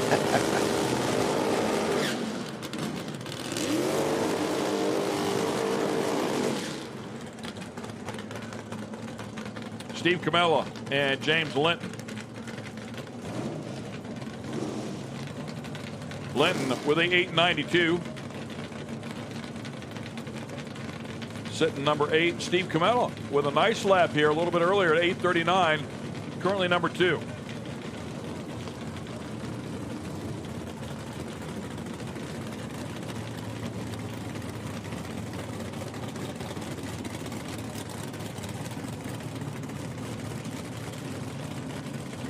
Nice close up there. Look at that ship plate right in front of his face, man. You missed that. You got an issue. Dark lens on here, sun out.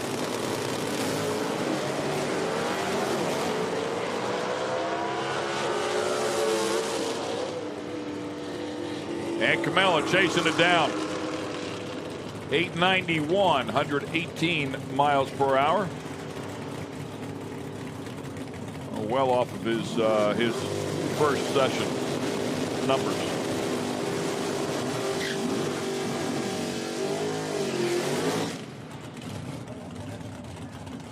Anthony Rhodes and Jerry Casson. Oh, Jerry with a chance to upset things here. He could bump Linton out. He is currently outside looking in.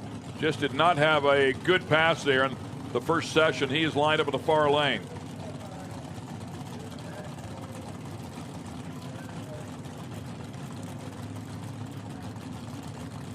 Rhodes in that beautiful CUDA.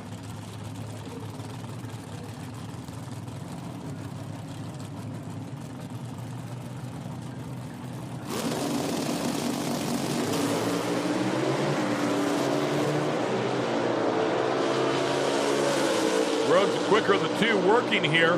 However, Casson is trying to get into the field, puts an 873 on the board. And how about that? He sneaks in right at the very end of this session and bumps Linton out.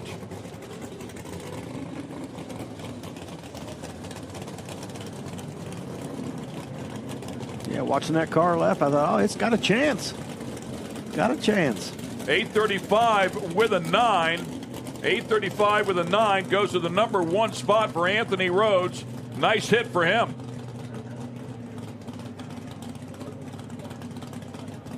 There's a chance right now those two could race again first round. That's exactly right. Good call there, mate. Jim Pancake and J.R. Baum doing the burnouts. Couple of darts.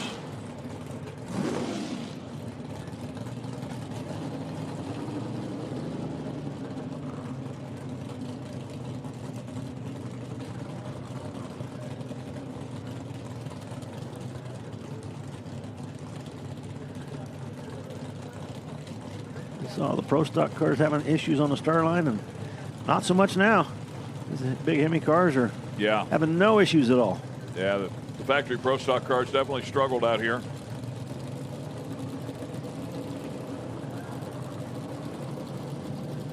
They are finicky, man. When those guys try to squeeze a little more out of those cars, they're on a knife edge, it seems. Yeah, big wheels up start. Slam it on the ground, steer it back to the left. We're going racing. That's great stuff, man. Love to watch these wheel standing cars. 848. Maybe the quicker of the two here, Pancake. And Baum ends up with an 852. Love watching it leave the start line and yanking the front end up in the air. Man, that's awesome. 848.30 be good enough to put Pancake in the number 5 spot. And that'll wrap things up. Go back and take another look. Just awesome stuff, man. Nothing better than a wheel standing Hemi car.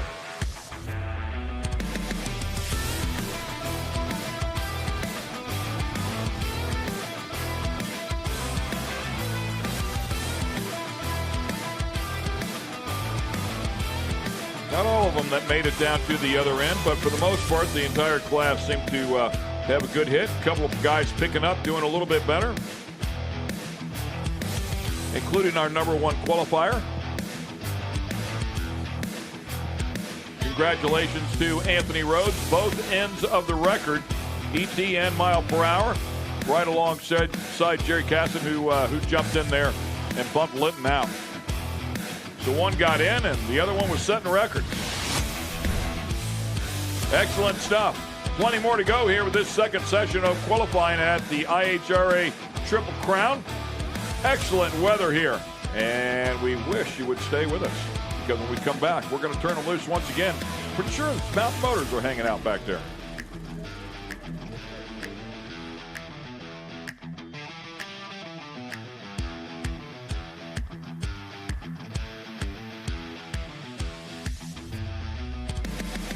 Speed Sport 1 is the home for the IHRA Offshore Powerboat Series. Watch top international teams push the limits of some of the fastest boats in the world, reaching speeds of up to 180 miles per hour.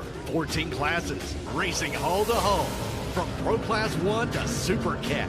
It's the IHRA Offshore Powerboat Series. Catch the entire season on Speed Sport 1. It's free to watch. Go to speedsport1.com for details and viewing options.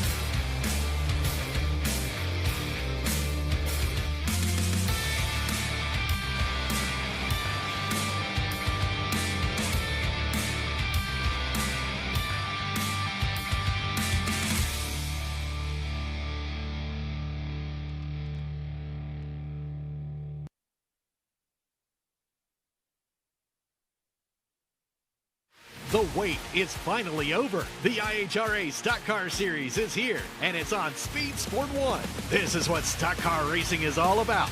The International Hot Rod Association is going stock car racing. There's big money on the line, and racers willing to push the limits for a piece of the pie. Leaning on each other as we cross the start-finish line, head down into turn number 1. Watch the entire season on Speed Sport 1. It's free to watch. Go to speedsport1.com for details and viewing options.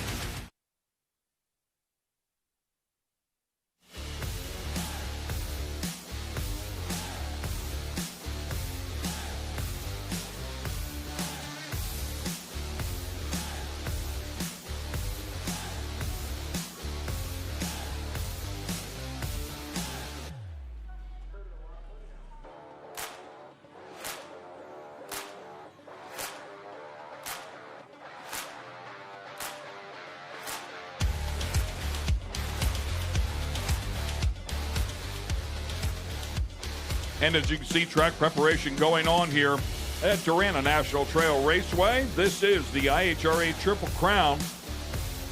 Mountain Motor crews are starting to walk out here looking at the track a bit, as they should be coming up here for their second qualifying session in just a moment. But they completely scraped the right lane, as you see them there for a moment, which means they will have to scrape the left lane. They do it with that device, that machine that just went by on the left that looked like a riding mower.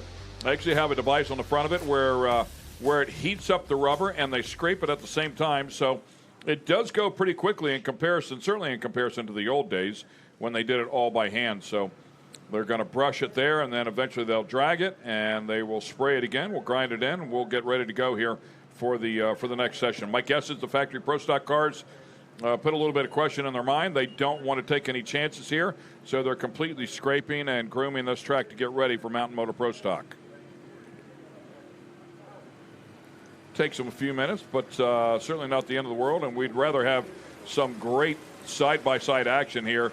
And keep in mind, it's so important, especially it's important in every category, but certainly in this category coming up here with Mountain Motor Pro Stock with so many cars that are going to end up going home. You want to give everybody a fair chance at it.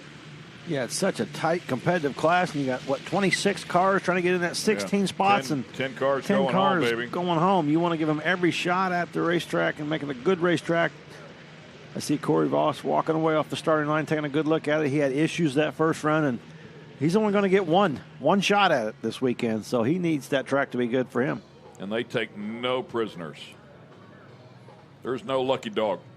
No, and they take pride in it. You know, I mean, I made the field. You know, it's a pride thing now because this class is so tough. If you can make it, well, it is a little bit of a bragging rights. It is. I won qualifying. I'm in the field.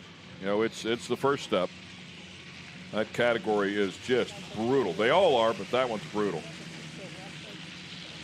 We've been talking about the street party here off and on throughout the day because we had an absolute great time last night. Tommy and I went to the boatyard, had a great dinner, sitting there looking at the lake, and ran into a number of racers along the way, had some fun, and then, of course, they also had the signing, the autograph signing. A lot of fans showed up. All the drivers went over and signed some autographs, got to meet everybody up close and personal. So we thought we'd put something together for it, and nobody better to do that than our Kristen Banks and her cameraman, Roger. So they put together a nice little piece so we could bring it to you fans and let you know what it was like.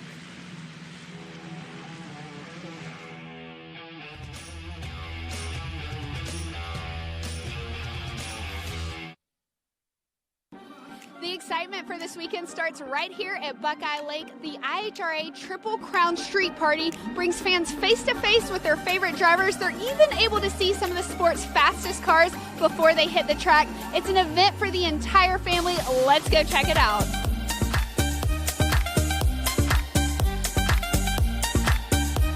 Oh, it's so exciting to have them here. You know, we're a lakefront village, which is kind of not a real common thing in the area, and then to have the track just a few miles up the road too, it's just a great partnership.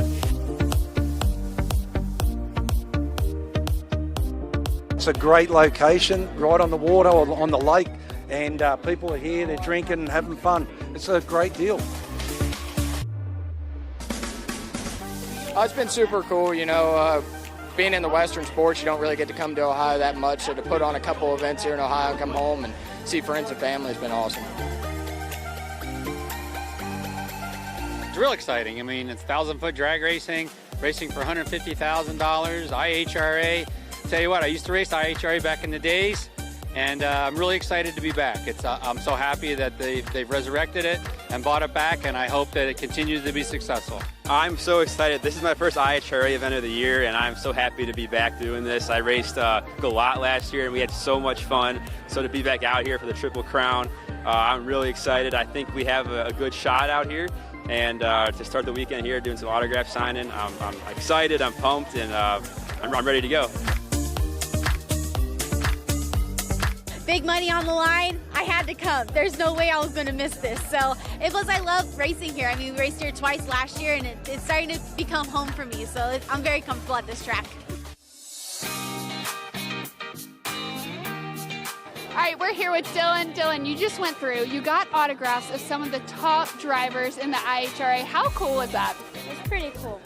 Who was your favorite driver that you got an autograph from? Probably Scott Palmer. Scott Palmer.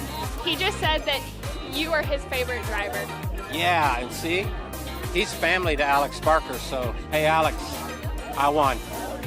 Now, we told him that you have the PBR car, and there's going to be bullfighting tomorrow night and riding, but he doesn't know if he's going to go yet. What do you think about maybe you could be a bullfighter and fill in for me? That's too risky. No? Too risky? Oh, we're pumped. I mean, we can't. I've been, I had the nervous jitters all weekend. So yeah, we're excited, and we're running 2 ultras this weekend. So who knows? Maybe Dad and I, for the first time ever, can go head to head. We like to have fun out here, and I know, talking to Pete, out at the track, he said a lot of the tracks are in the middle of cornfields or in deserts, and there's not a lot, for the drivers and their families to do. So they were really excited to come here, and we're excited to have this partnership with IHRA. We're here with Asher Miller. Your uncle is Paul Miller. How cool is it to watch him race this car? It's my first time watching him, so it'll be cool. So, what are you most excited about? Seeing him win. He might. Now let's talk about this car behind us that he drives, the Fuel Altered. It is so fast. Has he ever let you sit behind the wheel? No, he's going to let me after. That's going to be so cool. Now, what is one last thing you would tell your Uncle Paul before he goes racing? Good luck. We're here with Dad Justin, daughter Raylan, and son Jackson. You guys just got to experience drag racing through virtual reality. Raylan, just tell me a little bit about what you saw. I saw this car. It felt like you were about to fall over, and it was really cool. Jackson, how was it for you? It was good. It felt like you were about to fall over. Were y'all going really fast? Yeah, most definitely. Now, Justin, you guys are going to the race. Is it y'all's first drag race? It'll be my first drag race and their first drag race, but my father-in-law, he's been to a couple, so it'll be something he likes that he's sharing with them. I mean, this is drag racing. You get to be behind the scenes. You get to create that personal connection with us, and it's so cool because these are my heroes too. So I'm having a grand time sitting next to some of these guys, but man, it's awesome. I mean, it's cool to have the community out here, and thank you to Ohio and Buckeye Lake for having us here. This is awesome, and I'm ready to kick off the weekend. Is it harder for you to grasp the concept of taking home $1 million if you get all 3 wins? Yeah, I'd be lying if I said it didn't. That's all I've been thinking about since this announcement came out about the $1 million. So, yeah, it is. We're just taking it one race at a time. If we can do good here, then it'll set up the next races. Yeah, it's very exciting to be here. We missed out on Maple Grove because of the rain out, but this is going to be the first one. The crew's been working very hard during the week testing, so we hopefully come out swinging. Come on out. It's a big party. It's a big street party, and everybody's friendly. Get some food, some drink, and hang out, and look forward to a nice couple days of IHRA drag racing. Looking forward to it.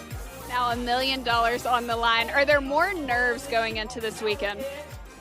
No, just take it as another race. If you'd come out with the nerves, things go wrong. It's been an amazing night here at the Triple Crown Street Party. The fans showed up, the drivers showed up. There's been long lines all night for autographs. All I know is that everyone is excited for a weekend full of racing. You can sign this to my friend Ken Stout. Ken Stout? K-A-N? Sure, absolutely. Ken Stout's a big fan. Well, hi, Ken.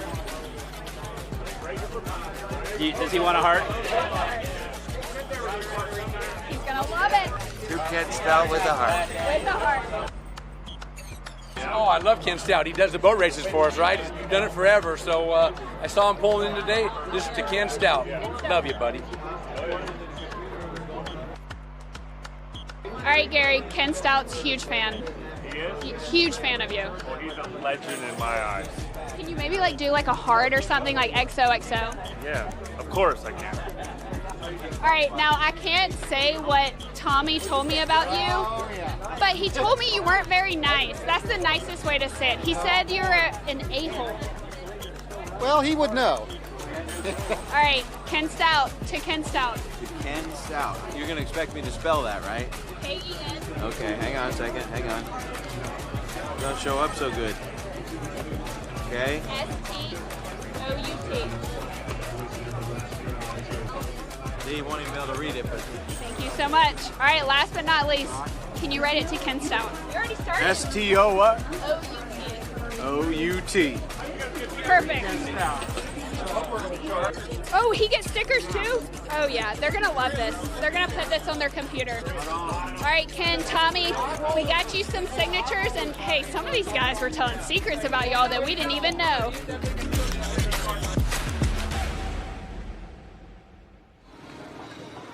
You know, I've always wanted to go through the autograph session, but I've never had the patience. And finally,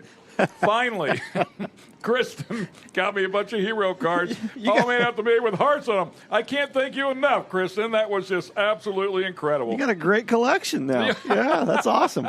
And can you tell Tripp and I spend way too much time together?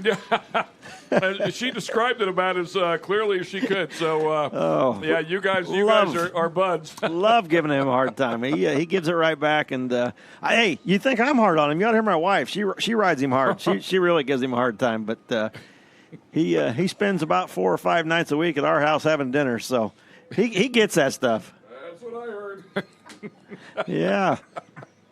Good times, man. Good times. It's a great time last night. Really happy for IHRA putting that on. And really a great event. I hope we can make it a tradition. It was fun. Kristen did a great job. Nice job, girl. Her and Roger, a lot of time out there, had a lot of fun. Here we go. We've got the mountain motor cars out here. Time for qualifying session number 2.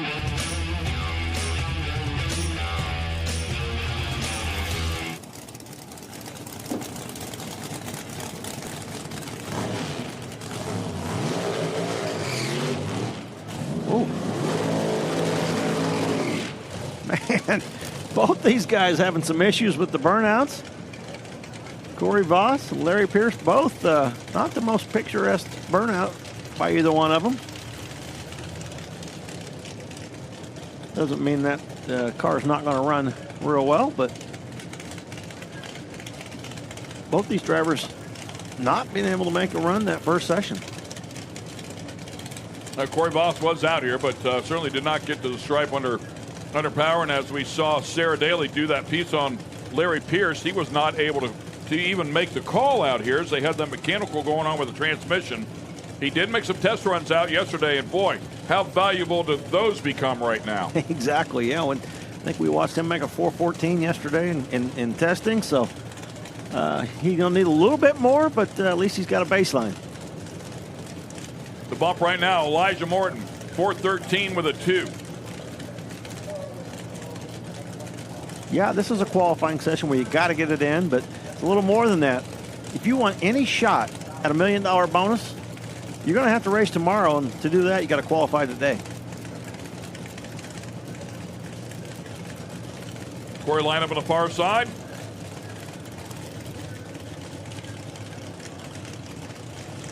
Typically, that yellow car is in competition, so it's good.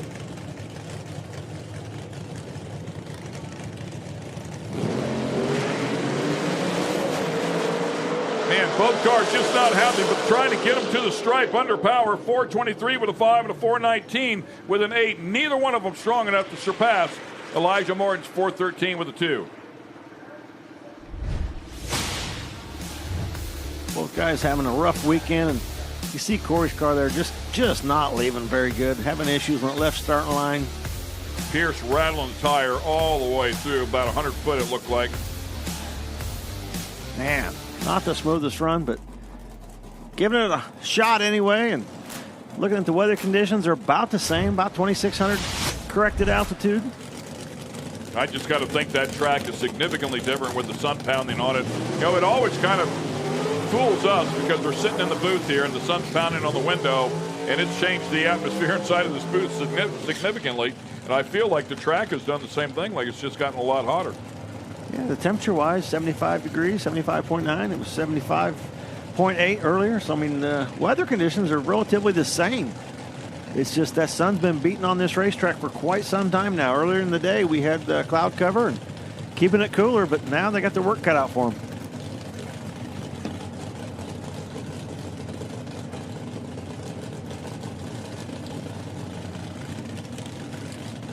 Two cars that we didn't expect to see not qualified after that first session. Well, yeah, you're exactly right. Jeremy Huffman, and he's lined up alongside Jordan Insland. And as we talked about before, Insland going to 2 final rounds this year, and he's outside looking in. Jeremy Huffman just in a final round 2 weekends ago at the Pro Mod Mania, and he is also outside looking in. Not only that, I mean at the bottom of the pile, 25 and 26. Jordan hurting the engine in his car, so jumping in this car this weekend and trying to sort it out in 2 runs.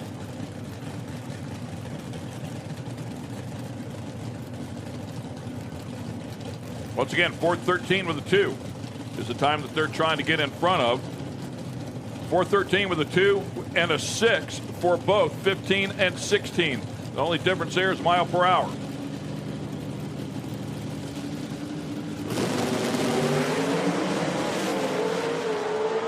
Problems there for Ensign. It's not going to happen. On the other side, Huffman tries to put one together, and he does. 4:10. Nice lap there for Jeremy Huffman. He is safely in this field as it stands right now. Goes up to the number 6 spot. You watch Jordan's car in the right-hand lane just shake the tires hard and out of the throttle. He knew it. I mean, on the run right now, the bump where it is, you cannot have any issues. And as soon as that thing went out there and shook, he shoved the clutch pedal back in, and it's all over. And Huffman, too. I mean, he turned it sideways, rattling the tires, stayed in the throttle, and somehow pulled one out. And in the staging lanes now with Chris Powers. I won't hold you too long, so I know they're moving everything up. But what's your approach heading in? 10 before they started racing here, and so clearly things have changed a little bit. But a pretty good pass. You just want to stay on the top side. Yeah, I mean, the track looks pretty good, so we're going to try to work on it a little bit here and see if we can go like a 7 or an 8. We think the car is more than capable. We've been working on it all week here, so we'll see what we got. See if Chuck's got the right tune-up, and we can stay in the ladder. And a big field, a lot of cars. You said it's been a lot of fun this weekend. Oh, yeah, definitely a lot of cars. It's good for this class. It's nice to see it. So we're thankful for IHRA, and we'll see what we can do. I appreciate the time. Thank you. Thank you. Yeah, of course, he's referring to Chuck Samuel as crew chief. Good power plan for them. We'll see how things go. Temperature out there, 75 degrees. I just don't know if, man, I mean, it's just absolutely perfect. What a beautiful afternoon, rolling into evening. Density altitude still 2,600 feet. Whoever ordered the weather for this weekend, outstanding job. Thank you. Yes, you need to keep that position.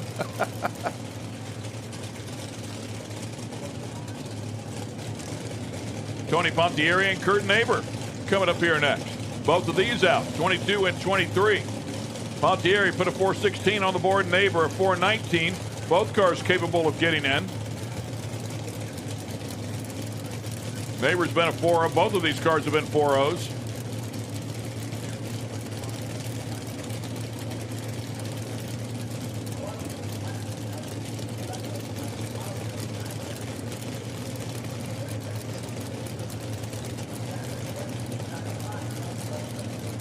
Pontieri, a longtime IHRA Pro Mod competitor.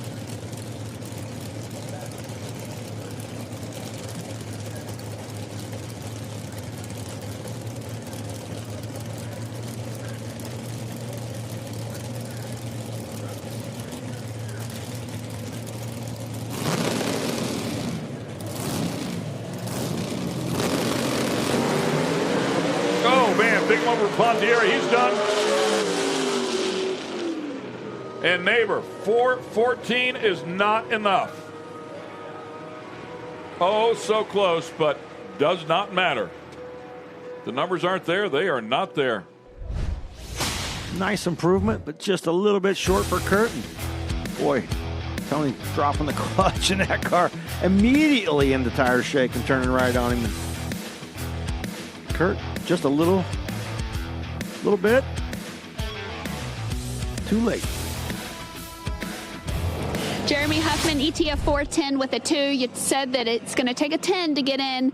We've got 5, 6 guys. They're out. You think it's going to stand? I hope so. We were just talking a minute ago, me and Jordan and some of the guys in the lanes. We've, I say it a lot, but we've struggled this weekend. I think we had a set of tires kind of go bad on us there, and we looked at some data from the last run at Milan last week, 2 weeks ago, and just kind of come to the conclusion maybe that was a problem. When we put them on there and it went, it still wasn't pretty, and hopefully that 10 with a 2 is going to stick. It's been a rough weekend for us. All right, well, good luck. All we can do now is cross our fingers. Cross our fingers and pray. Thank you. Thank you. Nice job for him, man. That was a really good hit, no doubt about it. As we continue on here, by the way, Elijah Morton now has been bumped out. He'll come up a little bit later on and see if he can get himself back in. But Darrell Stewart on the bump at a 4:13 with a 2 and a 6 as well. His speed a little bit better. He was 173 to Elijah Morton's 168. So he is still in, but there's plenty of fast cars that are going to come up here and try to put him out. Dennis Furcus and David Hughes are coming up here next. 2 of these cars are the ones that are going to try to get it done.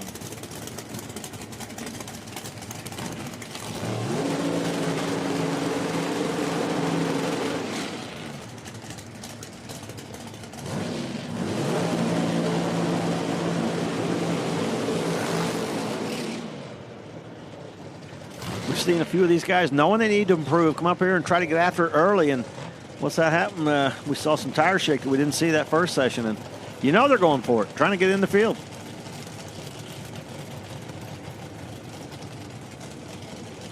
Got to take a swing. Yeah, you've got to take a swing. I mean, if you're outside looking in, you just got to go for it. And it's amazing how difficult it is to find 2 or 3 hundredths of a second. Yeah, looking at the field, I mean, you pick up 3 hundredths of a second, you might move 12 spots.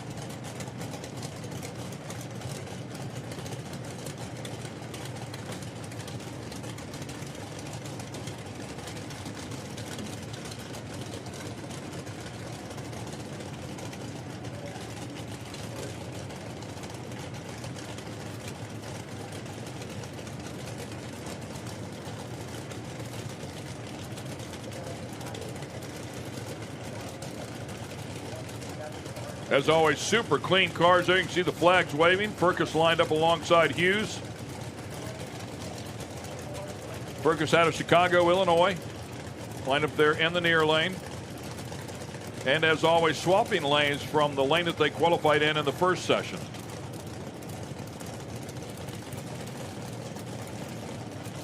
We'll see if these 2 guys got it right. We'll know by about 100 feet if they get through that shake.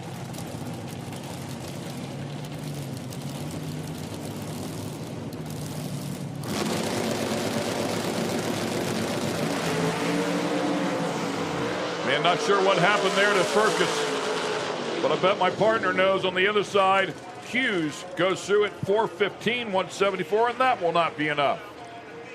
Yeah, watching Furcus on the starting line, he was bumping it in. He bumped in and saw the light come on. It went back out. He bumped it again, and it came on again. And I think he thought it was staged and looked away from the stage bulb and went down to the tree to watch the yellows come on and didn't realize it had backed out of the beam once again and did not get staged. Watching that thing stage, I don't think he saw it, the bulb go back out again.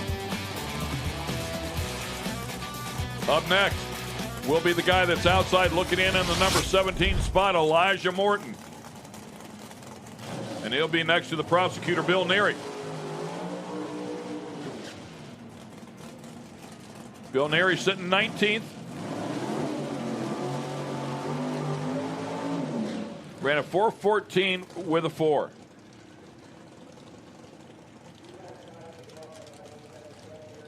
Can I get 13 thousandths? That's all I'm looking for here. Well, somebody work with me just a little bit. Well, we've seen Elijah step up many a times, and early in the season he was out there running number 1 or number 2 qualifier, so we know that car is plenty capable of getting it done. It's just, can he get it done with the sun on the racetrack? And conditions are not like they were earlier in the season. It was a little cooler then, but I'm sure they can get a handle on it. Yeah, and he's outside based on speed, really, not ET. Yeah. So if he can go just a little bit quicker, he'll jump back up in there. He ran identical ET to Darrell Stewart, who's in the number 16 spot.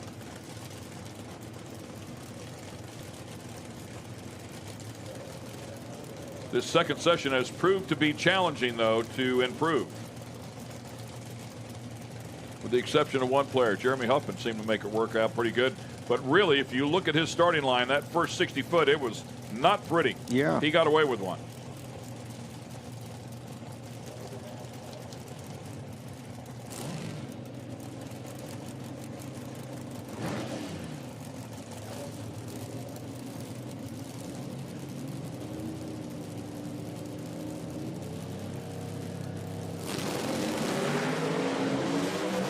Neary in trouble. He's out of the throttle. Elijah Morton trying to get to the other end and does a great job. 4:10 with a 4. And he will jump up right in there with Jeremy Huffman. Nicely done. Goes to the number 8 spot. Huffman. Let's go to Tucker. Let's go to Waddle. Waddle, the 4:10. Then a 4:10 with a 1, 4:10 with a 2, 4:10 with a 3, 4:10 with a 4. Seems like it's kind of close out there. Yeah. Once again, another car having trouble there in the first 60 feet. Look at that tire shake. Oh. Man, as a driver, you hate that. You know it's over. It's done. Push the clutch pedal back in, and your weekend is, look at Elijah doing a great job at driving through that shake. And in the staging lanes now with Burnley, and it's starting to get a little hot out here. The sun's still out. Track's been running really well, and you guys have your next round coming up. How are you prepped? I think we might get just good luck this time. We've been struggling, but we have found a few problems, and I hope we got them all straightened out this time. It's just exciting to be driving again. I was just going to ask, you haven't been behind the wheel for a while, so 9 exciting, months. a little nervous, 9 a little months kind of, driven. what's Yeah. everything? It's exciting. It's exciting. Just driving the car, even if you don't run fast, just driving the car is fun. So I love it. All right, well, when you get down to the end of the staging lanes, you can jump out real quick for Kristen and talk to her. Great, thank you. Well, be safe out there. Okay, thank you. Guys, back to you. Great to have Ed back out here competing as we continue on to this second session. Up next will be Darrell Stewart and Scott Benham. Darrell Stewart now 1 spot out, courtesy of Elijah Morton.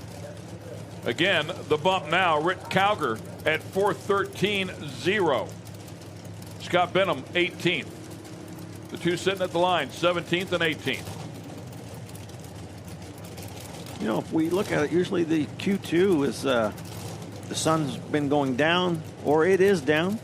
It's been cooling off, but here this weekend, not quite as late. The sun's been out on the racetrack, and it's a little warmer than these guys are used to. And there's a look at the qualifying results as it sits right now. As you see, 17th and 18th. They are at the starting line. Here we go. Both cars under power. They've got a shot at it. 4:13.2 misses it by 2 thousandths for Darrell Stewart, and Scott Benham with a 4:14 will not be enough.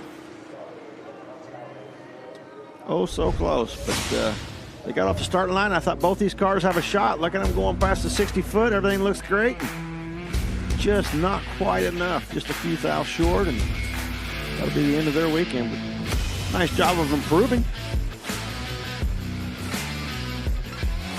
For Stewart, Benham about the same as what he ran before. Yeah, Stewart a 4:13 with a 2 and had a little better speed than Elijah, so he was still in and runs another 14.2 or 13.2. Yeah, I mean the consistency very good, but they clearly have to find some performance if they're going to play in this class here. It's just the way it is, and as you said before, they take no prisoners here.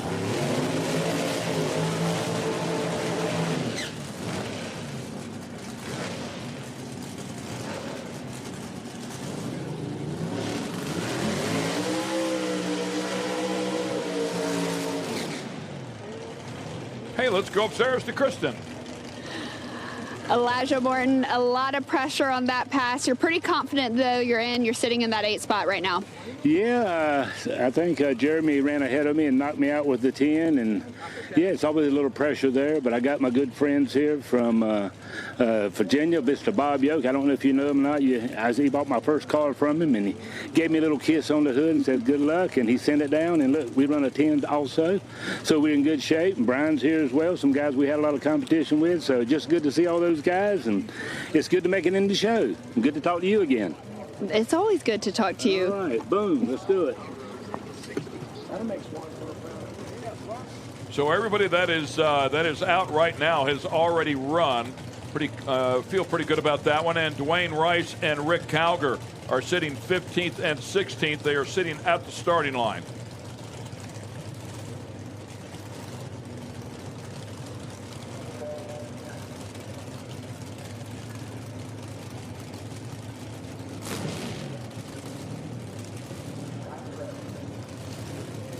Calger with the top bulb on.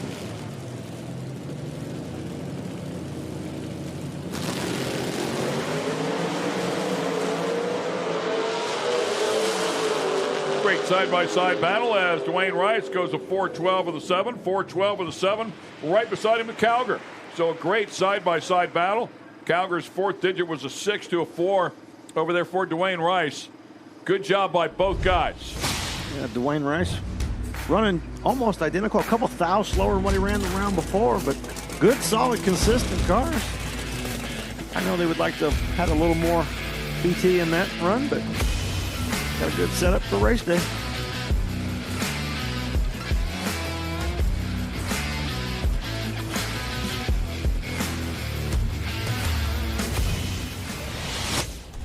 Our next pair pulling up here, Alan Johnson.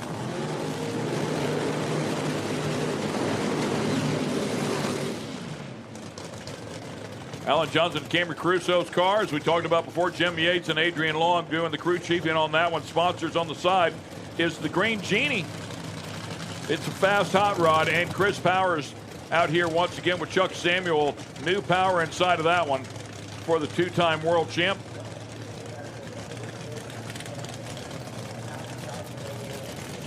Came out here, did a pretty nice job there in that first session.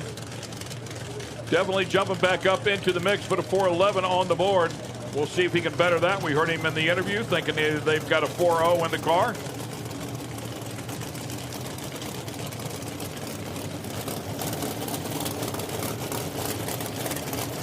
And Alan Johnson with a 4.12 at a pedestrian 167 miles an hour. I mean, that's about 8 miles per hour off of everybody else that's running those numbers.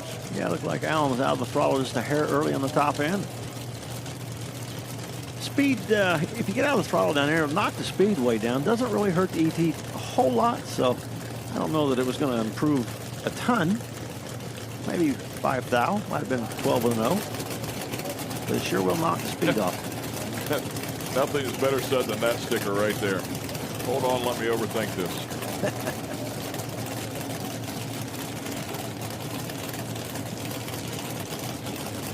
That is racing right there, man. Think yourself in and right back out.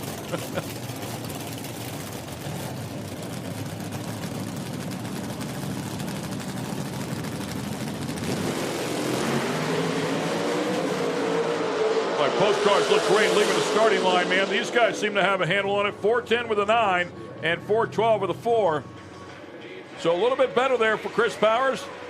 Just missing the O's. But he picks up some. Yeah, looking at 60 foot at 984. Solid 60 foot. That car looked good when it left. And see Alan's car just quivered a tire a touch. Nice job for Chris Powers picking up 100, but he's going the right direction. Yeah, trying to think. Huffman, Elijah, and Powers all with a 4.10 in this session. The quickest so far that we've seen is Jeremy Huffman's 4.10 with the 2.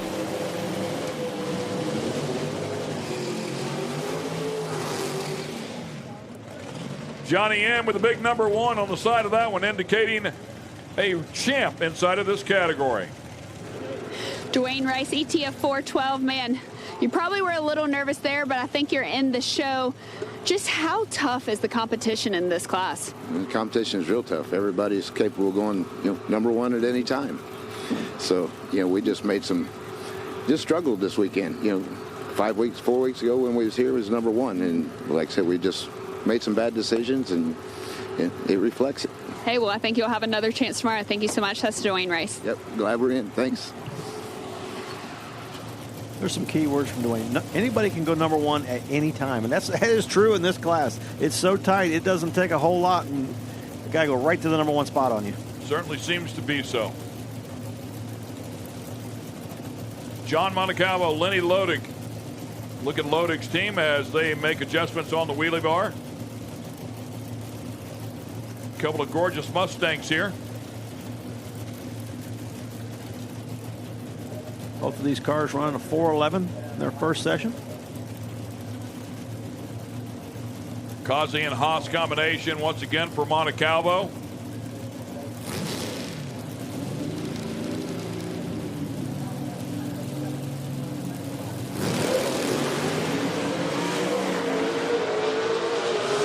And Monty to the other end, 410 with a 4. And he betters his effort from a 411 with a 7. So another car in the 410 range. Absolutely insane. Brad Waddle, 410 with a 0 in the number 4 spot. Chris Powers, 410 with a 9 in the number 12 spot. You saw Lenny's car lurch when he went to put it on the two-step, and obviously the air gap in that clutch not working properly, and it pulled him right through the beams. In the show, you improved that run. How'd it feel? Good. I'm glad we're getting a handle on this new motor. We'll see what we got here in eliminations. We're picking away. We'll go a little faster as it goes on. Track prep's good, and Sonny Power's coming around, so we'll see what Chuck can do in round one. All right, well, we look forward to seeing it. Thank you very much. 9 cars so far, separated by 9 thousandths of a second. Let that sink in for a moment. Here comes Matty G, one of our winners this year, and Vincent Nobile. Matty G right there in front of you, lined up in the near lane. Enoch Love Motorsports entry. Both these cars, they've already run a 410 that first session, so we'll see if they can improve, not break out. Yeah, we saw Rick Jones, that Nostalgia Pro Stock car out here a little bit earlier, and Rick Jones working with these guys. It almost looks like it's a 410 dial-in. Those top 3 cars broke out with a 408. Or Rick's son, Ricky, I should say. Rick might be working with them as well. Vincent Nobile came out here and threw a good number on the board right off the bat. Put a 410 with a 3 on the board.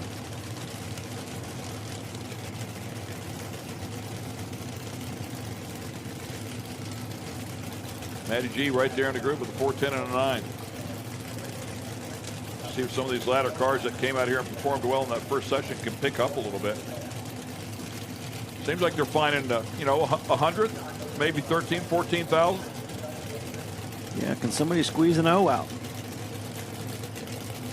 Man, you're running O. It can move you up quite a ways. Yeah, Grimer said, no problem, I can run an O. I think this session's more difficult. What do I know? We'll see.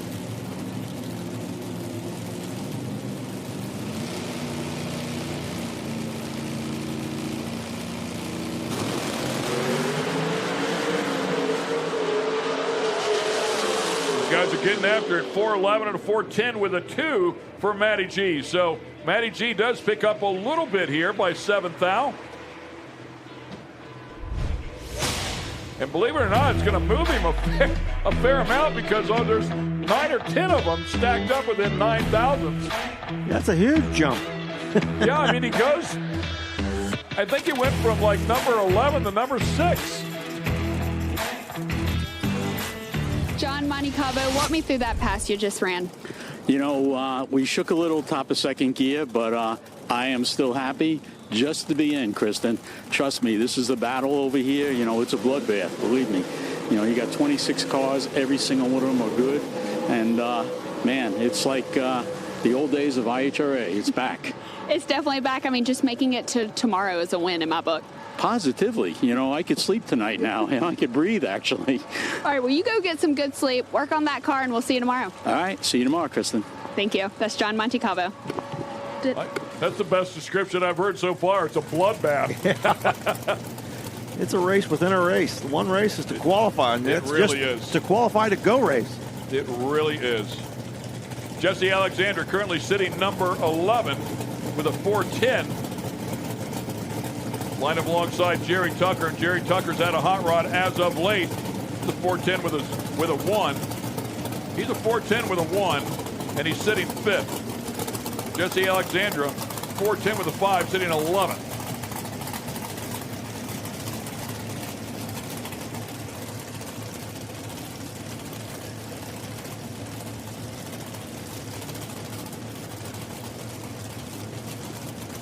And they only get better as we go. Looking to see if somebody can run a 4.0 this session, and that car in the right-hand lane, he's been popping off the O's here the last few races, so we got a good chance at it. And did so right here.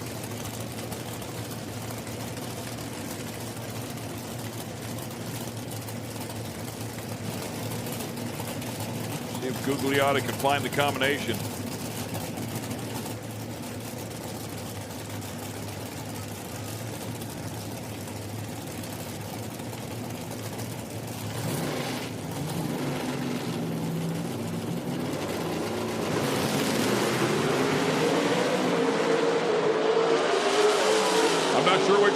But it tugged one of them down, 413 and a 415, so both of them falling off of their pace.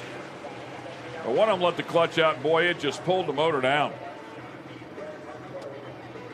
Got to think it was Tucker there based on that 60-foot time. See Jesse's car rattle a tire a little bit, leave the chatter marks on the racetrack, and not what either one of those drivers were looking for, but they're in. They get another shot tomorrow, first round.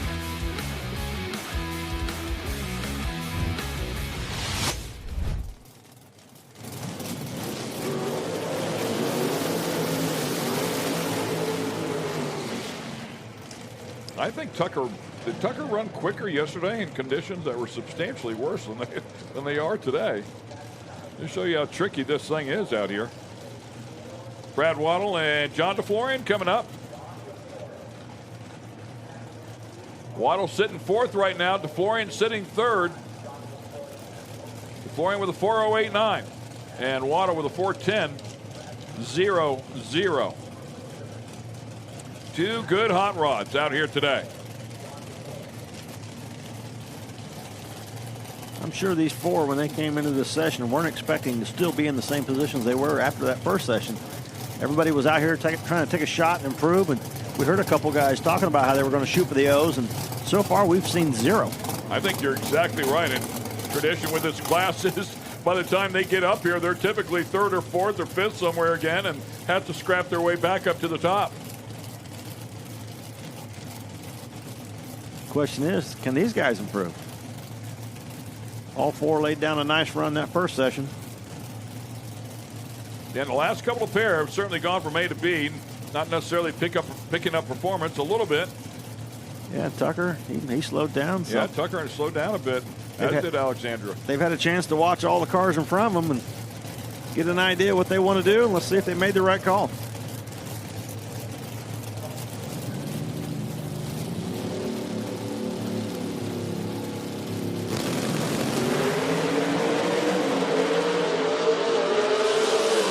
Car moving around just a little bit, goes 4.07 with an 8, 4.09 for Waddle. So nice job, both of them stepping up nicely, and that 4.07 good enough to go to the #1 spot. Now, they were sitting back here paying attention, watching what was going on and making the right calls. John DeFlorian going right to the top. Waddle, nice solid pass by him as well. The 4.09. There's the 4.0s we were looking for. All right, Matty G, you just ran another 4:10, but what we're going to talk about, because I just got called out. Last time we were here, it was Jason Harris' anniversary and John Montecalvo. I gave them flowers, and I left you and Jennifer out. Y'all celebrated 20 years. I got one pitiful rose. Congratulations. I think I just drew blood. Thank you, Kristen. Thank you so much. All right, well, we'll see you tomorrow because you just 4:10. Yeah, well, we struggled in testing, but I think we got it together. We improved a little bit, so at least we got something to work with. And 26 cars in this great field. I mean, what can you say? What an awesome deal IHRA, Darryl, and you guys do. So we're just happy to be part of it. Well, we're happy to watch you. It's a fun class to watch, I'll tell you that. Thank you. We'll see you tomorrow. See you tomorrow. All right, time for Johnny Placino and Jason Grima. He didn't get in trouble because he put her in the winner's circle for their anniversary. Yeah, he's good.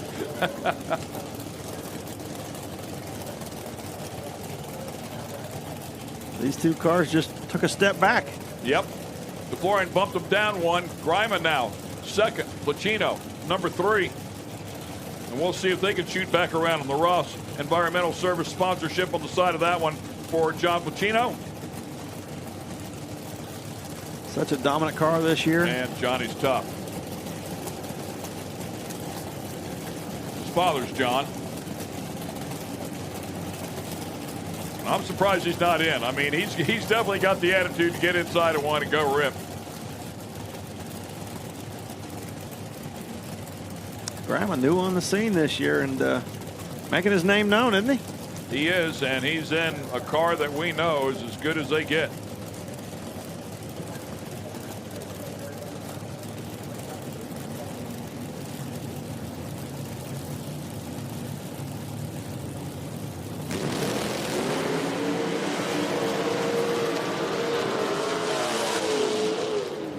And not sure what happened to Grima there.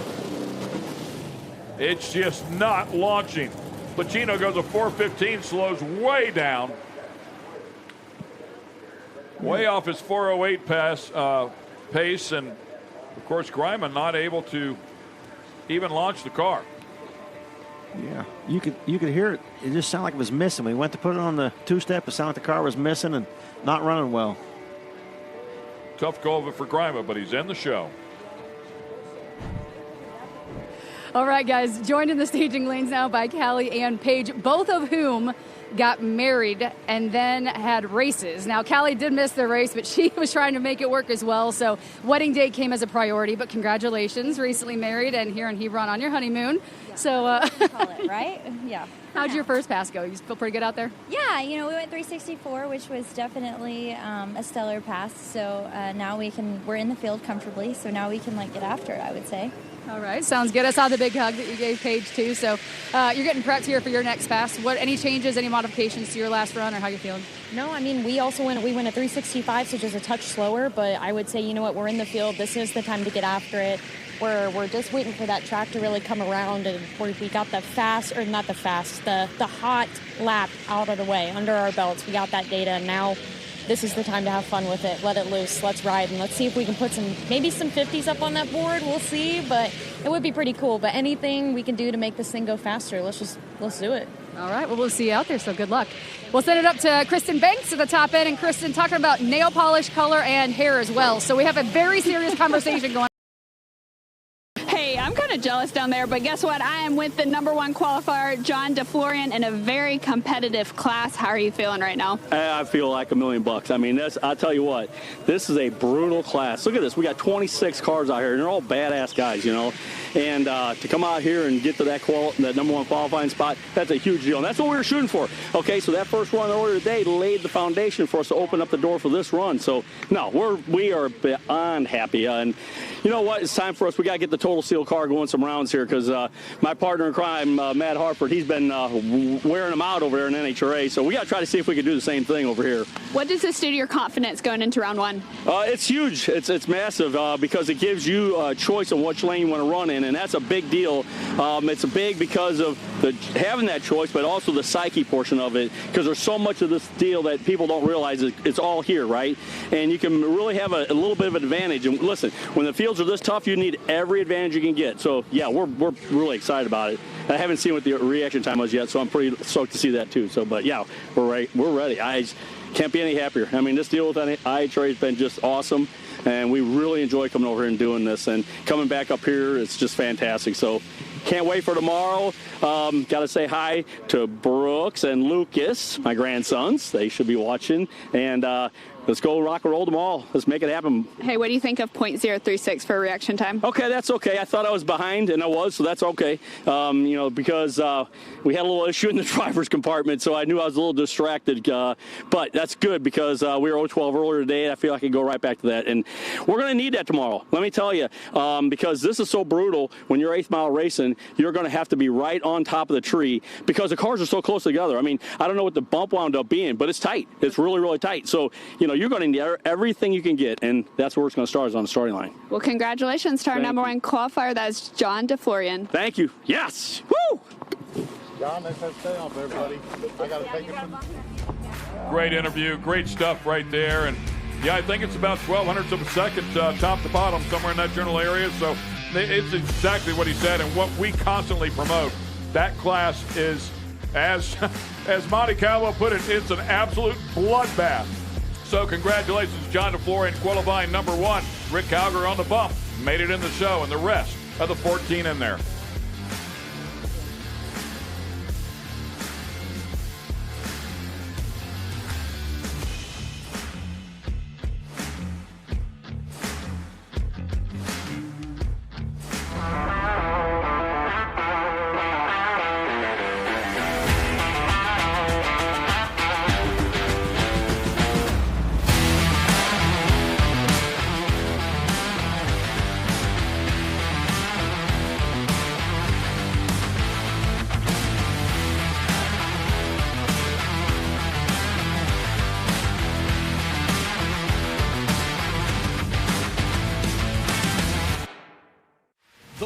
It's finally over. The IHRA Stock Car Series is here, and it's on Speed Sport 1. This is what stock car racing is all about. The International Hot Rod Association is going stock car racing. There's big money on the line, and racers willing to push the limits for a piece of the pie. Leaning on each other as we cross the start-finish line, head down into turn number 1. Watch the entire season on Speed Sport 1. It's free to watch. Go to speedsport1.com for details and viewing options. Speed Sport 1 is the home for the IHRA Offshore Powerboat Series. Watch top international teams push the limits of some of the fastest boats in the world, reaching speeds of up to 180 miles per hour. 14 classes, racing hull to hull, from Pro Class 1 to Super Cat. It's the IHRA Offshore Powerboat Series. Catch the entire season on Speed Sport 1. It's free to watch. Go to speedsport1.com for details and viewing options.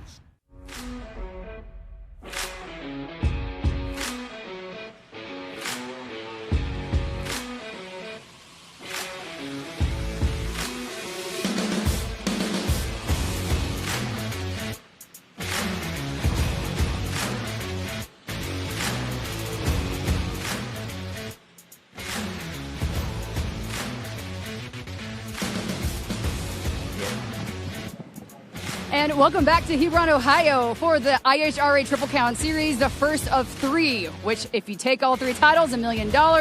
And right now, you're what, number 1 qualifier? Mr. Jacob McNeil, how are you feeling out there? You guys look pretty hot, clearly sitting at the top. Girl, we're feeling pretty good. When that car launched that last, when they carried the wheels up about 500 foot and sat down, I knew it was on the road. I saw 61 light up, but I knew there was a few cars coming up behind us, some hard steels. If they didn't get down there, I knew we kind of keep it sitting down number 1 going this later session. Now, a lot cooler air, sun's out that track. We're going to try to improve on this. So you did mention the weather changes because it was a little bit hot, and things starting to drop a little bit. So what do you guys look at to modify for those who maybe are just getting into the sport and still learning it? Oh, man, my tuner goes with him. He looks at the track deal. He pulls the grips, and you can hear him out there dragging. They're spraying and everything. You see the glue to see the kind of measure that pulls out that way, how much power he can kind of put to this thing. And like I say, I told you that last week, I wheelied out there. The more power we can get in that wheelie, the more traction that thing gets, the more power he can put in them things to make them stick and haul ass. How is that adrenaline for you out there when you just nail something like you did that last pass and how, just want to keep capitalizing on that and growing from that? Girl, y'all lucky you don't have an inside camera of me. It'd be a lot of bleeps, a lot of deal. Because after a run like that and you kind of see what it does, it's a pretty good ride on the side of that. I'm like the little, like I say, I'm like the little Energizer bunny from hell, kind of go up there. When stuff gets together, all the work these people put in, all the work all these teams are doing, it goes out there. And the caliper racing like this be to go qualify number 1 on top of a big race like this, like you said, if we win all 3, $1 million. Girl, y'all ain't going to see me at the next race like that. If I win all 3, I'm going to be on a vacation sending y'all postcards for all that shit. It's like those memes of just like, you'll know if I win a lot of money, right? Oh, honey, you'll see me in my little Triple Crown trophy at the beach with all kind of umbrella drinks and where y'all out here racing, I'm going to be in the water. Well, hopefully you'll see at top because that'll be the first step, and then you got to win. So we'll see you at the other side of the track. All right, that's going to be a hard deal. All the people here, just to win one of these races, or let alone 3 in a row, that's unheard of. But we're going to try our best when we get after. They're going to have to bring their lunch to beat me. All right. Guys, back to you. He's not short on confidence. No, or adrenaline either. I don't think so. Oh. And you know what? You better not be short on confidence if you're going to come out here and play this game with these guys, these competitors, guys and gals. Yeah, 100%. It's a tough class, and as we saw in the Mountain Motor Pro Stock, how close that field is. It's going to be on the starting line, and Jacob does a great job on the starting line as well. Yeah, I got that car running really good, man, and they struggled with it out here for a number of races, and they kept digging, and they've got that thing turned around, put down a pretty good lap. A few more classes to wrap up qualifying. Don't forget bull riding a little later tonight as well. That's right. Yeah. The Cowboys are here. Saw the ring sitting up over there when we pulled in yesterday. Got bull riding, bull games, and freestyle bullfighting tonight. First, we got some Pro Mod, Funny Car, and Top Fuel. Yeah, Funny Car and Top Fuel bump in both of those categories. So the tension will be high. Lights are flashing on the tractors, and that means we will be rolling them around the corner shortly. Great stuff.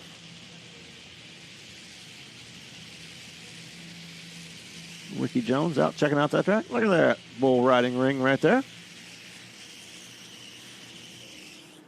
That's where Ken will be in a little bit. Yep. Pick out the biggest one, man. Grab it by the horns. Show it who the boss is. Sarah Daly working hard there in the staging lanes as we get ready to bring the cars back around here for the second session. And once again, here in the staging lanes with Jeff Rudolph, we're getting ready to take another pass here. Things at the beginning, how are you feeling? What's your approach? Where are you mentally right now? Mentally, I'm in a good state. Car's doing good. Driver's doing good on the tree, which is rare. So team's doing great. The guys here that built the car, PBRC, Dan and Joe, they came to make sure this thing's running good. And I'm sure you were well aware we crashed it back in at the Snowbirds. So I've had 6 months off. I'm ready to get back in there and try to kick some ass this weekend. Anything that you really are focusing on when you sit here and prep? Because I know sometimes you guys get out here in the lanes and you're joking, but sometimes people just like to be left alone. Yeah, there's certain routines that I do that, I like to get in the car a little bit earlier than most people and just kind of go through the scenarios, different scenarios, and making sure everything's right, my arms are positioned right, everything's got to be right. Try to do the same thing every time. All right, we'll let you get back to it so you can get focused. Thanks for your time. Thank you. Yeah, he's got a system, man. He's done a great job. It is great to have him back out here after that scary incident for sure. Currently sitting fifth. So Rudolph a player, and we'll find out how he does here in this second session as we kick it off with Mr. Ed Burnley.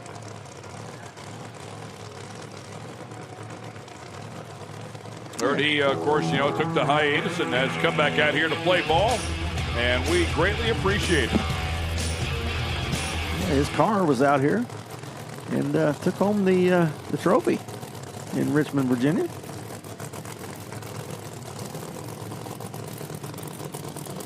Tony Wilson doing the driving then. Yeah, Tony Wilson behind the wheel in that one. And Ed back behind the wheel and looking to get this thing tuned up and down the racetrack. Got to make him hungry. Second pair sits a Randy Weatherford. How often do you see Randy Weatherford in the second pair of the second section? That's pretty rare.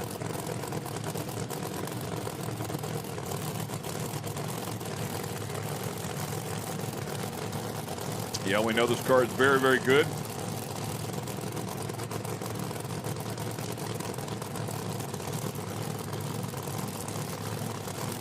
The Iron Man.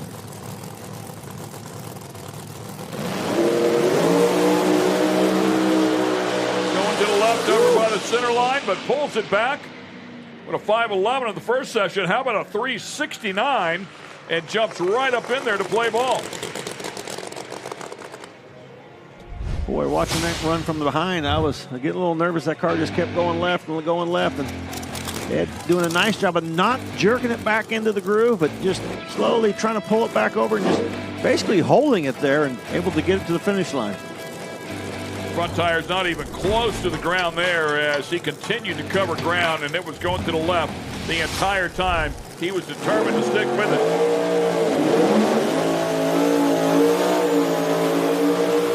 And like you said, once it did set down enough for him to steer it, he did not yank it back, just kind of eased it back to the right. Nice pass as you take a look at Randy Weatherford.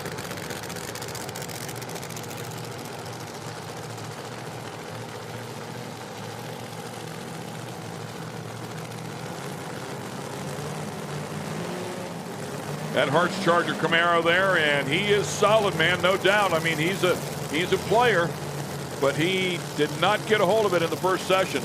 Went a 471. And he'll line up alongside Paul Gibbs, who has struggled with both of his Cudas. Both these guys racing Pro Mod and Outlaw Pro Mod.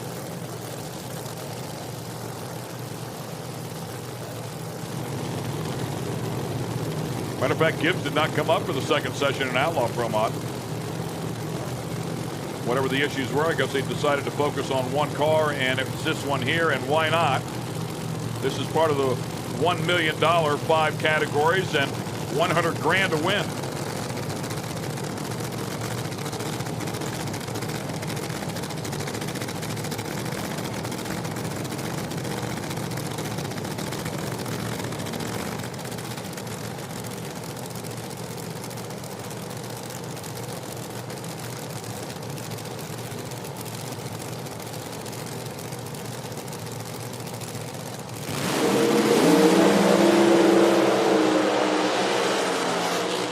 Weatherford out there doing what he does. 364. Nice hit for him, and he'll jump up to the top of the heap and goes right to the number 7 spot.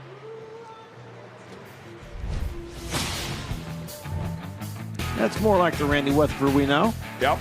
Car left nice. And Gibbs doing a pretty decent job beside him over there, improving to an 86 as well. So, but man, Randy, you knew that was there. Just had to get it out of it. Jumped right up there. I'm sure if he'd ran a little better that first run, we might have even seen a little more. Yeah, and kudos to Gibbs, man. Both of those cars struggling today. Decided to go to work on that one. Looks like they figured out whatever it was and came out here, like you said, at least got an 86 on the board. So get some good data off of that run and maybe come out here and have some fun tomorrow.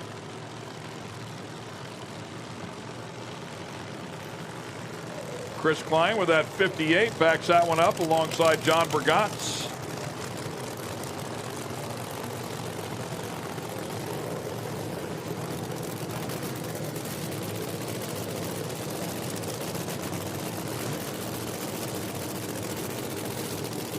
Bergatz with a tough first run there, 6:11 on the board. See if he can get it to the other end.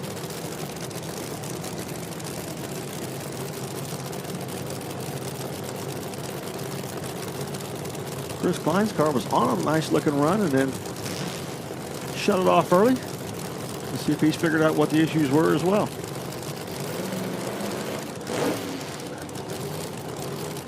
Nitrous car. Yeah.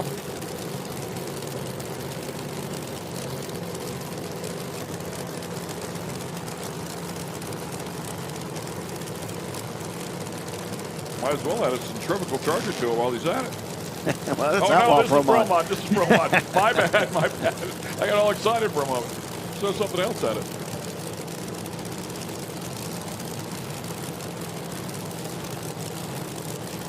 Yeah, I love those wheelie bodies. That's awesome.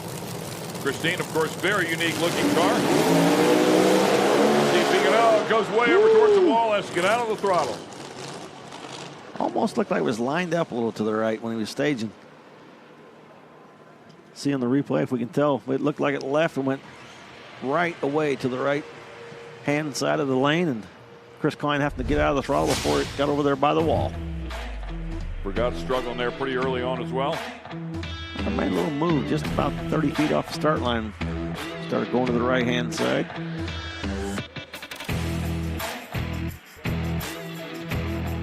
Both those guys got all night to think about what the changes they're gonna make for tomorrow. Yeah, Burgos just rattling the tires as well and turned that one left. So left lane turned left, right lane turned right. Swap lanes, that'd have been a perfect run.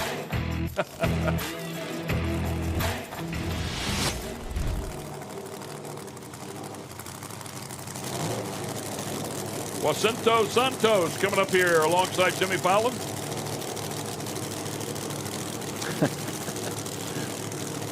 I like the injector blades there.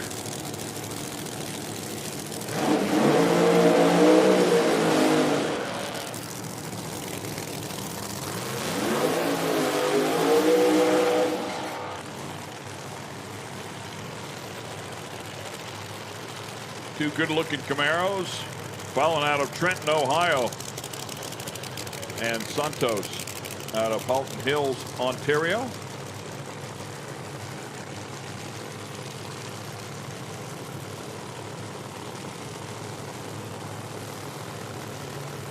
Jay has struggled with that car over here with us with the IHRA.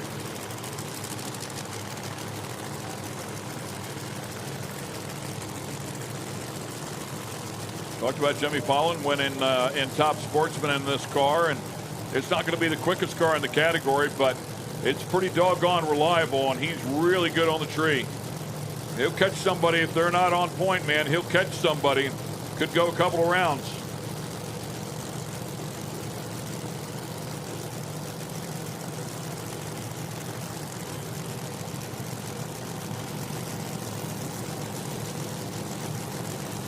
.393 on the board last time around. We'll see if he can pick up the pace.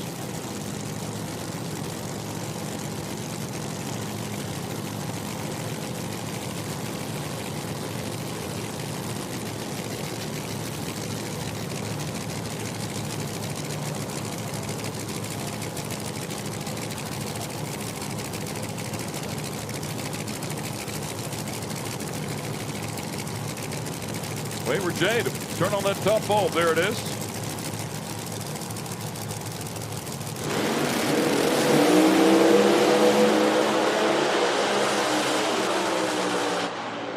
And Jay with a 366, substantially good run based on his best effort with us. His best previous, a 529. So nice hit right there with a 366 will move him up the board significantly. Yeah, solid looking run. Get the combination worked out right down through. Man, look at that. How straight, nice, easy run that was. And big jump for Santos. Randy Weatherford, you're sitting in that number 7 spot right now. You're just telling me this track is tricky. What do you mean by that? Well, it's got a bump in the right lane. The left lane seems to be about 2 more numbers faster than the right lane. So, I mean, you got a tippy toe in the right lane. Left lane, yeah, it's pretty good. This track right here has been kind of up and down. You know, it takes a good swing to a bad swing. So you've got to be able to follow it. It's been pretty hard for us to follow. I mean, because, you know, the first round we didn't get down. Then I came out here with my IHRA Pro mod, and I got down with it on the second run, and we learned from it what to do on this one, Pro mod. But yeah, this track is challenging. So you just got to get lane choice, and then you'll be good tomorrow. You got to hold on to lane choice. All right. Well, thank you so much. That's Randy Weatherford. Thank you. Next time I'll.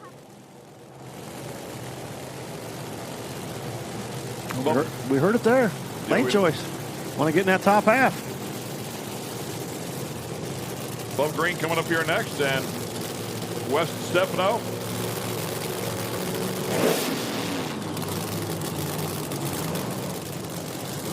There's Bubba.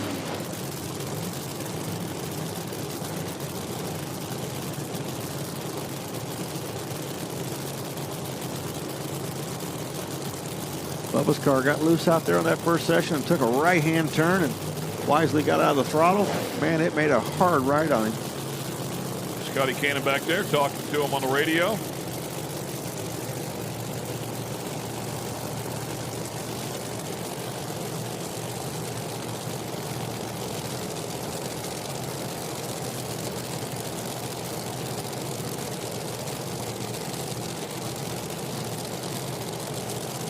West with a 377 last time out. We'll see if Bubba can step up from his 456.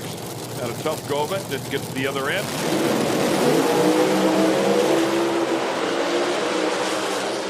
Gets to the other end here. Had to drive it a bit, but does get it to the other end. 375 will step up the performance significantly.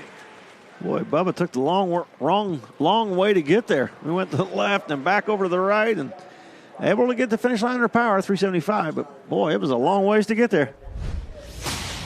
Let's watch this one more time. Car in the left lane really getting out of the groove, and, I mean, he had to drive that thing. He saw both sides of that concrete. Wes with his fair share driving as well, man. He went over by the center line. Oh, man, what a shot from that drone. That was really cool. Yeah, great shot. I think Bubba was looking at it. He was driving right to it.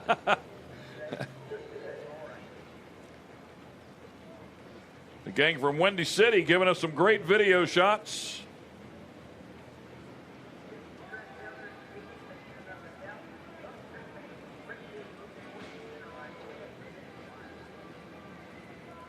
Second and final session here for Pro Mod.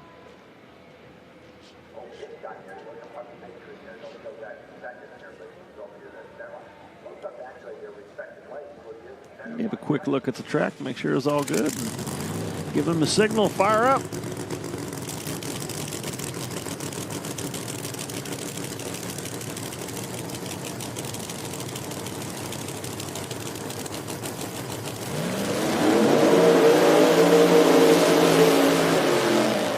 One of the players in the category, Jason Harris and Mike Decker III, coming out here with that new combination underneath the hood of his car. Hertz Charger now did have a screw charger sticking up out of the hood. All smooth now with that Hertz centrifugal charger right there in the center, a little bit lower. And the party time car there with Jason Harris, just as tough. I was looking at the sheet there, kept scrolling, and thought, where's Harris? We missed him? He's clear down there in 30th. Pro Charger underneath the hood for Jason Harris, the party time. Jason, a winner last time he was here, has been to all three final rounds at the national events this year. It's a incredibly good car. Pro line there on the side of the hood, side of the scoop, I should say. So used to seeing that car at the top of the field. Oh, yeah. Currently sitting 30th.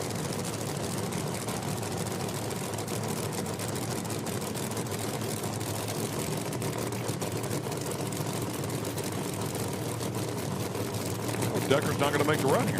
No, they just pulled him back. Didn't like where he was lined up. It looks like I hear him telling him on the radio. I can see him telling him on the radio where to aim the car. And just moved him over to the left a little bit. Now he's pulling him over to the right, back to the left, lining him up. Just trying to get that car where they want it.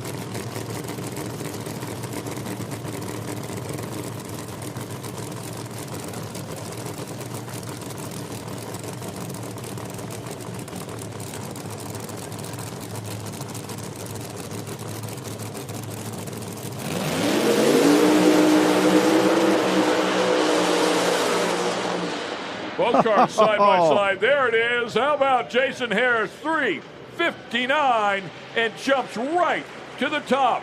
Where was he sitting? 30th, I think. He was literally 30th to first. What an incredible hit there out of Jason Harris. Yeah, that's more like it. That's what we expected out of Jason Harrison. Nice job by Decker in the other lane, but man, Harris taking that party time car just like he does, right to the top. Yeah, and I think Decker put a 380 on the board and followed that up with a 68. Nice hit. Bubba Green, nice improvement right there on that pass. You made it down the track. What kind of data were you able to gather? We're just trying to build on a little foundation. We just started. It did good. Last time we did a good 334. Paid off today. So we're moving. All right, you're moving, and we'll see you tomorrow. Thank you, ma'am. Thank you. Boy, just a great hit out of Harris. Like, I'm back, fellas. Let's go racing. No sweat. We weren't worried. We're good. And how about Decker? I mean, that new combination, you know, they got down through there. I think they had some good data to go off of in that first session. Made some great adjustments there and picked up a couple of tenths. That's a big move, man. Up next going to be Disco Dean. Line up in the near lane. Brylan Holder in the far lane.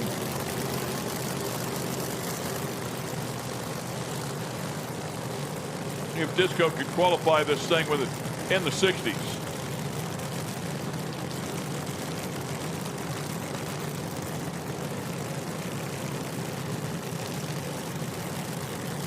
He's about 3 thou, and that thing will be in the 60s. 70 with a 2 that first session.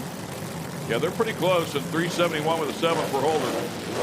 Holder in the far lane.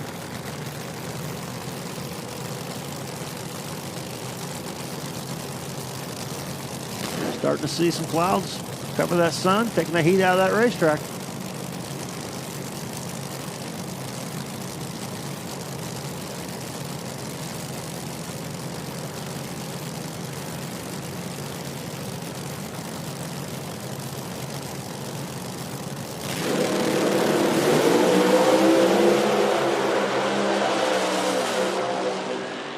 At the other end, how about it? Disco Dean does it. 368 with a 3. He will be tickled pink. Yes, I just went there. Brylan Holder, 370 with a 9, as he improves as well. Disco Dean going to be happy tonight, making some good improvements with that car. New car this year, and was hoping for some big results, and he's starting to get them. Jason Harris, I don't know how many times I get to say this, but you started from the bottom, now you're at the top. Yeah, we struggled with a new set of tires over in Cheston, just trying to scuff them in. Went back to our old setup and really thought we had first run down pat, but it just, it's just racing, and these cars don't like hot, greasy racetracks. And I knew when it got hot I was going to start having trouble, but Brandon Stroud got it right back. We brought it back. Got all my friends here, man.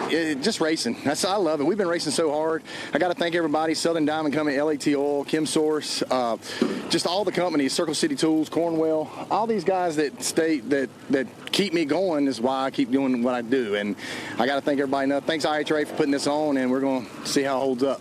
All right, well, party time. We'll see you tomorrow. Party time. Thanks. Incredible effort there out of Jason Harris.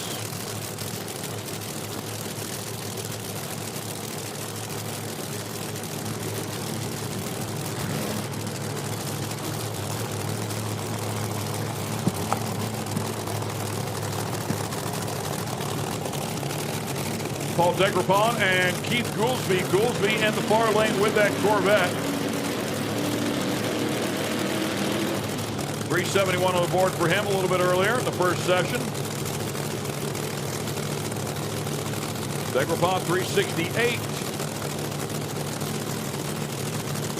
You listen to these cars and it just sounded something funny in the burnout for Paul. It sounded like almost like a three-wheeled, but he backed up and was able to pull forward in stages. So we'll see what happens.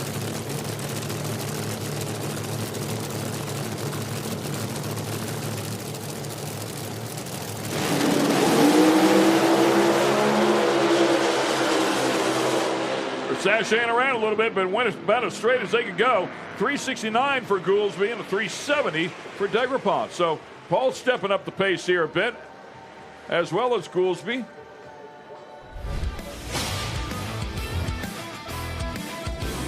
Won't move him up too much in terms of position, but matter of fact, Paul stays exactly the same. But nice to see a little bit of improvement there with the performance.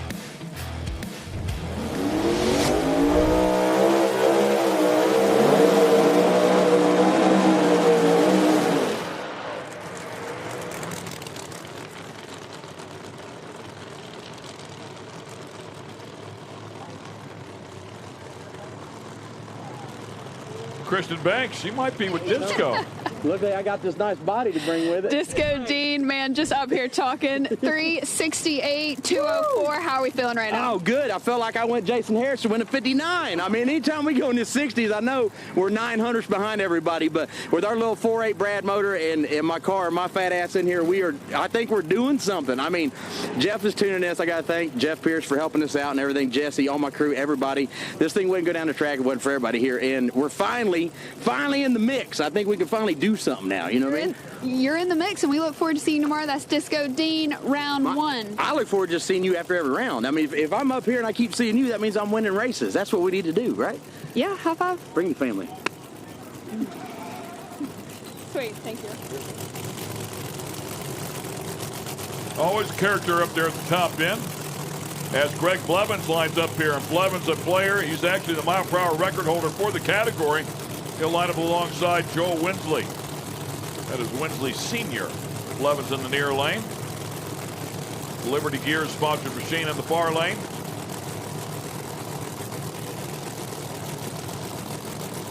These cars are currently 18th and 19th. 67 and a 68.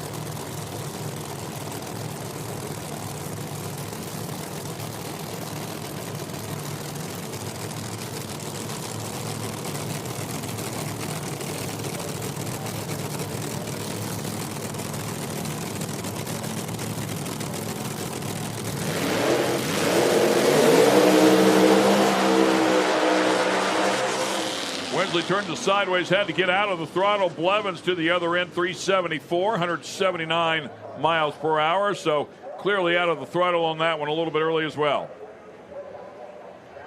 I'm sure it's not what those two were looking for in this final session, but Winsley, you could tell he was ready to go. He had it on the map before Blevins was even staged, had to back out of it and then back in it, and a little too early.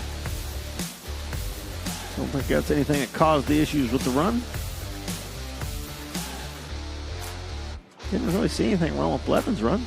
Just 74 and a little slow.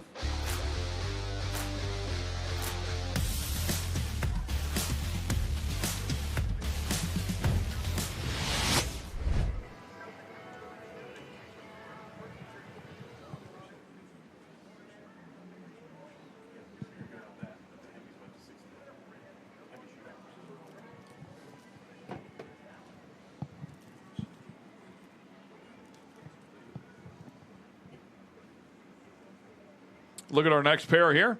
Jason Lee and Ray Matos.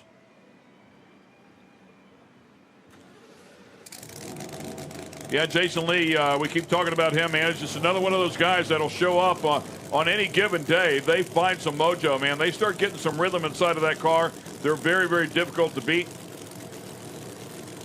Went to the finals at Columbus.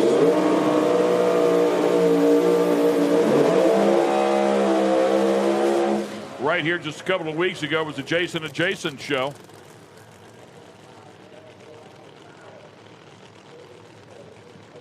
Holds a mile per hour, set that mile per hour record at Benson. Season opener this year.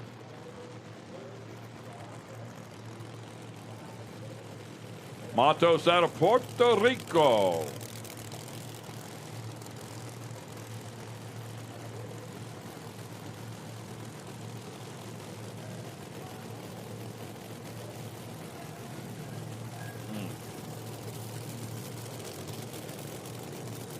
As we continue on here in this second session of Pro Mod. Jason Lee sitting at a 365 in a number 13 spot. Motto 17th with a 67.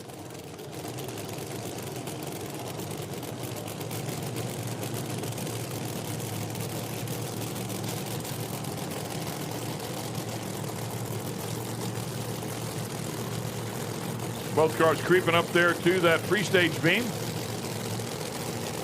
Bump that top bulb on.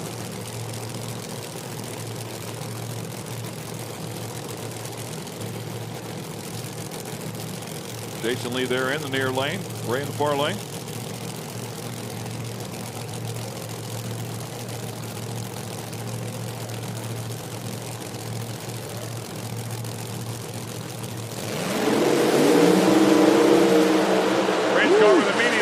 Turn towards the center line, has to get out of the throttle. Jason Lee not phased at all, stays in the throttle and goes a strong 362. Up to the number 3 spot. Yeah, big improvement out of Jason. Matos, watch this one. Left, right when he left the start line and just continued that way. Hard to bring him back when that front wheel's in the air. And woo, missed that block by that much. It's about as close as it gets right there and not hit it. Well, these cars are even moving a little bit to the right, so making it look worse. Greg Blevins, walk me through your day today and what expectations you have for yourself tomorrow. Yeah, just we've been struggling a little bit. We came from the Pro Mania IHRA race, and we did pretty good there. But we got here, we had some issues with either transfer converter. We're not exactly sure. We got a little bug in the car, but Jamie and the boys are working their butt off to get it fixed, and we'll be ready for tomorrow, guaranteed. All right, we hope you get figured out for tomorrow. We'll see you then. Thank you so much. Thank you. Yeah, tough player, man. Blevins will be he'll be ready to go. Paul Gargas and Cameron Hensley. Cam Hensley doing a great job out here with us, and we documented how good Gargas was just a couple of events ago, hopping inside of that car in this category. Came out and, I mean, threw some big numbers on the board to go to the finals. Yeah, that Tidwell car we know is capable of running 50s. Not sure. We've seen Jason Harris go out there and run a 50, and you know they'd like to go up there and join him.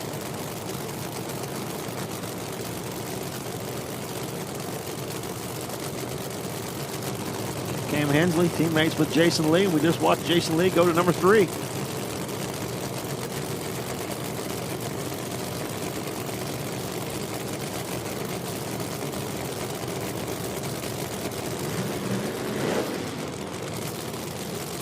Gargas currently sitting number 13 with a 365 in that first session.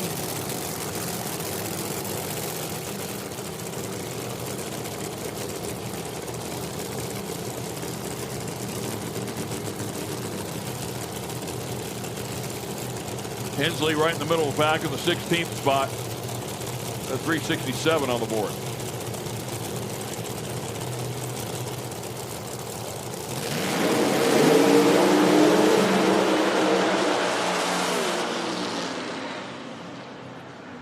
And Gargas goes from a 65 to a 62, so a good hit right there, 208 miles per hour, and that'll send him up towards the top of the group as well. Great job for him. Nice move, goes up to the number 4 spot. See Cam Hensley's car looks like it's doing really well. Picked that front end up and slammed it down out of the throttle, but 62, the other lane.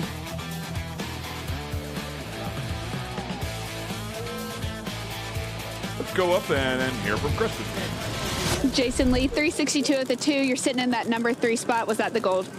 Yeah, I was trying to go at 61. I think it went at 62 with the something, so I missed it by 1. I'm not disappointed. Been a rough start to the weekend, and hopefully we can finish strong. The white car is coming along great. The blue car, we're still figuring things out, but looking to do some damage tomorrow. Hey, we're ready to watch it. Thank you much. Thank you. Thank you. Paige Coughlin and Peter Norton coming up here next. Coughlin with a 365 on the board, currently sitting 13th. Peter Norton 15th with a 366. Hurricane Motorsports there, just a gorgeous car. Backing up, really clean operation. Hurricane Motorsports times 2, this pair. Yeah, that is Peter Norton. Parts Charger, Larry Jeffers combination there for them. Hurricane Motors, Hurricane Specialties, Norton Farms.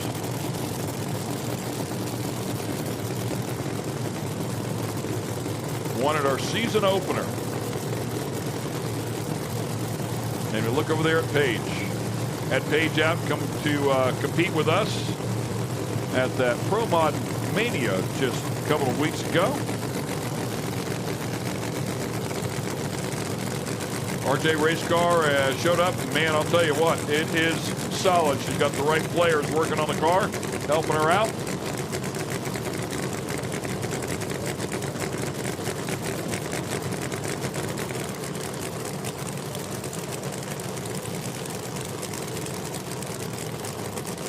Good look at that centrifugal charger stuffed way up in there. Her dad Troy pulling her into the beams. Almost hometown for them. Oh, yeah. Of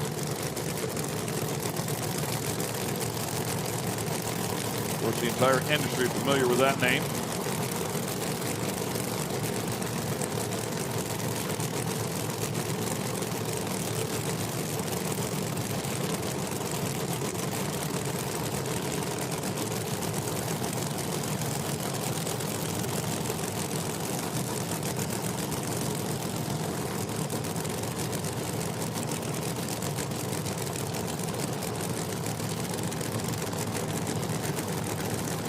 right, who's going to have bragging rights in the camp after qualifying?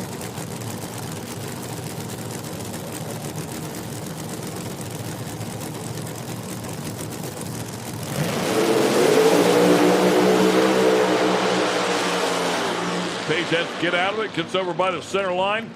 Finally had to lift. 363 on the other side for Peter Norton. Well, Peter Norton with a nice move will jump up inside of the top 8. Watch this replay. Watch Page's car take a right-hand turn for front end of the air. Recognizing that right away, out of the throttle. Shoots out, keeping that thing in her lane. Good job by her. See it rattle the tires, turn that car to the right. Had the front end dangling in the air. Good job of getting the chutes out, straightening that car up. Peter Norton at 63. Move him on up. Top 8. He'll have lane choice for first round tomorrow. Top 16 here.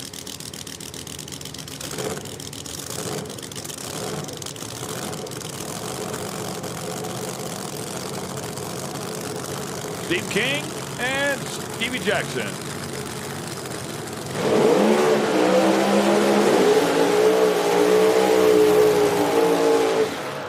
Currently sitting 12th and 13th as it stands right now. Both of them with 365s. Jackson with a little bit better, 365 with a 1 to King's 365 with a 5. Almost identical performances there in that previous session.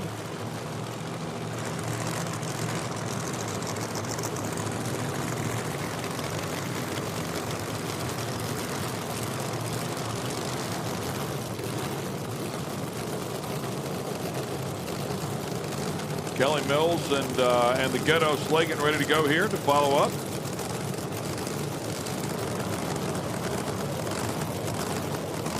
Mr. Rudolph, who had a great run there in the first session, I believe ended up inside of the top 5. Right now we'll see if King and Jackson can pick up the pace.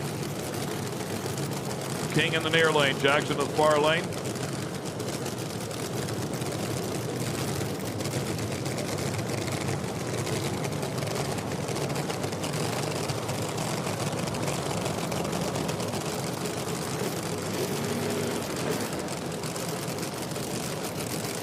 Isn't our buddy Greg Sullivan?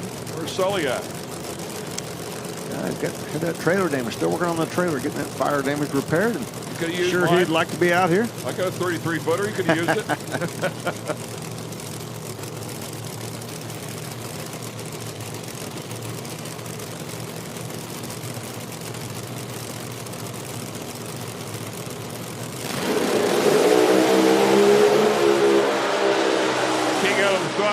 Jackson getting into the other side. 362 will better his mark from a 65.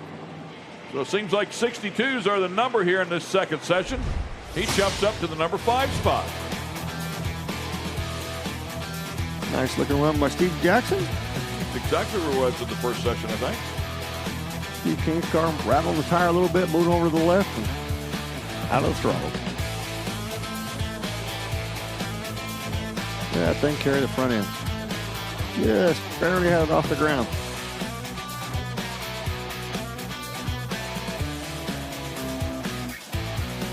Ooh, man, them chutes come out. That thing got a little ugly down there. Woke him up, had to do some driving.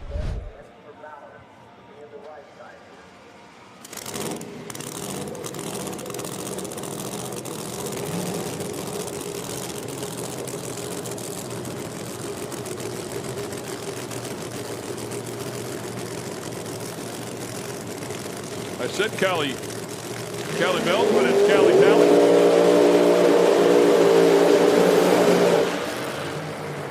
The newly married Kelly Talley and Jeff Rudolph here, the sheriff, pulled up on the far side. Kelly gets that thing sorted out, man. She is tough. Let's go to the top.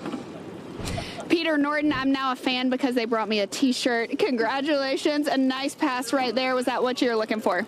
Yeah, we made some changes after Q1. Just felt like the car was a little lazy on the back split, and the changes work. So I'm super happy with that. We're starting to make some progress with this car, and I think we're on the right path. So I think we put us in a pretty good position for eliminations tomorrow and be in good shape. Just do a little checking things over tonight and get after it tomorrow.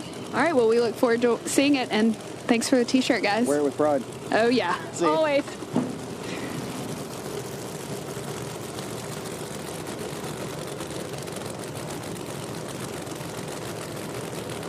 There's a good look at the Ghetto sleigh. Anything but. A pricey hot rod. It looks good, man. Very high hopes for this team. I know they are pretty excited. They got this car back together after that crash and was looking forward to getting out here this weekend. The testing went well and ran that really good number that first run. And the interview earlier, I think he's expecting to pick up quite a bit. It's got to be so difficult to have a wreck like that and get back in and pull the trigger again. I'm sure you've been through a few of them. Nope. No? Nope. Nothing big? Nothing. Big explosions? Well, I've been on fire. That's no big deal. Those don't count? Nah. Spoken like a true funny car racer.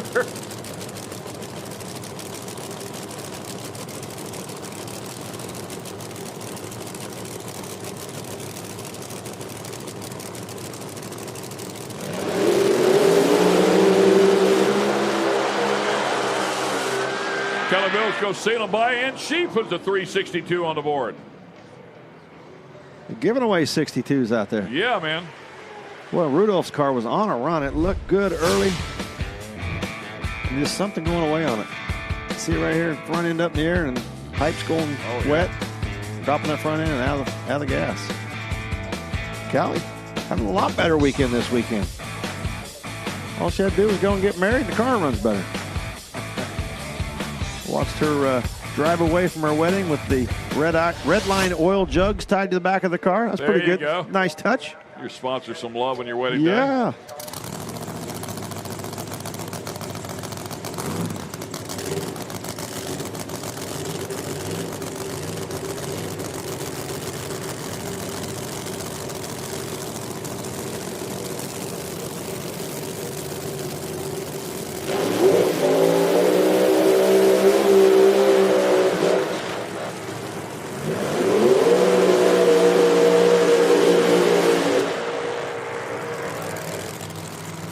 Camp and Kelly ready to square off. In the meantime, let's go upstairs. Clouds or the sunset, or I don't give a shit. All right, Steve Jackson, since you're a meteorologist over here, let's talk about these clouds, the sunset, but we're not going to talk about ET. Nobody cares about ET. The clouds up there, we got a little cumulonimbus clouds up there. Beautiful sunset in Ohio. Stands are packed. This is awesome. Pierce Aruski strapped some underlay in the old Purple Heart. Ran pretty good. It's first time racing at IHRA. It's a pretty fun deal over here. It's kind of like going on vacation at the beach. So all y'all are fun, treating us nice. We got us a good horse, good hot rod. We're going to go however many rounds it takes tomorrow. All right, hey, are you going to go bull riding tonight, or are you going to get on the Ferris wheel? I just want to know all the fun things. Bull riding, Ferris wheel, acrobatics, skydiving, whatever you want to do. If it'll kill me, I like to do it. Just one thing you need to remember down here. If I ever tell you something's a bad idea, it's a really bad idea because I'm crazy. See y'all tomorrow. Right, bye. Thank you. Good piece of advice. Yeah. Take him up on that. Here comes Camp. Camp a player, man. Currently leading pro boost points over Jason Harris and Melanie Salemi. Give you an idea just how good that car is. Certainly can be, and we know Kai Keller on the other side. To push him back, wasn't completely happy with how it was lined up.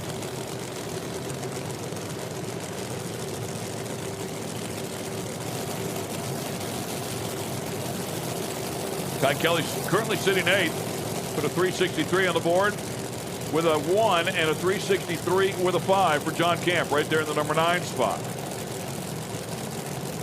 The number of choice this session seems to be a 62. Yes.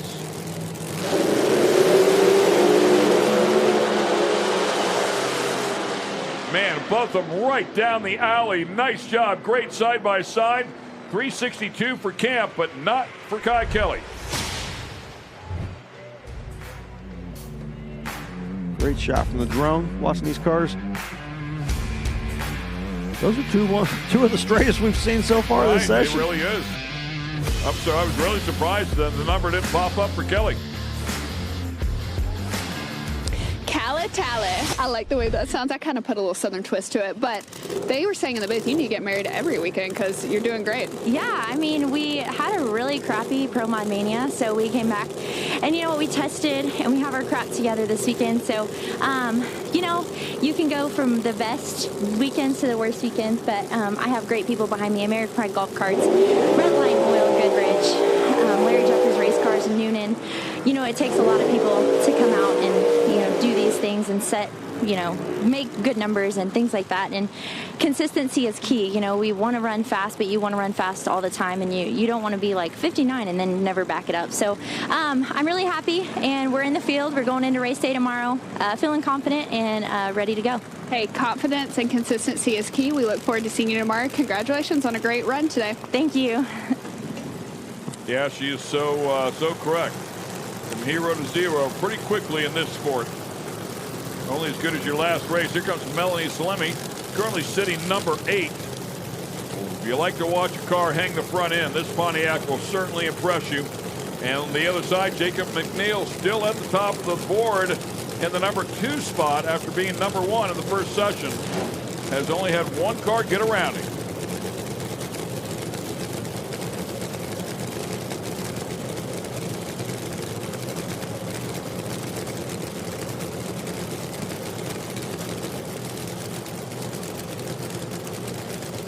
Dave making a great point here. Whoever ends up number 1 gets the first round bye in this 31-car field.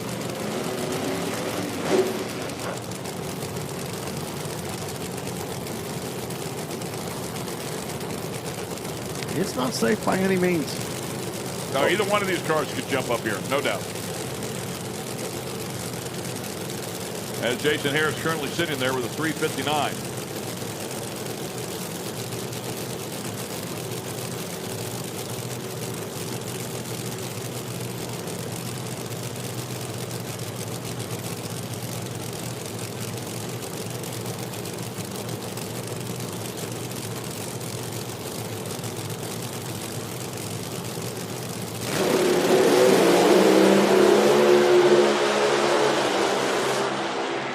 .365 did not pick up. 361 from Melanie, though. Nice lap for her, and she goes to the number 3 spot. Excellent job.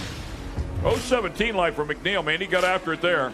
Yeah, he is always on the tree. And Melanie's car right there. See that thing carrying the front end, going down through there and improving. Made it. She did that in the right-hand lane and had to pull it back in. Now the left lane doing the same thing.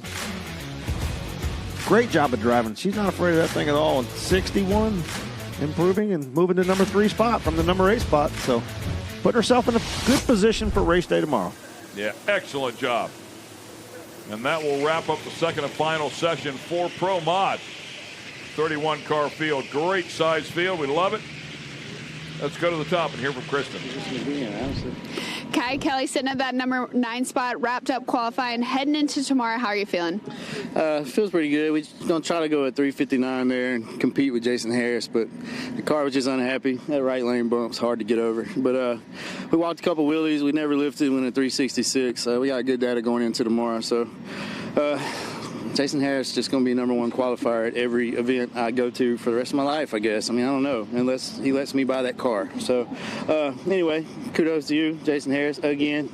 Tired of saying that, but, yeah, we're number 9 qualifier in a very strong field, so we feel good about it. Hey, he's going to keep being number 1 with an attitude like that. You got to have a better attitude. Kai Kelly's going to be number 1 at the next one.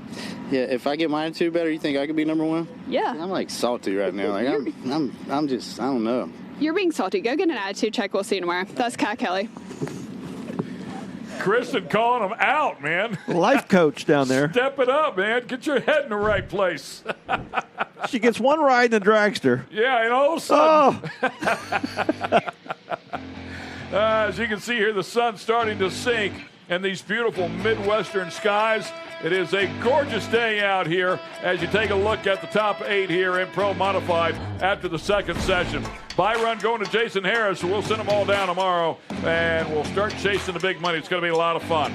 Well, we still have our fuel categories coming up here, so don't go away. Yep, there's a bump spot. Somebody's going home. We'll be right back.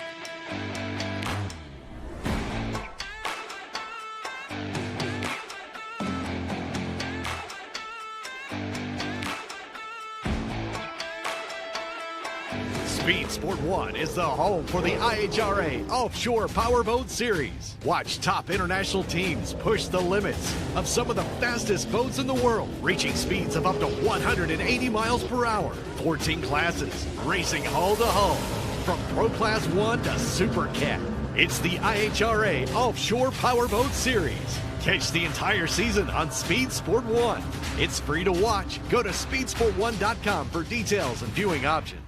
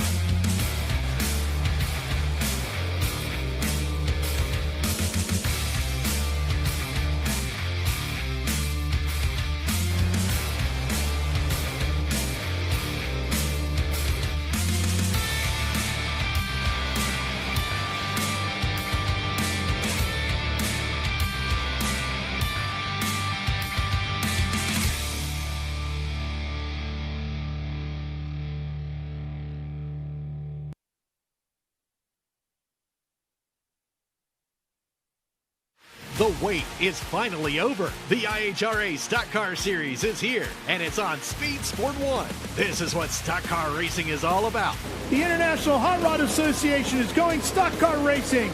There's big money on the line, and racers willing to push the limits for a piece of the pie. Leaning on each other as we cross the start-finish line, head down into turn number 1. Watch the entire season on Speed Sport 1. It's free to watch. Go to speedsport1.com for details and viewing options.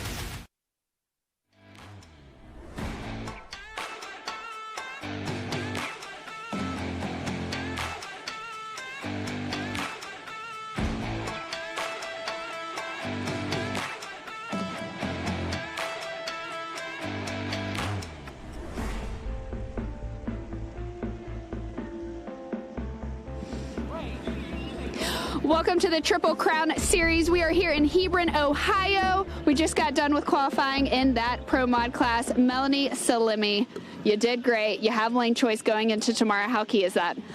It's pretty key here, I think. There's a pretty good bump in the right lane, but I'll leave that up to my guys. If they want me to go in that lane, I'm all right with that. I've made quite a few runs in that lane, and I don't know. I was having a little bit of trouble seeing the tree in the left lane that time, but they did have me over pretty far. So lane choice is always nice because you get to make the decision. But as the driver of this car, I just get to drive. They decide which lane they want me to go in, and I take care of the rest. So I want to shout out to my brothers and my family that's watching. They have their kids watching today, and they're pretty excited being able to watch the first qualifier and then this qualifier. So I want to say hi to them. And then we have some neighbors, actually Dave and Paul, that are like completely into drag racing. And so I said, I'll send a shout out to you guys too. So thank you everybody that's watching online and all the fans that were here today.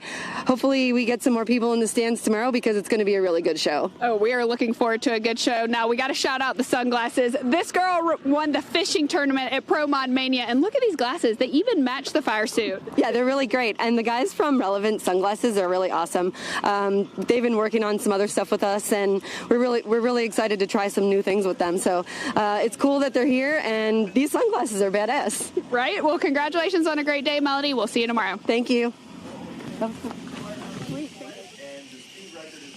Hey, Tommy, your hat's upside down. Yeah, I must not be a cool kid because I have no idea what that means. As long as she keeps the hat upside down, the car on four wheels, we're all good. Yeah, no doubt. Got a great feature on Dell Worsham coming up. This is a great feature. Known Dell a long time, and let's learn a little more about Dell.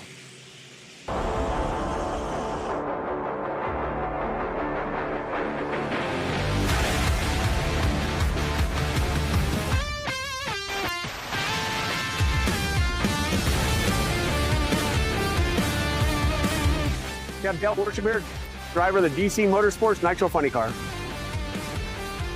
I started driving Nitro Funny Cars in 1990. I'm in my 36th season. I was a 1992 IHRA World Champion. 2015, I won another Funny Car Championship. 2011, I won Top Fuel Championship. So pretty much been through all of it. I got into drag racing with my dad. We lived in Orange County, and there's a track by our house called Orange County Raceway. And my dad would take me out there as a kid, on Wednesdays and Saturday nights. We'd watch the funny car guys run. I cannot remember sitting at the dinner table with my dad and not talking about drag racing, going back to, the time I was 8 years old or 7 years old, going back to the 70s. So knew at a very young age that I wanted to be involved in drag racing. I didn't know what capacity. I didn't know if I'd be a driver or a crew guy or a crew chief or where I would fit in. And I got pretty fortunate in 1990 when my dad's partner who was driving decided to leave the team for business reasons. And I kind of opened up the seat. My dad and his partner asked me as a 20-year-old if I want to give this a shot. Never even been on the drag strip. I'd never driven a race car. 7 races later, I won a national event. And I'm still the youngest guy to this day to ever win a national event. I have a lot of fond memories of drag racing. Besides winning my first race at 21 years old in 4 months, which was pretty exciting. I've won championships in both Top Fuel and Funny Car. And as far as career highlights go, besides winning the championships, in 2005, I won the U.S. Nationals. I won the Skull Showdown all in the same weekend. And at the time, it was a payoff of somewhere close to $300,000, which at that time was a lot of money. Most of my crew guys I have here have been with me for at least 10 years. As a driver, you can be the greatest driver in the world, and I know everybody says it, but without your team, you really aren't anything. I would say in drag racing, that probably is more true than any other sport because drag racing is probably 70% car and 30% driver, 80% car and 20% driver. Without a fast car, you're just not going to win no matter how great of a driver you are. So you have to have a fast car, and that's where your team comes into play. When Daryl got involved with IHRA and bought the IHRA and built this series, I told my wife, that's something I'm interested in. This is something I can do. I like his schedule. I like his mentality. I like what he's trying to do with IHRA. And it just kind of fit what I wanted to do. So what's keeping me driving right now is Daryl and IHRA. I think last year I proved to myself by winning 3 races and going to all 5 final rounds that there still is some passion there. There's still some drive in there to go out and try and do a good job and cut good lights. And when I lose, I'm definitely not happy about it. When I win, I'm really excited about it. So I think if you don't get really excited when you win and get really mad when you lose, why would you want to be a drag racer?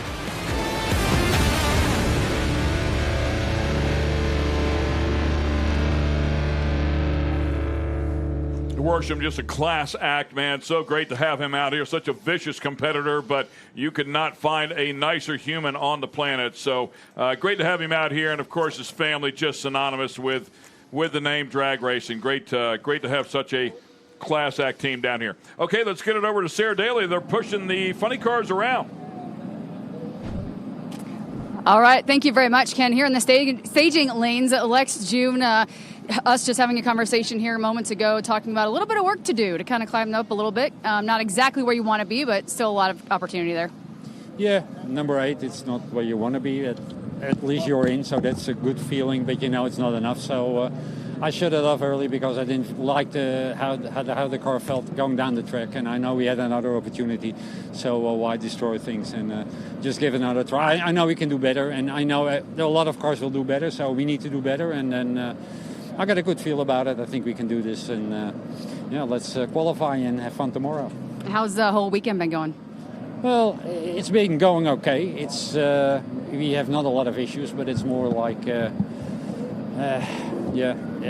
basically okay. But I would like to have seen a little bit better number out of the first qualifier. But at the other end, it's racing. You don't race them on paper, right. And I'm confident we can do this. So you're good.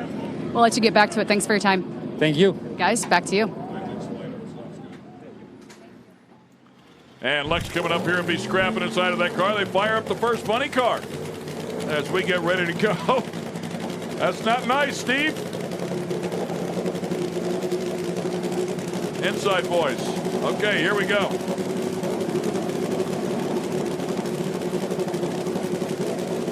Alex Barker coming up here. And Barker currently sitting 13th with a 6:02.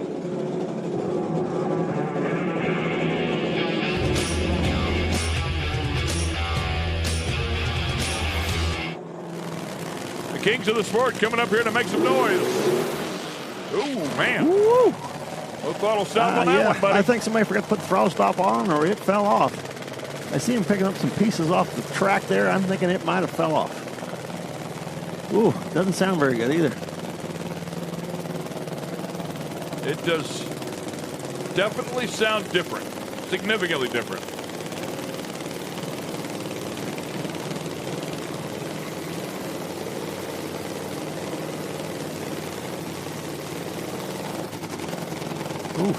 And I got to say, I mean, hats off to the driver because you've got to be pretty quick to pull your foot back on that and not really zing it hard. Yeah, he recognized it right away, didn't he? Them RPMs went up and went up, out of the throttle.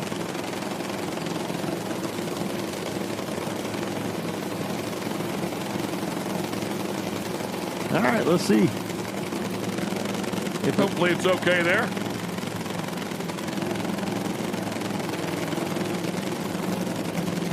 Made a little adjustment. Sounds a little better. Okay. It's not terrible. Come on. Well, we're about to find out how good it sounds. He's going to run it. Second session. You got no choice, man. You got to go. Only taking 8 for tomorrow. He's 13. And what a shame. You at least want to make a run at it, man, and just hit the tires at the step. Yeah, I'm not sure that everything that happened on the burnout didn't affect some of that. It seemed to be idling a little high. I know they were trying to get it slowed down and knocked the panel out of it right there, didn't they? Yep. Didn't really hear it bang, so it might have just rattled it out. So that is one and done. 6 of them going home here.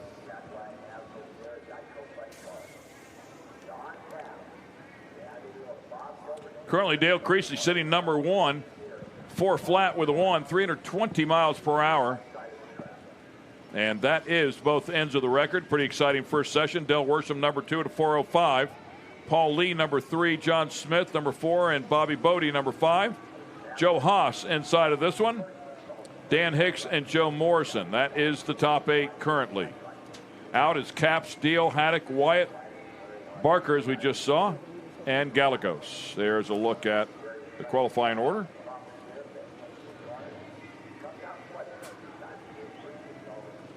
Yeah, it was a great run by Dale Creasy, 4 flat that first session. Dale right with him there at that 05. And, both those guys, even their interviews, said they're going to try to go for the 3s, want to get down in the 3-second zone, and hopefully they can. Weather's coming to us. Sun's going off the track and cooling that track down, getting a little tighter. We're bringing the rotator out here real quick. Track cleanup. We're going to take a quick break. We'll be right back. Stay with us. Second session of Funny Cars coming up.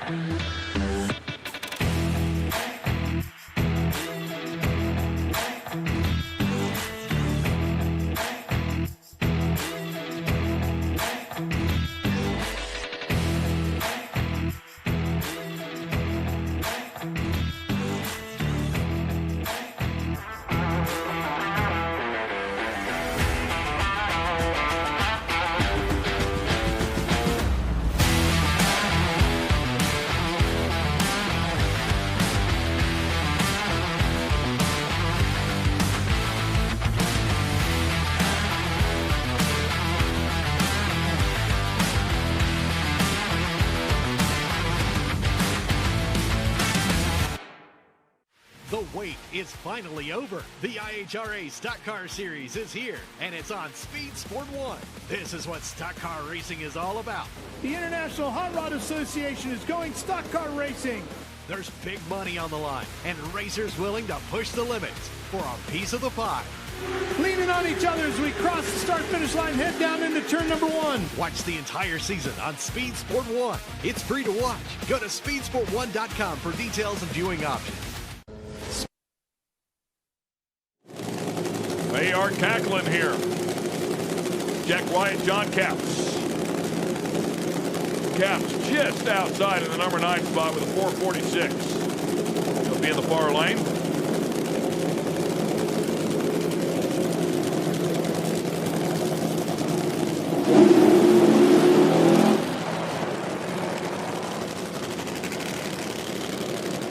Got a nice message from John Capps' mom. She's watching out there in California. Hi to Mama Capps. Let's see if we get John qualified here.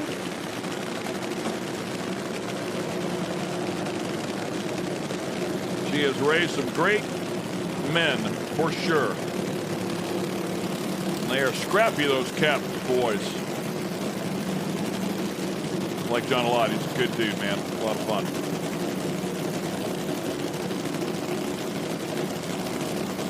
Jack Wyatt's car was extremely aggressive in that first session and got out there about 100 feet and came loose, spinning the tires.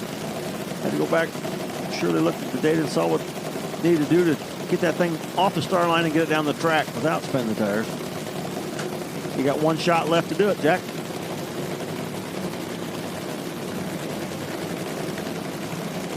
One and done. Trick tank car with the body coming down.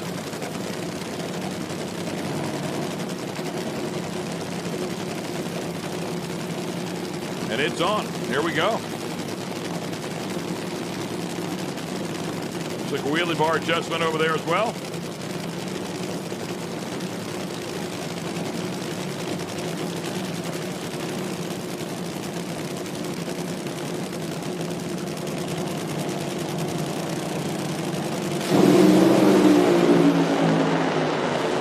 Capps with him lit. Can he keep it lit to the other end? And he goes. How about that? A 405. And he will put it in the show. Nice hit. John Capps up to the number 2 spot. Solid run by Capps. Wow. Nice and straight. 405, 309. That is a really good looking run. And right there you saw Jack Wyatt's car shake. And out of the throttle, you seen parts coming off of Jack's car. So it must have shook pretty good. And not sure. Didn't get back in it, so obviously something wrong. Nothing wrong in that right lane with John Capps. Getting it down there in a 405. He's going to be happy, and so's Mama Capps. Yeah, great effort right there.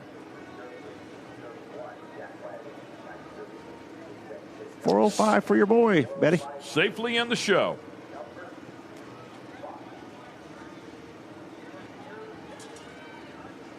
Nice run. Really, really nice run for that team.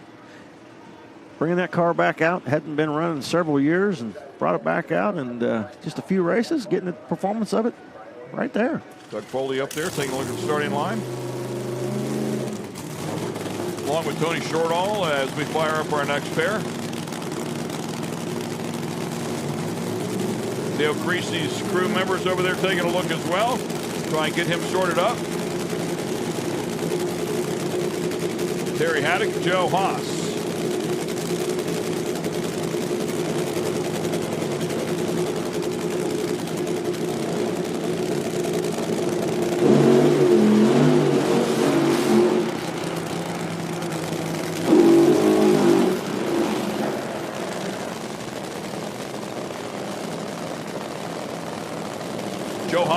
qualified in the number 7 spot with 4:17. Was 6, of course, before John Capps ripped off that 4:05. Terry Haddock outside looking in with a 4:89. Needs to get better than a 4:28 with a 2. Dan Hicks sitting on the bumble. On the bumble? I've never heard of that one. And a couple good cars coming yet that could knock him out. So, yeah, Joe Haas needs to improve a little bit to solidify himself in the field for tomorrow.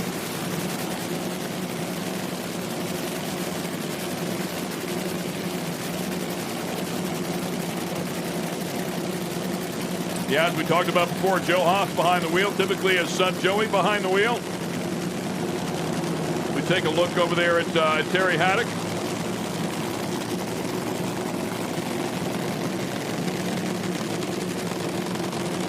Priority Systems Mechanical Services helping Terry out.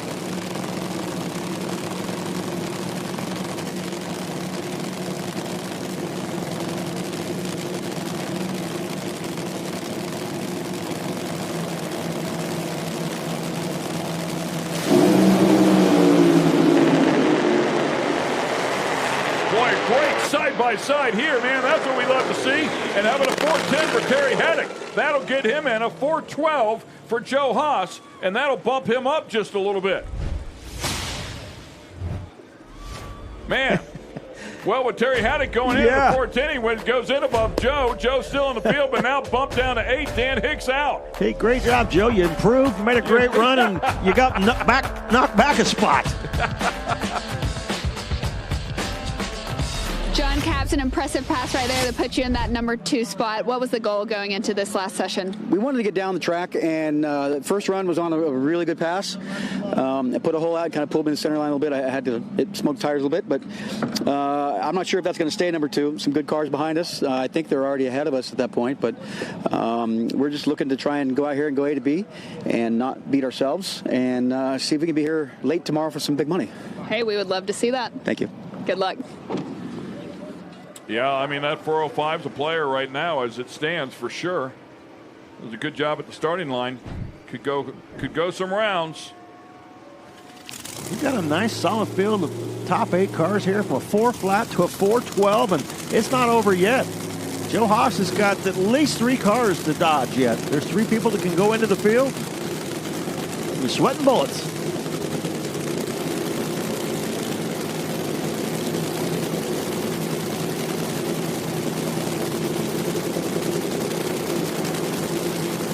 One of those is coming up.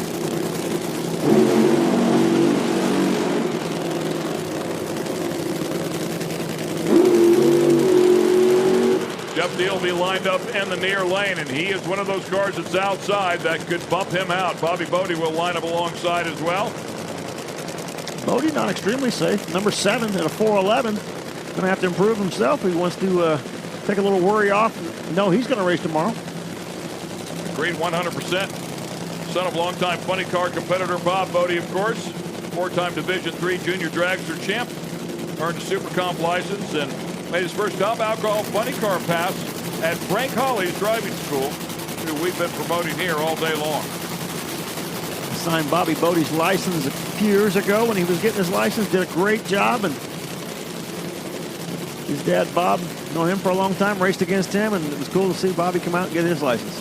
At 18 years and 6 months of age, became the youngest Nitro funny car driver. You're signing a license for us. So, yeah, cool to see him get out here and do what he's doing, being competitive. Very respectful young man. And Deal, who's motivated to win this thing, but he's got to get in the show first. Great to see the SoCal Speed Shop logo on the side of that one.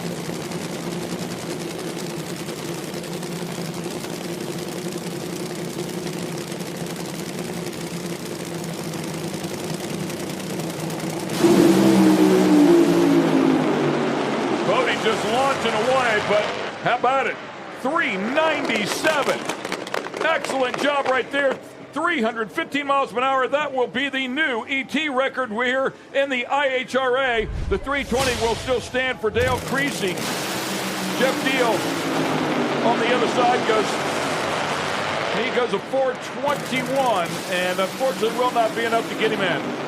Man, what a great pass. 397 for Bobby, and he's in solid now. Terry Haddock sitting in that number 7 spot right now. You walked over here and you said, man, this stuff makes you want to throw up. Just tell me about the pressure to get in tomorrow. You know, we're all out here trying to, well, first I want to say thank you to God and all of our sponsors that let us do this. This is an incredibly hard task. People don't realize that when you come out here and you only have 2 shots at qualifying, and when you screw up or miss it on the first one, you go up to the second one, and I was sitting in the car, no kidding, I feel like I'm going to throw up, and you put this pressure on yourself because you want to do good for your family, your friends, your sponsors, your team, everybody. So I'm blessed to be here. Thank you for Concho Supply, Priority Systems, T&D Express, all the people, PNC Cable. There's so many people that keep this thing going, and we're just eternally grateful. Thank you. Hey, it means you care. Congratulations on a great run. We look forward to seeing you tomorrow. Thank you, ma'am. You have a good night. You too.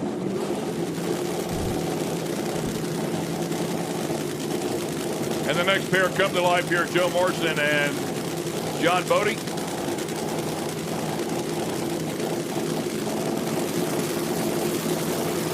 Morrison, another car that can get into this field.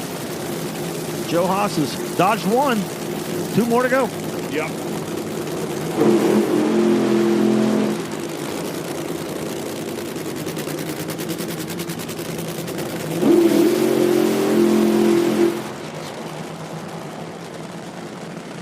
Joe Morrison, as you talked about, currently sitting 11th in this 8-car field, went a 4:37 at the first session.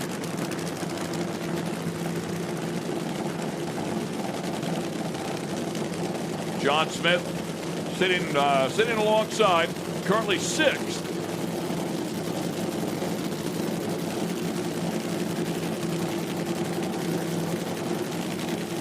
John, in his interview, talked about how they just wanted to go down the track that first session, get qualified, so they didn't have to come in here with the pressure. And right now, that 410's all the way down to the number 6 spot. Car plenty capable of stepping up this session as well. John Smith sitting 6th is safely in the field. Could end up on the bump, but would end up in the field if the other 2 cars that are out that have yet to run can get in. We'll see if he can pick up the pace a little bit. Morrison needs to go better than a 4:12 with a 4 if he's going to play tomorrow.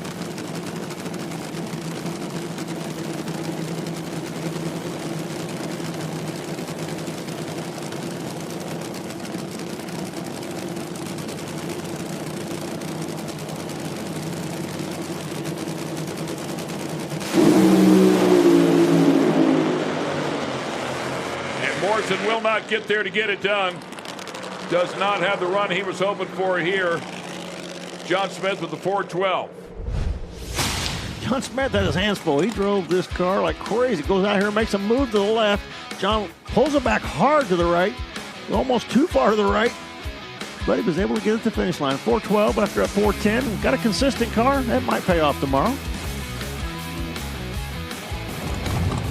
Bobby Bodie, 397 with a 6, a new world record. Just tell me what you're feeling right now. Your dad is ecstatic. My dad's more excited than me right now. I am freaking really excited right now to come out here. That's my first run this year over 300 miles per hour, and for it to be the record, I am just so excited. I was jumping up and down. You saw me. This just shows hard work pays off. We've been struggling for a little while now this year, and for it all to come together here, I'm excited for tomorrow. And my team's awesome. I love all these guys. These are all me and my dad's buddies. And we're just making it happen. This is awesome. Now, how does it feel after a run like that, knowing how much work you put in? You had a long off season. Well, if you can't tell by the look in my face right now, it's worth $1 million, which is what we're racing for. But even if I don't get that $1 million, I'll have a $1 million smile. Hey, I hope you get $1 million, because if he gets $1 million, he's going to Disney World and drinking and eating around the world at Epcot. Good luck. Thank you. I'm looking forward to it.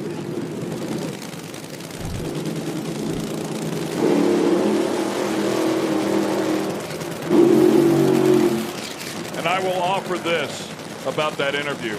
Records will come and go, but nobody will ever take away the fact that he just made the first 3-second pass in Nitro Plenty car in the history of the IHRA. Here's the last one. Dan Hicks. Dan needs to run better than Joe Haas's 4:12 with a 4 if he wants to race tomorrow. Got to give it to this funny car class. They put on a great show today. Paul Lee, well, I'm just telling you right now, Bobby Bodie's 397. I don't know that it's safe. Yeah.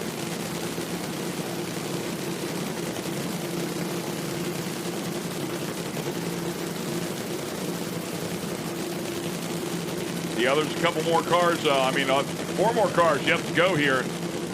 There's some hot rods back in here that could change the game. Hicks trying to get in. Paul Lee, he's trying to go number 1. 412 with the 4. That is the number that Hicks has got to surpass, or get underneath, I should say.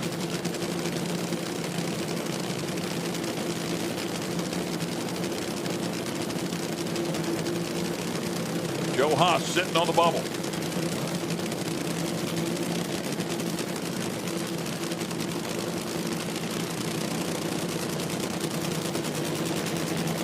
Here we go. Boy, and I got to tell you, man, Hicks, I thought was going to get there for a minute. And that thing, he finally had to get out of the throttle before the finish line, so he will not get it done. Tough break there for Dan Hicks. Paul Lee on the other side, 441. Yeah, Hicks's car was a couple hundreds quicker than Paul Lee off the starting line. Paul Lee's car, look at, put a hole out. You can see the hole out on the left side. I think it turned left. I thought maybe it was spin the tires. You couldn't see the hole out. Right there in that camera angle, you can see the hole out. As soon as he stepped on the throttle and turned it left. And Hicks here, just past half track, man. It gave up. Yeah, right there. It just shut off. It wasn't spinning the tires. I'm not sure why it shut off, but I don't know if it pan pressure switch shut it off or what happened, but looked good until it didn't.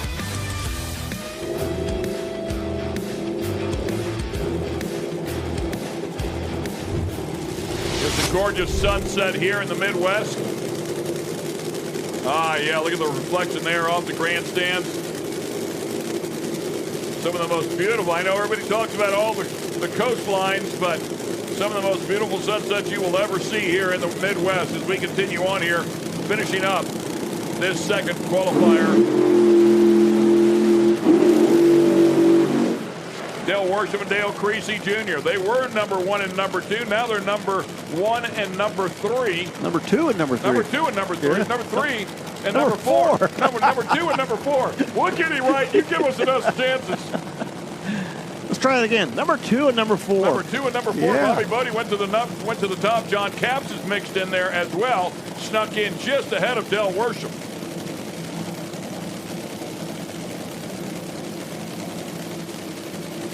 Creasy just 1 thou off of running, or 2 thou off of running 3-second run that first session. Dale Worsham, that 05, not far off either. Both these cars plenty capable.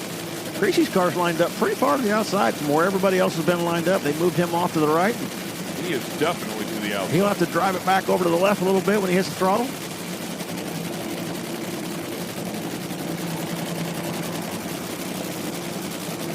You can watch him there. He just aimed it a little bit to the left when he pulled up there to the beams. Creasy with a 4.001 in that first session. No doubt hungry for a 3-second lap, as is Dale Worsham. Worsham indicating he'd come out here now that he was safely in the show and take a shot at it. We'll see what he's got. Top bulbs are on. Here we go.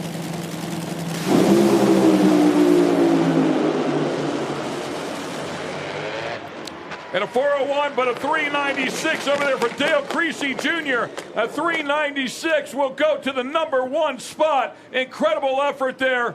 Nice job for Dale Creasy Jr. Goes back to the number 1 spot. Really good job by that team. That car is running really well this weekend. You know, here last time he didn't qualify. Couldn't get off the starting line. Well, they figured out what was wrong. And, man, what a beautiful run. Really happy for that team. A 396 backs up that 4 flat. And, boy, if you're going to go get that $1 million, you're going to have to beat Dale Creasy to do it. I got to ask you a question. Is Dale Worsham getting tired of watching Dale Creasy go by? I bet you he is, man. And Dale Creasy's been bringing the heat. Paulie, you have to be a little relieved knowing you didn't come all this way to go home, that you'll be racing again tomorrow. Yeah, well, when we come to race, we come to win. We don't come to qualify. You know, obviously you got to be in it to win it. So, yeah, we're in the field. I'm pretty sure we are, right? But, yeah, we were looking to run a 395 on that run, and I don't know what happened. I made a hard left turn right away, and I steered it back in, and they must have shut me off or something. But, hey, you know what? Tomorrow's race day, anything can happen. Right here, Power Edge, thanks for everything. Well, good luck. Tomorrow's a new day, Paulie. Thank you. Yeah, I love those sponsors, man. Power Edge, thanks for your support. And, they'll be back to fly those colors proudly tomorrow as they are safely in the field. And here's a look at how it stacks up. Congratulations, Dale Creasy Jr. And new national ET record right there at 396 with a 2. Nicely done. Once again, 319, very close to that mile-per-hour record he holds as well. Bobby Bodie there, nice job in the number 2 spot. Dale Worsham, number 3. John Capps, number 4. Paul Lee, John Smith, Terry Haddock, and Joe Haas will survive the entourage that was trying to bump him out and make it into the show. Congratulations. We have a new ET record, we have a new mile-per-hour record, and we have the first ever 3-second pass run with the IHRA courtesy of Bobby Bodie.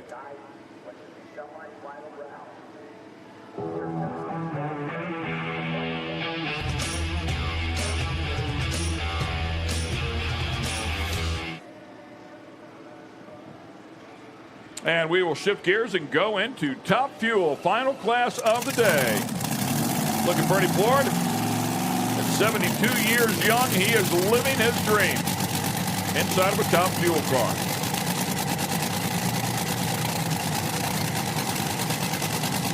His son, one of the most talented racers in the country.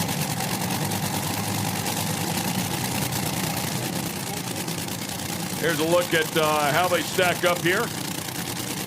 And down at the bottom is Bernie Ford, 15 cars here trying to qualify for the top 8 spots. Trip Tatum came out here and threw one down.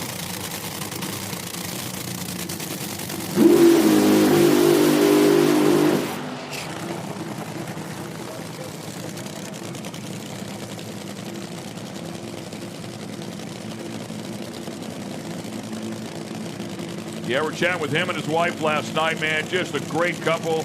Super excited about the crew that's helping them out, working with them. They're having a blast. You talked about the 1 year at a time type of thing, but he truly is living out his dream, man, doing something he's always wanted to do. Yeah, he said he wanted to do this, and he said you never know when you can't, so he wanted to do it while he could, and having fun doing it. I'm not sure what happened on that first run. He hit the throttle, and the engine revved up and then shut off, so almost acted like it was a broken throttle cable or something like that, or that maybe the throttle came unhooked. They have a system on these cars that'll disengage the throttle if something's wrong. So never did hear, but obviously lost throttle and wasn't able, just had to idle it down through there. Faith, Hope, Love, Ford Racing, read your Bible, and Night Kite Trailers.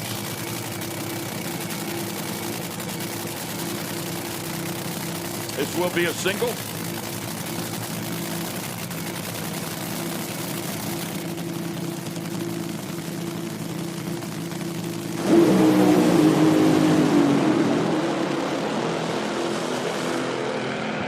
And thundering down at the other end as it labors to get down there to it. 4:66 will be the time.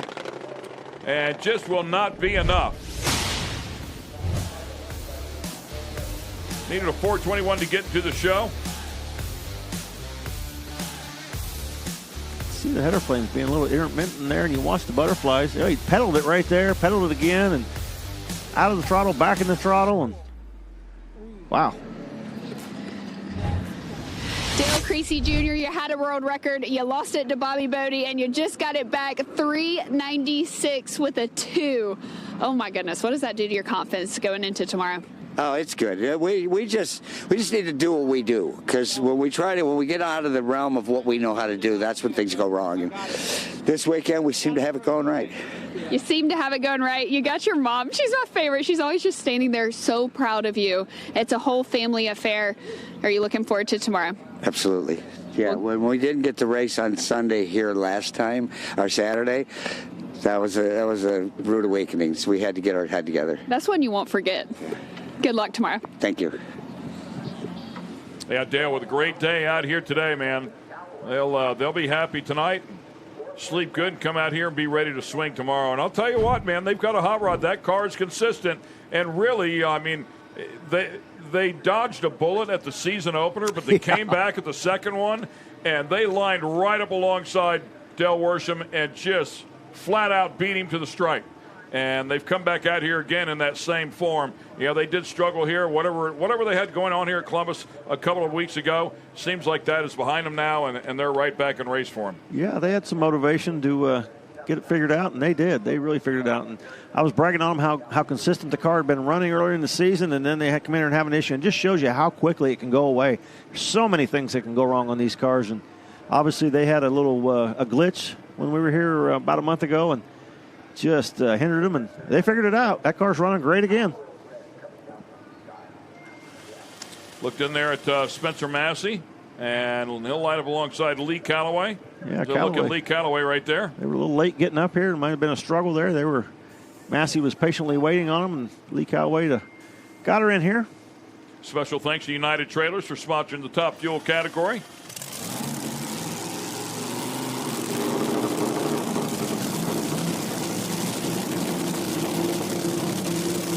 Both these cars on the outside. Yeah, both very capable, man.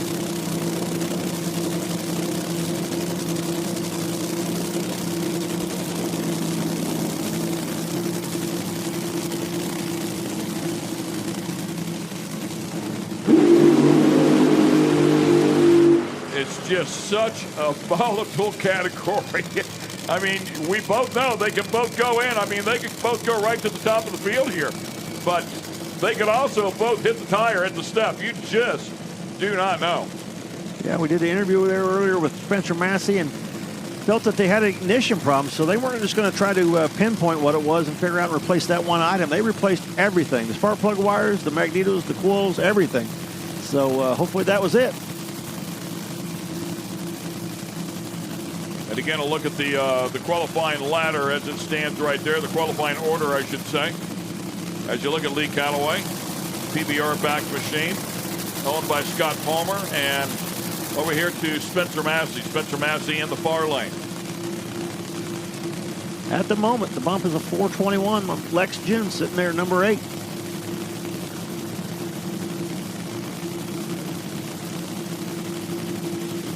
Neither one of them looking to run a 420. They're looking to run a whole lot better than that.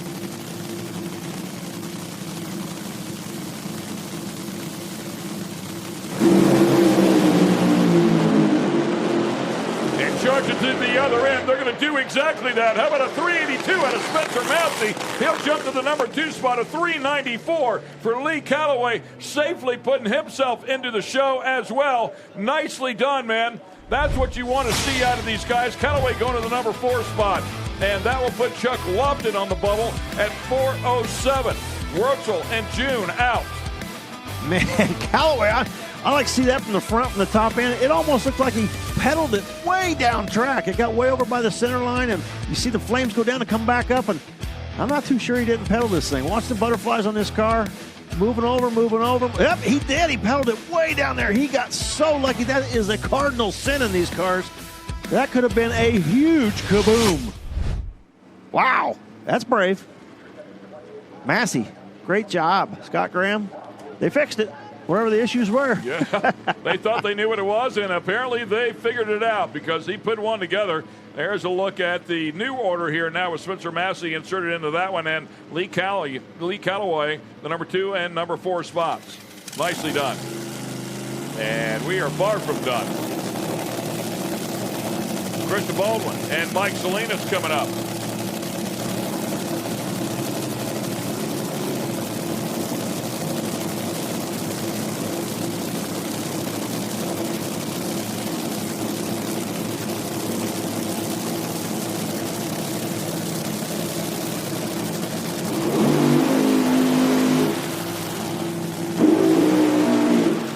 Salinas can get it done. 9 national event wins. First driver to reach 300 miles per hour at the 8th mile. It's a bad car, man, if they get this thing sorted out. Krista Baldwin, we've seen her come out here, make some good runs. He's going to need a good one. Chuck Lofton, that 407 bump right now. Yeah, it's getting pretty tight now. 4:07 with an 8 is the mark. There's a look at Krista. Of course, her grandfather there, the Greek, Chris Karamessinas, legendary name in the sport of drag racing.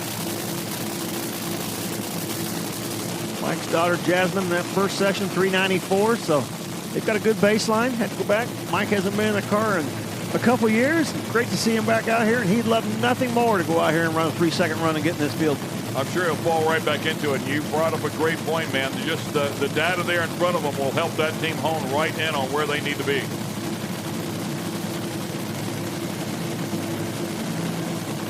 He's got that first one out of the way.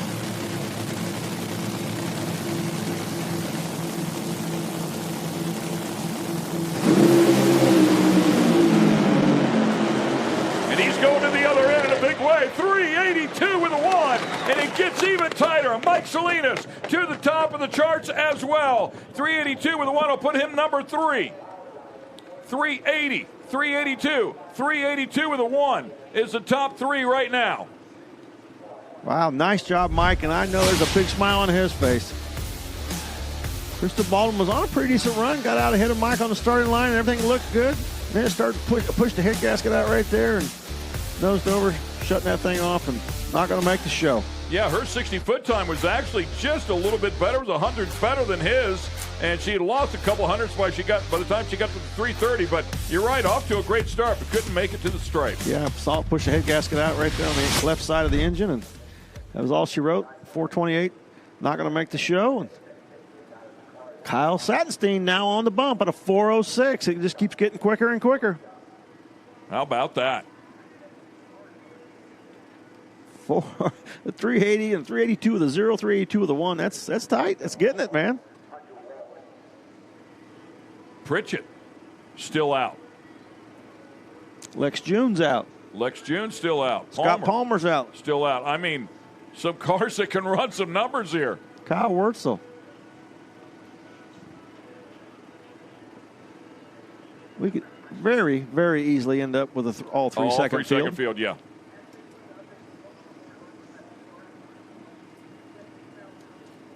Speaking of Lex June, came with their Palmer? game face on. Yeah. Our next two. And much like you just said, I mean, they both hit the tires. Palmer and Callaway hit the tires together like they did in the first session. If he does what Callaway just did, boom. Spencer Massey, that one just put you in that number 2 spot. I saw you earlier talking to Sarah in the pits. Looked pretty frustrated. You said you were going to change everything up. How crucial was that run right there? Well, obviously, that being the last round of qualifying for us, we want to get in this show. This is what we've been trying to build this team for all season long, is to come race IHRA and run this Triple Crown races. And to be able to change everything, we have a great crew, great parts, great race car, and we just had to put all the pieces together and keep our fingers crossed they win. And it went to 82. That was about what we were kind of shooting for. I would have said probably 84. 82's excellent. About half track when the clutch started coming in, I'm like, oh, it's going to make it. And then I felt the front end pop up about 8th mile. I'm like, oh, no, go down. No, it went down. And I said, we're making it. You made it, and you looked up and you saw that you made it. I don't even know how you guys can look at the sign going that fast. I'm going down through there. I'm like, here comes the finish line. Parachutes, look up. Oh, yeah, 382. I said, we're number 2, but that'll be okay. Hey, that'll be all right. Congratulations. We'll see you tomorrow. Thank you, guys.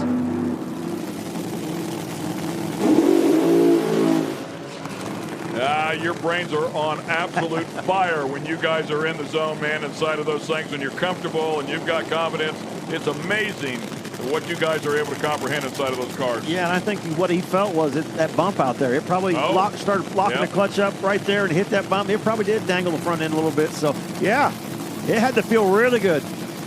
Scott Palmer and Lex June coming up here next. Neither one in the show right now. Palmer at the bottom of the pile in the 15th spot. Kyle Sattenstein sitting on the bubble with a 406.4. Both these cars could go right in.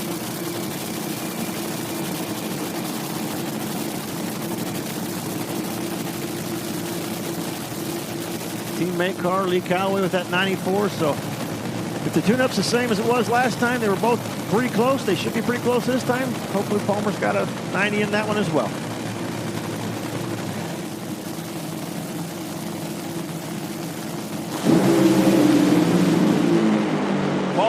throttle. Lex June trying to hang on here, and he goes at 393.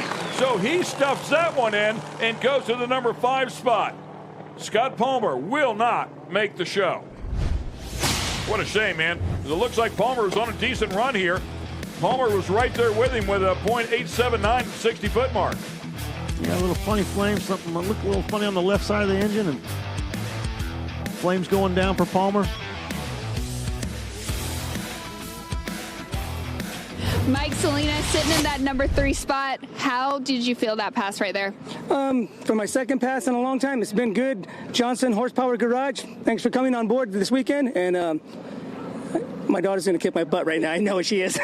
Now, you changed her tune-up a little bit. Is that right? Oh, they are changing it right now, I guarantee you. So I would say she's going to run a 380 to a 379. All right, let's see how close you can get. But how cool is it going head-to-head with her in this class? Well, I've been harassing her since she was a little baby, and it's payback for her, I guess.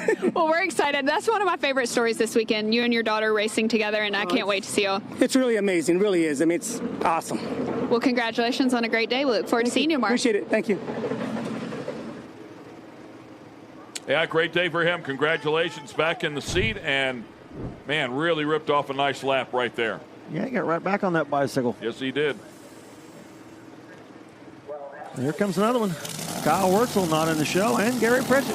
Both of these cars plenty capable of getting in, too. I mean, Jake Sanders, we saw Jake Sanders stay number 1 for a long time that first session with that 4 flat, and here he is on the bump and hanging on for dear life.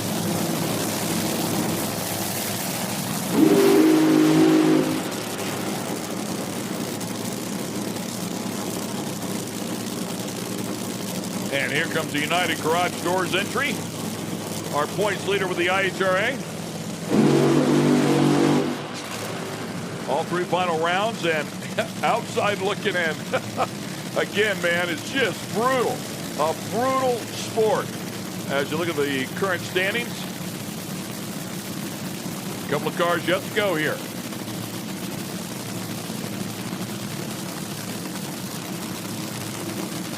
Kyle Wurtzel, 418 with a 0. Currently sitting 11th, and Gary Pritchett 14th in the 15-car field right now at a 550. The bump, a 4.002. These are the final 2 cars that are on the outside looking to get in. If they get in, no, we got the guys behind them. Oh, yeah, Chuck Laughlin's out. You're right. He was in a little bit ago and got knocked out. So, yeah, we still got more coming to have to try to get in.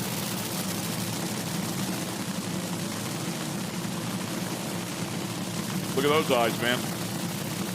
That's focused. Yep, Gary Pritchett ready to go. Game face on. Here we go.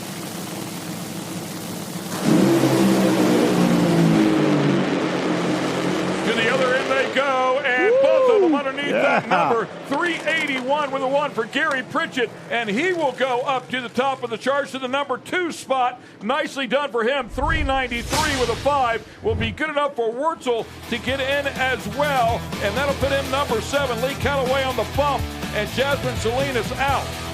Now, this is what I'm talking about. These Top Fuel guys are putting on a great show for the fans.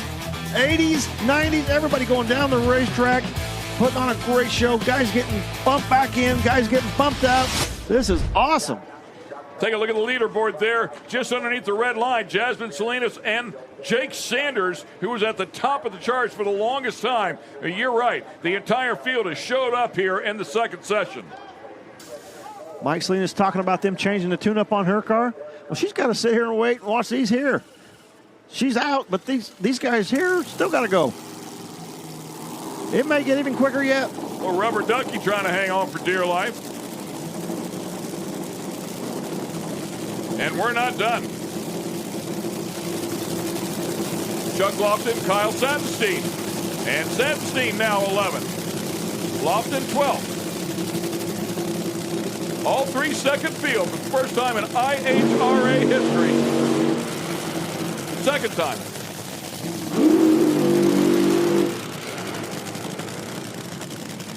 Quickest field in IHRA history.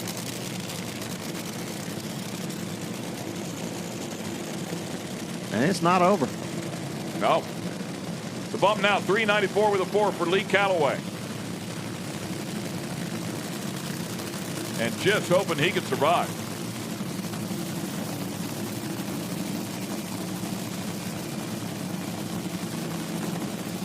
Lofton here in the near lane. That is Settenstein, former winner here with the IHRA in the far lane. I like that. Yeah, I'm not sure that was spelt right, but the duck was working.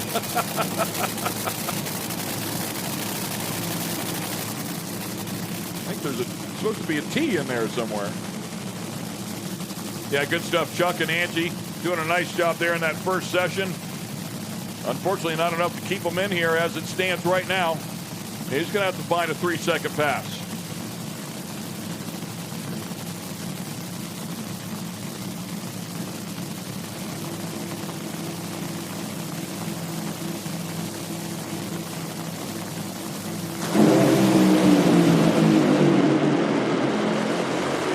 Trying to get it done. He will. He's going to get in.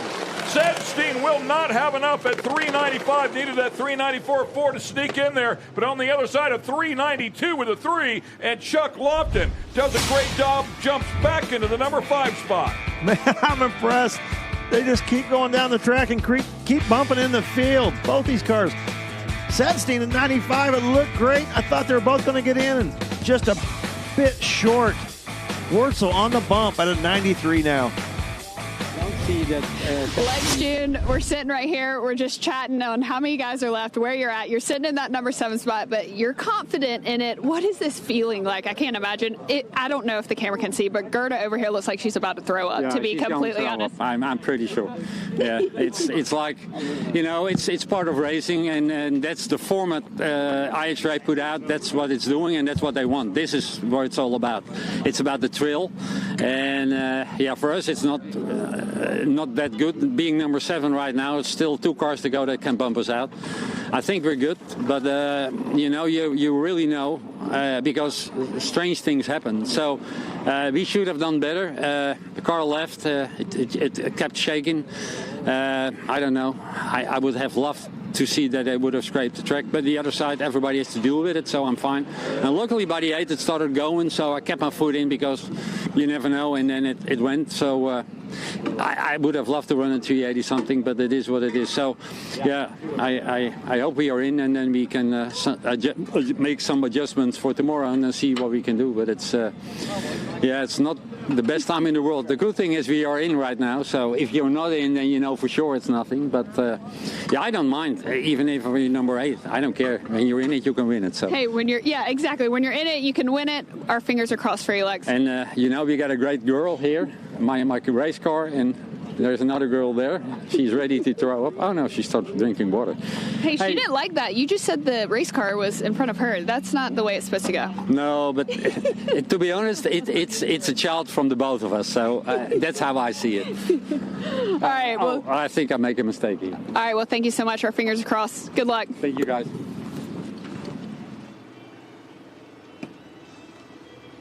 Yeah. It's tough out there. It's still 2 to go. Jasmine Salinas and Jake Sanders still outside looking in. So this thing could change again, like he was just referring to. Lex and Kyle could both be bumped out of here, depending on how those other 2 do. Beautiful evening now. Sun is pretty much set. Dusk here at beautiful Darana Raceway for stop number 1 of the IHRA Triple Crown. And we knew the qualifying sessions would be good, and boy, they have certainly brought that true. United Trailers Top Fuel qualifying session number 2 with a couple of cars yet to go. Jasmine Salinas and Jake Sanders going to bring their best. Looks like they're running the FOD mat down there on the top end. Might have lost a blower belt or something off one of those cars and a little bit of debris on the racetrack. They're out there sweeping it up. And I don't see any tractors rolling, so that's a good sign. Just means there's a few pieces of blower belt probably out there on the track. Jasmine Salinas, by the way, current ET and mile per hour record holder. She's being challenged, though. There's some quick ones out there. We're going to take a commercial break real quickly, and we'll come back on the other side. And we'll turn them loose again and find out just how much more this field's going to be shooken up. Is that a word, shooken?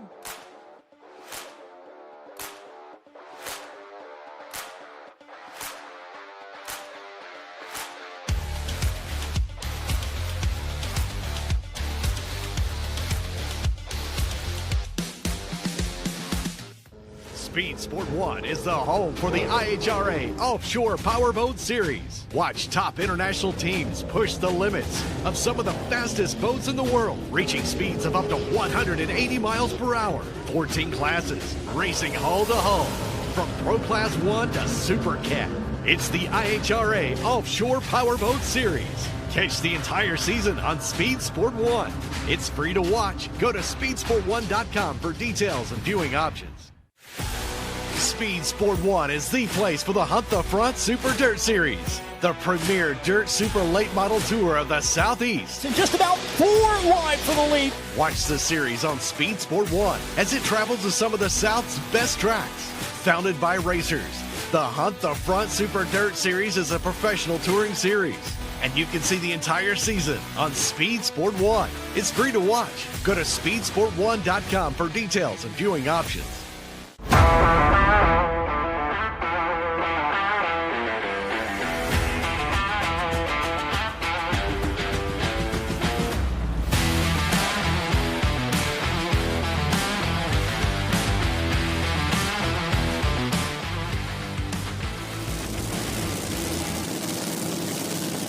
There's our next pair.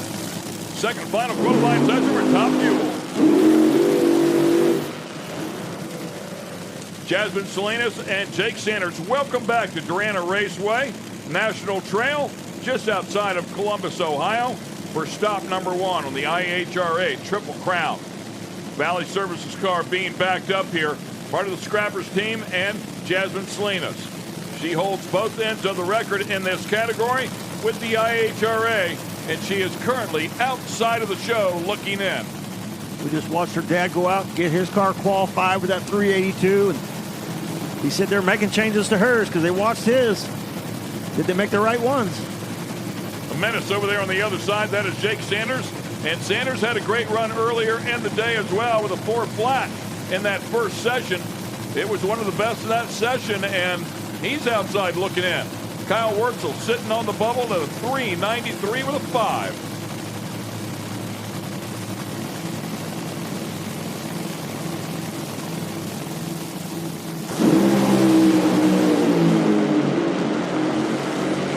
And Jasmine goes to the other end, 379 with a 7, goes to the number 1 spot, 324 miles per hour. Incredible effort there out of her. Not quite the record, but right there at it. Obviously, they made the right choices to pick the performance up on that car in a 79. Jake Sanders doing a nice job right beside her. 402 or 403 with a 2. Nice job for that team with the first weekend out. Woo, boy, that thing was moving around. And Lex Jones dodges a bullet. He is in the show here in the number 8 spot.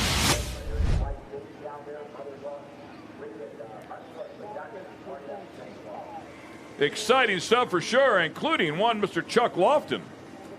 Chuck Lofton, just tell me what you're feeling right now. That pass was, I mean, the best you've had. Yes, that was our personal best. Thank Johnny West, all my whole team. We struggled there for a little bit, and Johnny said, just hang on, baby. It's going to go down the track, and it did, and it really took, it blew all the paint off of it. But first time qualified for the, the big show. Exciting. Now we're going to go back, put it all back together. Well, go put it back together. Good luck tomorrow. Congrats. And here comes the players that were number 1 and number 2 at the end of the first session.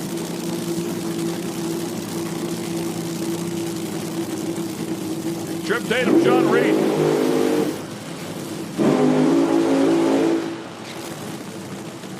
And Trip Tatum still sitting number 2, man. It was a great hit. We'll see if he can better that mark and go back to the number 1 spot.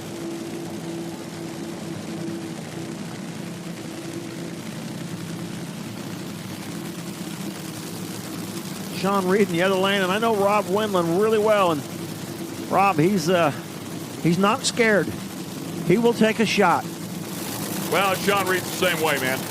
I mean, they're out here for a reason. I don't think anybody at this level. I mean, they're not laying up. Sean Reed's in the show, man. It's like, let's go get them. They're definitely not happy where they're at. Both these cars, if the header flames are up all the way, I think both these cars run 70s. Sean Reed, a multi-time champion when it comes to drag boat racing. He knows what it's like to deal with the pressures. Trip Tatum, part-time racer, but don't ever count this guy out.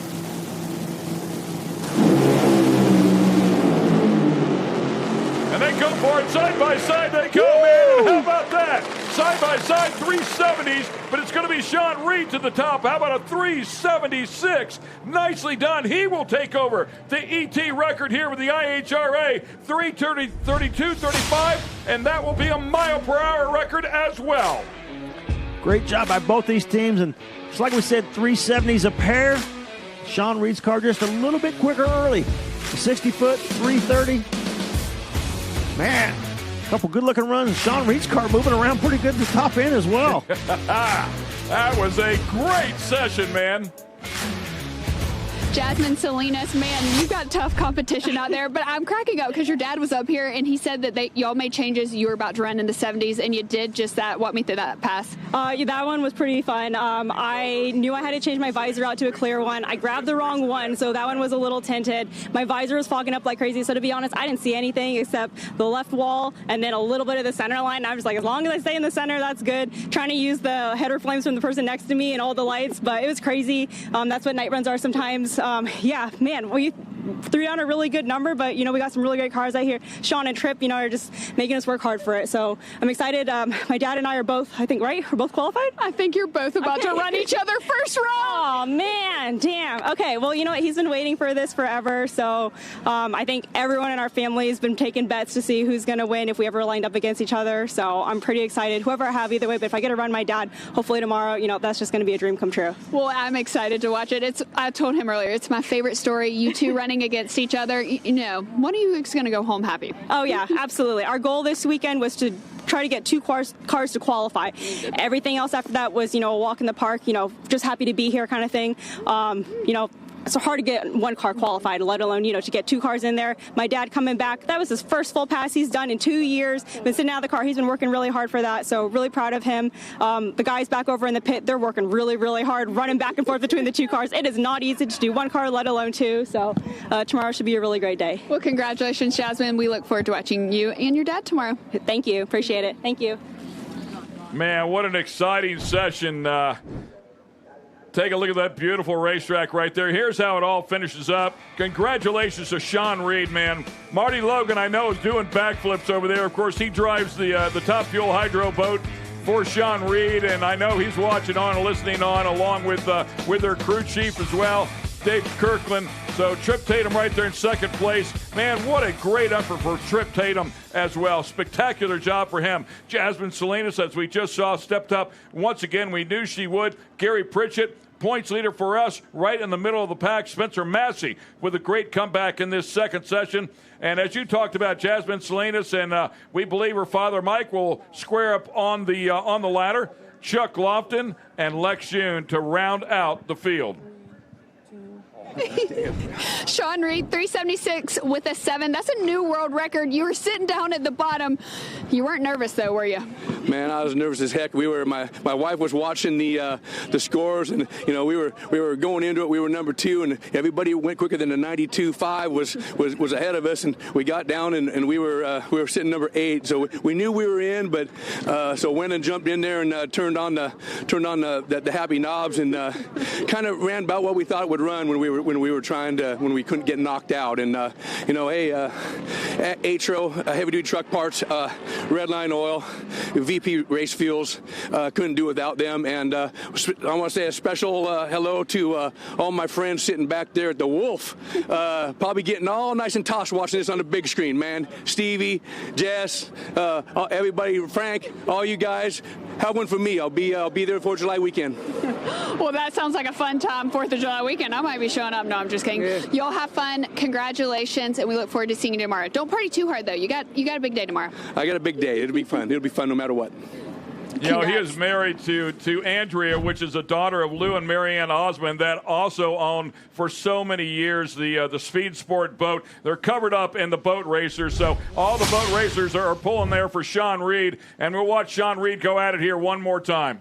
Great looking side-by-side drag race. Trip Tatum a little better on the start line, but 851, just 100th better than Trips, and kept stretching it out a little bit. A 200's better, 300's better at the finish line, and great job. Trip Tatum, a 79 and 80. Consistent race car, consistently quick.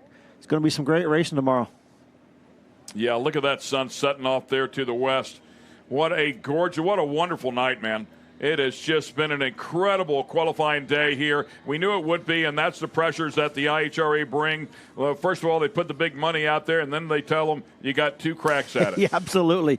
You know, we keep talking about the $1 million bonus. We got to win all 3, but hey, you win tomorrow, it's $150,000. That's no chump change right there in itself. Right, and to win all 3, you got to win the first one, right? So we're going to have one. We're going to have a winner tomorrow. Shout out to our friends that have been watching all around the world, including my buddy Shane Tecklenburg, who was with us up there at the Pro Mod Mania shootout, and he's down there in Australia watching on as well. So many people have chimed in. Thanks for everybody that's been watching. It's been so much fun here. Great stuff. We are not finished yet. I believe we have is it a wheel stander?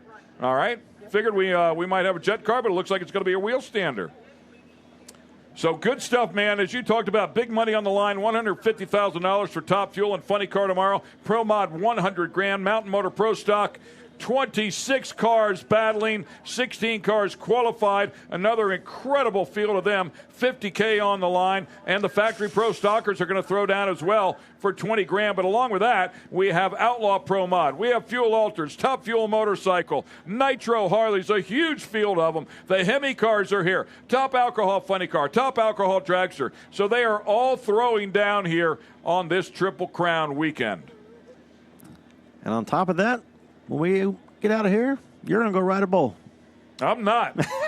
I am not. I might be full of bull, but I am not going to ride one. Oh, that's what I heard. Yeah, that's what I heard. That it was something like that. Yeah, right? I knew there was a bull involved. Looks like they're having some issues with the wheel stander. Is that Larry Morgan leaning in there? Yeah, Larry. Is he trying to get in the seat? No. We're having a conversation. Maybe we can push start it.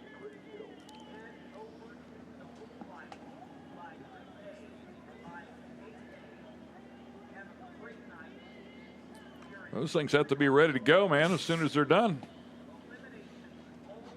A few people hanging around to watch it.